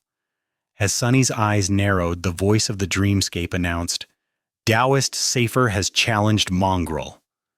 Before the guy in plate armor could even attack, Sunny unceremoniously bashed him in the face with the pommel of the odachi, swiped his foot, and then viciously thrust the tip of the great sword into the narrow crack of his visor. As blood flowed from the steel helmet, the voice of the dreamscape thundered once again, Mongrel has won. The faces in the crowd grew a bit pale. What the hell is wrong with these people? Is there no one here who knows a different style? Before Sunny could even clean the blade of the shadow serpent, a new challenger approached. This one was wearing a gray silken robe. The fool has challenged Mongrel! The bastard was wielding a heavy saber and using the same cursed battle art. Sunny let out a low growl and dashed forward. The fool turned out to be more nimble and aware than the last 2 fighters. He managed to sidestep the attack. Sadly, it had turned out to be just a feint. Before he could correct his footing, the odachi pierced his chest and exited from his back. Sunny tore the great sword out of the enemy's body and stepped back in frustration. The man in the gray silken robe swayed and stared at the growing red patch on his silk garment. Looking up at Sunny, he silently gave him a thumbs up, then collapsed to the sand in a rain of sparks. Mongrel has won. Curse it all, do I need to go to a professional arena to find a proper opponent? These people were not exactly bad fighters. The 3 last ones especially, but why on earth were all of them so similar to each other? Sunny looked around and noticed that the Colosseum was deathly silent.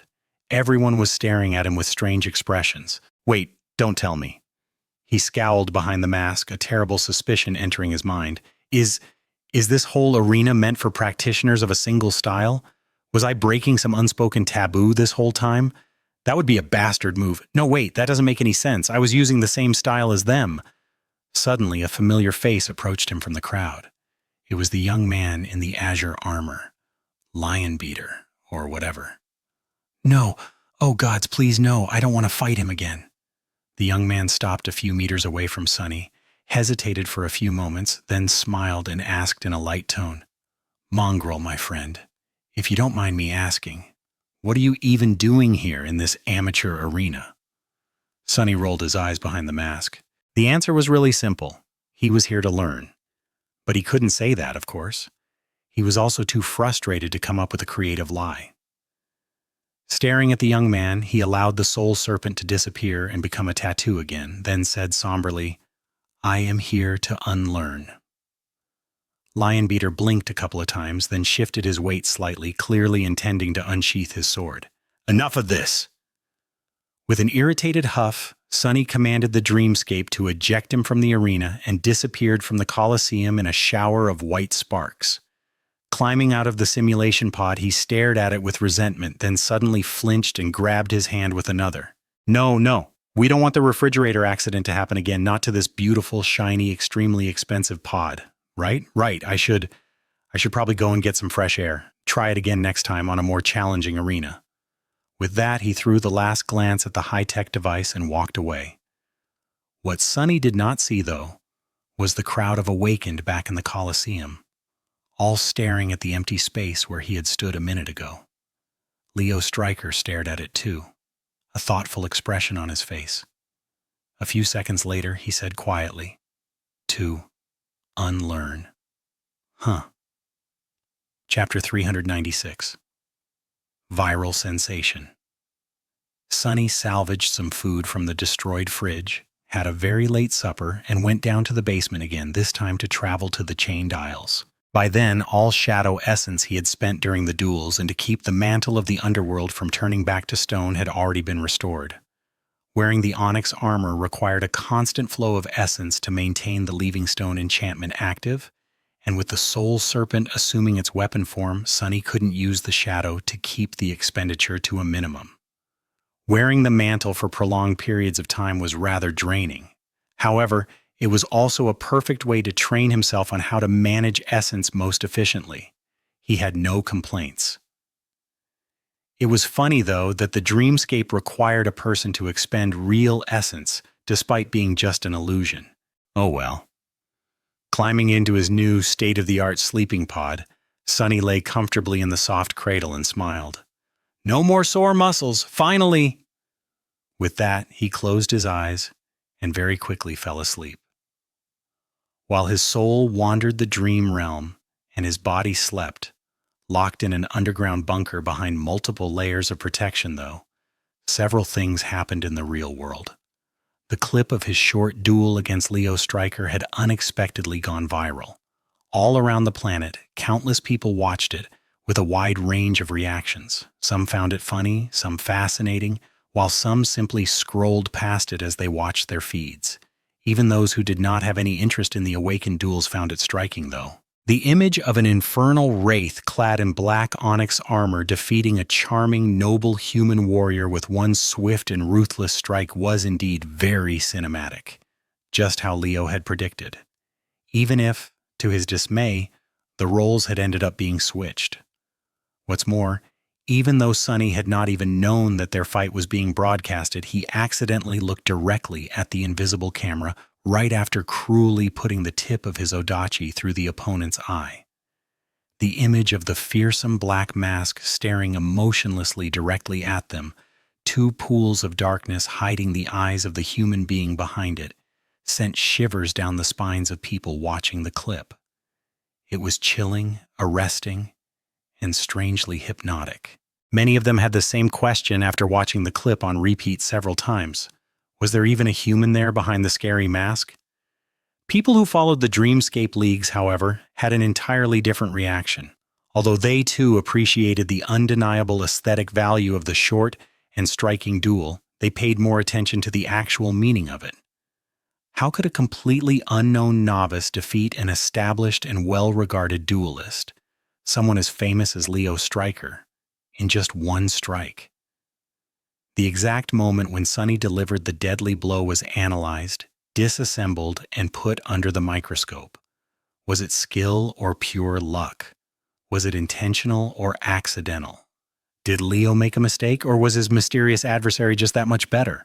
The answer was rather confusing. No one had the slightest idea. Obviously, once people became curious, they didn't stop on just that one viral clip. Rather swiftly, every fight and every word that Sunny had uttered during his infuriating visit to the dreamscape were found and published for everyone to see. Once people saw the contents of those recordings, the whole duelist circle was violently shaken. One shock was followed by another, and then by yet another, still. The first thing that people found during their investigation was two more short clips. One showed Mongrel killing Taoist Safer in the span of a single second. The other showed Mongrel killing the Fool, once again, with a single ruthless strike. All in all, it took him less than a minute to easily crush three of the most renowned young duelists in the world. They weren't the absolute elite, but still some of the best the Dreamscape had to offer. The conclusion was obvious. His victory over Leo Stryker was neither lucky nor accidental. Mongrel was, indeed, just that much better. But how could that be? Was he some other famous duelist in disguise? People continued to dig, coming to a bewildering conclusion. The man who called himself Mongrel had never entered Dreamscape before that day. His profile showed only two pieces of information: victories, 30, defeats, 0, and status offline. After that, many theories appeared postulating that Mongrel was in fact a master who had visited the dreamscape to have fun. There weren't that many masters in the world, and all of them had much more crucial things to do than spend their time having illusory duels. Even if they did, however, those duels transpired in private arenas that were created specifically for the occasion, away from the public eye. Still, if Mongrel was a master, that would explain it all. He was just much stronger. But he wasn't. That theory was debunked when the recordings of his other 27 duels were unearthed. After watching them, the investigating enthusiasts became truly shaken. And for a very strange reason. It was because those recordings showed Mongrel actually struggling against much weaker opponents. Now wait a minute, what the hell did that mean? How could a man struggle against novices, fighting them for an average of 5 to 10 minutes, and then kill 3 experienced professionals in 3 seconds? The answer was simply mind-boggling. While people who did not know much about combat techniques assumed that Mongrel had been just pretending to be weak, more knowledgeable experts came to a stunning conclusion. Mongrel only used the styles of his opponents to fight against them. He came into the Colosseum not knowing anything about the popular Roaring Lion strike style and mastered it in the span of a single evening, to such degree that even the Fool, Taoist, Safer, and Leo Stryker himself, the 3 fighters who had popularized the style in the first place, couldn't resist him even for a couple of seconds. Now, it was the experts' turn to shiver. Ironically, after understanding what exactly had transpired, they were left with the same question that the people who knew knowing about awakened duels had after watching the viral clip. Was the being wearing the black wooden mask even human? And all of them, regardless of their interests and level of knowledge about battle arts, were now wondering the same. Who the hell is Mongrel? 397 Mongrel's wisdom. In the absence of any new information, people had no choice but to look back at the existing recordings of Mongrel. Fascinated by the mysterious demonic warrior, they disassembled his every action and every word, trying to find some hint to his identity, background, and standing. Although there was not much to learn, they gradually came to perceive his sayings as rather meaningful.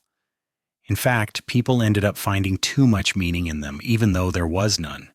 It was all just awkward lies Sonny had come up with on the spot to fulfill the requirements of the simple trick. He had never, ever intended to say something profound. But when had good intentions ever stopped people from overcomplicating things? Without Sonny knowing anything about it, Mongrel had gained a philosophy. Are you new to the Colosseum? I was born in the Colosseum. Sitting in a school cafeteria, 2 students stared at a cheap communicator, their eyes burning with enthusiasm. One of the boys frowned, then asked in confusion, "I don't get it. What does he mean? Isn't the Colosseum just a dreamscape arena? How could a person be born there?" His friend shook his head with disdain. "Idiot, don't you get it? Mongrel doesn't mean that he was born in the dreamscape. He means that he was born in battle. Those ancient gladiators were slaves forced to fight to the death against their will. Aren't awakened the same? They are infected by the spell and have no choice but to battle nightmare creatures to survive. In a sense, all awakened were born in the Colosseum." Somewhere in the outskirts, several workers had gathered together during their short break. "Are you even human?" "What is a human? I am not and have never been a human." One of the workers shivered. "Scary, do you think that Mongrel is actually a nightmare creature that infiltrated the real world?" Another shook his head. "No, of course not." The first sighed. "Then why would he say that he's not human?" The second worker looked at the dirty tunnel of the industrial air filter exhaust they were cleaning, then at his own calloused hands. "What the hell does it even mean to be a human? Do you think that you and I are really humans?" "No, you fool. That Mongrel has more brains than you, I swear. He at least understands that just having 2 legs and 2 hands does not make you a human. He gets how it is." The third listened to their conversation and grimaced. "So what? Yeah, he gets it, but I don't see him complaining. That guy took the hand he was dealt and turned himself into a damned sword demon. What have you done?" That's the lesson he is trying to teach us, I think. No one will treat you as a human unless you behave like one. Far away, in the sleeper compound of the academy, a group of young men and women were looking at a screen. "That's a big sword you got there. Do you even know how to use it?" No. No, you don't know how to use your sword? Well, would you like me to teach you? No. One of the sleepers scratched the back of his head, then asked, I don't get it. Why did Mongrel lie about not knowing how to use a sword? He is obviously a very experienced fighter, maybe even a legacy. Was he trying to trick Leo into underestimating him? A girl standing near him chuckled. He didn't lie. Why would Mongrel need to trick Leo? He would win against him fair and square, regardless. No, there's a deeper meaning in his words. The other sleeper raised an eyebrow. What meaning? The girl smiled knowingly. Only a boastful duelist like Leo Stryker would claim to know his way around a sword.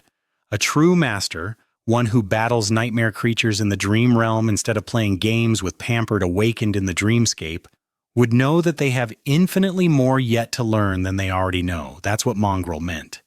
No matter how good he is, he understands that in the grand scheme of things, his skill and power are like that of an infant. Her friend was quiet for a while, then asked, If that's the case, then why did he say that he doesn't want to learn more? The girl shook her head. He didn't say that he doesn't want to learn. He said that he doesn't want Leo to teach him. The true enemy of an awakened is the spell, not other humans.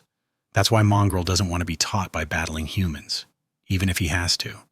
And also, if someone is strong like Mongrel, they can end a fight with one strike.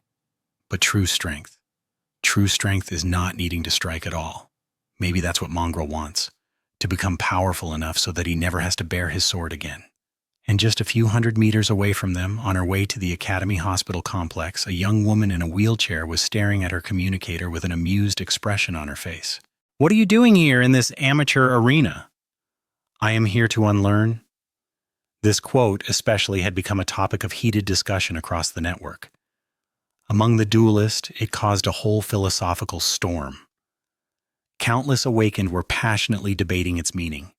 No one knew what exactly Mongrel meant, but everyone had at least a theory. The only thing everyone agreed on was that his short statement hid profound, fundamental wisdom about the nature of combat and ways to become a master of it. Not Effie, though. Looking at her communicator, she shook her head and said, To unlearn? Huh. That guy must have hit his head one too many times. What a dimwit. Then she looked at the image once again and added, And also, what's up with that armor? It looks so familiar. For a moment I thought that Sonny's echo had run wild. What a fun idea. The look on his face would have been priceless. With that, she shook her head, deactivated the communicator, and continued on her way. Effie had more important things to do than waste her time thinking about mongrels. The rest of the world, though, apparently did not. Chapter 3. 198, Master of his Trade. Blissfully oblivious to the storm his visit to the dreamscape was causing back in the real world, Sonny opened his eyes on the altar island of the sanctuary.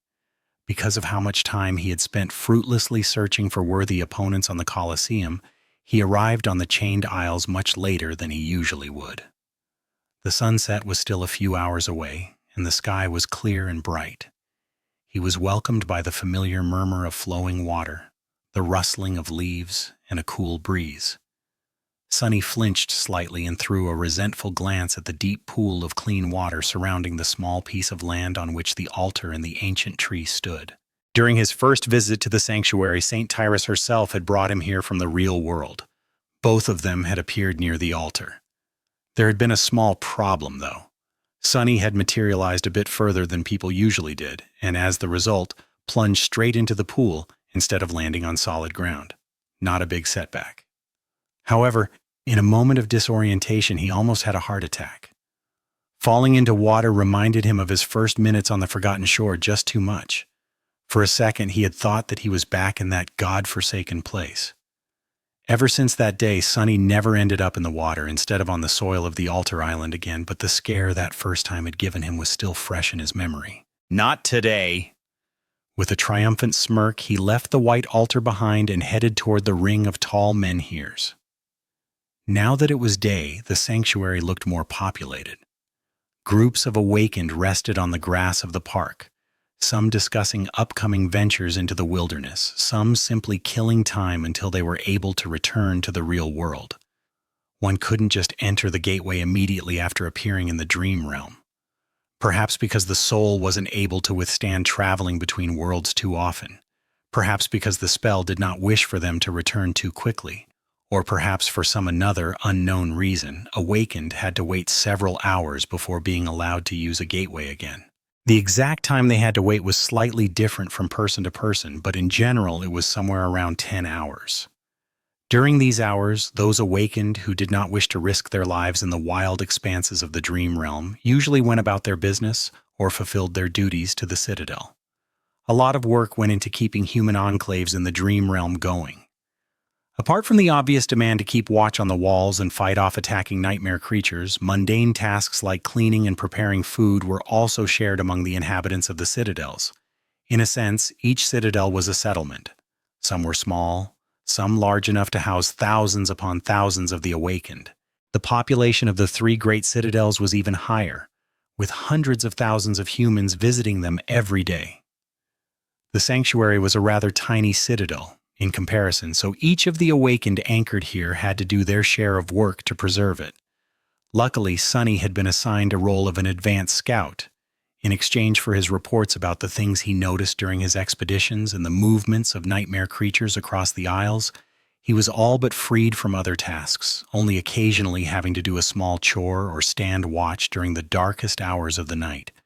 He was rather happy with that situation.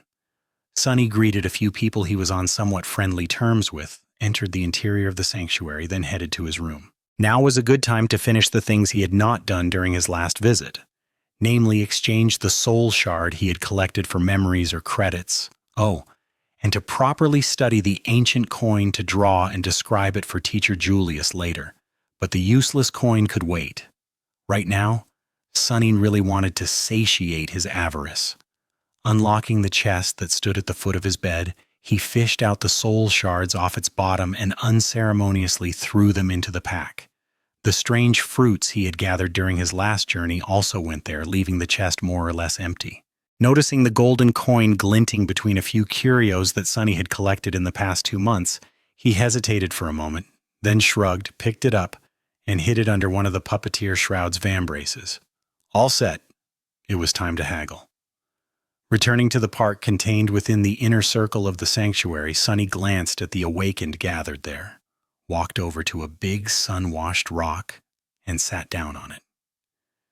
Taking out the soul shards, he placed them on its surface and waited patiently, pretending to be bored and indifferent. It almost looked as if he was simply enjoying the sun, while the soul shards had somehow appeared near him by accident.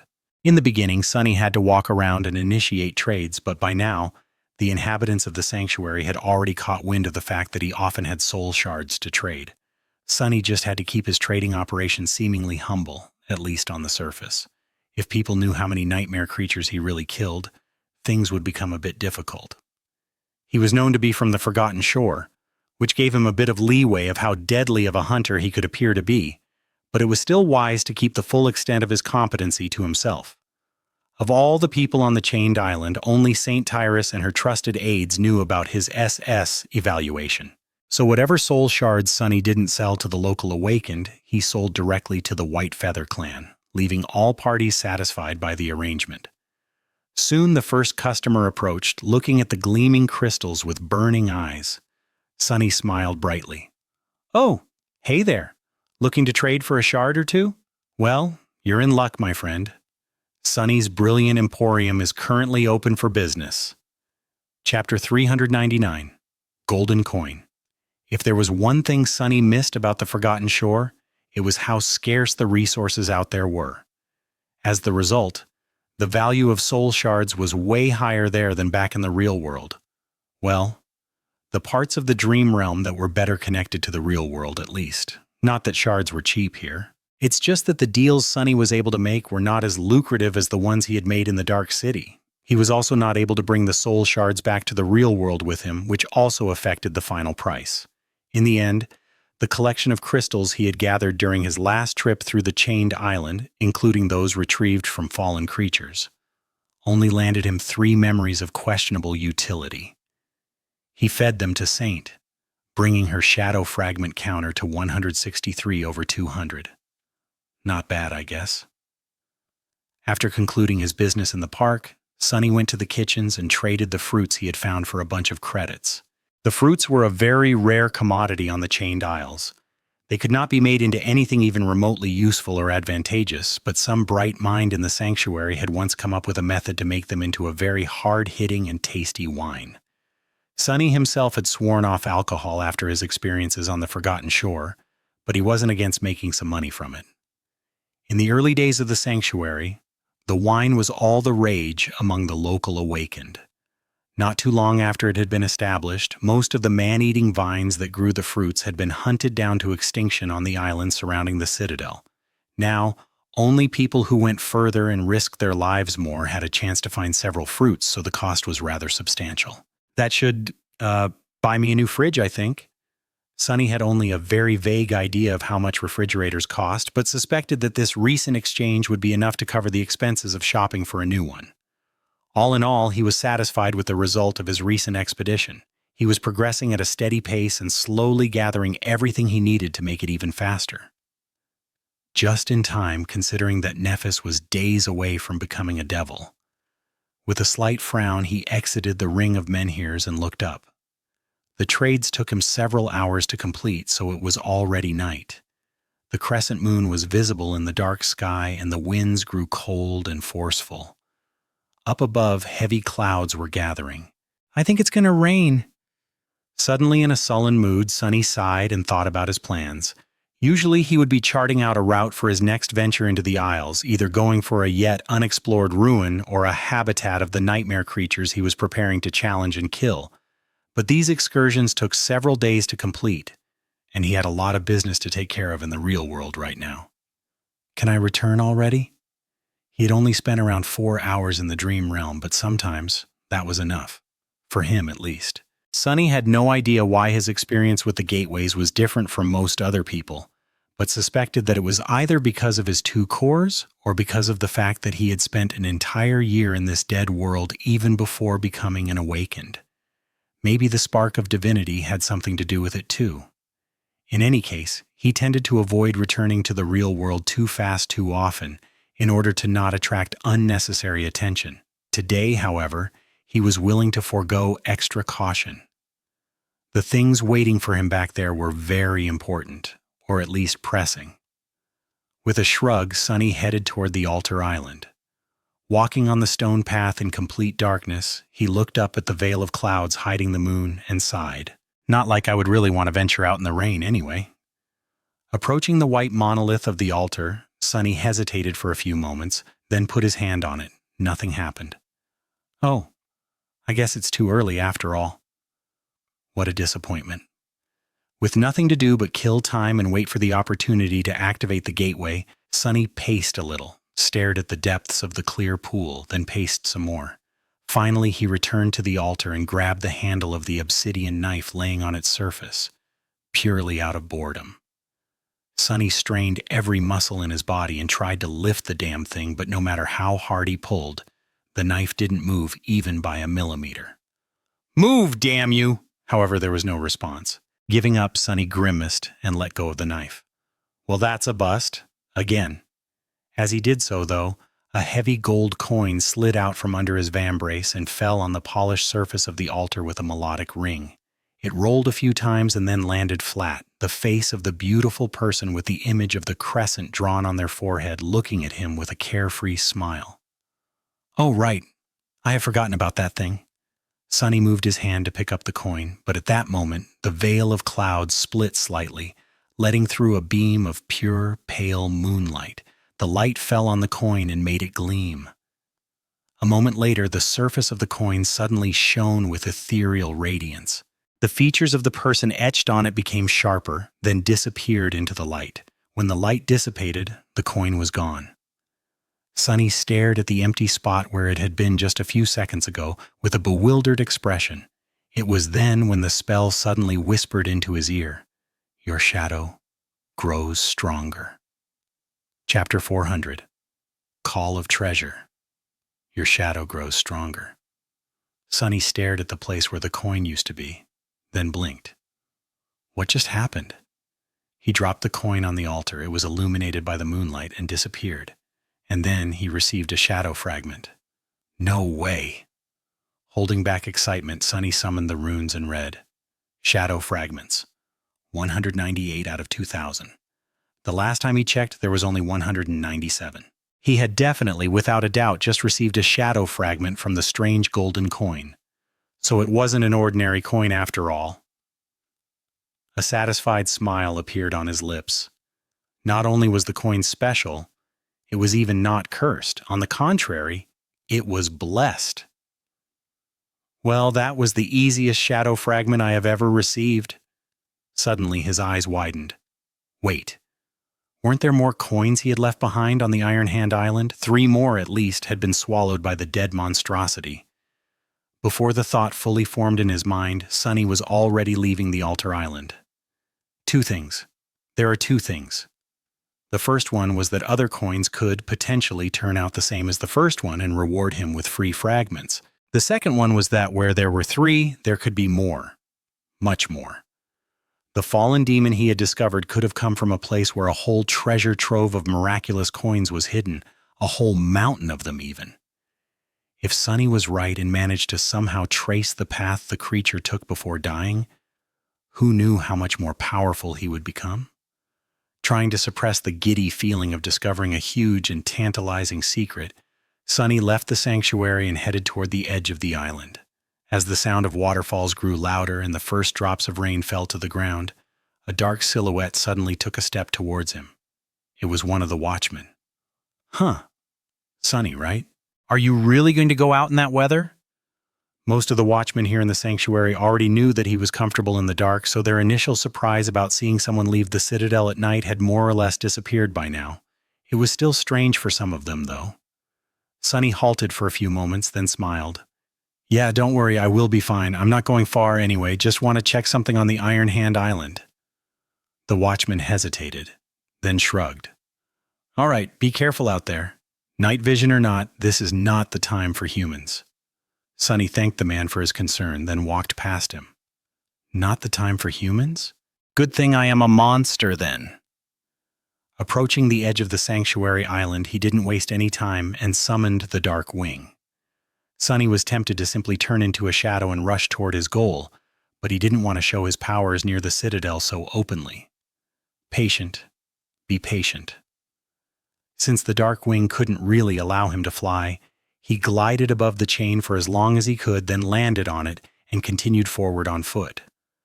By that time, the rain was already falling rather heavily. The iron surface beneath his feet was treacherous and slippery, so Sunny had to be careful and watch his step lest he plummeted down into the sky below. He shivered, trying to think of a more terrible fate. With no means of real flight, he would just be falling through the darkness, endlessly, until his mind was gone and his body consumed itself from hunger, then slowly turned into dust.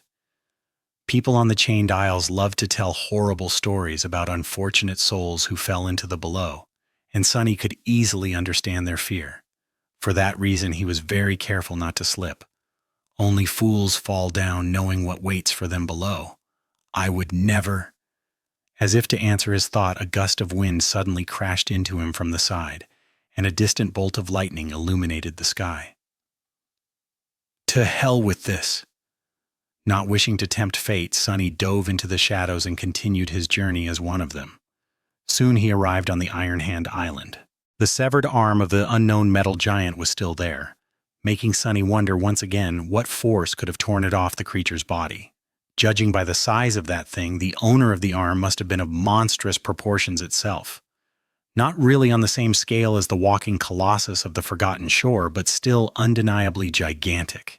The remains of the winged demon that had swallowed the mysterious coins were there too. However, they did not look the same. By now, only the bones of the fearsome abomination remained, all its flesh long devoured by the gluttonous scavengers of the nightmare world. The grass around the carcass was now higher too, and had changed its color from the usual green to bright red. The grass looked satiated. Sunny grimaced.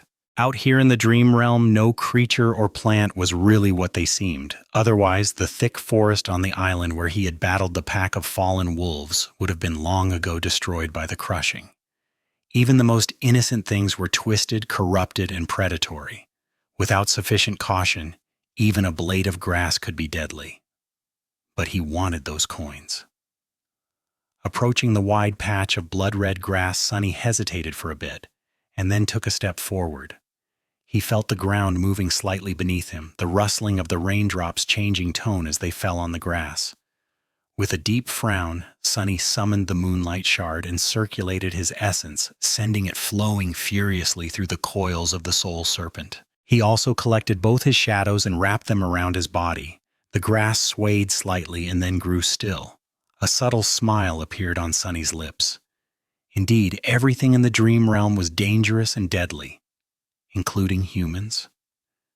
In fact, awakened were perhaps one of the most fearsome tribes of creatures in this world, if not in terms of raw power, then at least due to their cunning, wickedness, and unpredictability.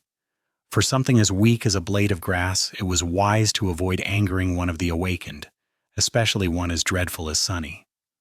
Ah, it feels nice to be feared. With nothing threatening him anymore, he walked over to the spot where he had seen the coins last and bent down, trying to find the alluring golden discs. They were just where he had left them. Chapter 401. Clueless. The acid stored in the demon's stomach had melted the grass, but now, new blades were already rising from the ground, taller than before. It took Sunny some time to find the coins between them. The rain did not help either. But in the end, he discovered all three. The coins were identical to the first one. They were cast from gold and heavy, a beautiful wooden ship with a tree growing around its mast depicted on one side and the face of the mysterious stranger on the other. Hiding the coins in his pack, Sunny wiped the rainwater off his face and looked at the remains of the winged demon. In a flash of lightning, he saw the whole creature, red grass growing through its white bones, darkness nesting in the empty eye sockets, terrifying fangs crowding the massive, powerful jaws. Even in death, the creature looked frightening. "Where have you come from, ugly?" With a sigh, Sunny looked at the sky, allowing rain to pelt him in the face for a while. Whatever little chance he had of tracking the flying abomination by following the trail of its blood was now gone. What else could he do? Closing his eyes for a moment, Sunny walked a few steps and retrieved a piece of gnawed wood from the mud. Just as he had remembered, it resembled a broken corner of a chest with a strip of metal reinforcing the seam. Both the strip of metal and the wood itself had been violently torn from the rest of the chest, it seemed, by the bite of the dead demon. Which meant one thing. There had to be at least one chest full of mysterious coins somewhere out there, probably. But how was Sunny supposed to find it? The Chained Isles was a vast land, full of numerous dangers and hidden places. All he knew about the creature was that it had been mortally wounded by the dwellers of the dark side and then succumbed to the crushing. Speaking of the crushing, the rattling of chains thundered in the distance, announcing that the Iron Hand Island was entering the ascent phase. Sunny had to leave this place quickly. The next time he returned, the bones of the demon would most likely already be turned to dust. Gritting his teeth, Sunny walked over to the skull of the abomination and dislodged one of its fangs with a powerful kick. Picking up the jagged bone dagger, he studied it for a few moments and then put it in his pack. If all else failed, he would try to find an awakened with affinity to revelations and convince them to perform a divination upon the fang. There was one person capable of something like that on the Chained Isles at least, but Sunny wasn't really willing to request help from that particular seer, not unless there was no other choice at all. We're not there yet. Banishing the dark thoughts out of his mind, Sunny threw a last glance at the dead demon in the surrounding area, trying to see if he had missed a clue. However, there was nothing.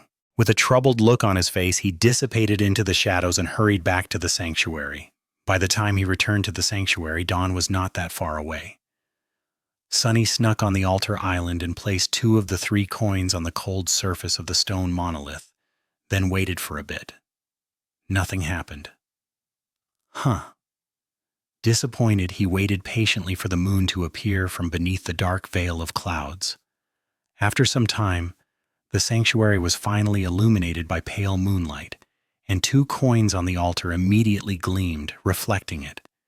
Then they shone with a soft light of their own. The coin he held up in his hand, however, did not.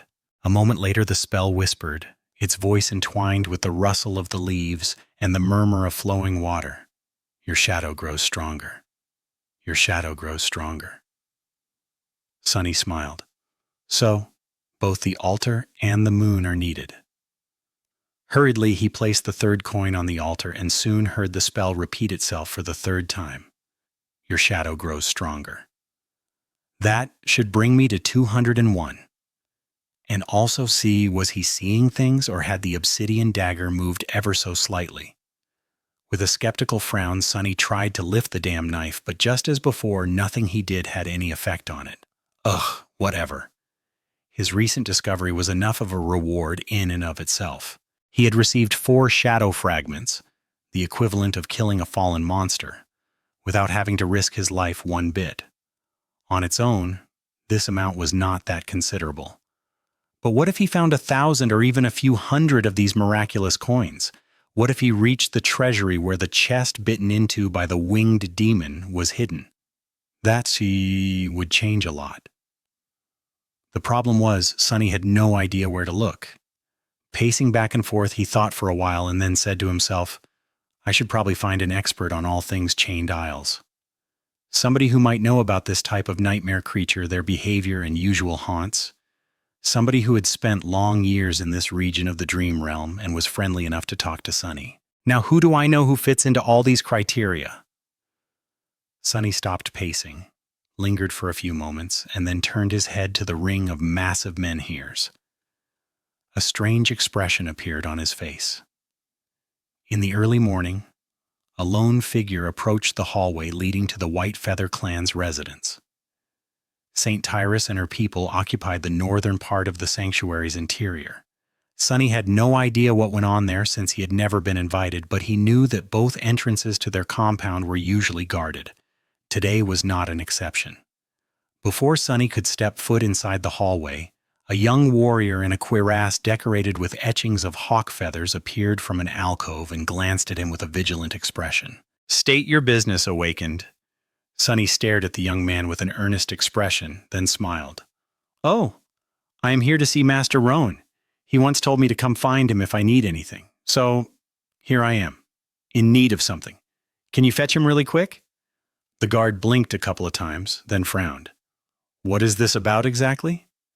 Sunny grinned, lingered for a few moments, and then said honestly, Demon hunting. Chapter 402. Chain Worm. Sunny had no idea if Master Roan was currently in the sanctuary, but judging by the fact that the guard did not immediately send him away, he probably was. The young Awakened gave Sunny an evaluating look, then whistled softly and returned to his alcove. Nothing seemed to happen for a few minutes, but then Sunny heard the sound of approaching footsteps. A young woman wearing a simple white garment appeared from behind the curve of the corridor and glanced at him, then gestured for him to follow. Sunny shifted slightly, then moved forward, walking behind the girl.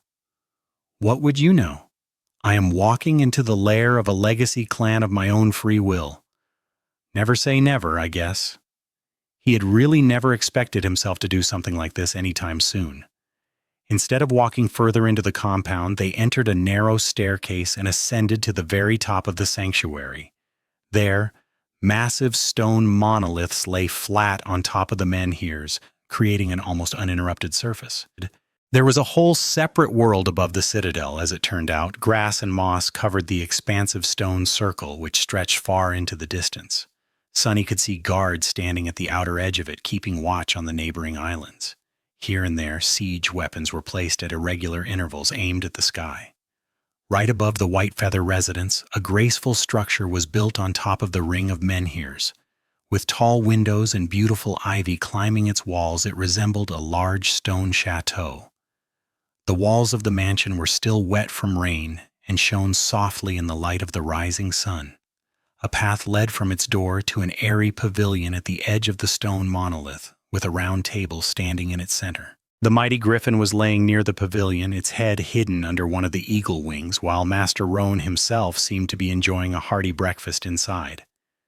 The young woman gestured for Sunny to go forward and walked toward the mansion, soon disappearing behind its door. I guess this is how saints live.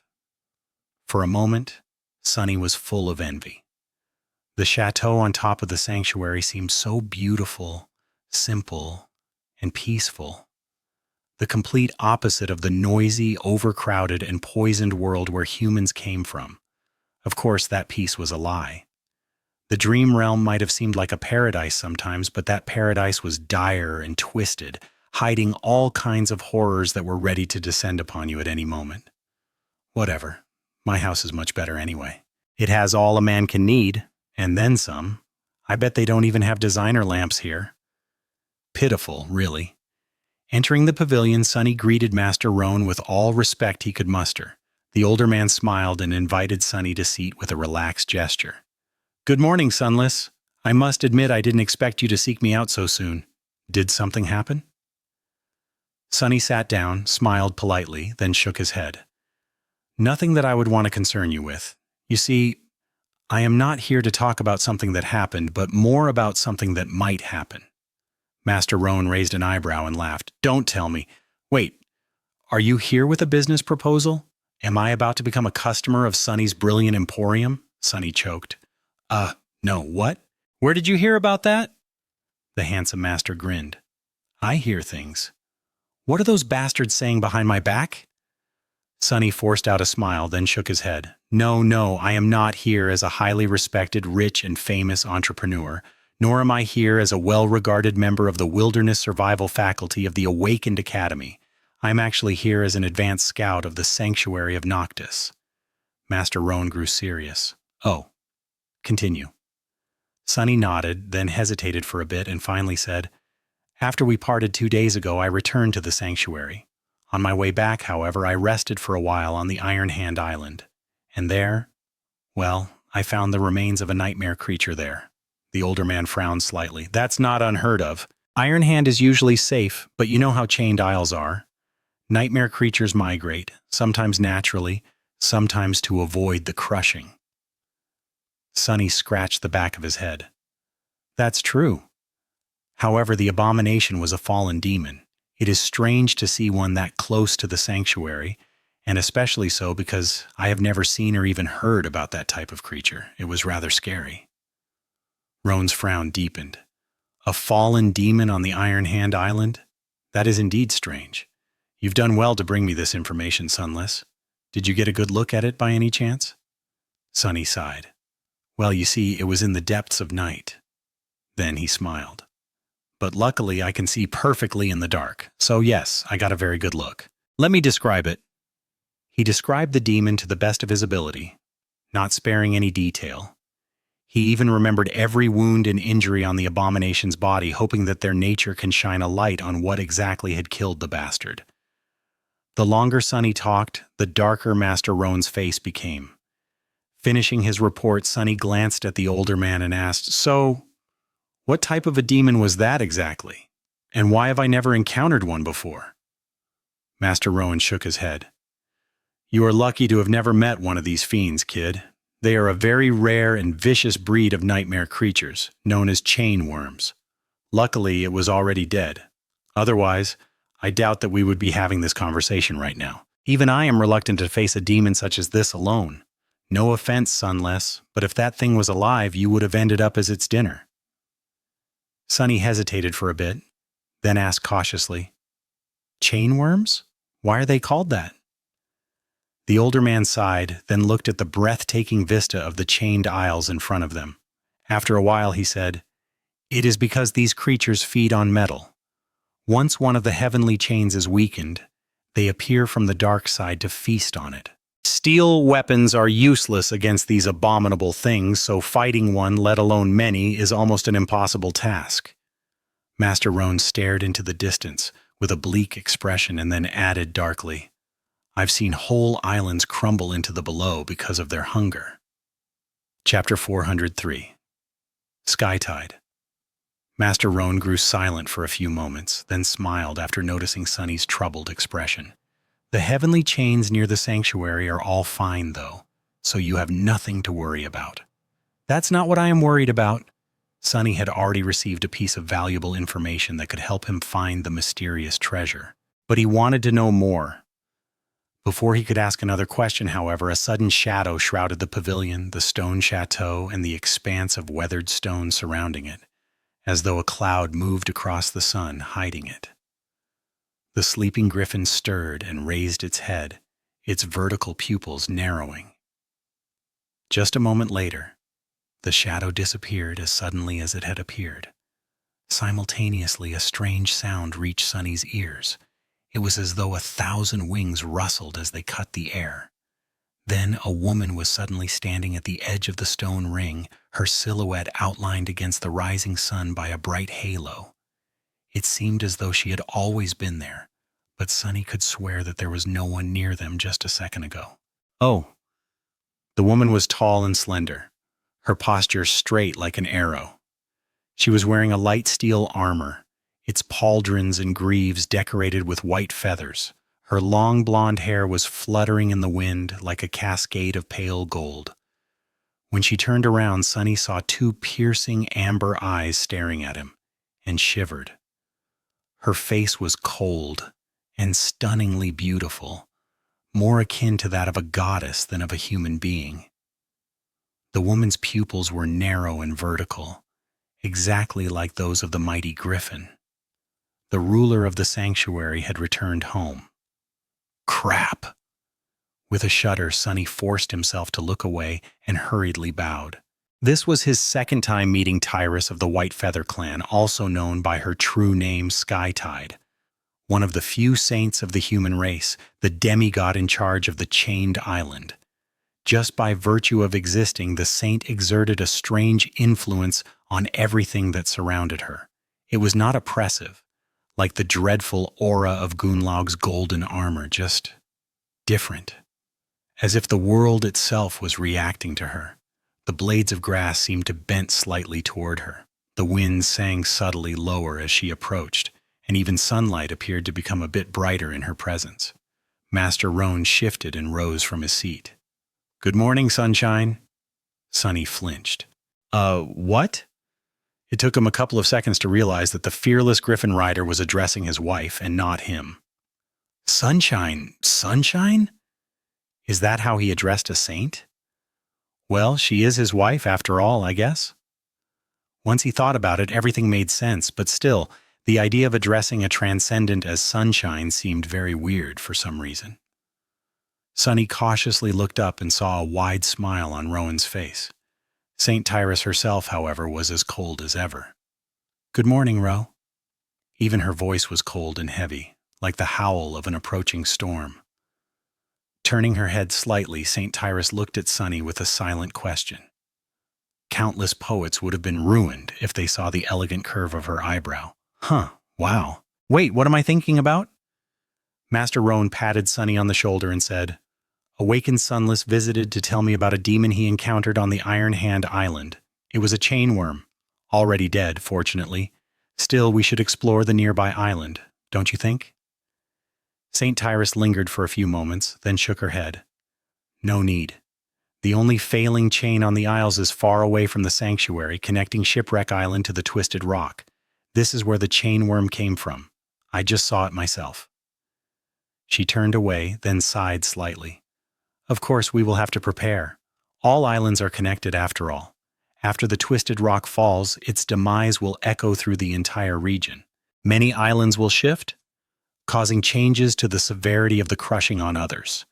The migrations patterns of the nightmare creatures will be affected too. I should probably get going." Sunny cleared his throat, then said awkwardly, It's been an honor to meet you again, Lady Tyrus. I shall take my leave then." Skytide nodded indifferently, then said, "Thank you for informing us of your finding, Awakened Sunless." He nodded, then rose from his seat and cautiously took a few steps away. When Sunny was almost out of the pavilion, however, the cold voice of the saint stopped him. "Wait." He turned around and forced out a smile. "Yes? How can I help you?" Tyrus looked at him for a few moments, then said in a calm, emotionless tone, "You come from the Forgotten Shore, if I am not mistaken." Sunny nodded.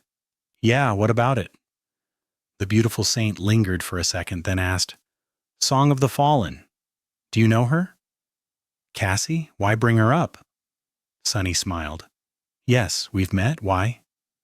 St. Tyrus looked at him for a few moments, then said, Good. Song of the Fallen will be visiting the sanctuary soon. She will be glad to see a familiar face, I think. With that, Skytide turned away, letting Sunny know that he was free to go. He hesitated for a second, then walked away. As soon as neither Master Rowan nor St. Tyrus could see his face, a dark expression appeared on it. Coming to visit? What the hell is she coming here for? Indeed, just like Sunny, Cassie had chosen Chained Isles as the region to anchor herself to. Their reason was most likely also the same, the proximity of the Isles to the Hollow Mountains. Luckily, she was not a resident of the sanctuary. Sunny had no idea how the blind girl had managed it, but she somehow convinced Clan Valor to let her and her cohort anchor themselves to the second human citadel in the region, the Night Temple. While Sanctuary was closer to the southern border of the region, Night Temple was situated far to the north, almost on the outskirts of the misty death zone. For that reason, the two of them had been comfortably separated and had not seen each other even once in the past months. But now, that was about to change. Exiting the White Feather residence, Sunny grimaced.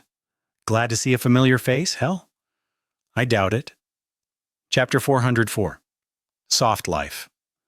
The sanctuary was slowly waking up.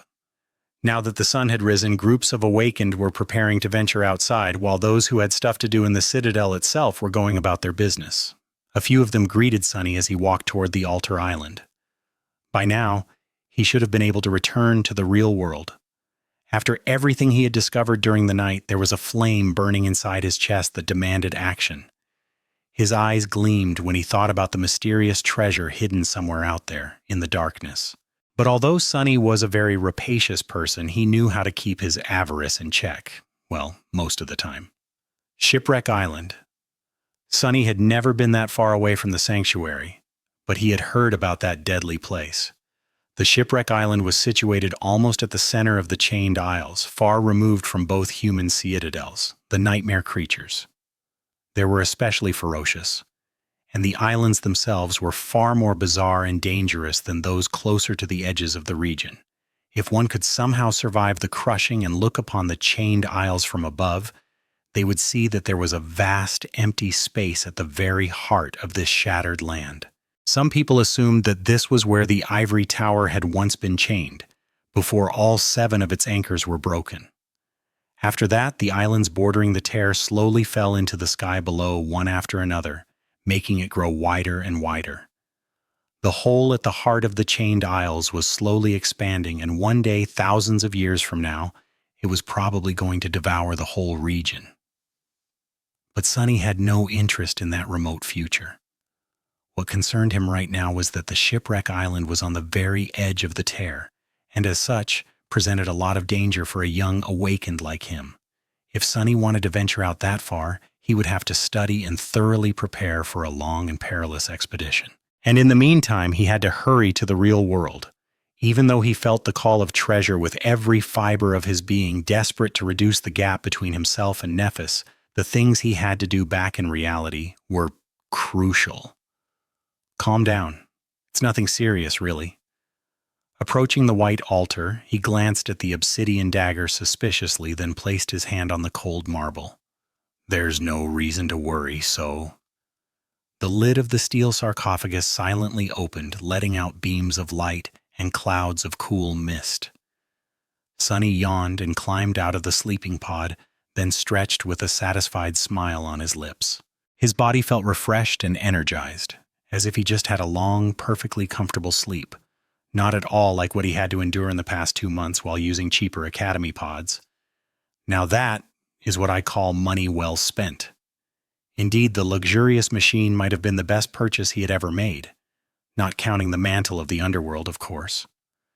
Leaving the compact underground fortress of his basement, Sunny walked over to the kitchen, glanced at the broken remains of his fridge with a bit of shame, and retrieved a few ingredients to cook himself breakfast from the debris. Out here in the real world, it was currently early morning. He sent the happy Shadow outside to observe the surroundings and then turned on the stove. Real eggs, real lettuce and tomatoes, real bread, real bacon, real coffee, real juice. It took him just a few minutes to cook himself a breakfast that would have been considered the epitome of a lavish lifestyle by any inhabitant of the outskirts. Walking to a dining table that was too large for one person, he placed his breakfast on its synthwood surface and activated his communicator. There were no new messages, and he didn't really know what else to do with that thing. Usually people of his age would have an active presence on the network and feeds breaking with all kinds of news, events, and videos, but Sunny had almost no digital presence whatsoever. Nor did he want to have one, really. He knew how to access various resources and services, of course, and many of the things on the network had once been the stuff of his dreams. The unlimited amount of games, books, shows, and entertainment of all sorts was on the tip of his finger. But ironically, now that Sunny had free access to all these alluring things, he had no time to dive into any of them. Right now, he had too much to do, and his dreams were filled with only clangor of steel and nightmarish abominations.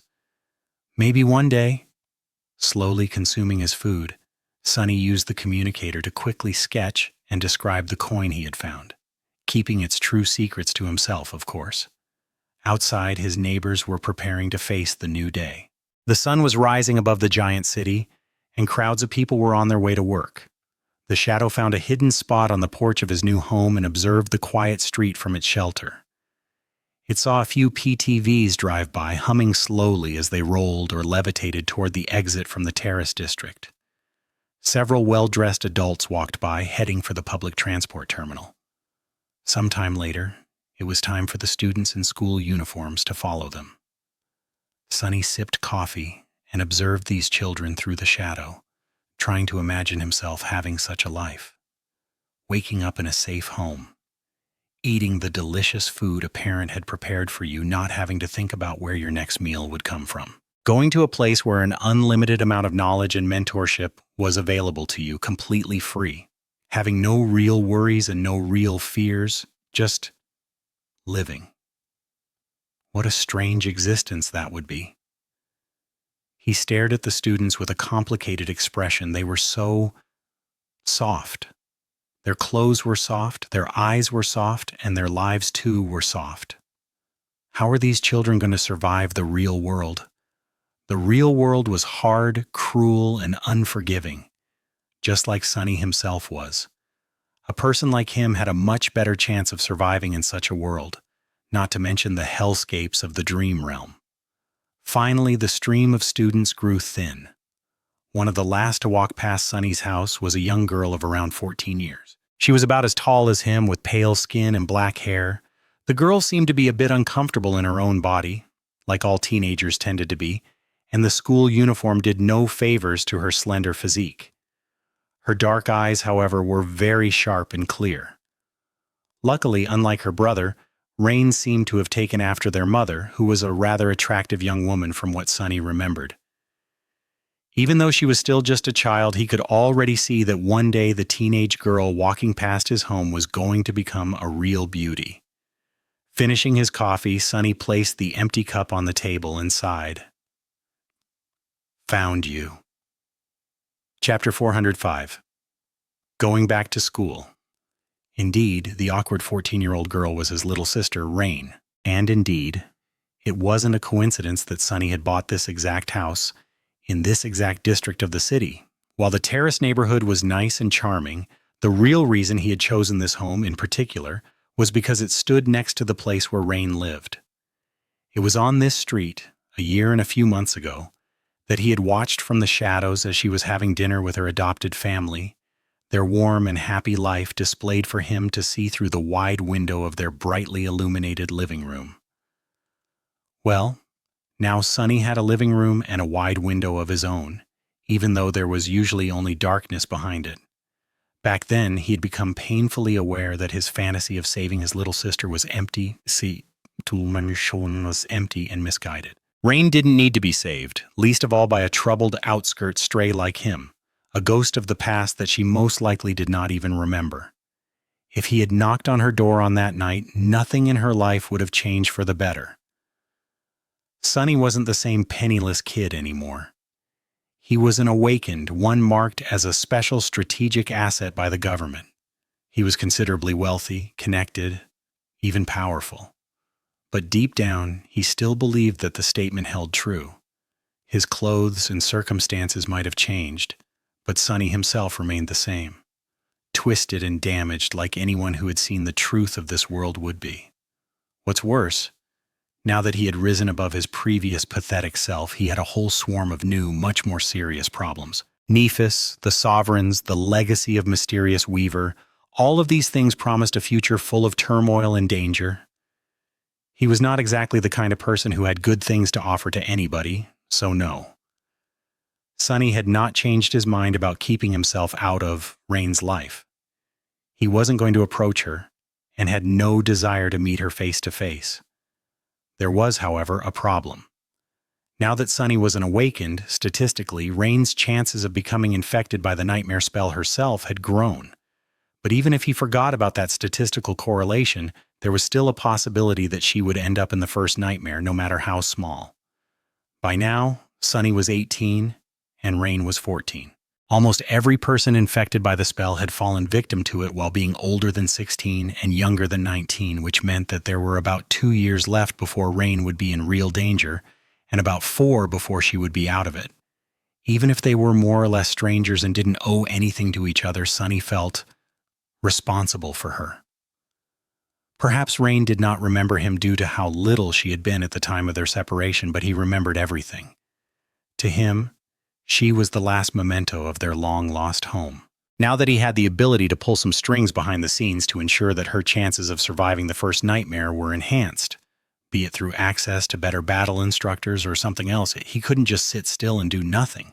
But to do that, he first needed to understand how well Rain was being prepared already. Hence, he bought a house near the place where she lived and let his shadows loose to explore the neighborhood and spy on her and her family. When I put it that way, it sure sounds a bit creepy. Sonny stood up, yawned, and shrugged. He was an awakened whose power lay in shadows, deceit, and bloodshed. Before that, he was a street rat willing to do anything in order to survive. Mundane humans had no idea about what he had gone through, what he had done, and what he was capable of as the result. If they did, they would probably be horrified. So, a little hint of creepiness was only to be expected. Putting on a warm hoodie, he walked outside, hid his hands in his pockets, and headed toward the public transport terminal at a slow pace. His shadow was a few hundred meters ahead, stealthily following Rain and keeping an eye on her. No one was the wiser to its presence. Sonny sighed and looked at the cloudy sky. Time to go to school, I guess. Rain went to a rather elite school, as it turned out. Judging by the prices of the homes in the Terrace District, Sonny knew that her adopted family was reasonably well-to-do, but it seemed that he had underestimated either their wealth or their connections. The school was not the most prestigious out there, but it was close. Enough that only the kids of government officials and conglomerate heirs attended it. For the most part, of course. There were a few kids who seemed to be there because of their academic achievements, but not enough to make a difference. The children of government servants arrived on public transport, like Rain. The Chaebols came in expensive PTVs, which were controlled by personal drivers. Sitting at a table in the cafe a kilometer or so away from the heavily guarded entrance to the school, Sonny suppressed the desire to whistle. That's like something out of a drama. I wonder if I'll see someone's getting slapped in the face today. Suddenly remembering his first encounter with Master Jet, Sonny coughed and rubbed his cheek in embarrassment. The happy shadow was still following Rain, stealthily moving from one shadowy patch to another. Then it waited for a good opportunity and dove inside the shadow of one of the kids walking toward the same classroom as her. Sonny got comfortable and ordered a few pastries and a pot of tea. He couldn't quite believe that he was going to waste time attending school, of all things, even if it was in that very strange manner. He hadn't been to school in a dozen years already, not counting the month spent in the academy. This should be interesting. Chapter 406, Educated Guess. A couple of hours later, Sonny was ready to claw his eyes out. Not because the lessons taught to Rain in school were boring, but because he had to watch a bunch of entitled kids exist in an enclosed space and make it as hard for everyone to learn anything as possible. The elite school seemed like a place of learning, but in fact, it was more like a battlefield. The hidden politics among the students and the hierarchy of numerous cliques they formed were more complex than the ruthless strife between the factions in the Bright Castle, and judging by their behavior, just as dire. But it was not. No one's life was at stake. No one was going to be exiled and starved to death if they did a wrong thing. All of this was simply about prestige, vanity, and standing. It was utterly stupid. However, once Sunny thought about it a bit more, he realized that it was not. Not to them, and maybe not at all. These kids were put under immense pressure, assigned a numerical value, and forced to compete with each other. As the result, they inevitably developed a fierce sense of resentment toward their rivals, which was only made deeper by the deep sense of insecurity the system instilled in them. No wonder they were at each other's throats. The school was, in fact, not only meant to teach the kids the skills necessary to survive and thrive in the real world, but also to destroy the very same softness Sunny had pondered about a few hours earlier. It wasn't hard to imagine that at the end of it all, the best and most resilient students would become harsh and jaded, while the rest would simply be broken and discarded. A wasteful system, and one of very questionable effectiveness. Sipping tea in the quiet cafe, Sunny shook his head. Rich people. Luckily for him, Rain seemed to be unaffected by the vitriol her classmates seemed to be more interested in than the actual studying. She sat calmly at the back of the class, avoiding getting embroiled in any drama, and dutifully learned everything the teachers explained to the students. The lessons themselves, surprisingly, turned out to be very interesting. Sunny even found himself enjoying these hours very much. There had not been any combat lessons yet, but he did manage to catch this school's version of the wilderness survival course, as well as listen to a rather intriguing lecture about the early exploration of the dream realm.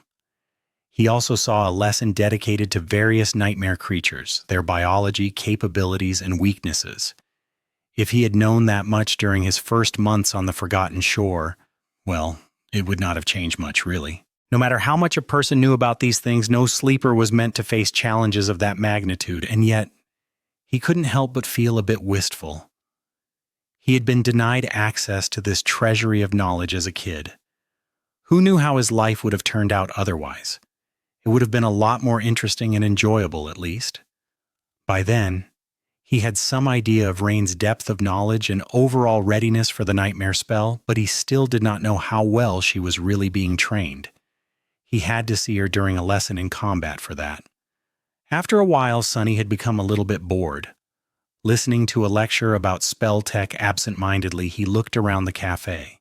At this hour, there weren't a lot of people there, but that was swiftly changing.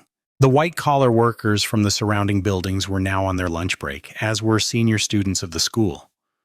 Several noisy groups were occupying tables near him, so he couldn't help but catch bits and pieces of their conversations. No way. When is it coming out? In a couple of months, I think. Who will play the female lead then? No, wait. Let me guess.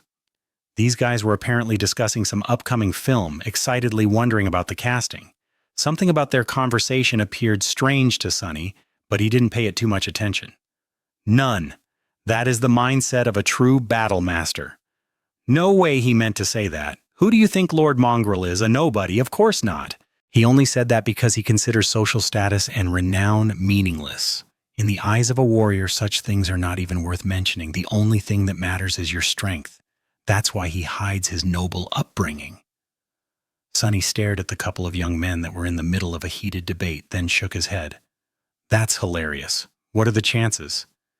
Apparently there was somewhere else out there with a similar alias, and that guy, from what Sunny could hear, was not only a total buffoon, but also went around calling himself a lord, pretending to be some wise philosopher and teaching people how to be a true warrior.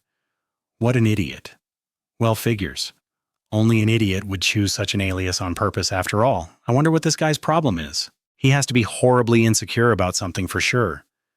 Then, however, he had to focus on Rain again because she was finally heading for the school's dojo. The combat lesson was about to begin.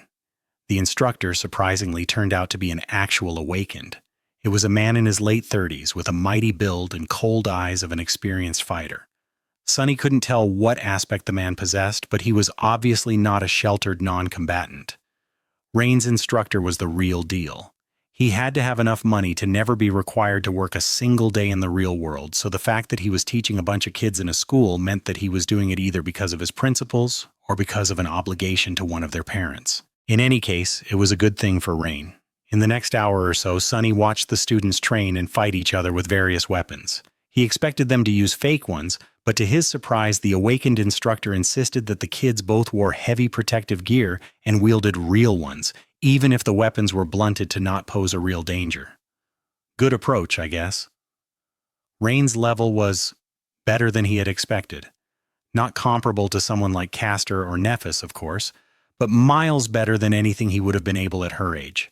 She was swift, nimble, and strategic, utilizing every opening the opponent presented to her full advantage. She seemed to prefer using ranged combat, but could hold her own in a melee with the help of a wide range of weapons from a long spear to a light saber.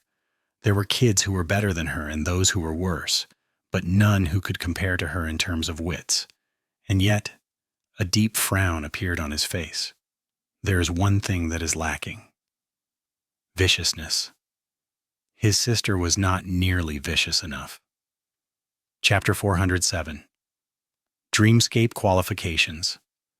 Judging that he had seen everything he needed to, Sunny rose and left the cafe, then headed home. The happy shadow left the premises of the school unnoticed and soon wrapped itself around his body, but not before showing how proud and satisfied it was with its flawless performance.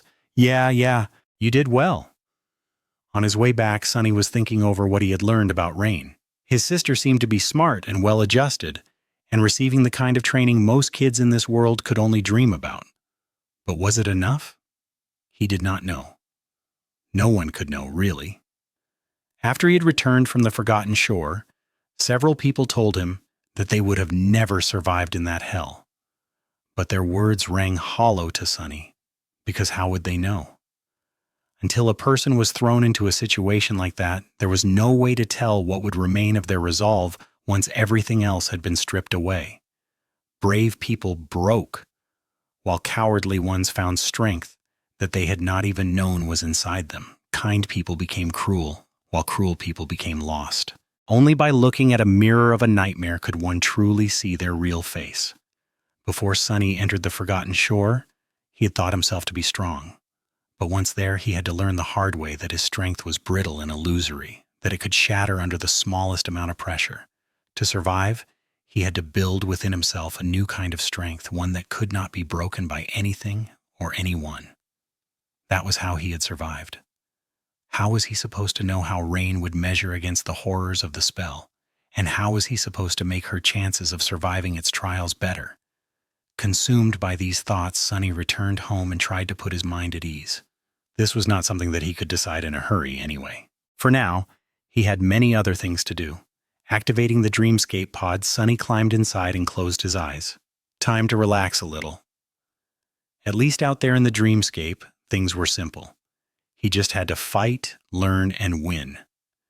Granted, his previous visit to the Colosseum had turned out to be a fiasco, but Sunny had high hopes for more elite arenas. He just had to gain enough victories to enter them. About 70 more to gain access to the lower-ranked professional dreams. Not that hard. He had lost all interest in dueling with amateurs and couldn't wait to meet better opponents who could teach him a variety of polished styles. Better do it quickly. Appearing on the sand of the Colosseum, Sunny sighed behind the mask and willed the soul serpent to assume the form of the somber Odachi. That's weird. For some reason today, much more people wanted to challenge him. A literal crowd of awakened assembled around Sunny in a span of a minute, staring at him with disturbing intensity. Also, the challengers seemed to be way more talkative. What's up with these fools? Hey, mongrel, what is your real name? Sunny stared at the young woman challenging him, then answered with slight irritation, Mongrel. She smiled knowingly, as if struck by a mysterious epiphany, then asked, What style do you practice? Sunny frowned behind the mask. I practice no style. The girl opened her mouth to say something else, but he interrupted her by stepping forward and activating the challenge. 2 seconds later, the girl's dead body was already turning into a rain of sparks. Why are they so chatty today? I don't have a lot of time. If I want to enter a professional arena next time, I have to be fast. Looking at the crowd of awakened, Sunny sighed dejectedly and growled, "Words are worthless. Silence is gold. Don't waste my breath." The challengers looked at each other with weirdly enlightened expressions, then grew quiet. That's better. At least they're an understanding bunch. Now that people seemed to have lost their desire to chat uselessly before every damn duel, things went much faster. Sunny had no plans of copying the styles of these talented amateurs today, so he could be as efficient as possible. It required him to really exert himself, though. They were all awakened, after all, each and every one of them. Behind the black mask, Sunny was sweating an ocean and silently whispering curses. But what could he do? He just had to get it done. Because he took no breaks between the duels, his reserves of shadow essence grew dangerously low at some point. Sunny was forced to command the soul serpent to return to his body to accelerate the accumulation of essence and slow down its expenditure. Noticing that he had dismissed his sword, the challengers assumed that he wasn't going to fight anymore and sighed with disappointment. Glancing at them, Sunny gritted his teeth and hissed, "Next!" He was not that far from accomplishing his goal for today, and the mantle of the underworld was like a weapon itself, especially if he manipulated its weight to make his blows carry the weight of a mountain, metaphorically speaking. His aching muscles protested, but he endured the torment and continued. Just a few more. As the next challenger stepped forward, Sunny dashed toward him, deflected the glancing blow of a spiked mace with a vambrace, and struck the young man in the face with all the strength he could muster. The black onyx gauntlet grew terribly heavy as it flew through the air, connected solidly, and caused the young man's skull to explode, more or less. Sunny secretly panted and cursed. I can't keep this up much longer. Luckily, he only had a few more duels to win. About an hour after he had entered the Colosseum, Sunny finally reached enough victories to qualify for a better arena. By then, he was so tired that he felt like throwing up. God damn it, that was incredibly tough. All in days' work, I guess. Throwing one last glance at the crowd of silent awakened, Sunny shook his head. What a bunch of weirdos. With that, he gave the dreamscape the command and left the illusion, both exhausted and satisfied with his progress. Left alone on the sand of the Colosseum, the challengers remained quiet for a few minutes. After a while, one of them said, He shook his head. Another awakened sighed heavily, then said in a solemn tone, Yes, we are not worthy enough. Chapter 408, Oh No. Sunny crawled out of the simulation pod and lay on the cold floor for a while, breathing heavily. How come an illusory arena is so exhausting? The designers of the dreamscape were really weird. The people who frequented the Colosseum were even weirder, though. Sunny couldn't even begin to understand the quirks of their behavior. That's how subcultures are, I guess. After a while, he stood up and went upstairs to make himself some food and replenish all the energy he had spent during this intense and taxing hour. Sunny made himself a light dinner, devoured it with wolfish hunger, and then relaxed in a chair while drinking a cup of delicious tea. As he rested, his communicator buzzed. He took a sip of tea, then opened the message Effie had sent him. Hey doofus, have you seen this? I think I found a new boyfriend for your girlfriend. The message ended with a winking emote and an attached video link. Perplexed, Sunny clicked on the link and spit out all of his tea. Forgetting to wipe his chin, he stared at the holographic screen in front of him with wide eyes. What the hell is this? The video was of him. Of his duel in the dreamscape, to be precise. Caught in stunning quality, the recording of his short duel against the young man in azure armor was playing on a loop, set to menacing and epic music. The caption read, Mongrel Victorious. Sunny stared at it for a while, then slowly lowered his gaze and looked at the view count beneath the video. Seven zeros? Was that Leo Stryker guy someone famous? Sunny only came to his senses because of the pressure of his flaw. Gritting his teeth, he sent Effie a short message. I have not seen this. What the hell is happening? Feeling apprehensive, he went on the network and typed Mongrel Dreamscape in the search bar. Immediately, thousands upon thousands of results showed, all featuring the fearsome image of Weaver's mask. Sunny gulped. Oh no, oh no. He opened the first link and almost spat blood. Mongrel defeats Leo Striker, Taoist Safer, and the Fool in 3 strikes. The short montage of a bunch of his duels played. This one had even more views. That doesn't even make sense. Were those 2 famous as well?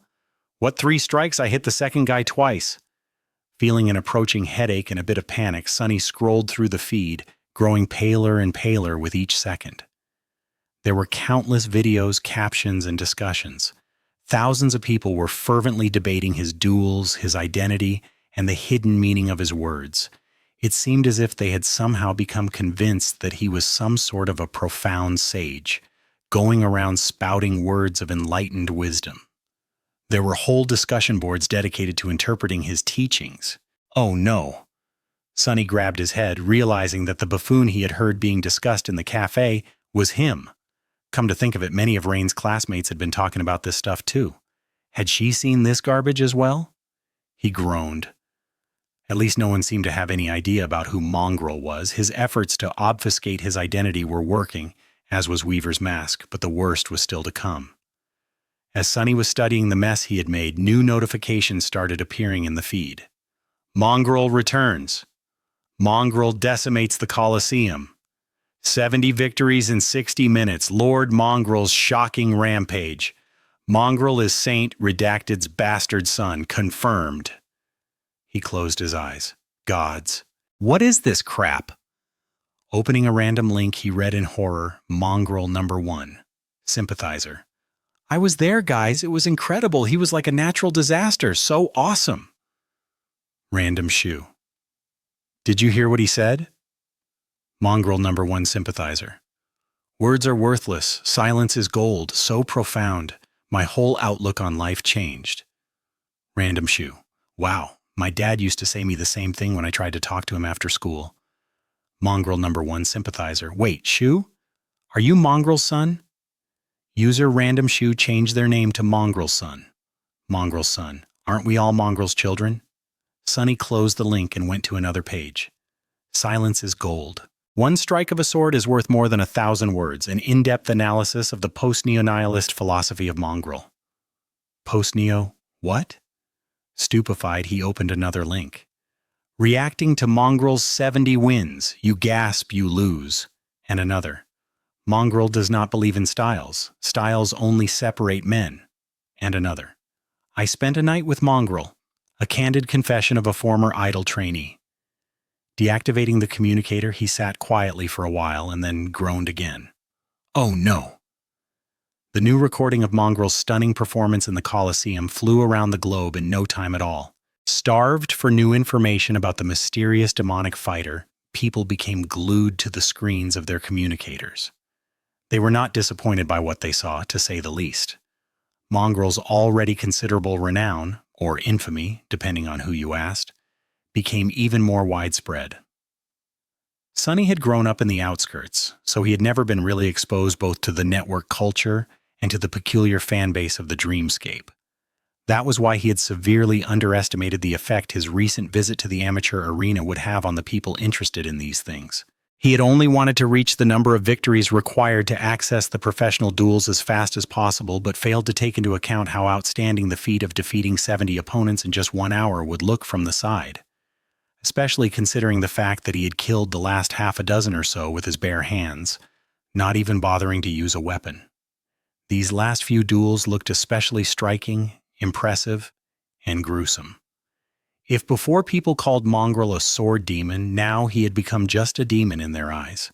What's worse, even though it took all of his power and lots of effort for Sunny to achieve these victories, due to the fact that his face was always hidden behind the fearsome mask, he appeared to be completely calm and indifferent, as if defeating so many people in a row was nothing to him. A walk in the park, added to the fact that he had dismissed his sword near the end of the hour and then left after shaking his head, it seemed as though Mongrel was not only a demon but also held all the rest of the duelists in utter contempt. Mongrel was disappointed in them.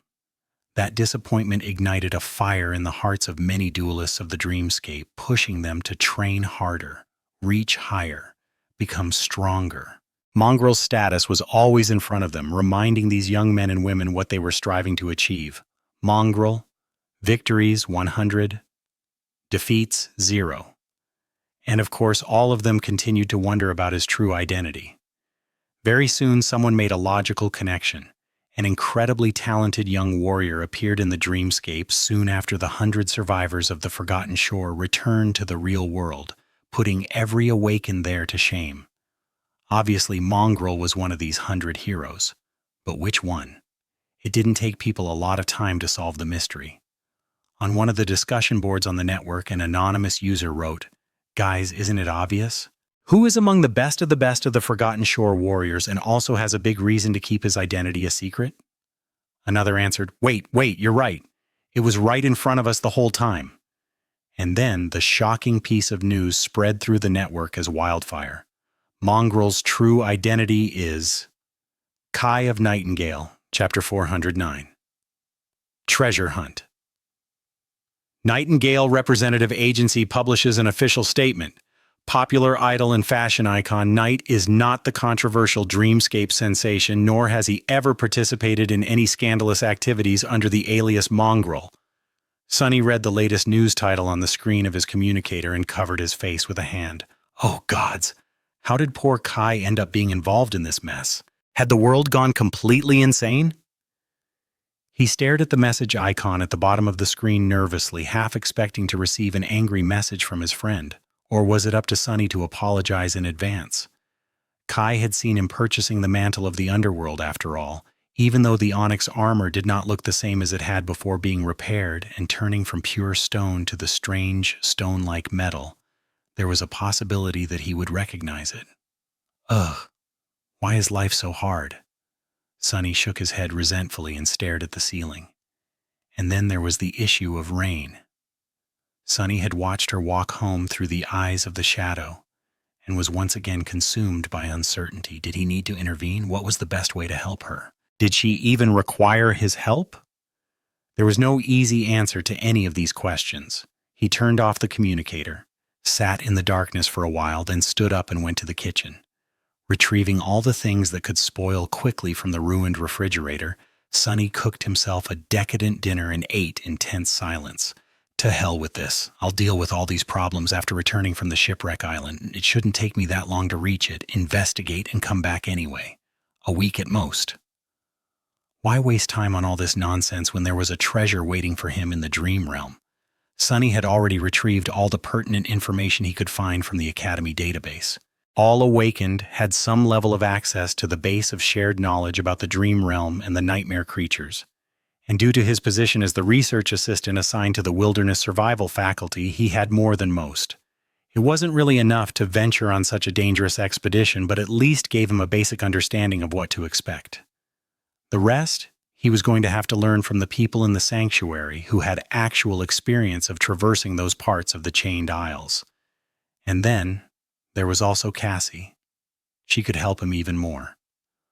With a dark grimace, Sonny washed the plates, spent a few moments admiring their design and craftsmanship, then went about preparing himself for a long stay in the dream realm. Soon, he entered the basement, activated the maximum level of security measures, and climbed into the steel coffin of the sleeping pod. As the lid of the sarcophagus closed, he sighed and thought, 1 week. I bet everyone will forget all about this mongrel idiocy in a week. His gloomy shadow dejectedly shook its head. It took Sonny a whole day to talk to everyone he needed to talk to and gather enough information about the shipwreck island and the routes he could take to reach it. As it turned out, the journey promised to be even more perilous than he had expected. Awakened did not usually go that far into the wilderness of the Chained Isles alone, and even established cohorts were reluctant to venture this close to the tear. The nightmare creatures out there were ferocious and powerful, and the islands themselves presented more danger than here on the edges of the region. Those people did not have his aspect, though. Sonny did not consider himself to be more powerful than a full cohort of experienced awakened would be, but his powers were tailored perfectly for scouting, traversal, and escape. Even if he was going to find himself facing against an overwhelming foe, he was reasonably certain of his ability to at least run away. Plus, he had Saint.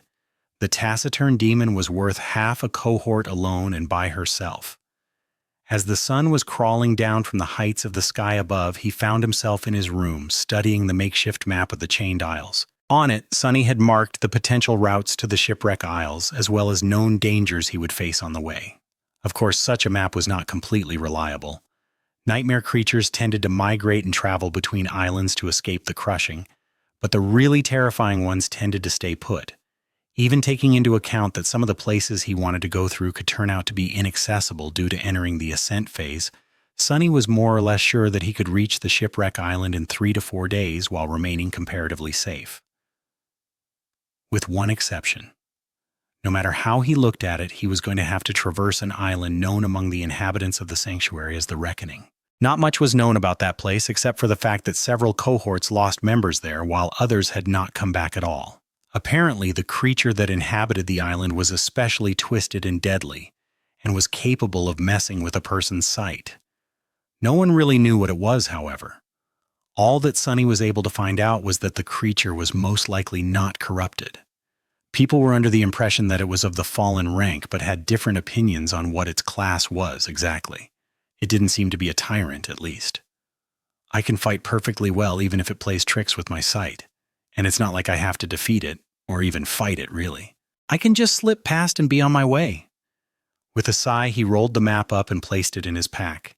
There was already a bit of food and a few supplies for a prolonged journey there. Sonny couldn't take too much with him, since there was a rather small limit on the weight of things he could pull with himself into the shadows.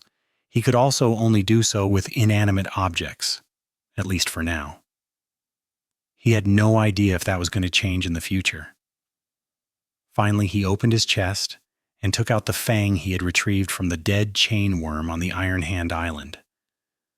Sonny stared at the fang for a long time, a dark expression on his face. Cassie was going to visit the sanctuary soon. With this thing and her affinity to revelations, Sonny could make his expedition much safer, not to mention increase his chances of actually discovering the treasure. Or he could avoid having to ask her for help and take much more risk with no guarantee of success. After a while, Sonny threw the fang back into the chest and closed the lid. I'd rather die, honestly. With a grim smile, he locked the chest, picked up his pack, and headed to the exit. As the sun rolled into the dark embrace of the sky below and disappeared, he left the safety of the sanctuary behind, approached the edge of the island, and jumped toward one of the heavenly chains. Chapter 410. Reckoning. Sonny traveled northwest, trying to cover as much distance during the night as he could.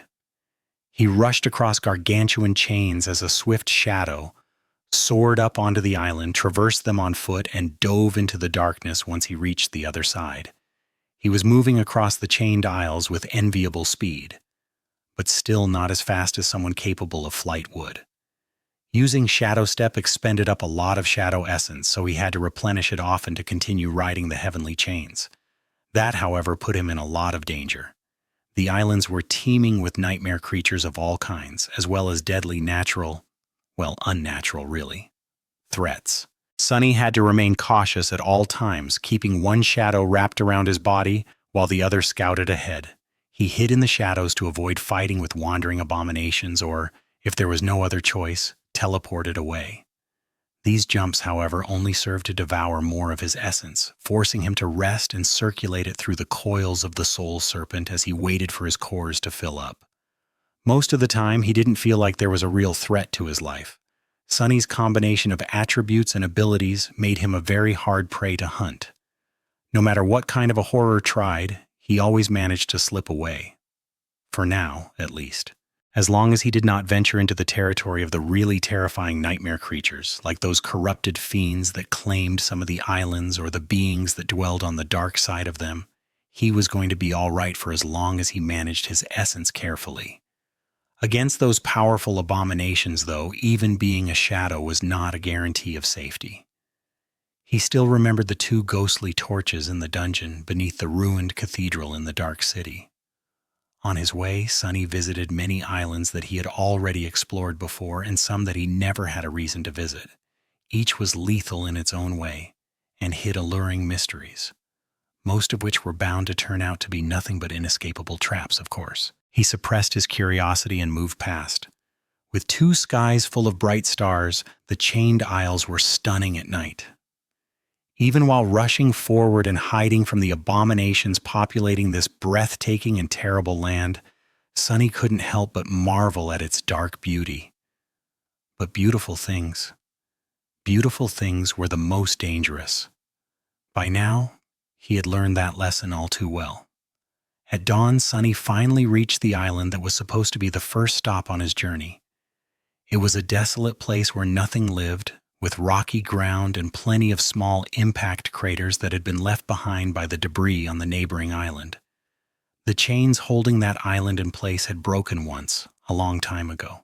As the result, not restrained by anything, it soared high into the sky and eventually fell apart, ripped to pieces by the crushing. Its remaining neighbor was not of any particular to Sunny, but it was a good place to rest and catch his breath.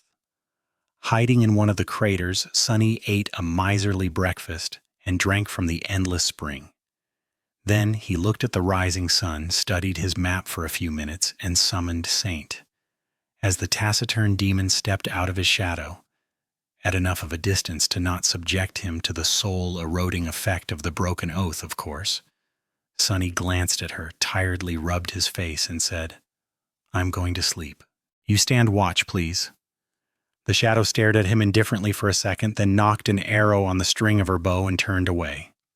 Sunny sighed. He could do without sleep for a couple more days, but it was wise to keep himself in the best possible shape.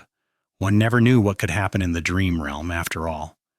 Using his pack as a pillow, Sunny lay down and closed his eyes. Just a few hours. A day later, he reached the reckoning.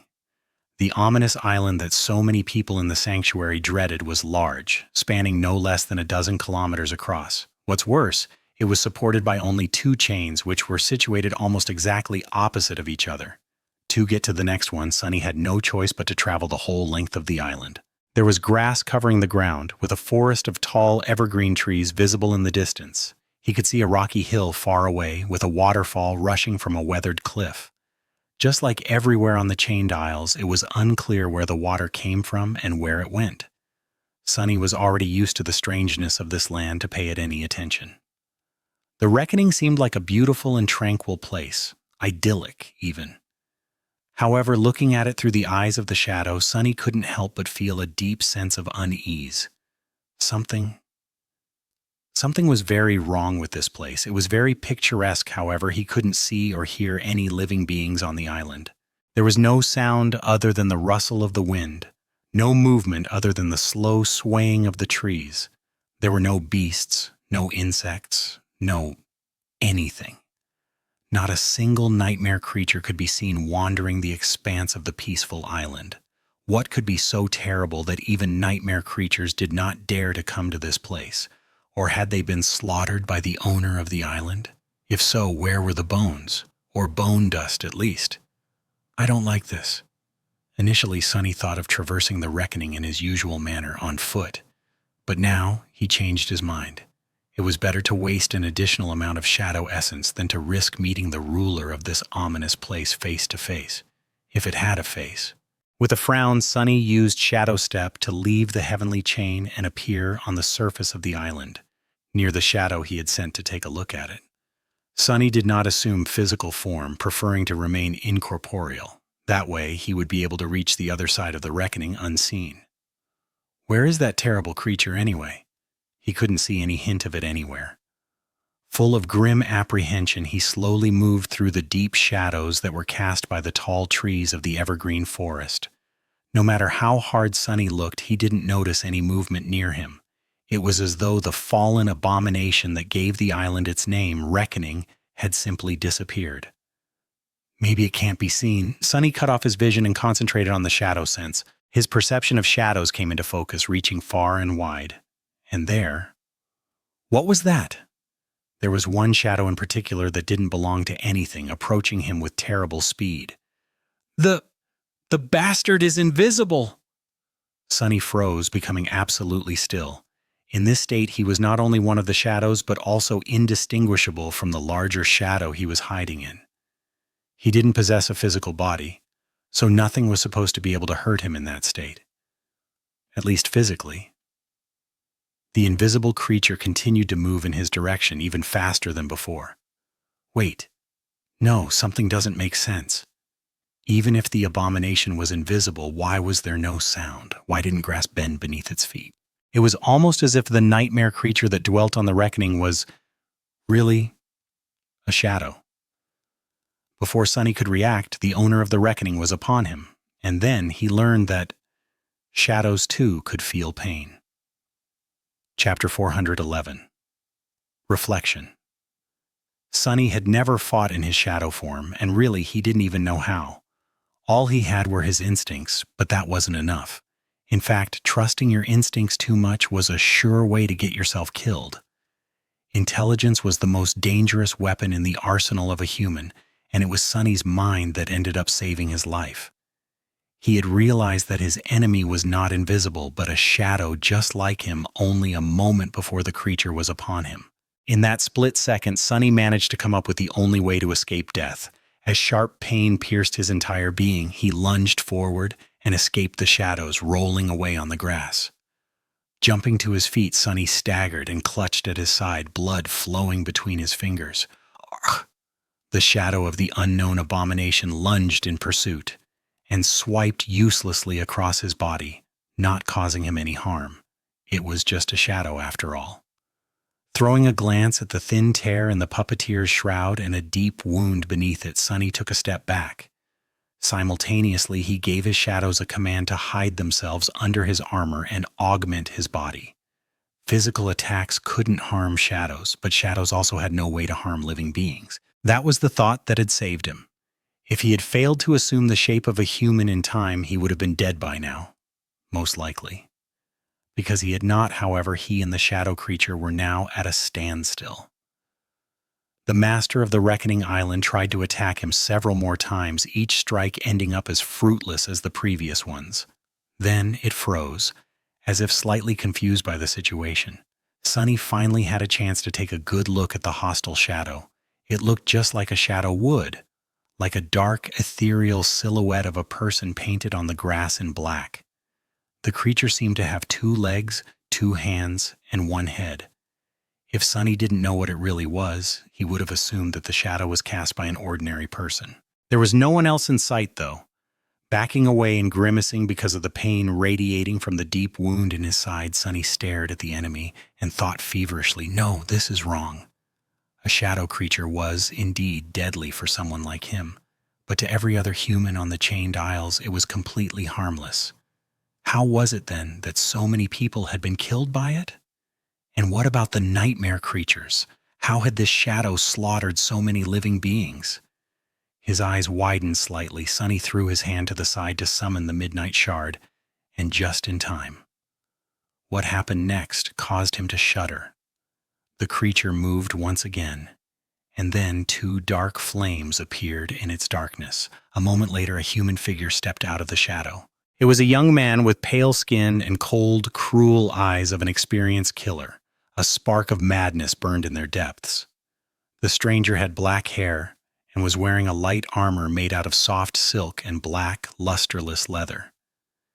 In his hands, the apparition was holding a long, slightly curved blade of an austere tachi. Sonny felt fear grip his heart as he recognized the face in front of him. Of course he did. It was his own face, after all. Looking at the devil of reckoning was like looking into a mirror. That's, since when was I so scary? Sonny recoiled in shock. What the hell are you? The apparition mimicked his expression, then opened its mouth. Its lips moved, however. There was sound, as if the abomination was mute. Sonny had no problem reading its lips, though. What the hell are you? What is going on? Before he could finish that thought, though, he had to defend himself against a lightning-fast strike of the enemy's sword. Sonny deflected the fearsome attack and staggered back, his hands trembling from the force of the impact. Curses! The bastard might have looked like Sonny, but it was much, much stronger. About as strong as a fallen devil would probably be. Sonny had no time to recover before his evil twin was upon him once again, attacking with the painfully familiar grace of his own battle style. This time, the tip of the tachi missed Sonny's eyes only by a few centimeters. A vicious smile appeared on the apparition's face. Sonny grunted. As the abomination launched a flurry of lethal attacks his way, each swift and vicious, he struggled to defend himself and fought through the pain. He was barely holding on, for now, at least. Because of how strong and fast the creature was, Sunny had no doubt that he'll be killed eventually. How could he fight against someone who knew all his tricks but was also much more powerful? Even the shadow dance was useless. What was the point in trying to mirror the style of an opponent who had stolen his technique from Sunny himself? The situation did not look good at all, especially because blood was still streaming down Sunny's torso. Between two strikes, he dashed back and pierced the apparition with a furious gaze. "You poor bastard! Of all the faces out there, you just had to choose mine? Fool, couldn't you have chosen someone, I don't know, taller?" Internally, though, he couldn't help but think, not gonna lie, the evil version of me looks sort of awesome. Am I really this dashing in real life? Sunny didn't really know how to feel about this. He wasn't, of course, trying to speak to the creature because he wanted to chat. He was just trying to distract it while Saint was drawing her bow. A moment later, a black arrow whistled in the air, aimed at the devil's heart. However, the young man with cruel, dark eyes simply stepped to the side and swiped the arrow away with his sword. Sunny cursed. He became really despondent, though, only a moment later, when a sudden ripple spread through the bizarre creature's body. In a blink of an eye, the apparition changed. Its face suddenly became white as alabaster and inhumanly beautiful, with ruby eyes, high cheekbones, and full lips. The soft fabric of its armor turned black as onyx and hard as stone. The shape and height of its body changed, too. Before Sunny could even react, he wasn't facing his own reflection anymore. Instead, he was facing Saint's. Crap! As the sickening feeling of his soul slowly falling apart permeated Sunny's entire being, the perfect copy of the taciturn demon raised its bow and sent an arrow flying straight at his heart. Chapter 412. Perfect Adversary. Well, one mystery is solved at least. Sunny became painfully aware of how the devil of the reckoning was able to slaughter so many awakened, and why no nightmare creature could survive on its island. If the bastard was able to turn into a copy of any enemy while remaining as powerful as a fallen devil, then very few things could ever hope to escape from it alive. And those awakened who had escaped despite everything mistakenly believed that their companions fell to a creature that could mess with people's sight. What else would they think after watching a human being killed by what looked like their exact copy? Well, why had no one thought that it was an actual copy and not a trick on the eye, damn it? If there was one thing that landed Sunny in this dire situation, it was that people in the sanctuary severely lacked imagination. All these thoughts flashed through his mind as he used Shadow Step to disappear and fall awkwardly to the ground, a dozen meters behind the devil, completely out of the way of the flying arrow. Great, but now what? Just a few moments before, Sunny had been contemplating abandoning the fight and simply running away. Unlike some humans he had met in the past, he wasn't burdened by useless things like pride or vanity. If the situation called for a cowardly escape, he was ready and willing to do just that. But now that the bastard had turned into Saint and was holding a bow, the idea of trying to run was not very enticing. The last thing he wanted was to be hit in the back of his head by an arrow.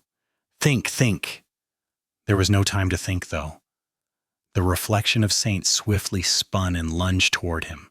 As Sunny teleported further away, the creature suddenly pivoted and crashed into the trunk of a tall, ancient tree.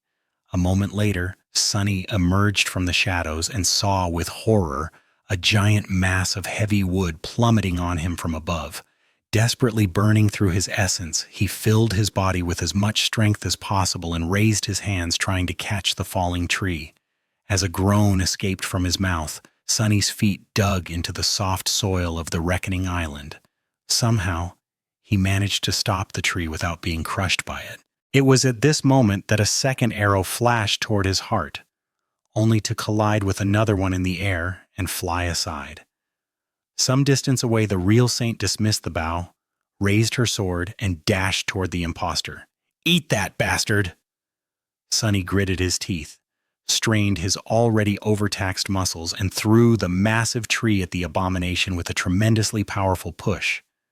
When he used his essence and augmented his body with both shadows, Sunny was able to achieve bursts of truly inhuman strength. How was the bastard going to escape this? The creature indifferently lowered its shoulder, then simply disappeared into the shadows and appeared on the other side of the flying trunk.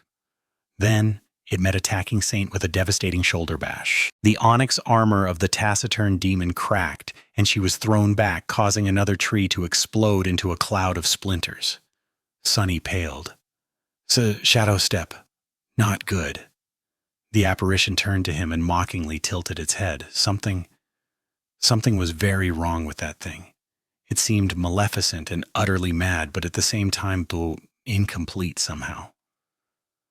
Behind the evil will and terrifying killing intent that dwelled in its ruby eyes, there was a hint of some other boundless emotion.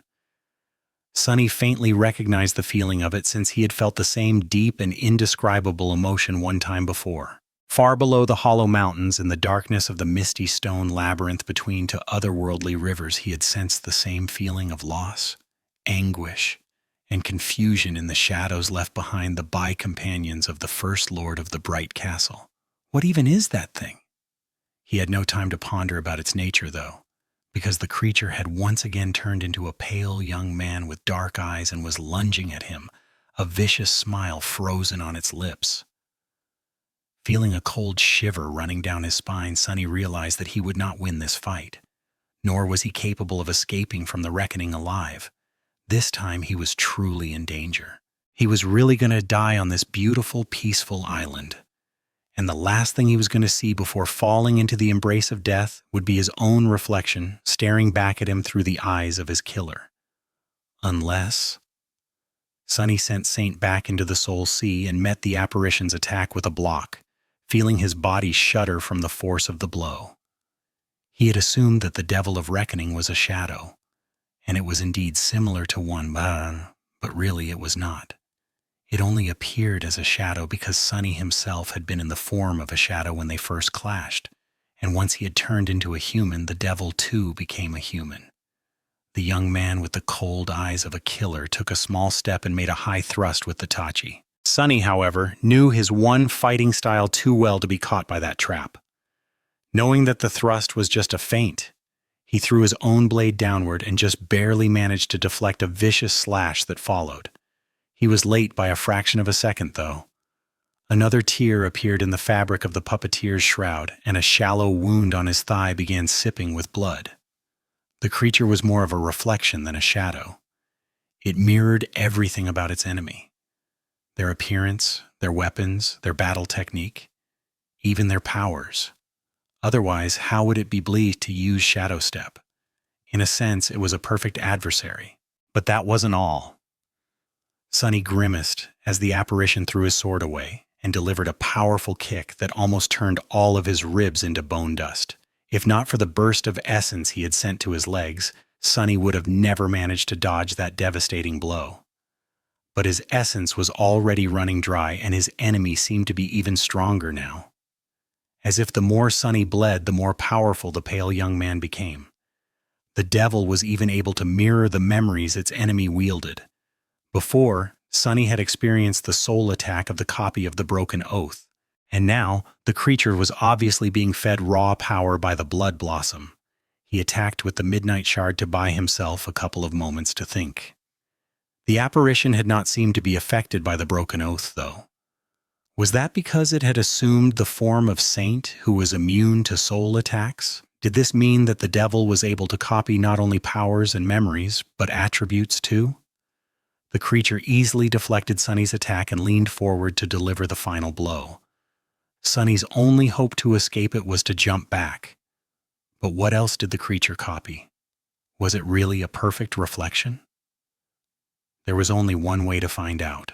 Instead of jumping back, Sunny stepped forward and collided against the apparition, completely open, unable to escape being struck down by the enemy's blade. Before the deadly strike came, however, he leaned close to the devil's ear and whispered, so softly, that no one except for the two of them would ever be able to hear what he had said. Stop. Lost from light. And then the devil froze, as if suddenly turned to stone. Sunny smiled. It was a perfect reflection indeed. Chapter 413. Mirror Beast. The apparition stood motionlessly, frozen in place by Sunny's quiet command. He could see his face reflecting in its dark eyes, even paler than usual, beads of sweat glistening in the sun. The creature was completely still, all its terrifying strength shackled by the 4 simple words Sunny had whispered to it. It was enslaved. No matter how powerful the strange abomination was, no amount of power could ever allow it to disobey the command of its new master. Sunny. By stealing his face and his powers, the creature had also inherited his innate ability, Shadow Bond. Sunny had made use of that bond to subjugate the devil, and now it was at his mercy, for now, at least. With a pained grimace, Sunny fell to the ground and drew in a hoarse breath. That was close. The wound on his thigh was not too serious, but the cut he had received as a shadow was long and deep. Bloodweave had prevented him from losing too much blood and was going to ensure a fast recovery, but it had its limits. The wounds needed to be tended to. However, they could wait. Right now, Sunny had to decide what to do with the former ruler reckoning, the dreadful creature that had slain plenty of humans, and only gods knew how many nightmare creatures, which was now under his full control. Such a powerful abomination. It would surely be very helpful to have something that fearsome serving him, unable to disobey any command. He glanced at the frozen creature and shivered. Looking at it was still like looking in a mirror, after all. Despite knowing that the thing in front of him was a nightmare creature, he couldn't help but see a slight young man with pale skin and dark eyes. Couldn't help but see himself. Yes, having a fallen devil do his bidding would be extremely beneficial, especially because the apparition looked exactly like him. With a bit of cunning and preparation, Sunny would be able to seemingly appear in 2 places at the same time. If he ever needed to prove that he wasn't mongrel or accomplish something shady without drawing any suspicion, that would be a perfect way to do so. There were countless scenarios where such an ability would be incredibly useful, but there lay the problem. The creature was only enslaved because it had assumed his form. Since the creature could take any shape, it was going to stop possessing his aspect abilities, including Shadow Bond, as soon as it turned into something else. Then it would be free of its shackles and able to do whatever it wanted, including unleashing its wrath on Sunny. That was why he had dismissed Saint before attempting to subjugate the apparition. He needed it to remain as his own reflection and no one else's. Yes, he could circumvent the possibility of losing control over the terrifying creature with a long series of complex orders that would limit when and how it could use its shape-shifting. But coming up with a foolproof net of prohibitions was a Herculean task. Sunny wasn't even sure that it was possible. He had spent a long time thinking of ways to escape this exact fate. So he knew better than most, better than anyone perhaps, how hard it was to keep an unwilling slave under control. Especially if the enslaved being was more powerful than its master. There would always be a way to twist words, find a loophole, and turn the orders given by the master against themselves. Sunny was sure of it. He had to be. So, what was he supposed to do with the frozen abomination? Standing up with a grimace, Sunny faced his perfect copy and looked at it with regret. The main reason for what he was about to do, nevertheless, was way less complicated. He simply didn't want to be a slaver. He didn't want to own any living thing. Sunny lingered for a while and then said, "Don't be scared. I won't make you a slave. That would be too cruel of a fate, don't you think? Even for a nightmare creature like you." With that, he raised his hand as if to caress the cheek of the pale young man and then swiped it swiftly across his neck.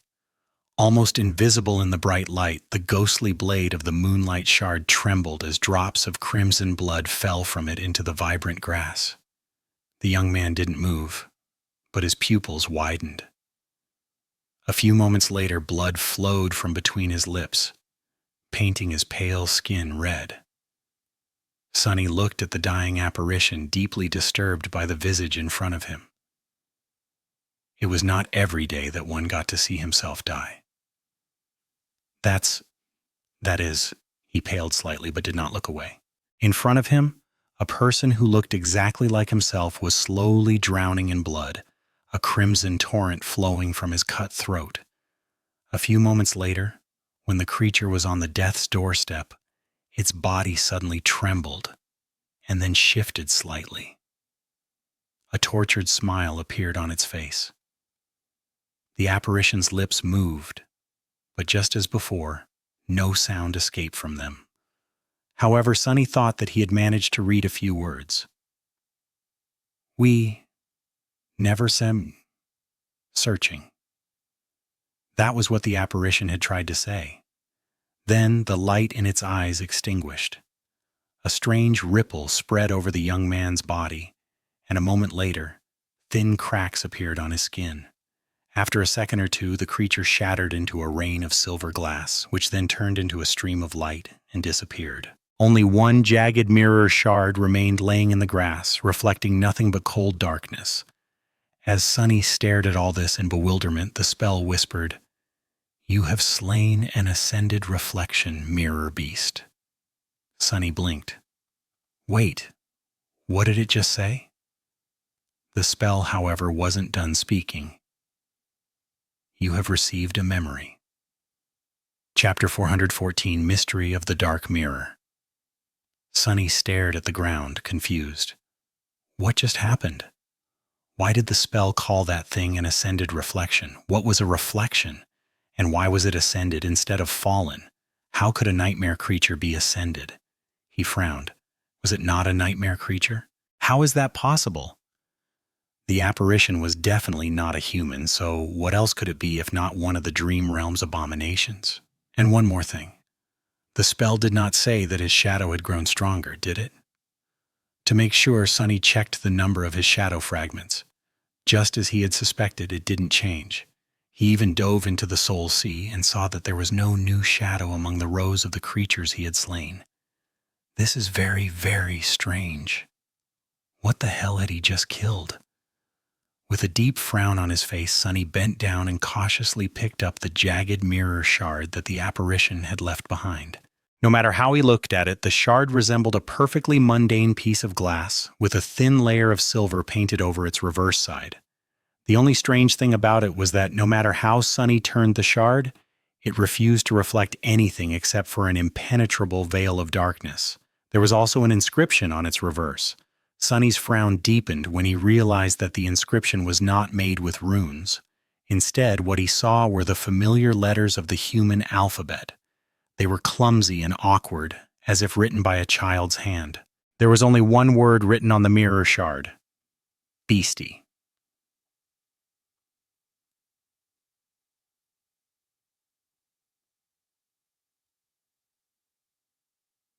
What the hell is that supposed to mean? The mystery of the mirror beast was so strange that for a time, Sonny even forgot about the burning pain in his side. Eventually he whispered, "An echo?" Echoes did not possess souls, so he expected that slaying one would not reward him with any shadow fragments, just like what had happened after Mirror Beast's death. The apparition, however, was obviously not an echo. It was too independent, sentient, and had too much individuality to be a simple copy of a dead nightmare creature.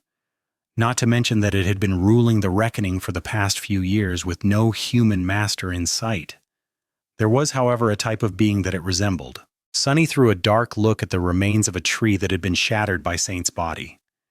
In many ways, the strange reflection resembled a shadow. Was the mirror beast a type of echo created by someone's aspect? Its creator must have been incredibly powerful then. If so, where were they? What had happened to them, and why was their reflection wandering the chained aisles in a feral state? There were no answers. It was just a theory, anyway. Sonny had no proof whatsoever to substantiate it. Maybe his new memory would give him some answers. He was about to summon the runes, but a sudden pulse of pain reminded him that he was, in fact, still wounded. With a hiss, Sonny clutched at his side and looked around, searching for shelter. he was going to have to tend to his wounds and rest after the fight with Mirror Beast. The memory could wait until after he wasn't bleeding so much. Wrapping the strange mirror shard in a piece of fabric and placing it into his pack, Sunny used some of his last remaining reserve of shadow essence to step through the shadows and appear near the rocky hill in the center of the island. His shadow had noticed a shallow cave there, which was situated, obviously, behind the foaming wall of the picturesque waterfall. Walking on a narrow stone ledge that led behind the waterfall, Sunny checked that the cave was empty and then entered its cool shade. The cave wasn't very big, but due to its location and hidden nature, there was no better shelter on the entire island. Rather happy with this discovery, Sunny groaned and lowered himself to the ground. Sending Saint to keep watch outside, he dismissed the puppeteer's shroud, then opened his pack and took out a small box containing several thin needles and a span of silk thread. Staring at the needles with a deadpan expression, Sunny sighed. I hate this part. Due to his awakened body and the nature of bloodweave, Sunny could recover from most injuries much faster than any mundane human, or even one of his peers, would be able to. However, if he wanted to be able to travel again by tomorrow, he still had to take measures. With another sigh, the threaded one of the needles gritted his teeth and began suturing the edges of the long cut on his side together. The process was not very pleasant, to say the least, so the cave was full of the sounds of heavy breathing and suppressed curses for a while. Finally, Sunny was done. Washing the dried blood off his body with the help of the endless spring, he grimaced and looked around. Now that he had time to take a better look at the cave, he noticed that it had apparently been used as shelter by another human at some point in the past. There was a circle of stones built to contain a fire, with a bunch of firewood arranged neatly by its side. By now, the wood had long rotten, letting Sunny know that the cave remained empty for many years. There was a pack much like his own laying on the cold stones near the fire pit. He limped toward it and took a look inside.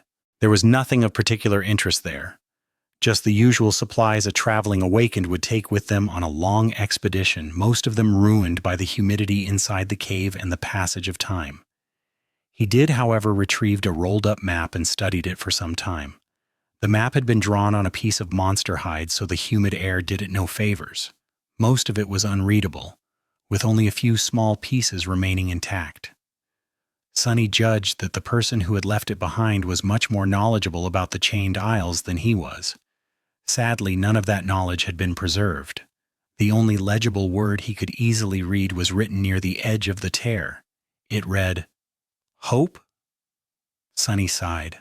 The stranger whose map he was studying had most likely been killed by the Mirror Beast. For a moment, he entertained the idea that the map had actually been left behind by the creator of the strange reflection, but that theory made little sense. Why would such a powerful person leave not only his things, but also his creation behind? Putting the map back into the rotted pack, Sunny glanced at the fire pit and said after a long pause, "I'm sorry that your hopes had been for naught, whoever you were. Now, your nightmare is over." With that, he hesitated for a few moments and then finally summoned the runes. It was time to take a look at the memory he had received for slaying the terrifying creature that the spell had called the Mirror Beast. A few seconds later, Sunny's eyes widened. "Weapon, it is a weapon!" Chapter 415, Cruel Sight. Sunny stared at the shimmering runes, excitement rising in his heart. This was what he had been waiting for.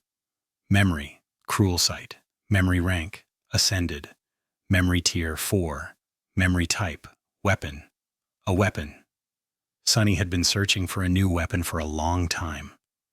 He was very fond of the Midnight Shard, since that was the sword he had carried through the darkest time of his life, and which he had fought his way out of the hell of the Forgotten Shore. It was a very powerful memory, too, one whose enchantment had saved his life on several occasions. However, Sunny felt that he had outgrown the austere Tachi, or rather the obstacles he was facing these days had. Many of the nightmare creatures on the Chained Isles were of the fallen rank, and their tough hides presented a lot of resistance to the sharp blade of the awakened sword. Not to mention those corrupted horrors that Sunny avoided to the best of his ability for now, but was inevitably bound to encounter one day. The other reason he wanted to procure a new weapon was the fact that the unbroken enchantment, while extremely potent and useful, could only be accessed in very rare circumstances, namely when Sunny was nearing death. This meant that the most powerful trait of the Midnight Shard could only help Sunny if he made a terrible mistake. If Sunny fought with skill and foresight, however, thus keeping himself from being mortally wounded, the powerful enchantment remained inactive, as it had for the past months. Paradoxically, the better Sunny performed, the less useful the Midnight Shard was to him. It was nice to have a last resort, but Sunny did not like the idea of relying on a tool that could only be effective if he failed.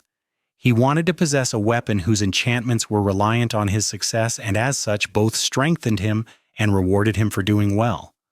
Hopefully this was one such weapon. It was an ascended memory of the 4th tier, equivalent to a memory he would have received from a fallen devil. That was already a tremendous start. His most powerful weapon right now, the Moonlight Shard, had come from a mere fallen beast. Trying to control his expectations, Sunny trembled in anticipation and read further. Memory description. Full of pride, the noble knight made a deal with the dream spawn. Years later, the knight had defeated all his enemies and became a mighty king. On the day that his son uttered the first word, the dream spawn came to the king and demanded his pay. He left the kingdom with the child and disappeared, never to be seen again. Much later, the young prince returned and stood beneath his father's throne. He expected to be met with joy and warmth, but was met with fear and suspicion instead. Sunny frowned. Sunny. What the hell does that mean? The description mentioned a dream spawn, or rather, the dream spawn. That was the name of an attribute Nephis had, which she possessed because of being born from a hollow mother. Were there other people with the same attribute among the human race? There had to be, and judging by this strange tale, they had been feared even here, in the dream realm. No, that didn't make any sense. Nephis was described as being born of 2 worlds, so how could a native of the dream realm possess the same attribute? Very strange. Maybe the name is just a conscience. Sunny shrugged, then concentrated on the runes. Tell me what you can do. Memory enchantments.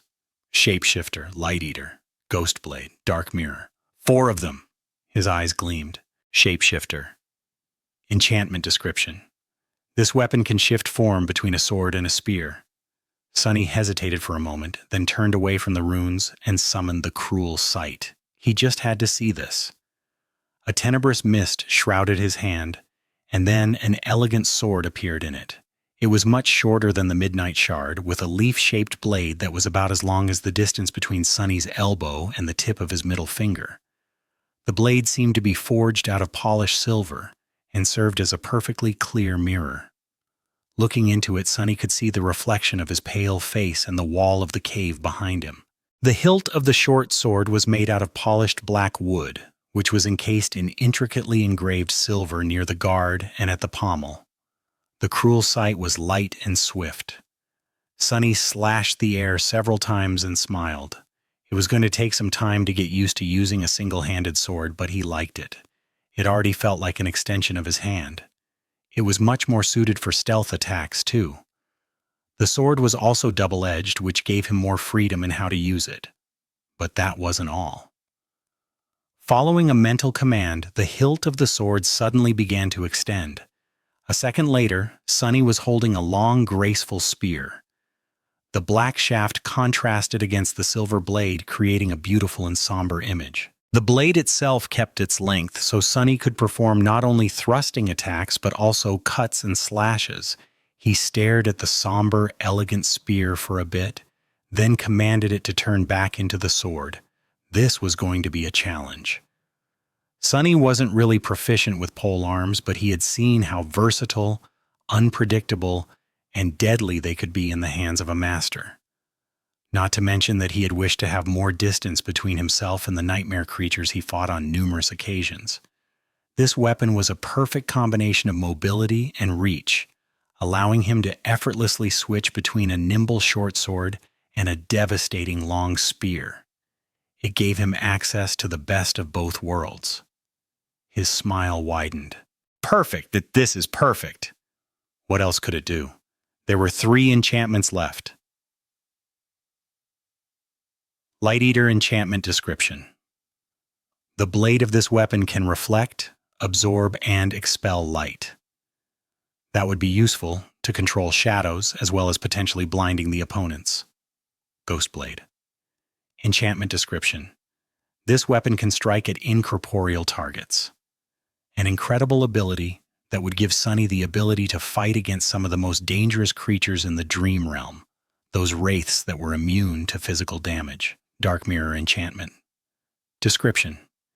Each attack of this weapon can be augmented with elemental damage. It can be charged with any element the wielder has been damaged by. Current charge none, Sunny gasped.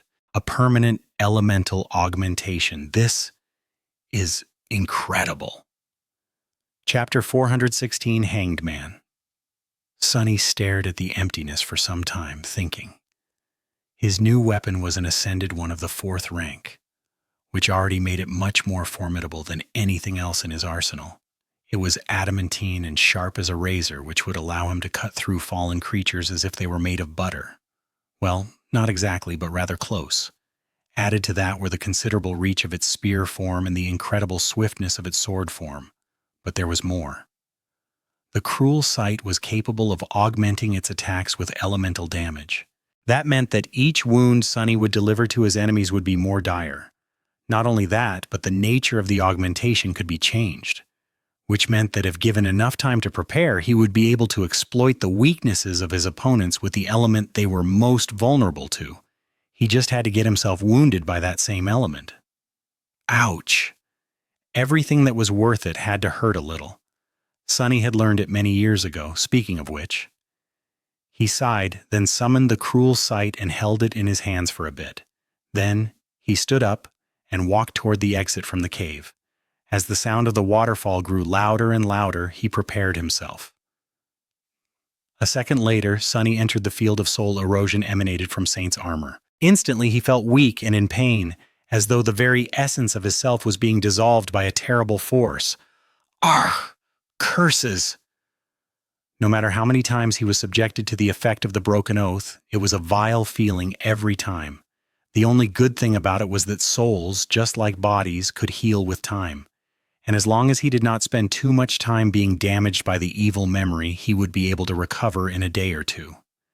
Gritting his teeth, Sunny summoned the runes describing the cruel sight and simultaneously send essence into its silver blade, activating the Dark Mirror enchantment. As his contorted face reflected in the polished silver of the elegant sword, nothing about it changed. However, the cruel sight suddenly seemed different, as if an invisible, cold, and sharp aura surrounded its edges. Sunny looked at the description of the Dark Mirror. Current charge, soul. With a relieved sigh, he took a few steps back and escaped the radius of the broken oath. The sensation of his soul being slowly destroyed swiftly disappeared. The runes, however, did not change. Sunny had to feed the memory with a small amount of shadow essence to activate the augmenting enchantment, but its blade would remain entwined with the element of his choice until he charged it with another. A cruel smile appeared on his lips. Just like that, Sunny now possessed a weapon capable of dealing soul damage, the rarest and most insidious type of damage he knew of, one that very few beings out there had any resistance to. In a span of one day, his lethality had grown manyfold. Dismissing the somber sword, Sunny turned around and walked back into the cave. I guess I am the true harbinger of reckoning now. His gloomy shadow lingered for a bit, then scratched the back of its head. For once, it had nothing to add. 2 days later, Sunny was finally approaching Shipwreck Island. Currently, he was on the neighboring one, hiding in the shadow of a collapsed stone tower that had long ago become overgrown with moss. Somewhere behind him, the body of a giant worm-like creature lay on the ground, its body sipping with foul black blood. Sunny had spent a lot of essence jumping through shadows to avoid being devoured by that thing. No matter how many times he had pierced its flesh with his spear, the worm seemed to possess an almost endless amount of vitality. The fact that Sunny had no idea where any of the abomination's vital organs were only made the situation worse. In the end, however, the nightmare creature had succumbed to the damage being continuously dealt to its soul. And now, it was dead. Swarms of smaller but no less repulsive worms were already emerging from the ground to feast on its flesh. Sunny did not care. He had already retrieved the soul shard from the creature's body, and he surely had no plans of using the worm's meat as food. And regardless, his attention was currently concentrated elsewhere. What the hell? The shipwreck island was currently at the height of its ascent phase and loomed high above in the sky. As the result, Sunny was able to see its underbelly, far away in the distance. The downside of the island was shrouded in eternal shadow, and something vast and terrifying was moving in it. The inhabitants of the dark side were all powerful and unsightly, but the thing nesting under that one in particular was especially harrowing. Perhaps all islands this close to the tier sheltered such horrors. But even that was not the thing Sunny was looking at. I guess I have my answer. A long time ago, one of the chains connected to Shipwreck Island had broken, and now hung down. Entangled in it, a giant iron corpse swayed slowly in the wind. The creature resembled a man made entirely out of metal. The heavenly chain had coiled around one of his legs, so the giant hung with his head down, his face rusted and severely damaged. His powerful chest was caved in and shattered by some titanic blow, and one of his arms was torn away at the shoulder. This was, without a doubt, the creature whose lost limb gave the name to the Iron Hand Island. The dead giant swayed despondently in the wind, producing sounds of rusty metal scraping against the iron of the heavenly chain. Those sounds were loud enough to reach across the gap between two islands and be heard by Sunny in his hiding place. Looking at that humbling sight, Sunny shivered. Who could have killed such a thing? Of course, there was no way to know. Just like always, finding one answer had immediately presented Sunny with a dozen new questions. Nervously shifting his gaze between the hanged giant and the swarm of worms ravenously devouring their elder, Sunny remained hidden in the shadows and waited. Soon, the rattling of chains announced that the shipwreck island was starting to descend. Sunny tensed. It's time. Chapter 417. Shipwreck. The chain leading to the shipwreck island was about 4 kilometers long, which was on the shorter side by the chained isles standards. As a swift shadow, Sunny would have been able to ride it all the way to his destination in just a few minutes. Sadly, the heavenly chain was currently drawn taut and nowhere near the sky below, which meant that its links weren't covered by a thick layer of shadows. He was going to have to cross it on foot. As the ground behind him started to move, announcing the approach of something far more hungry and terrifying than the swarm of gluttonous maggots, Sunny slid out of his hiding spot, dashed toward the edge of the island, and jumped down. Falling through the vast expanse of the blue sky, he landed on the iron surface of the heavenly chain, rolled down a few meters, and then finally caught his balance. The chain stretched far into the distance, rising higher and higher until it connected with the slowly descending shipwreck island. Unlike how it was with the other pieces of land Sunny had seen in this strange region of the dream realm, the chain didn't simply disappear into the soil, but instead led to a tall stone structure that resembled a castle gate. 2 massive pillars rose high into the sky, overgrown by vines and moss. The gate itself had been broken a long time ago, and now the space between the pillars was empty, the wind passing freely through its vast opening. Further away, the corpse of the iron giant continued to sway in the air, his one remaining hand pointed at the sky below. Summoning the cruel sight, Sunny turned it into the spear and cautiously moved forward. The further he walked, the lower the shipwreck island descended, until finally the heavenly chain became almost horizontal. In about an hour, Sunny crossed the abyss separating 2 isles and approached the stone structure he had noticed from afar. Up close, it was even more monumental. He found out that he had been wrong, though. The pillars did not seem like they had ever served to house a massive gate. Instead, they just reached for the sky, built for some unknown purpose. There were weathered steps cut into each of the pillars, leading all the way to the top. Sunny frowned. Who would be crazy enough to climb that high? Even now that the island had descended, up there on top of the monumental pillars, the crushing must have been suffocating. With a shrug, he used the dark wing to glide upward and climbed onto a wide stone platform between the pillars. From here, the remains of an ancient road led further into the island. Following it to reach the top of a low hill, Sunny stopped and looked down at the site of the peculiar landmark that gave this place its name. At the very heart of the desolate island, a large wooden ship lay broken on the ground. It must have been beautiful and magnificent once, but now, all that remained of its former glory were the fluid lines of the graceful and narrow hull. The ancient wood somehow remained untouched by the passage of time, but the bow of the ship was completely shattered. There were also large breaches here and there along the length of the wreck and green vines covering large sections of it.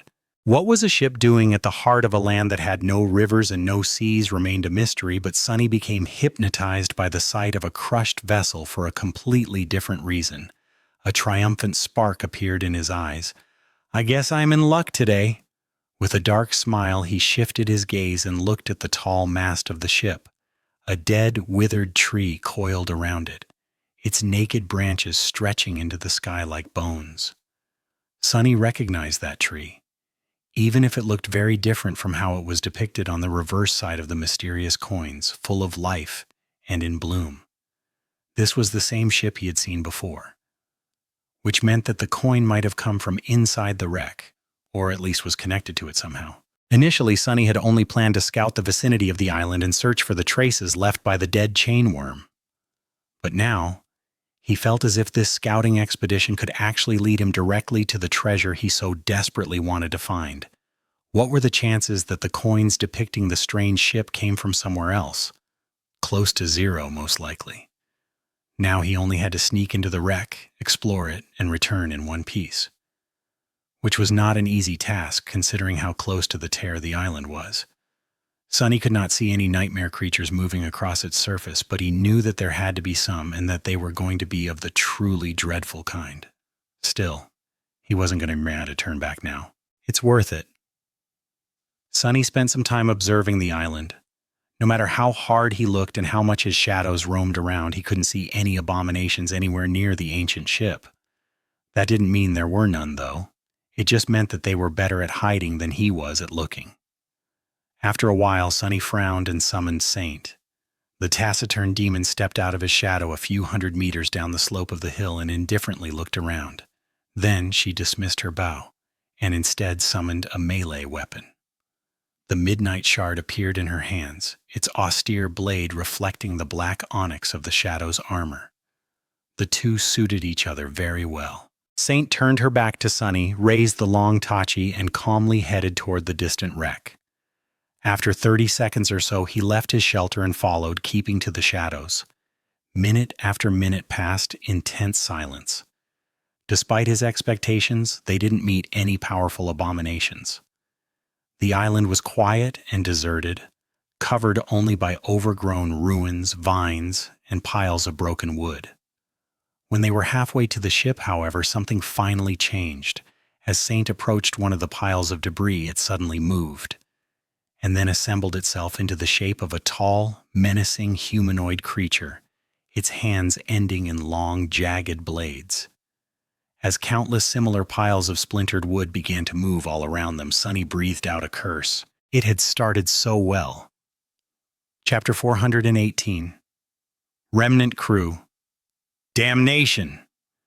Before the first wood wraith could even fully form, Saint was already upon it.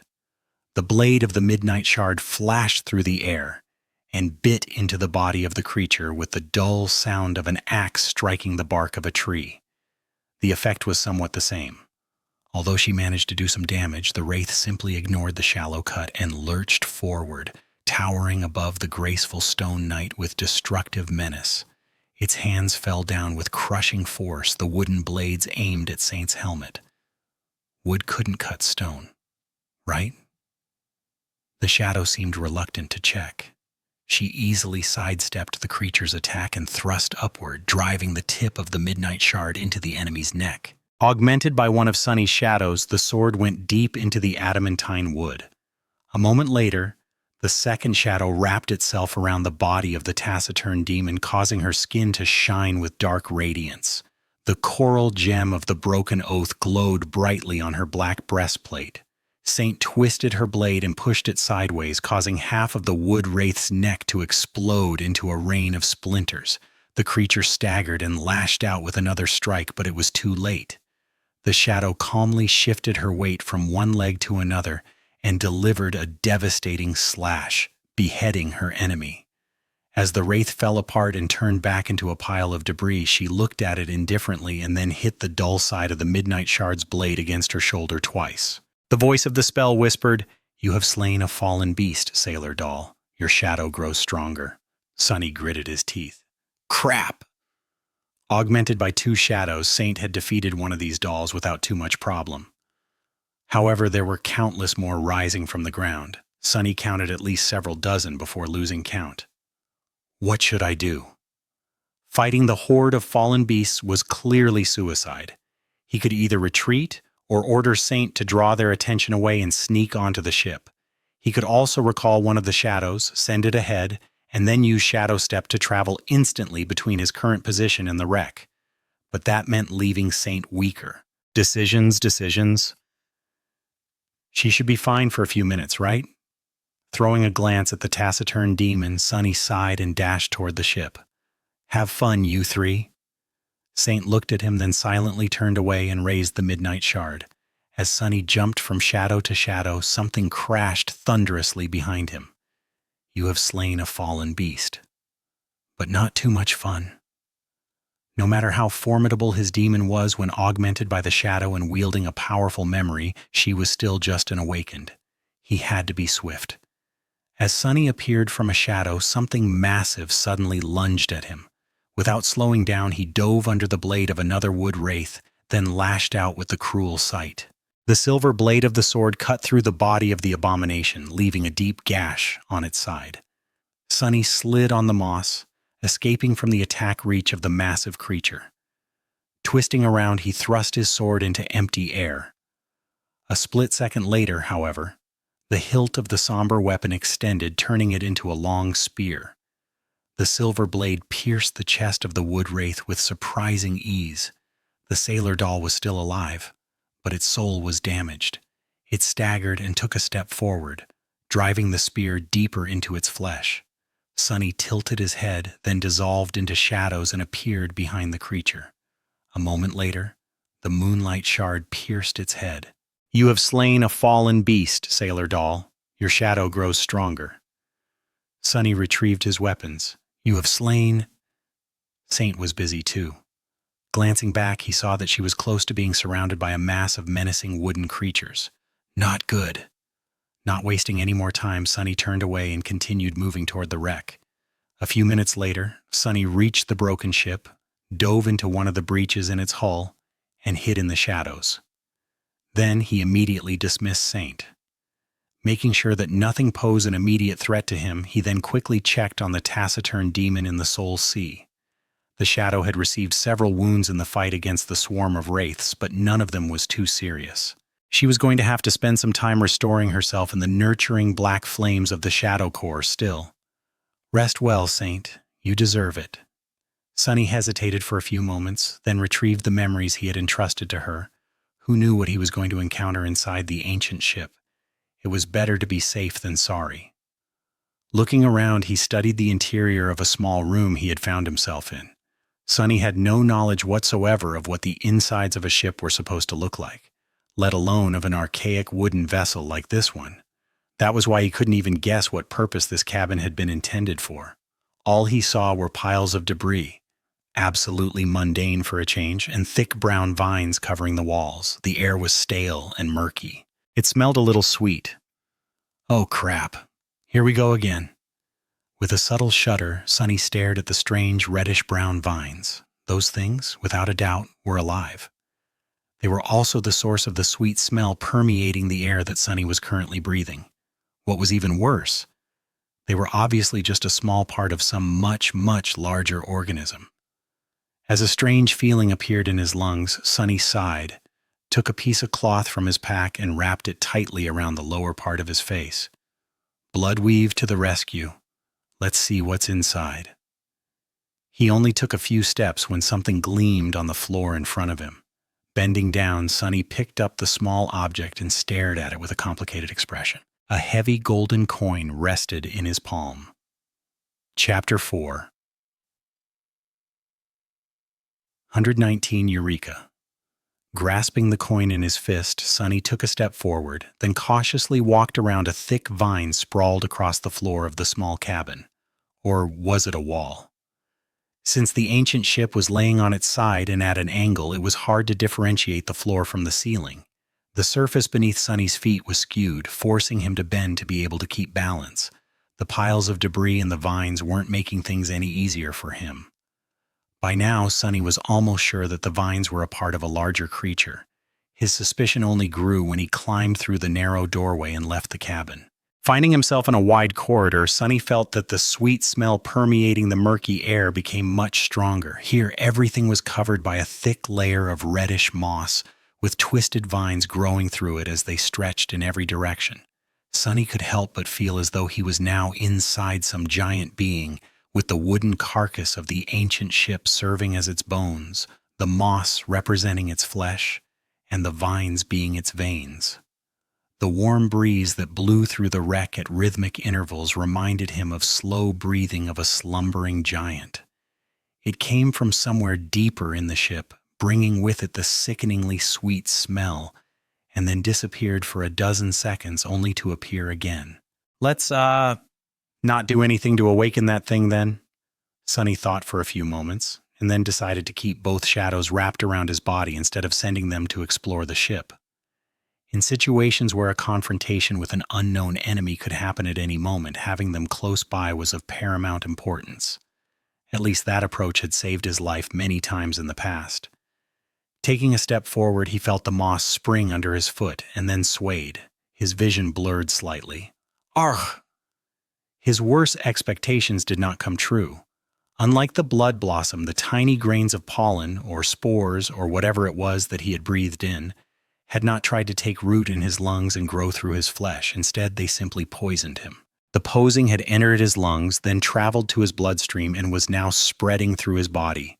Sonny could easily see himself losing consciousness and falling to the ground, his body then becoming overgrown by the reddish moss, slowly digested by it, turned into nourishment for the creature that had usurped the wreck of the ancient ship. But he wasn't going to. As soon as the poison entered his bloodstream, Bloodweave went into a frenzy. It seemed to really dislike anything alien invading its territory. Slowly but surely, it went about destroying the toxin. Sonny just had to endure the pain. Summoning the cruel sight, he used the shaft of the spear to help himself keep balance and waited for his vision to become clear again. After a minute or two, Sonny slowly exhaled and continued on his way. A few minutes later, still suffering from pain and weakness, he picked up a second coin from the moss and stared at it for a second. The beautiful person with a crescent moon drawn on their forehead smiled at him with a carefree expression. Sonny frowned in response. "What are you so happy about, fool?" Turning away, he noticed another coin gleaming in the moss a couple of meters further down the corridor. It was almost as if someone left these coins here like breadcrumbs to lead an unsuspecting treasure hunter to their prize. Very convenient. Full of unease, Sonny walked over to the third coin, picked it up, hid it in his pack, and then cautiously moved deeper into the wreck. Soon he approached a wall with a massive gate barring it. The wooden surface of the wall had cracked and was bent outward, as if something was pressing heavily on it from the other side. The vines out here were especially thick and vernicose, shining in the beams of sunlight that fell through a wide hole in the hull of the ship right above. The sweet smell in the air was almost overwhelming.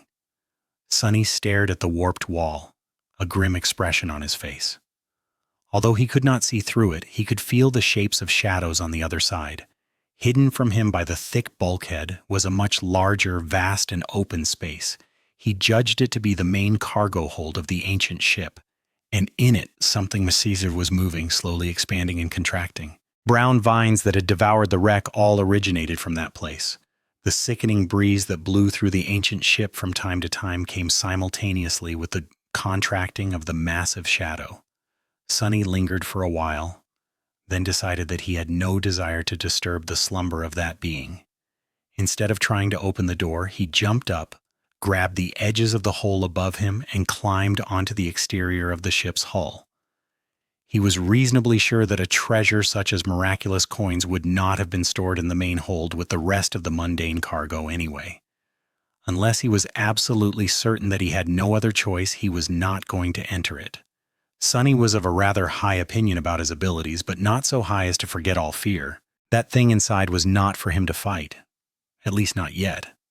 How was he supposed to kill a giant mass of vines and moss anyway? Instead of trying, he walked on the sloping hull of the ancient ship, carefully avoiding breaches through which thick brown vines were crawling outside, and soon passed the area of the main cargo hold. Now, he was approaching the shattered bow of the ship.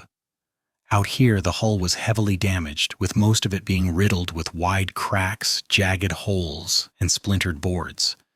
The sight of it made Sunny wonder about what had happened to the graceful ship he had seen on the miraculous coins. The vessel was obviously not an ordinary one. Why had it crashed here on that remote island? Why was its bow in such a devastated condition? What had the ship sailed on to begin with? Had it just flown through the skies? If so, maybe the crushing had gotten to it. Feeling that he wouldn't be able to remain hidden in the shadows on this treacherous surface, Sunny crawled back inside and landed softly on the carpet of moss. Just a few steps from where he found himself, several golden coins were gleaming on the ground, with one more laying further down the dark corridor. Sunny cautiously gathered them, then moved deeper into the wreck. It wasn't long before he found the compartment that must have served as the ship's treasury. He knew that there was something special about it instantly. Simply for the fact that the floorboards around the heavy door were the only place on the entire ancient ship that was completely free of the reddish moss, the vernicose vines, and the air near it was void of the sickeningly sweet smell of the poisonous spores. Standing in front of the door, Sunny smiled. Eureka! Chapter 420. Amazing Chest Ahead. Sunny approached the heavily reinforced door and tried to sense if something was moving on the other side of it. There was nothing. It didn't feel as though something dangerous waited for him inside the treasury. On the contrary, with how fresh the air was and how clean the floorboards were, the treasury looked almost inviting. He wasn't entirely convinced, though. Sunny lingered for a bit, then commanded one of his shadows to separate itself from his body and slide under the door. It was going to remain very close, so he was willing to risk weakening himself for a bit. How do I even open this thing? A moment later, Sunny grimaced and covered his face with a palm. When did I become this stupid? Looking through the eyes of the happy shadow, he saw the armored compartment in its entirety. It was a large room with a high ceiling and 3 heavy chests standing in its center. The entire back wall of the treasury, though, was missing, letting in a flood of sunlight through the jagged edges of a massive breach. Of course it's missing. The chain worm had to have gotten inside somehow, after all. Sunny doubted that the demon could have fit through the door of the treasury, let alone politely lock it behind itself after leaving. He sighed, then shook his head, and decided to attribute this momentary lapse of judgment to the taxing nature of having to endure the pain of being poisoned. No one was there to witness him making a fool out of himself anyway. Regardless, there was no terrifying nightmare creature laying in wait on the other side of the reinforced door. Nothing was going to attack him if he entered. Sunny considered climbing back on top of the hull of the ship and finding a way to enter through the breach in the back wall of the treasury, then simply stepped through the shadows and appeared inside. He was too excited and impatient to waste any more time. Not to mention that the more times he spent here, the more chances there were of something going terribly wrong. If there were really hundreds of coins in one of those chests, though, that would be a trophy to put all other trophies to shame. A find of a lifetime. Sunny waited for a couple of seconds, letting his eyes adapt to the bright light of the sun, and then studied the 3 chests standing in the middle of the armored compartment. All 3 were open. Two stood empty, but the third, his eyes widened in shock. The third chest was long and adamantine, its dark wood reinforced by strips of dull metal. It was large enough to fit an adult man, and filled to the brim with heavy gold coins. Some spilled out of it and were laying on the floor in a tantalizing pile, showing either the beautiful face of the mysterious charmer or the reverse depicting the ancient ship. Thousands, and there are thousands of them. Sonny felt his heart skip a bit and swayed slightly. In front of him was a treasure that would take him all the way to forming a third core and then some. With this many miraculous coins, Sonny would be able to annihilate the gap between himself and Nephis, maybe even overtake her. This can't be true. He instinctively wanted to think that it had been far too easy, but it wasn't really. He had almost died while fighting the mirror beast, allowed Saint to be injured in a fight against sailor dolls, walked through the poisonous darkness of the ancient wreck. If it wasn't for the blood weave, he would have been already dead. How many people out there could boast about carrying the legacy of a demon in their veins? For almost anyone else, this trip would have been fatal. Not to mention that very few could have made the series of discoveries and logical conclusions that would lead them here.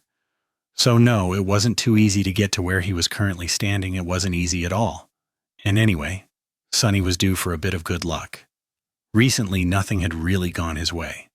Take this whole mongrel fiasco, for example, or everything that had happened in the Crimson Spire.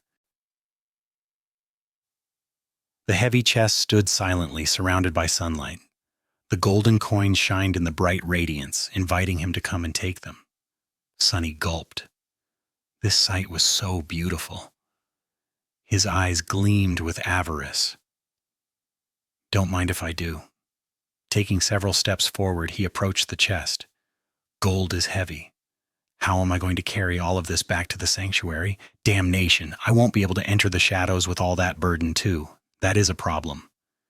He reached for the coins, but then stopped suddenly. His hand hovered just outside the invitingly open chest. Something wasn't quite right. Sonny frowned. What is it? Maybe it can bury the chest and make several trips? Wait, no, what's wrong here? His frown deepened. There was no danger inside the treasury, nor was there anything moving outside of it. The terrifying creature that had been slumbering in the cargo hold of the ancient ship was still asleep. There were no sailor dolls wandering nearby, too. So what was disturbing him? The chain worm. The chain worm had swallowed several coins. He also had a piece of the chest in its stomach, the wood splintered, the strips of metal torn. Sonny had even thought how lucky he was that the demon decided to feast on the metal, reinforcing the chest, and bit a chunk out of it, swallowing the coins in the process. So if he had torn a piece from the chest, why wasn't the chest missing a piece? And what had mortally wounded the chain worm anyway? Confused, Sonny glanced at the two empty chests. They were perfectly whole with no parts missing. Then he looked back at the large, heavy chest in front of him, his hand still hovering a few centimeters away from the pile of gold inside. The chest had all its corners, too. One of them, though, was of a slightly different color, like a patch of new skin that had grown over a wound, and didn't quite match all the rest, since when were chests capable of healing? What the... Before Sonny could finish the thought, though, the chest seemed to have sensed his hesitation. It suddenly lurched forward, and as massive, jagged teeth suddenly appeared from beneath the gold, its heavy lid closed on Sonny's hand with a sickening sound of breaking bones. Chapter 421. Ecstasy of Gold. As golden coins moved, revealing several rows of terrifying triangular teeth, Sonny recoiled, but it was too late. The heavy lid of the chest suddenly came to life and closed with astonishing speed, another row of fangs appearing from behind its edge. What? Just a fraction of a second before the creature sunk its teeth into his forearm, Sonny's other hand shot forward. The blade of the cruel sight slid between the falling guillotine of the chest's lid and the fabric of the puppeteer's shroud. A moment later, the chest closed and Sonny screamed. Because of his quicker reaction, the creature failed to bite his whole hand off. However, its jaws turned out to be horribly powerful. With a sickening sound, the bones in his arms shattered. Neither the leather vambrace of the puppeteer's shroud nor the augmentation of the shadow managed to resist the terrible strength of the gluttonous chest. Sonny found himself caught in the abomination's crushing maw, with the blade of cruel sight laying flat on top of his broken arm and protecting it from being pierced by the sharp teeth that protruded from the lid of the chest. From below, several triangular fangs were slowly sinking into his vambrace. There was no obvious way to free himself. "What the hell is that thing?" As several coins fell out of the creature's mouth and rolled on the floor, the chest pressed down harder, making Sonny shriek from blinding pain. "Bastard! Let go of me, you vile piece of rotten wood!" Instead of doing that, the chest moved closer, forcing Sonny to fall to his knees. Something wet and coarse touched his hand, and a disturbingly long and wide tongue emerged from beneath the golden coins, sliding across his arm and dripping with viscous saliva. Then the tongue moved toward his neck. Sonny stared at the horrid sight in outrage, then screamed, "What the spell?" As the second shadow wrapped itself around his body, gifting him a vast boost in strength, Sonny tried to pull his broken arm out of the abomination's maw, but its bite was just too damn overbearing. All he accomplished was almost knocking himself out from the pain of bone shards scraping against each other. "Ugh, crap!" As the unnaturally long tongue of the chest almost reached Sonny's neck, he growled, and then commanded the cruel sight to turn into a spear. At the same time, he activated the Dark Mirror enchantment with a burst of shadow essence, imbuing the silver blade with soul-destroying power. The memory extended inside the creature's mouth, hitting it in the back of the whatever it had instead of a throat. The tip of the spear sunk into the adamantine wood only by a centimeter or two. The wound was by no means serious, but it must have hurt the chest a lot, because it suddenly let out a shrill shriek and then spat Sonny's maimed arm out. Sonny fell to the floor and rolled away, then rose to one knee. "Yes!" Before he could celebrate getting his freedom back, however, the chest suddenly swayed and then rose into the air, revealing a gaunt and revolting body hiding beneath. More coins rolled on the floor.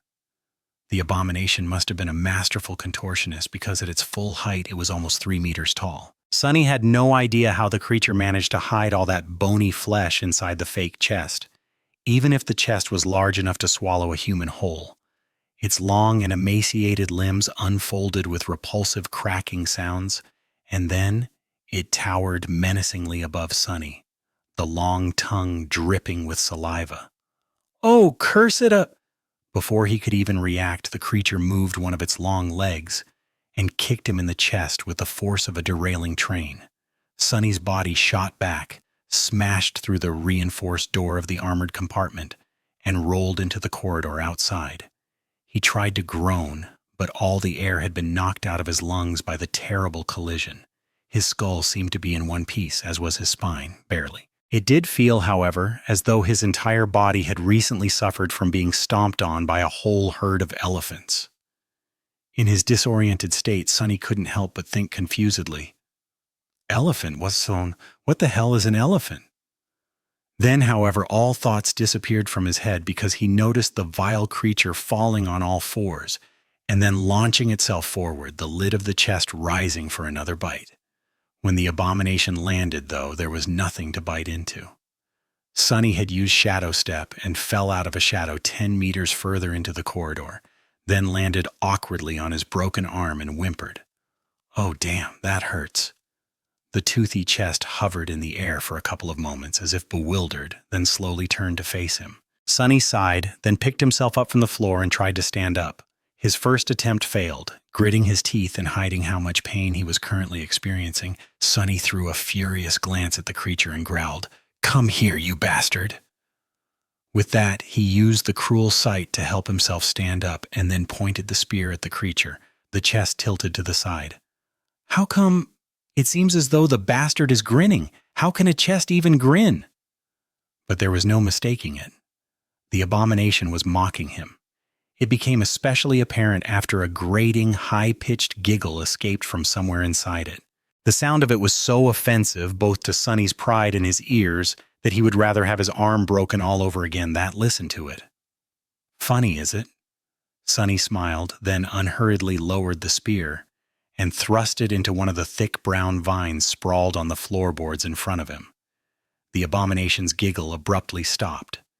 It froze and stared at Sunny, as if utterly stunned, and then trembled. "Not so funny now, huh?" A moment later, the entire ship trembled too. Chapter 422. Rude Awakening. Whatever it was that slumbered in the cargo hold of the ancient ship did not like one of its vines being damaged, let alone having its soul cut by a sharp blade. As the whole wreck trembled, a strong gust of warm, pungent wind hit Sunny in the back, tousling his hair. The air became even murkier than it had been before. The chest creature froze, staring at him with something that resembled a mortified expression. Even its tongue stopped swaying in the air and retreated back under the pile of golden coins. Now, it was Sunny's turn to grin. An evil gleam appeared in his eyes. Retrieving the cruel sight, he said, "Goodness gracious, how clumsy of me." The abomination lingered for a few moments, gave him a hateful look, and turned slightly toward the door of the treasury. Then, however, it halted. "Don't tell me." Faced with the terrible danger of facing the awakened master of the wreck, the creature was still hesitating. The prey was right in front of it. To Sunny's misfortune, he and the bizarre monstrosity shared one fundamental character flaw. Both were very, very greedy. Before he could even blink, the abomination suddenly turned back and lunged at him with a shrill giggle rumbling from somewhere in the depths of it. All Sunny could do was spend more essence and use Shadow Step again, appearing on the spot where the creature had been a second ago. As he slipped on the debris of the shattered door and fell, the abomination shot through the air and crushed into the wall of the corridor, pulverizing the wooden boards and getting entangled in the vines covering them. It huffed and puffed, then tried to extricate itself from the mess of glistening vines. However, they wouldn't let go. In fact, as Sunny watched in horror, the whole corridor moved. The reddish-brown mass that it was overgrown with rippled, and the thick vines crawled toward the trapped creature, long thorns suddenly appearing on their vernicose surface.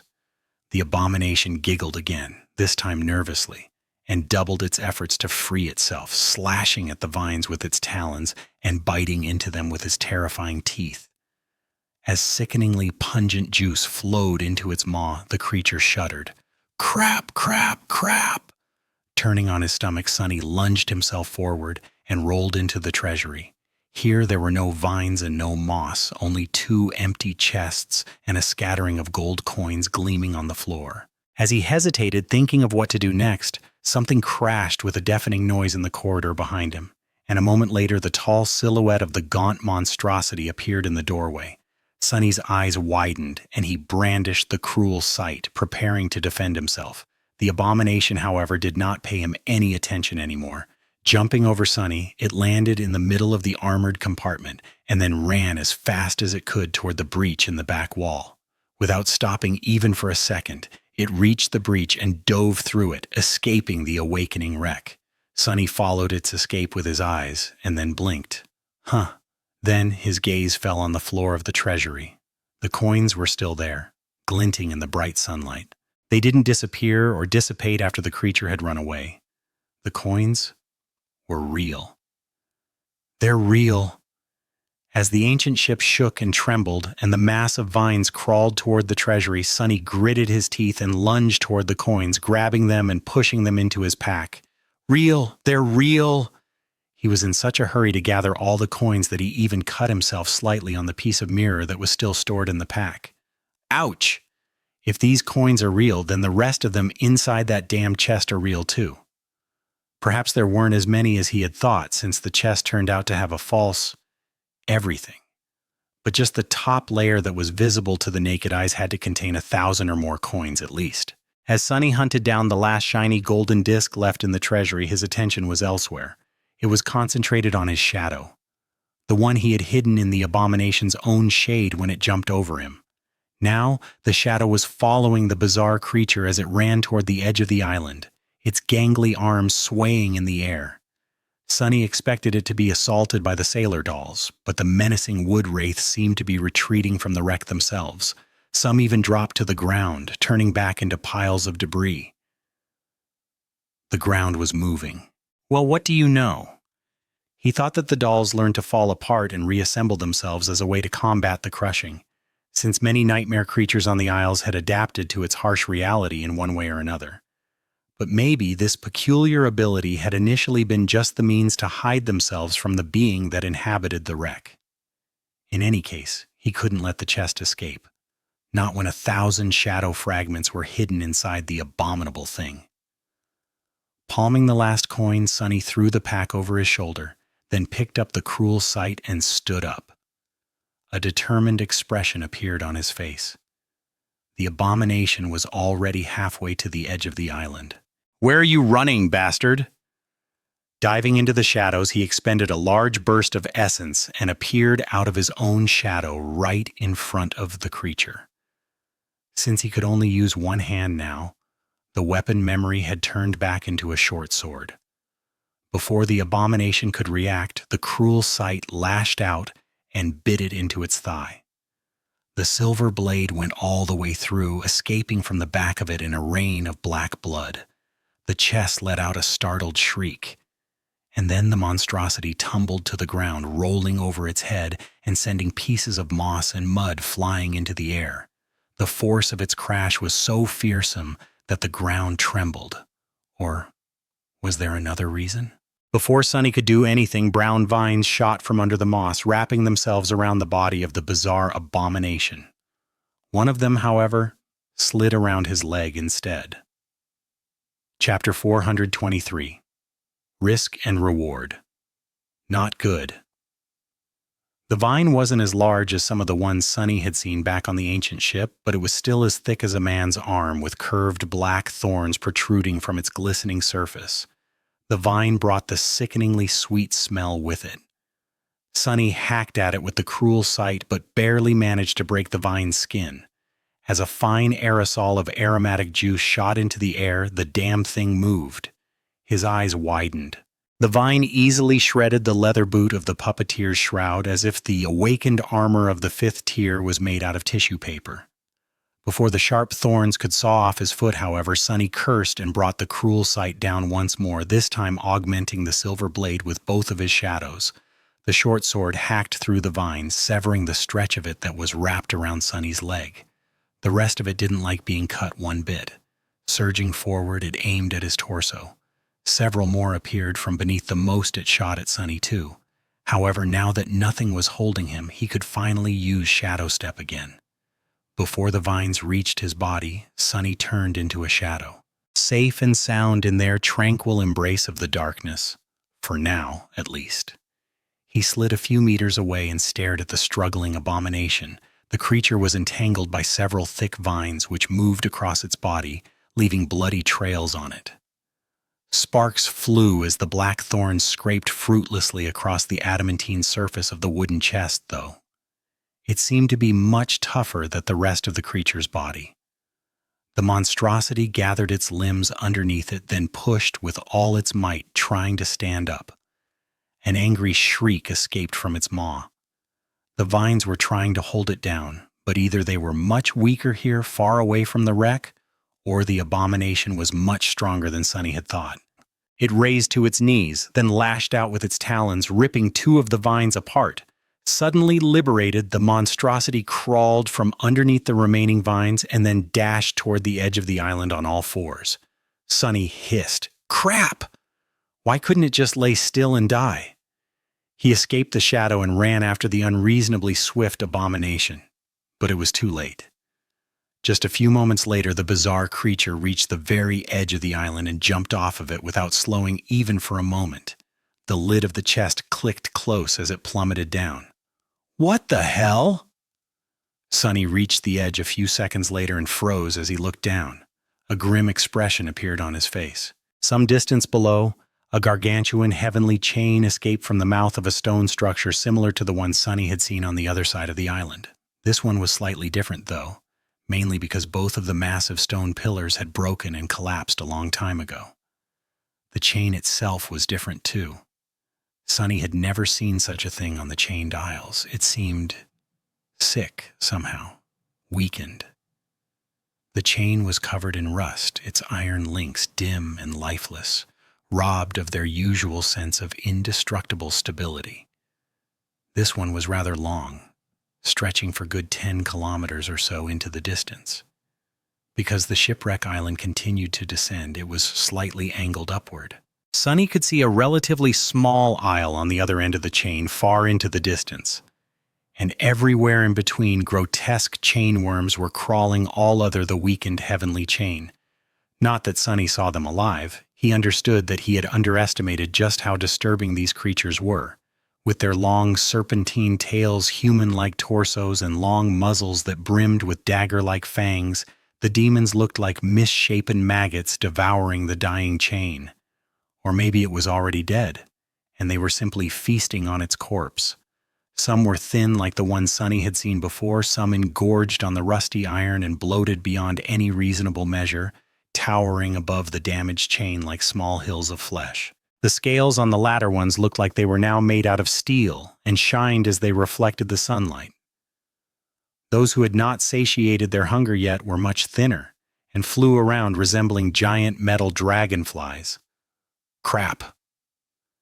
The damned chest creature landed directly on the rusted heavenly chain, gathered its long limbs, and dashed away from the shipwreck island, swaying dangerously as it went.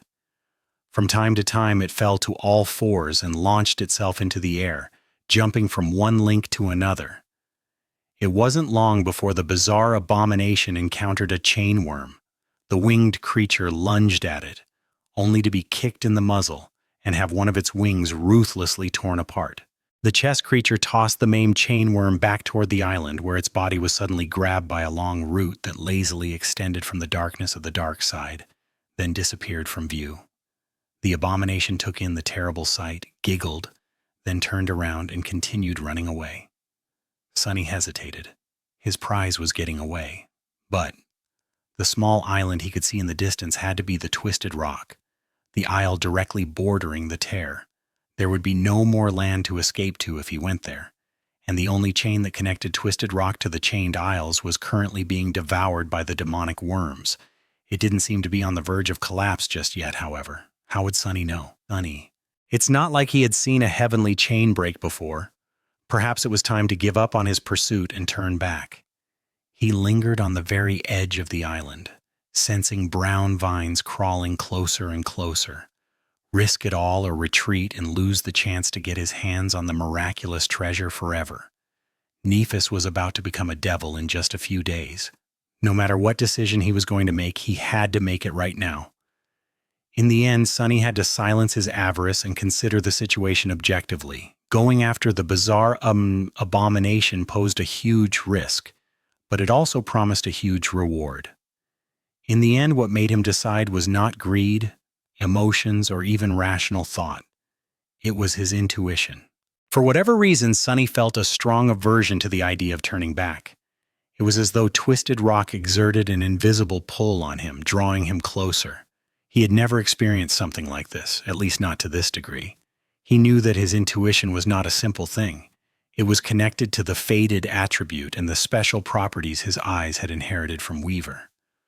Somehow, Sunny was capable of perceiving the trembling of the strings of fate around him from time to time. Considering how strong his intuition was pushing him toward the Twisted Rock, something out there had to be of utmost importance to his fate, or at least have a connection to it. Fine. Let's get those coins! With a grim expression, Sunny summoned the dark wing and dove into the empty abyss of the skies. Chapter 424. Unlucky Streak. Sunny glided through the skies, tensely observing the underside of the shipwreck island through the eyes of his shadow. The chain ahead of him was teeming with a swarm of fallen demons, but behind him, he didn't even want to know what the thing hiding in the darkness was. One thing became clear, though, and it was why none of the chain worms had tried to devour the iron giant that swayed in the wreckage of a broken heavenly chain, or rather, had succeeded in trying to bite a piece out of him. The dead colossus was like cheese in the mousetrap, attracting these vile creatures into the range at which the being that dwelled in the perpetual darkness could catch them. Sunny was sure that many chainworms had attempted to feast on the Iron Giant, but ended up being the feast instead. Currently, he was trying to avoid the same fate. Luckily, the dark wing allowed him to glide diagonally away from the shipwreck island instead of plunging straight down, avoiding the attack range of the terrifying being. He reached the chain without attracting the attention of the bottom dweller, and instantly became a shadow, hiding on its underside. Waiting for a few moments, Sunny studied the length of the heavenly tether in front of him. Not too bad. A large section of the unusually long chain hung low, reaching the sky below. He would be able to ride most of it without being noticed by the chainworms. The last stretch of it, though, Sunny was going to have to use Shadow Step to jump from shadow to shadow if he wanted to avoid having to fight a swarm of the fallen demons. The problem was that his reserves of shadow essence were already running low. Except for the short walk across the hull of the ancient ship, Sunny had no chance to really replenish it. In the meantime, he had used a lot to get to the wreck, fight the damnable chest abomination, and pursue it. Chances were he would reach the twisted rock with no essence to spare whatsoever. How was he even going to kill the vile chest, especially with one of his arms broken? He hesitated for a bit, then rushed forward, swiftly reaching the section of the chain submerged into the sky below and continuing to fly through the darkness once there. To avoid tempting fate, Sunny remained on the underside of the gargantuan tether where there were way fewer worms crawling around. He did, however, encounter several and saw up close how they were tearing into the rusting iron of the chain as he silently flew past. The sight of it was simultaneously disturbing, fascinating, and strangely sad. All things must come to an end, I guess, even as seemingly eternal as the miraculous heavenly chains. Soon, he caught up with the chest creature and followed it from the shadows. The bizarre monstrosity was still running as fast as it could, jumping from link to link and using its long, gangly limbs to keep balance. From time to time, it got into a short and vicious fight with one of the chainworms and either left them severely wounded or promptly escaped with a ghastly wound or two of its own. By now, its grating giggles grew somewhat miserable, as well as menacingly angry. Sunny observed its fighting habits, thinking about how to deal with it best. At the same time, he was meticulously calculating the amount of shadow essence he would have to spend to cross the last section of the way to the twisted rock, trying to find a way to keep his reserves as high as possible. His calculations thought had turned out to be for naught. When both Sunny and the chest monstrosity were about halfway to the small island, a dreadful sound reached their ears. It was the rattling of the chain. Sunny froze for a moment, then glanced toward the goal of this journey. Oh no! The twisted rock had entered its ascent phase and was now rising quickly into the sky. Curse it all! Sunny remembered thinking that he was in luck today, and couldn't help but growl. Mentally, of course, since he had no vocal cords currently. Where the hell was this supposed luck? The fact that the twisted rock was ascending meant two things for him. One was that he would have to act fast and try to kill the chest creature before the crushing became too terrible, or somehow obliterate the damn thing while being weighed down by it. The second was that the position of the heavenly chain was swiftly shifting, making it so that the stretch of it submerged into the sky below was becoming shorter and shorter. This meant that he would have to spend much more essence to reach the island without attracting the attention of the swarm of chainworms, and he didn't have a lot of essence to spare, to begin with. Damn it! As the angle of the chain increased and the bizarre monstrosity swayed, then fell on all fours and rushed forward even faster, Sunny tried to deal with the resentment growing in his heart and followed it. Was my intuition wrong? Things didn't seem too good for him right now. Soon, the two of them emerged from the darkness of the sky below and saw the sunlight again. The chest creature seemed indifferent to it, but to Sunny, it was an ill omen. Out here in the sunlit expanse of the sky above, the heavenly chain was not covered in an uninterrupted layer of shadows anymore. That meant that he couldn't move through it unobstructed.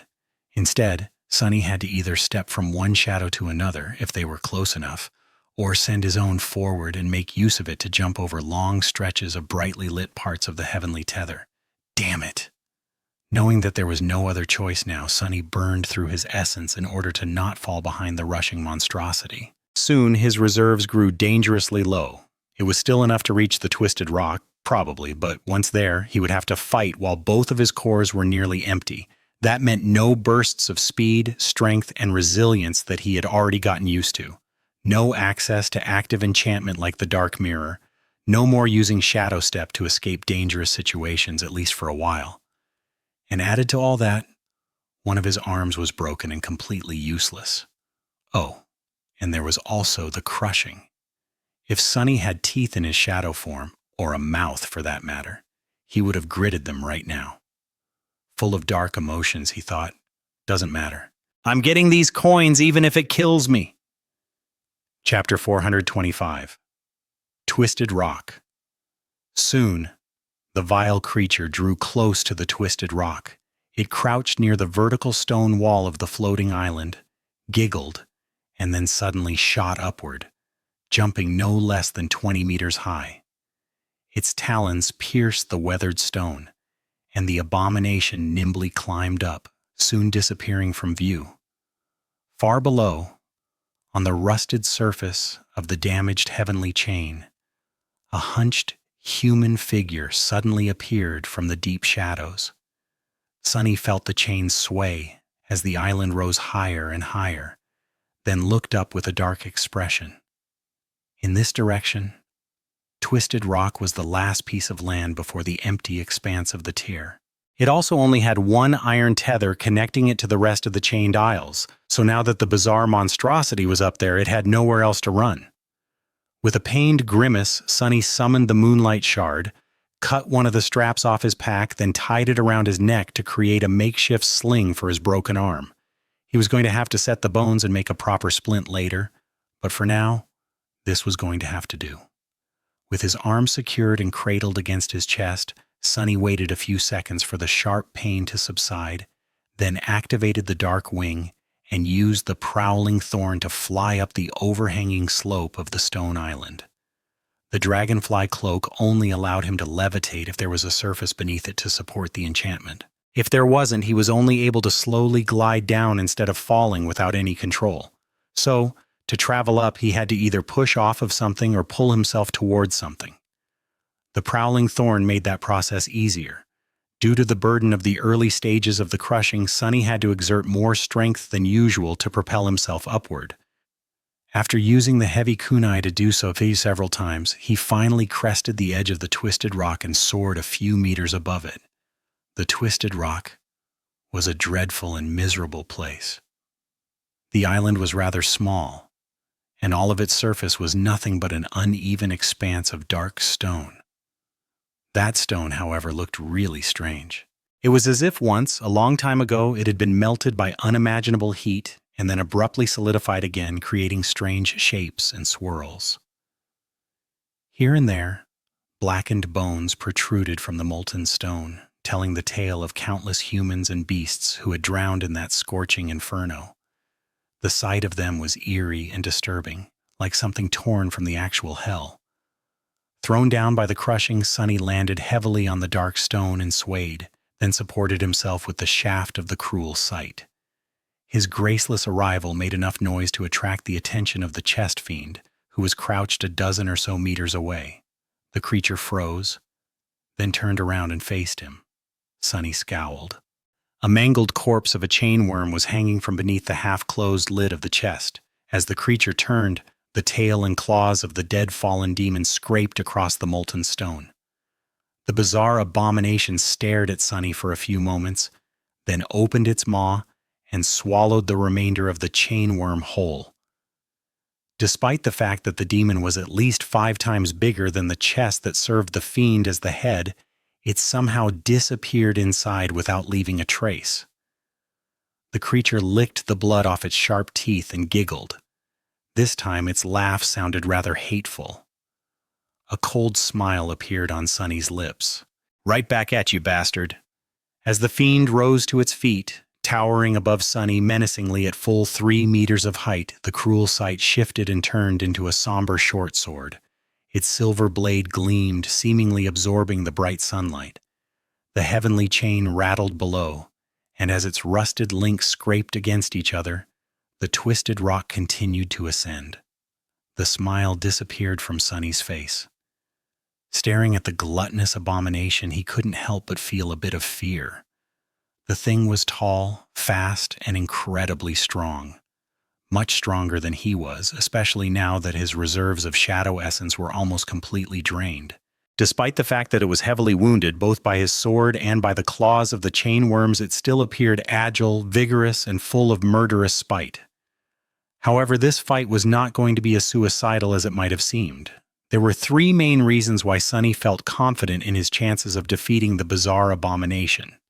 The first one was hanging on a thread tied around his neck. It was a beautiful amulet in the form of a crimson flower, the blood blossom. The fiend was bleeding heavily from the deep cut on its thigh, which had been left there by the sharp blade of the cruel sight, and from a multitude of ugly wounds delivered to the gaunt body of the monstrosity by the chainworms it had fought while traversing the heavenly chain. The more black blood flowed from those wounds, the more the morbid charm memory enhanced both the puppeteer's shroud and the cruel sight, as well as any other memory Sunny would want to use. The second reason was rather simple, and it was the fundamental difference between the two of them. The abomination might have been stronger and faster than Sunny, but it lacked his combat skill and insight. As long as the gap in power was not absolutely overwhelming, a polished technique could turn the tide of any battle. More than that, fighting things that were bigger and more powerful than him was more or less Sunny's specialty by now. However, the third reason was the most important, and the one he hoped to exploit the most. Yes, the fiend was stronger than Sunny, but it was also much, much larger and heavier than him. That meant that it was going to be affected by the crushing much more. No matter how bad it was going to get for Sunny, it was going to be many times worse for the towering abomination. Out here on the chained isles, being small and lithe was sometimes a great advantage. Feeling the burden of the crushing pressing down on him more and more, Sunny raised his sword and aimed it at the bizarre fiend. "Let's see which one of us is going to break first,"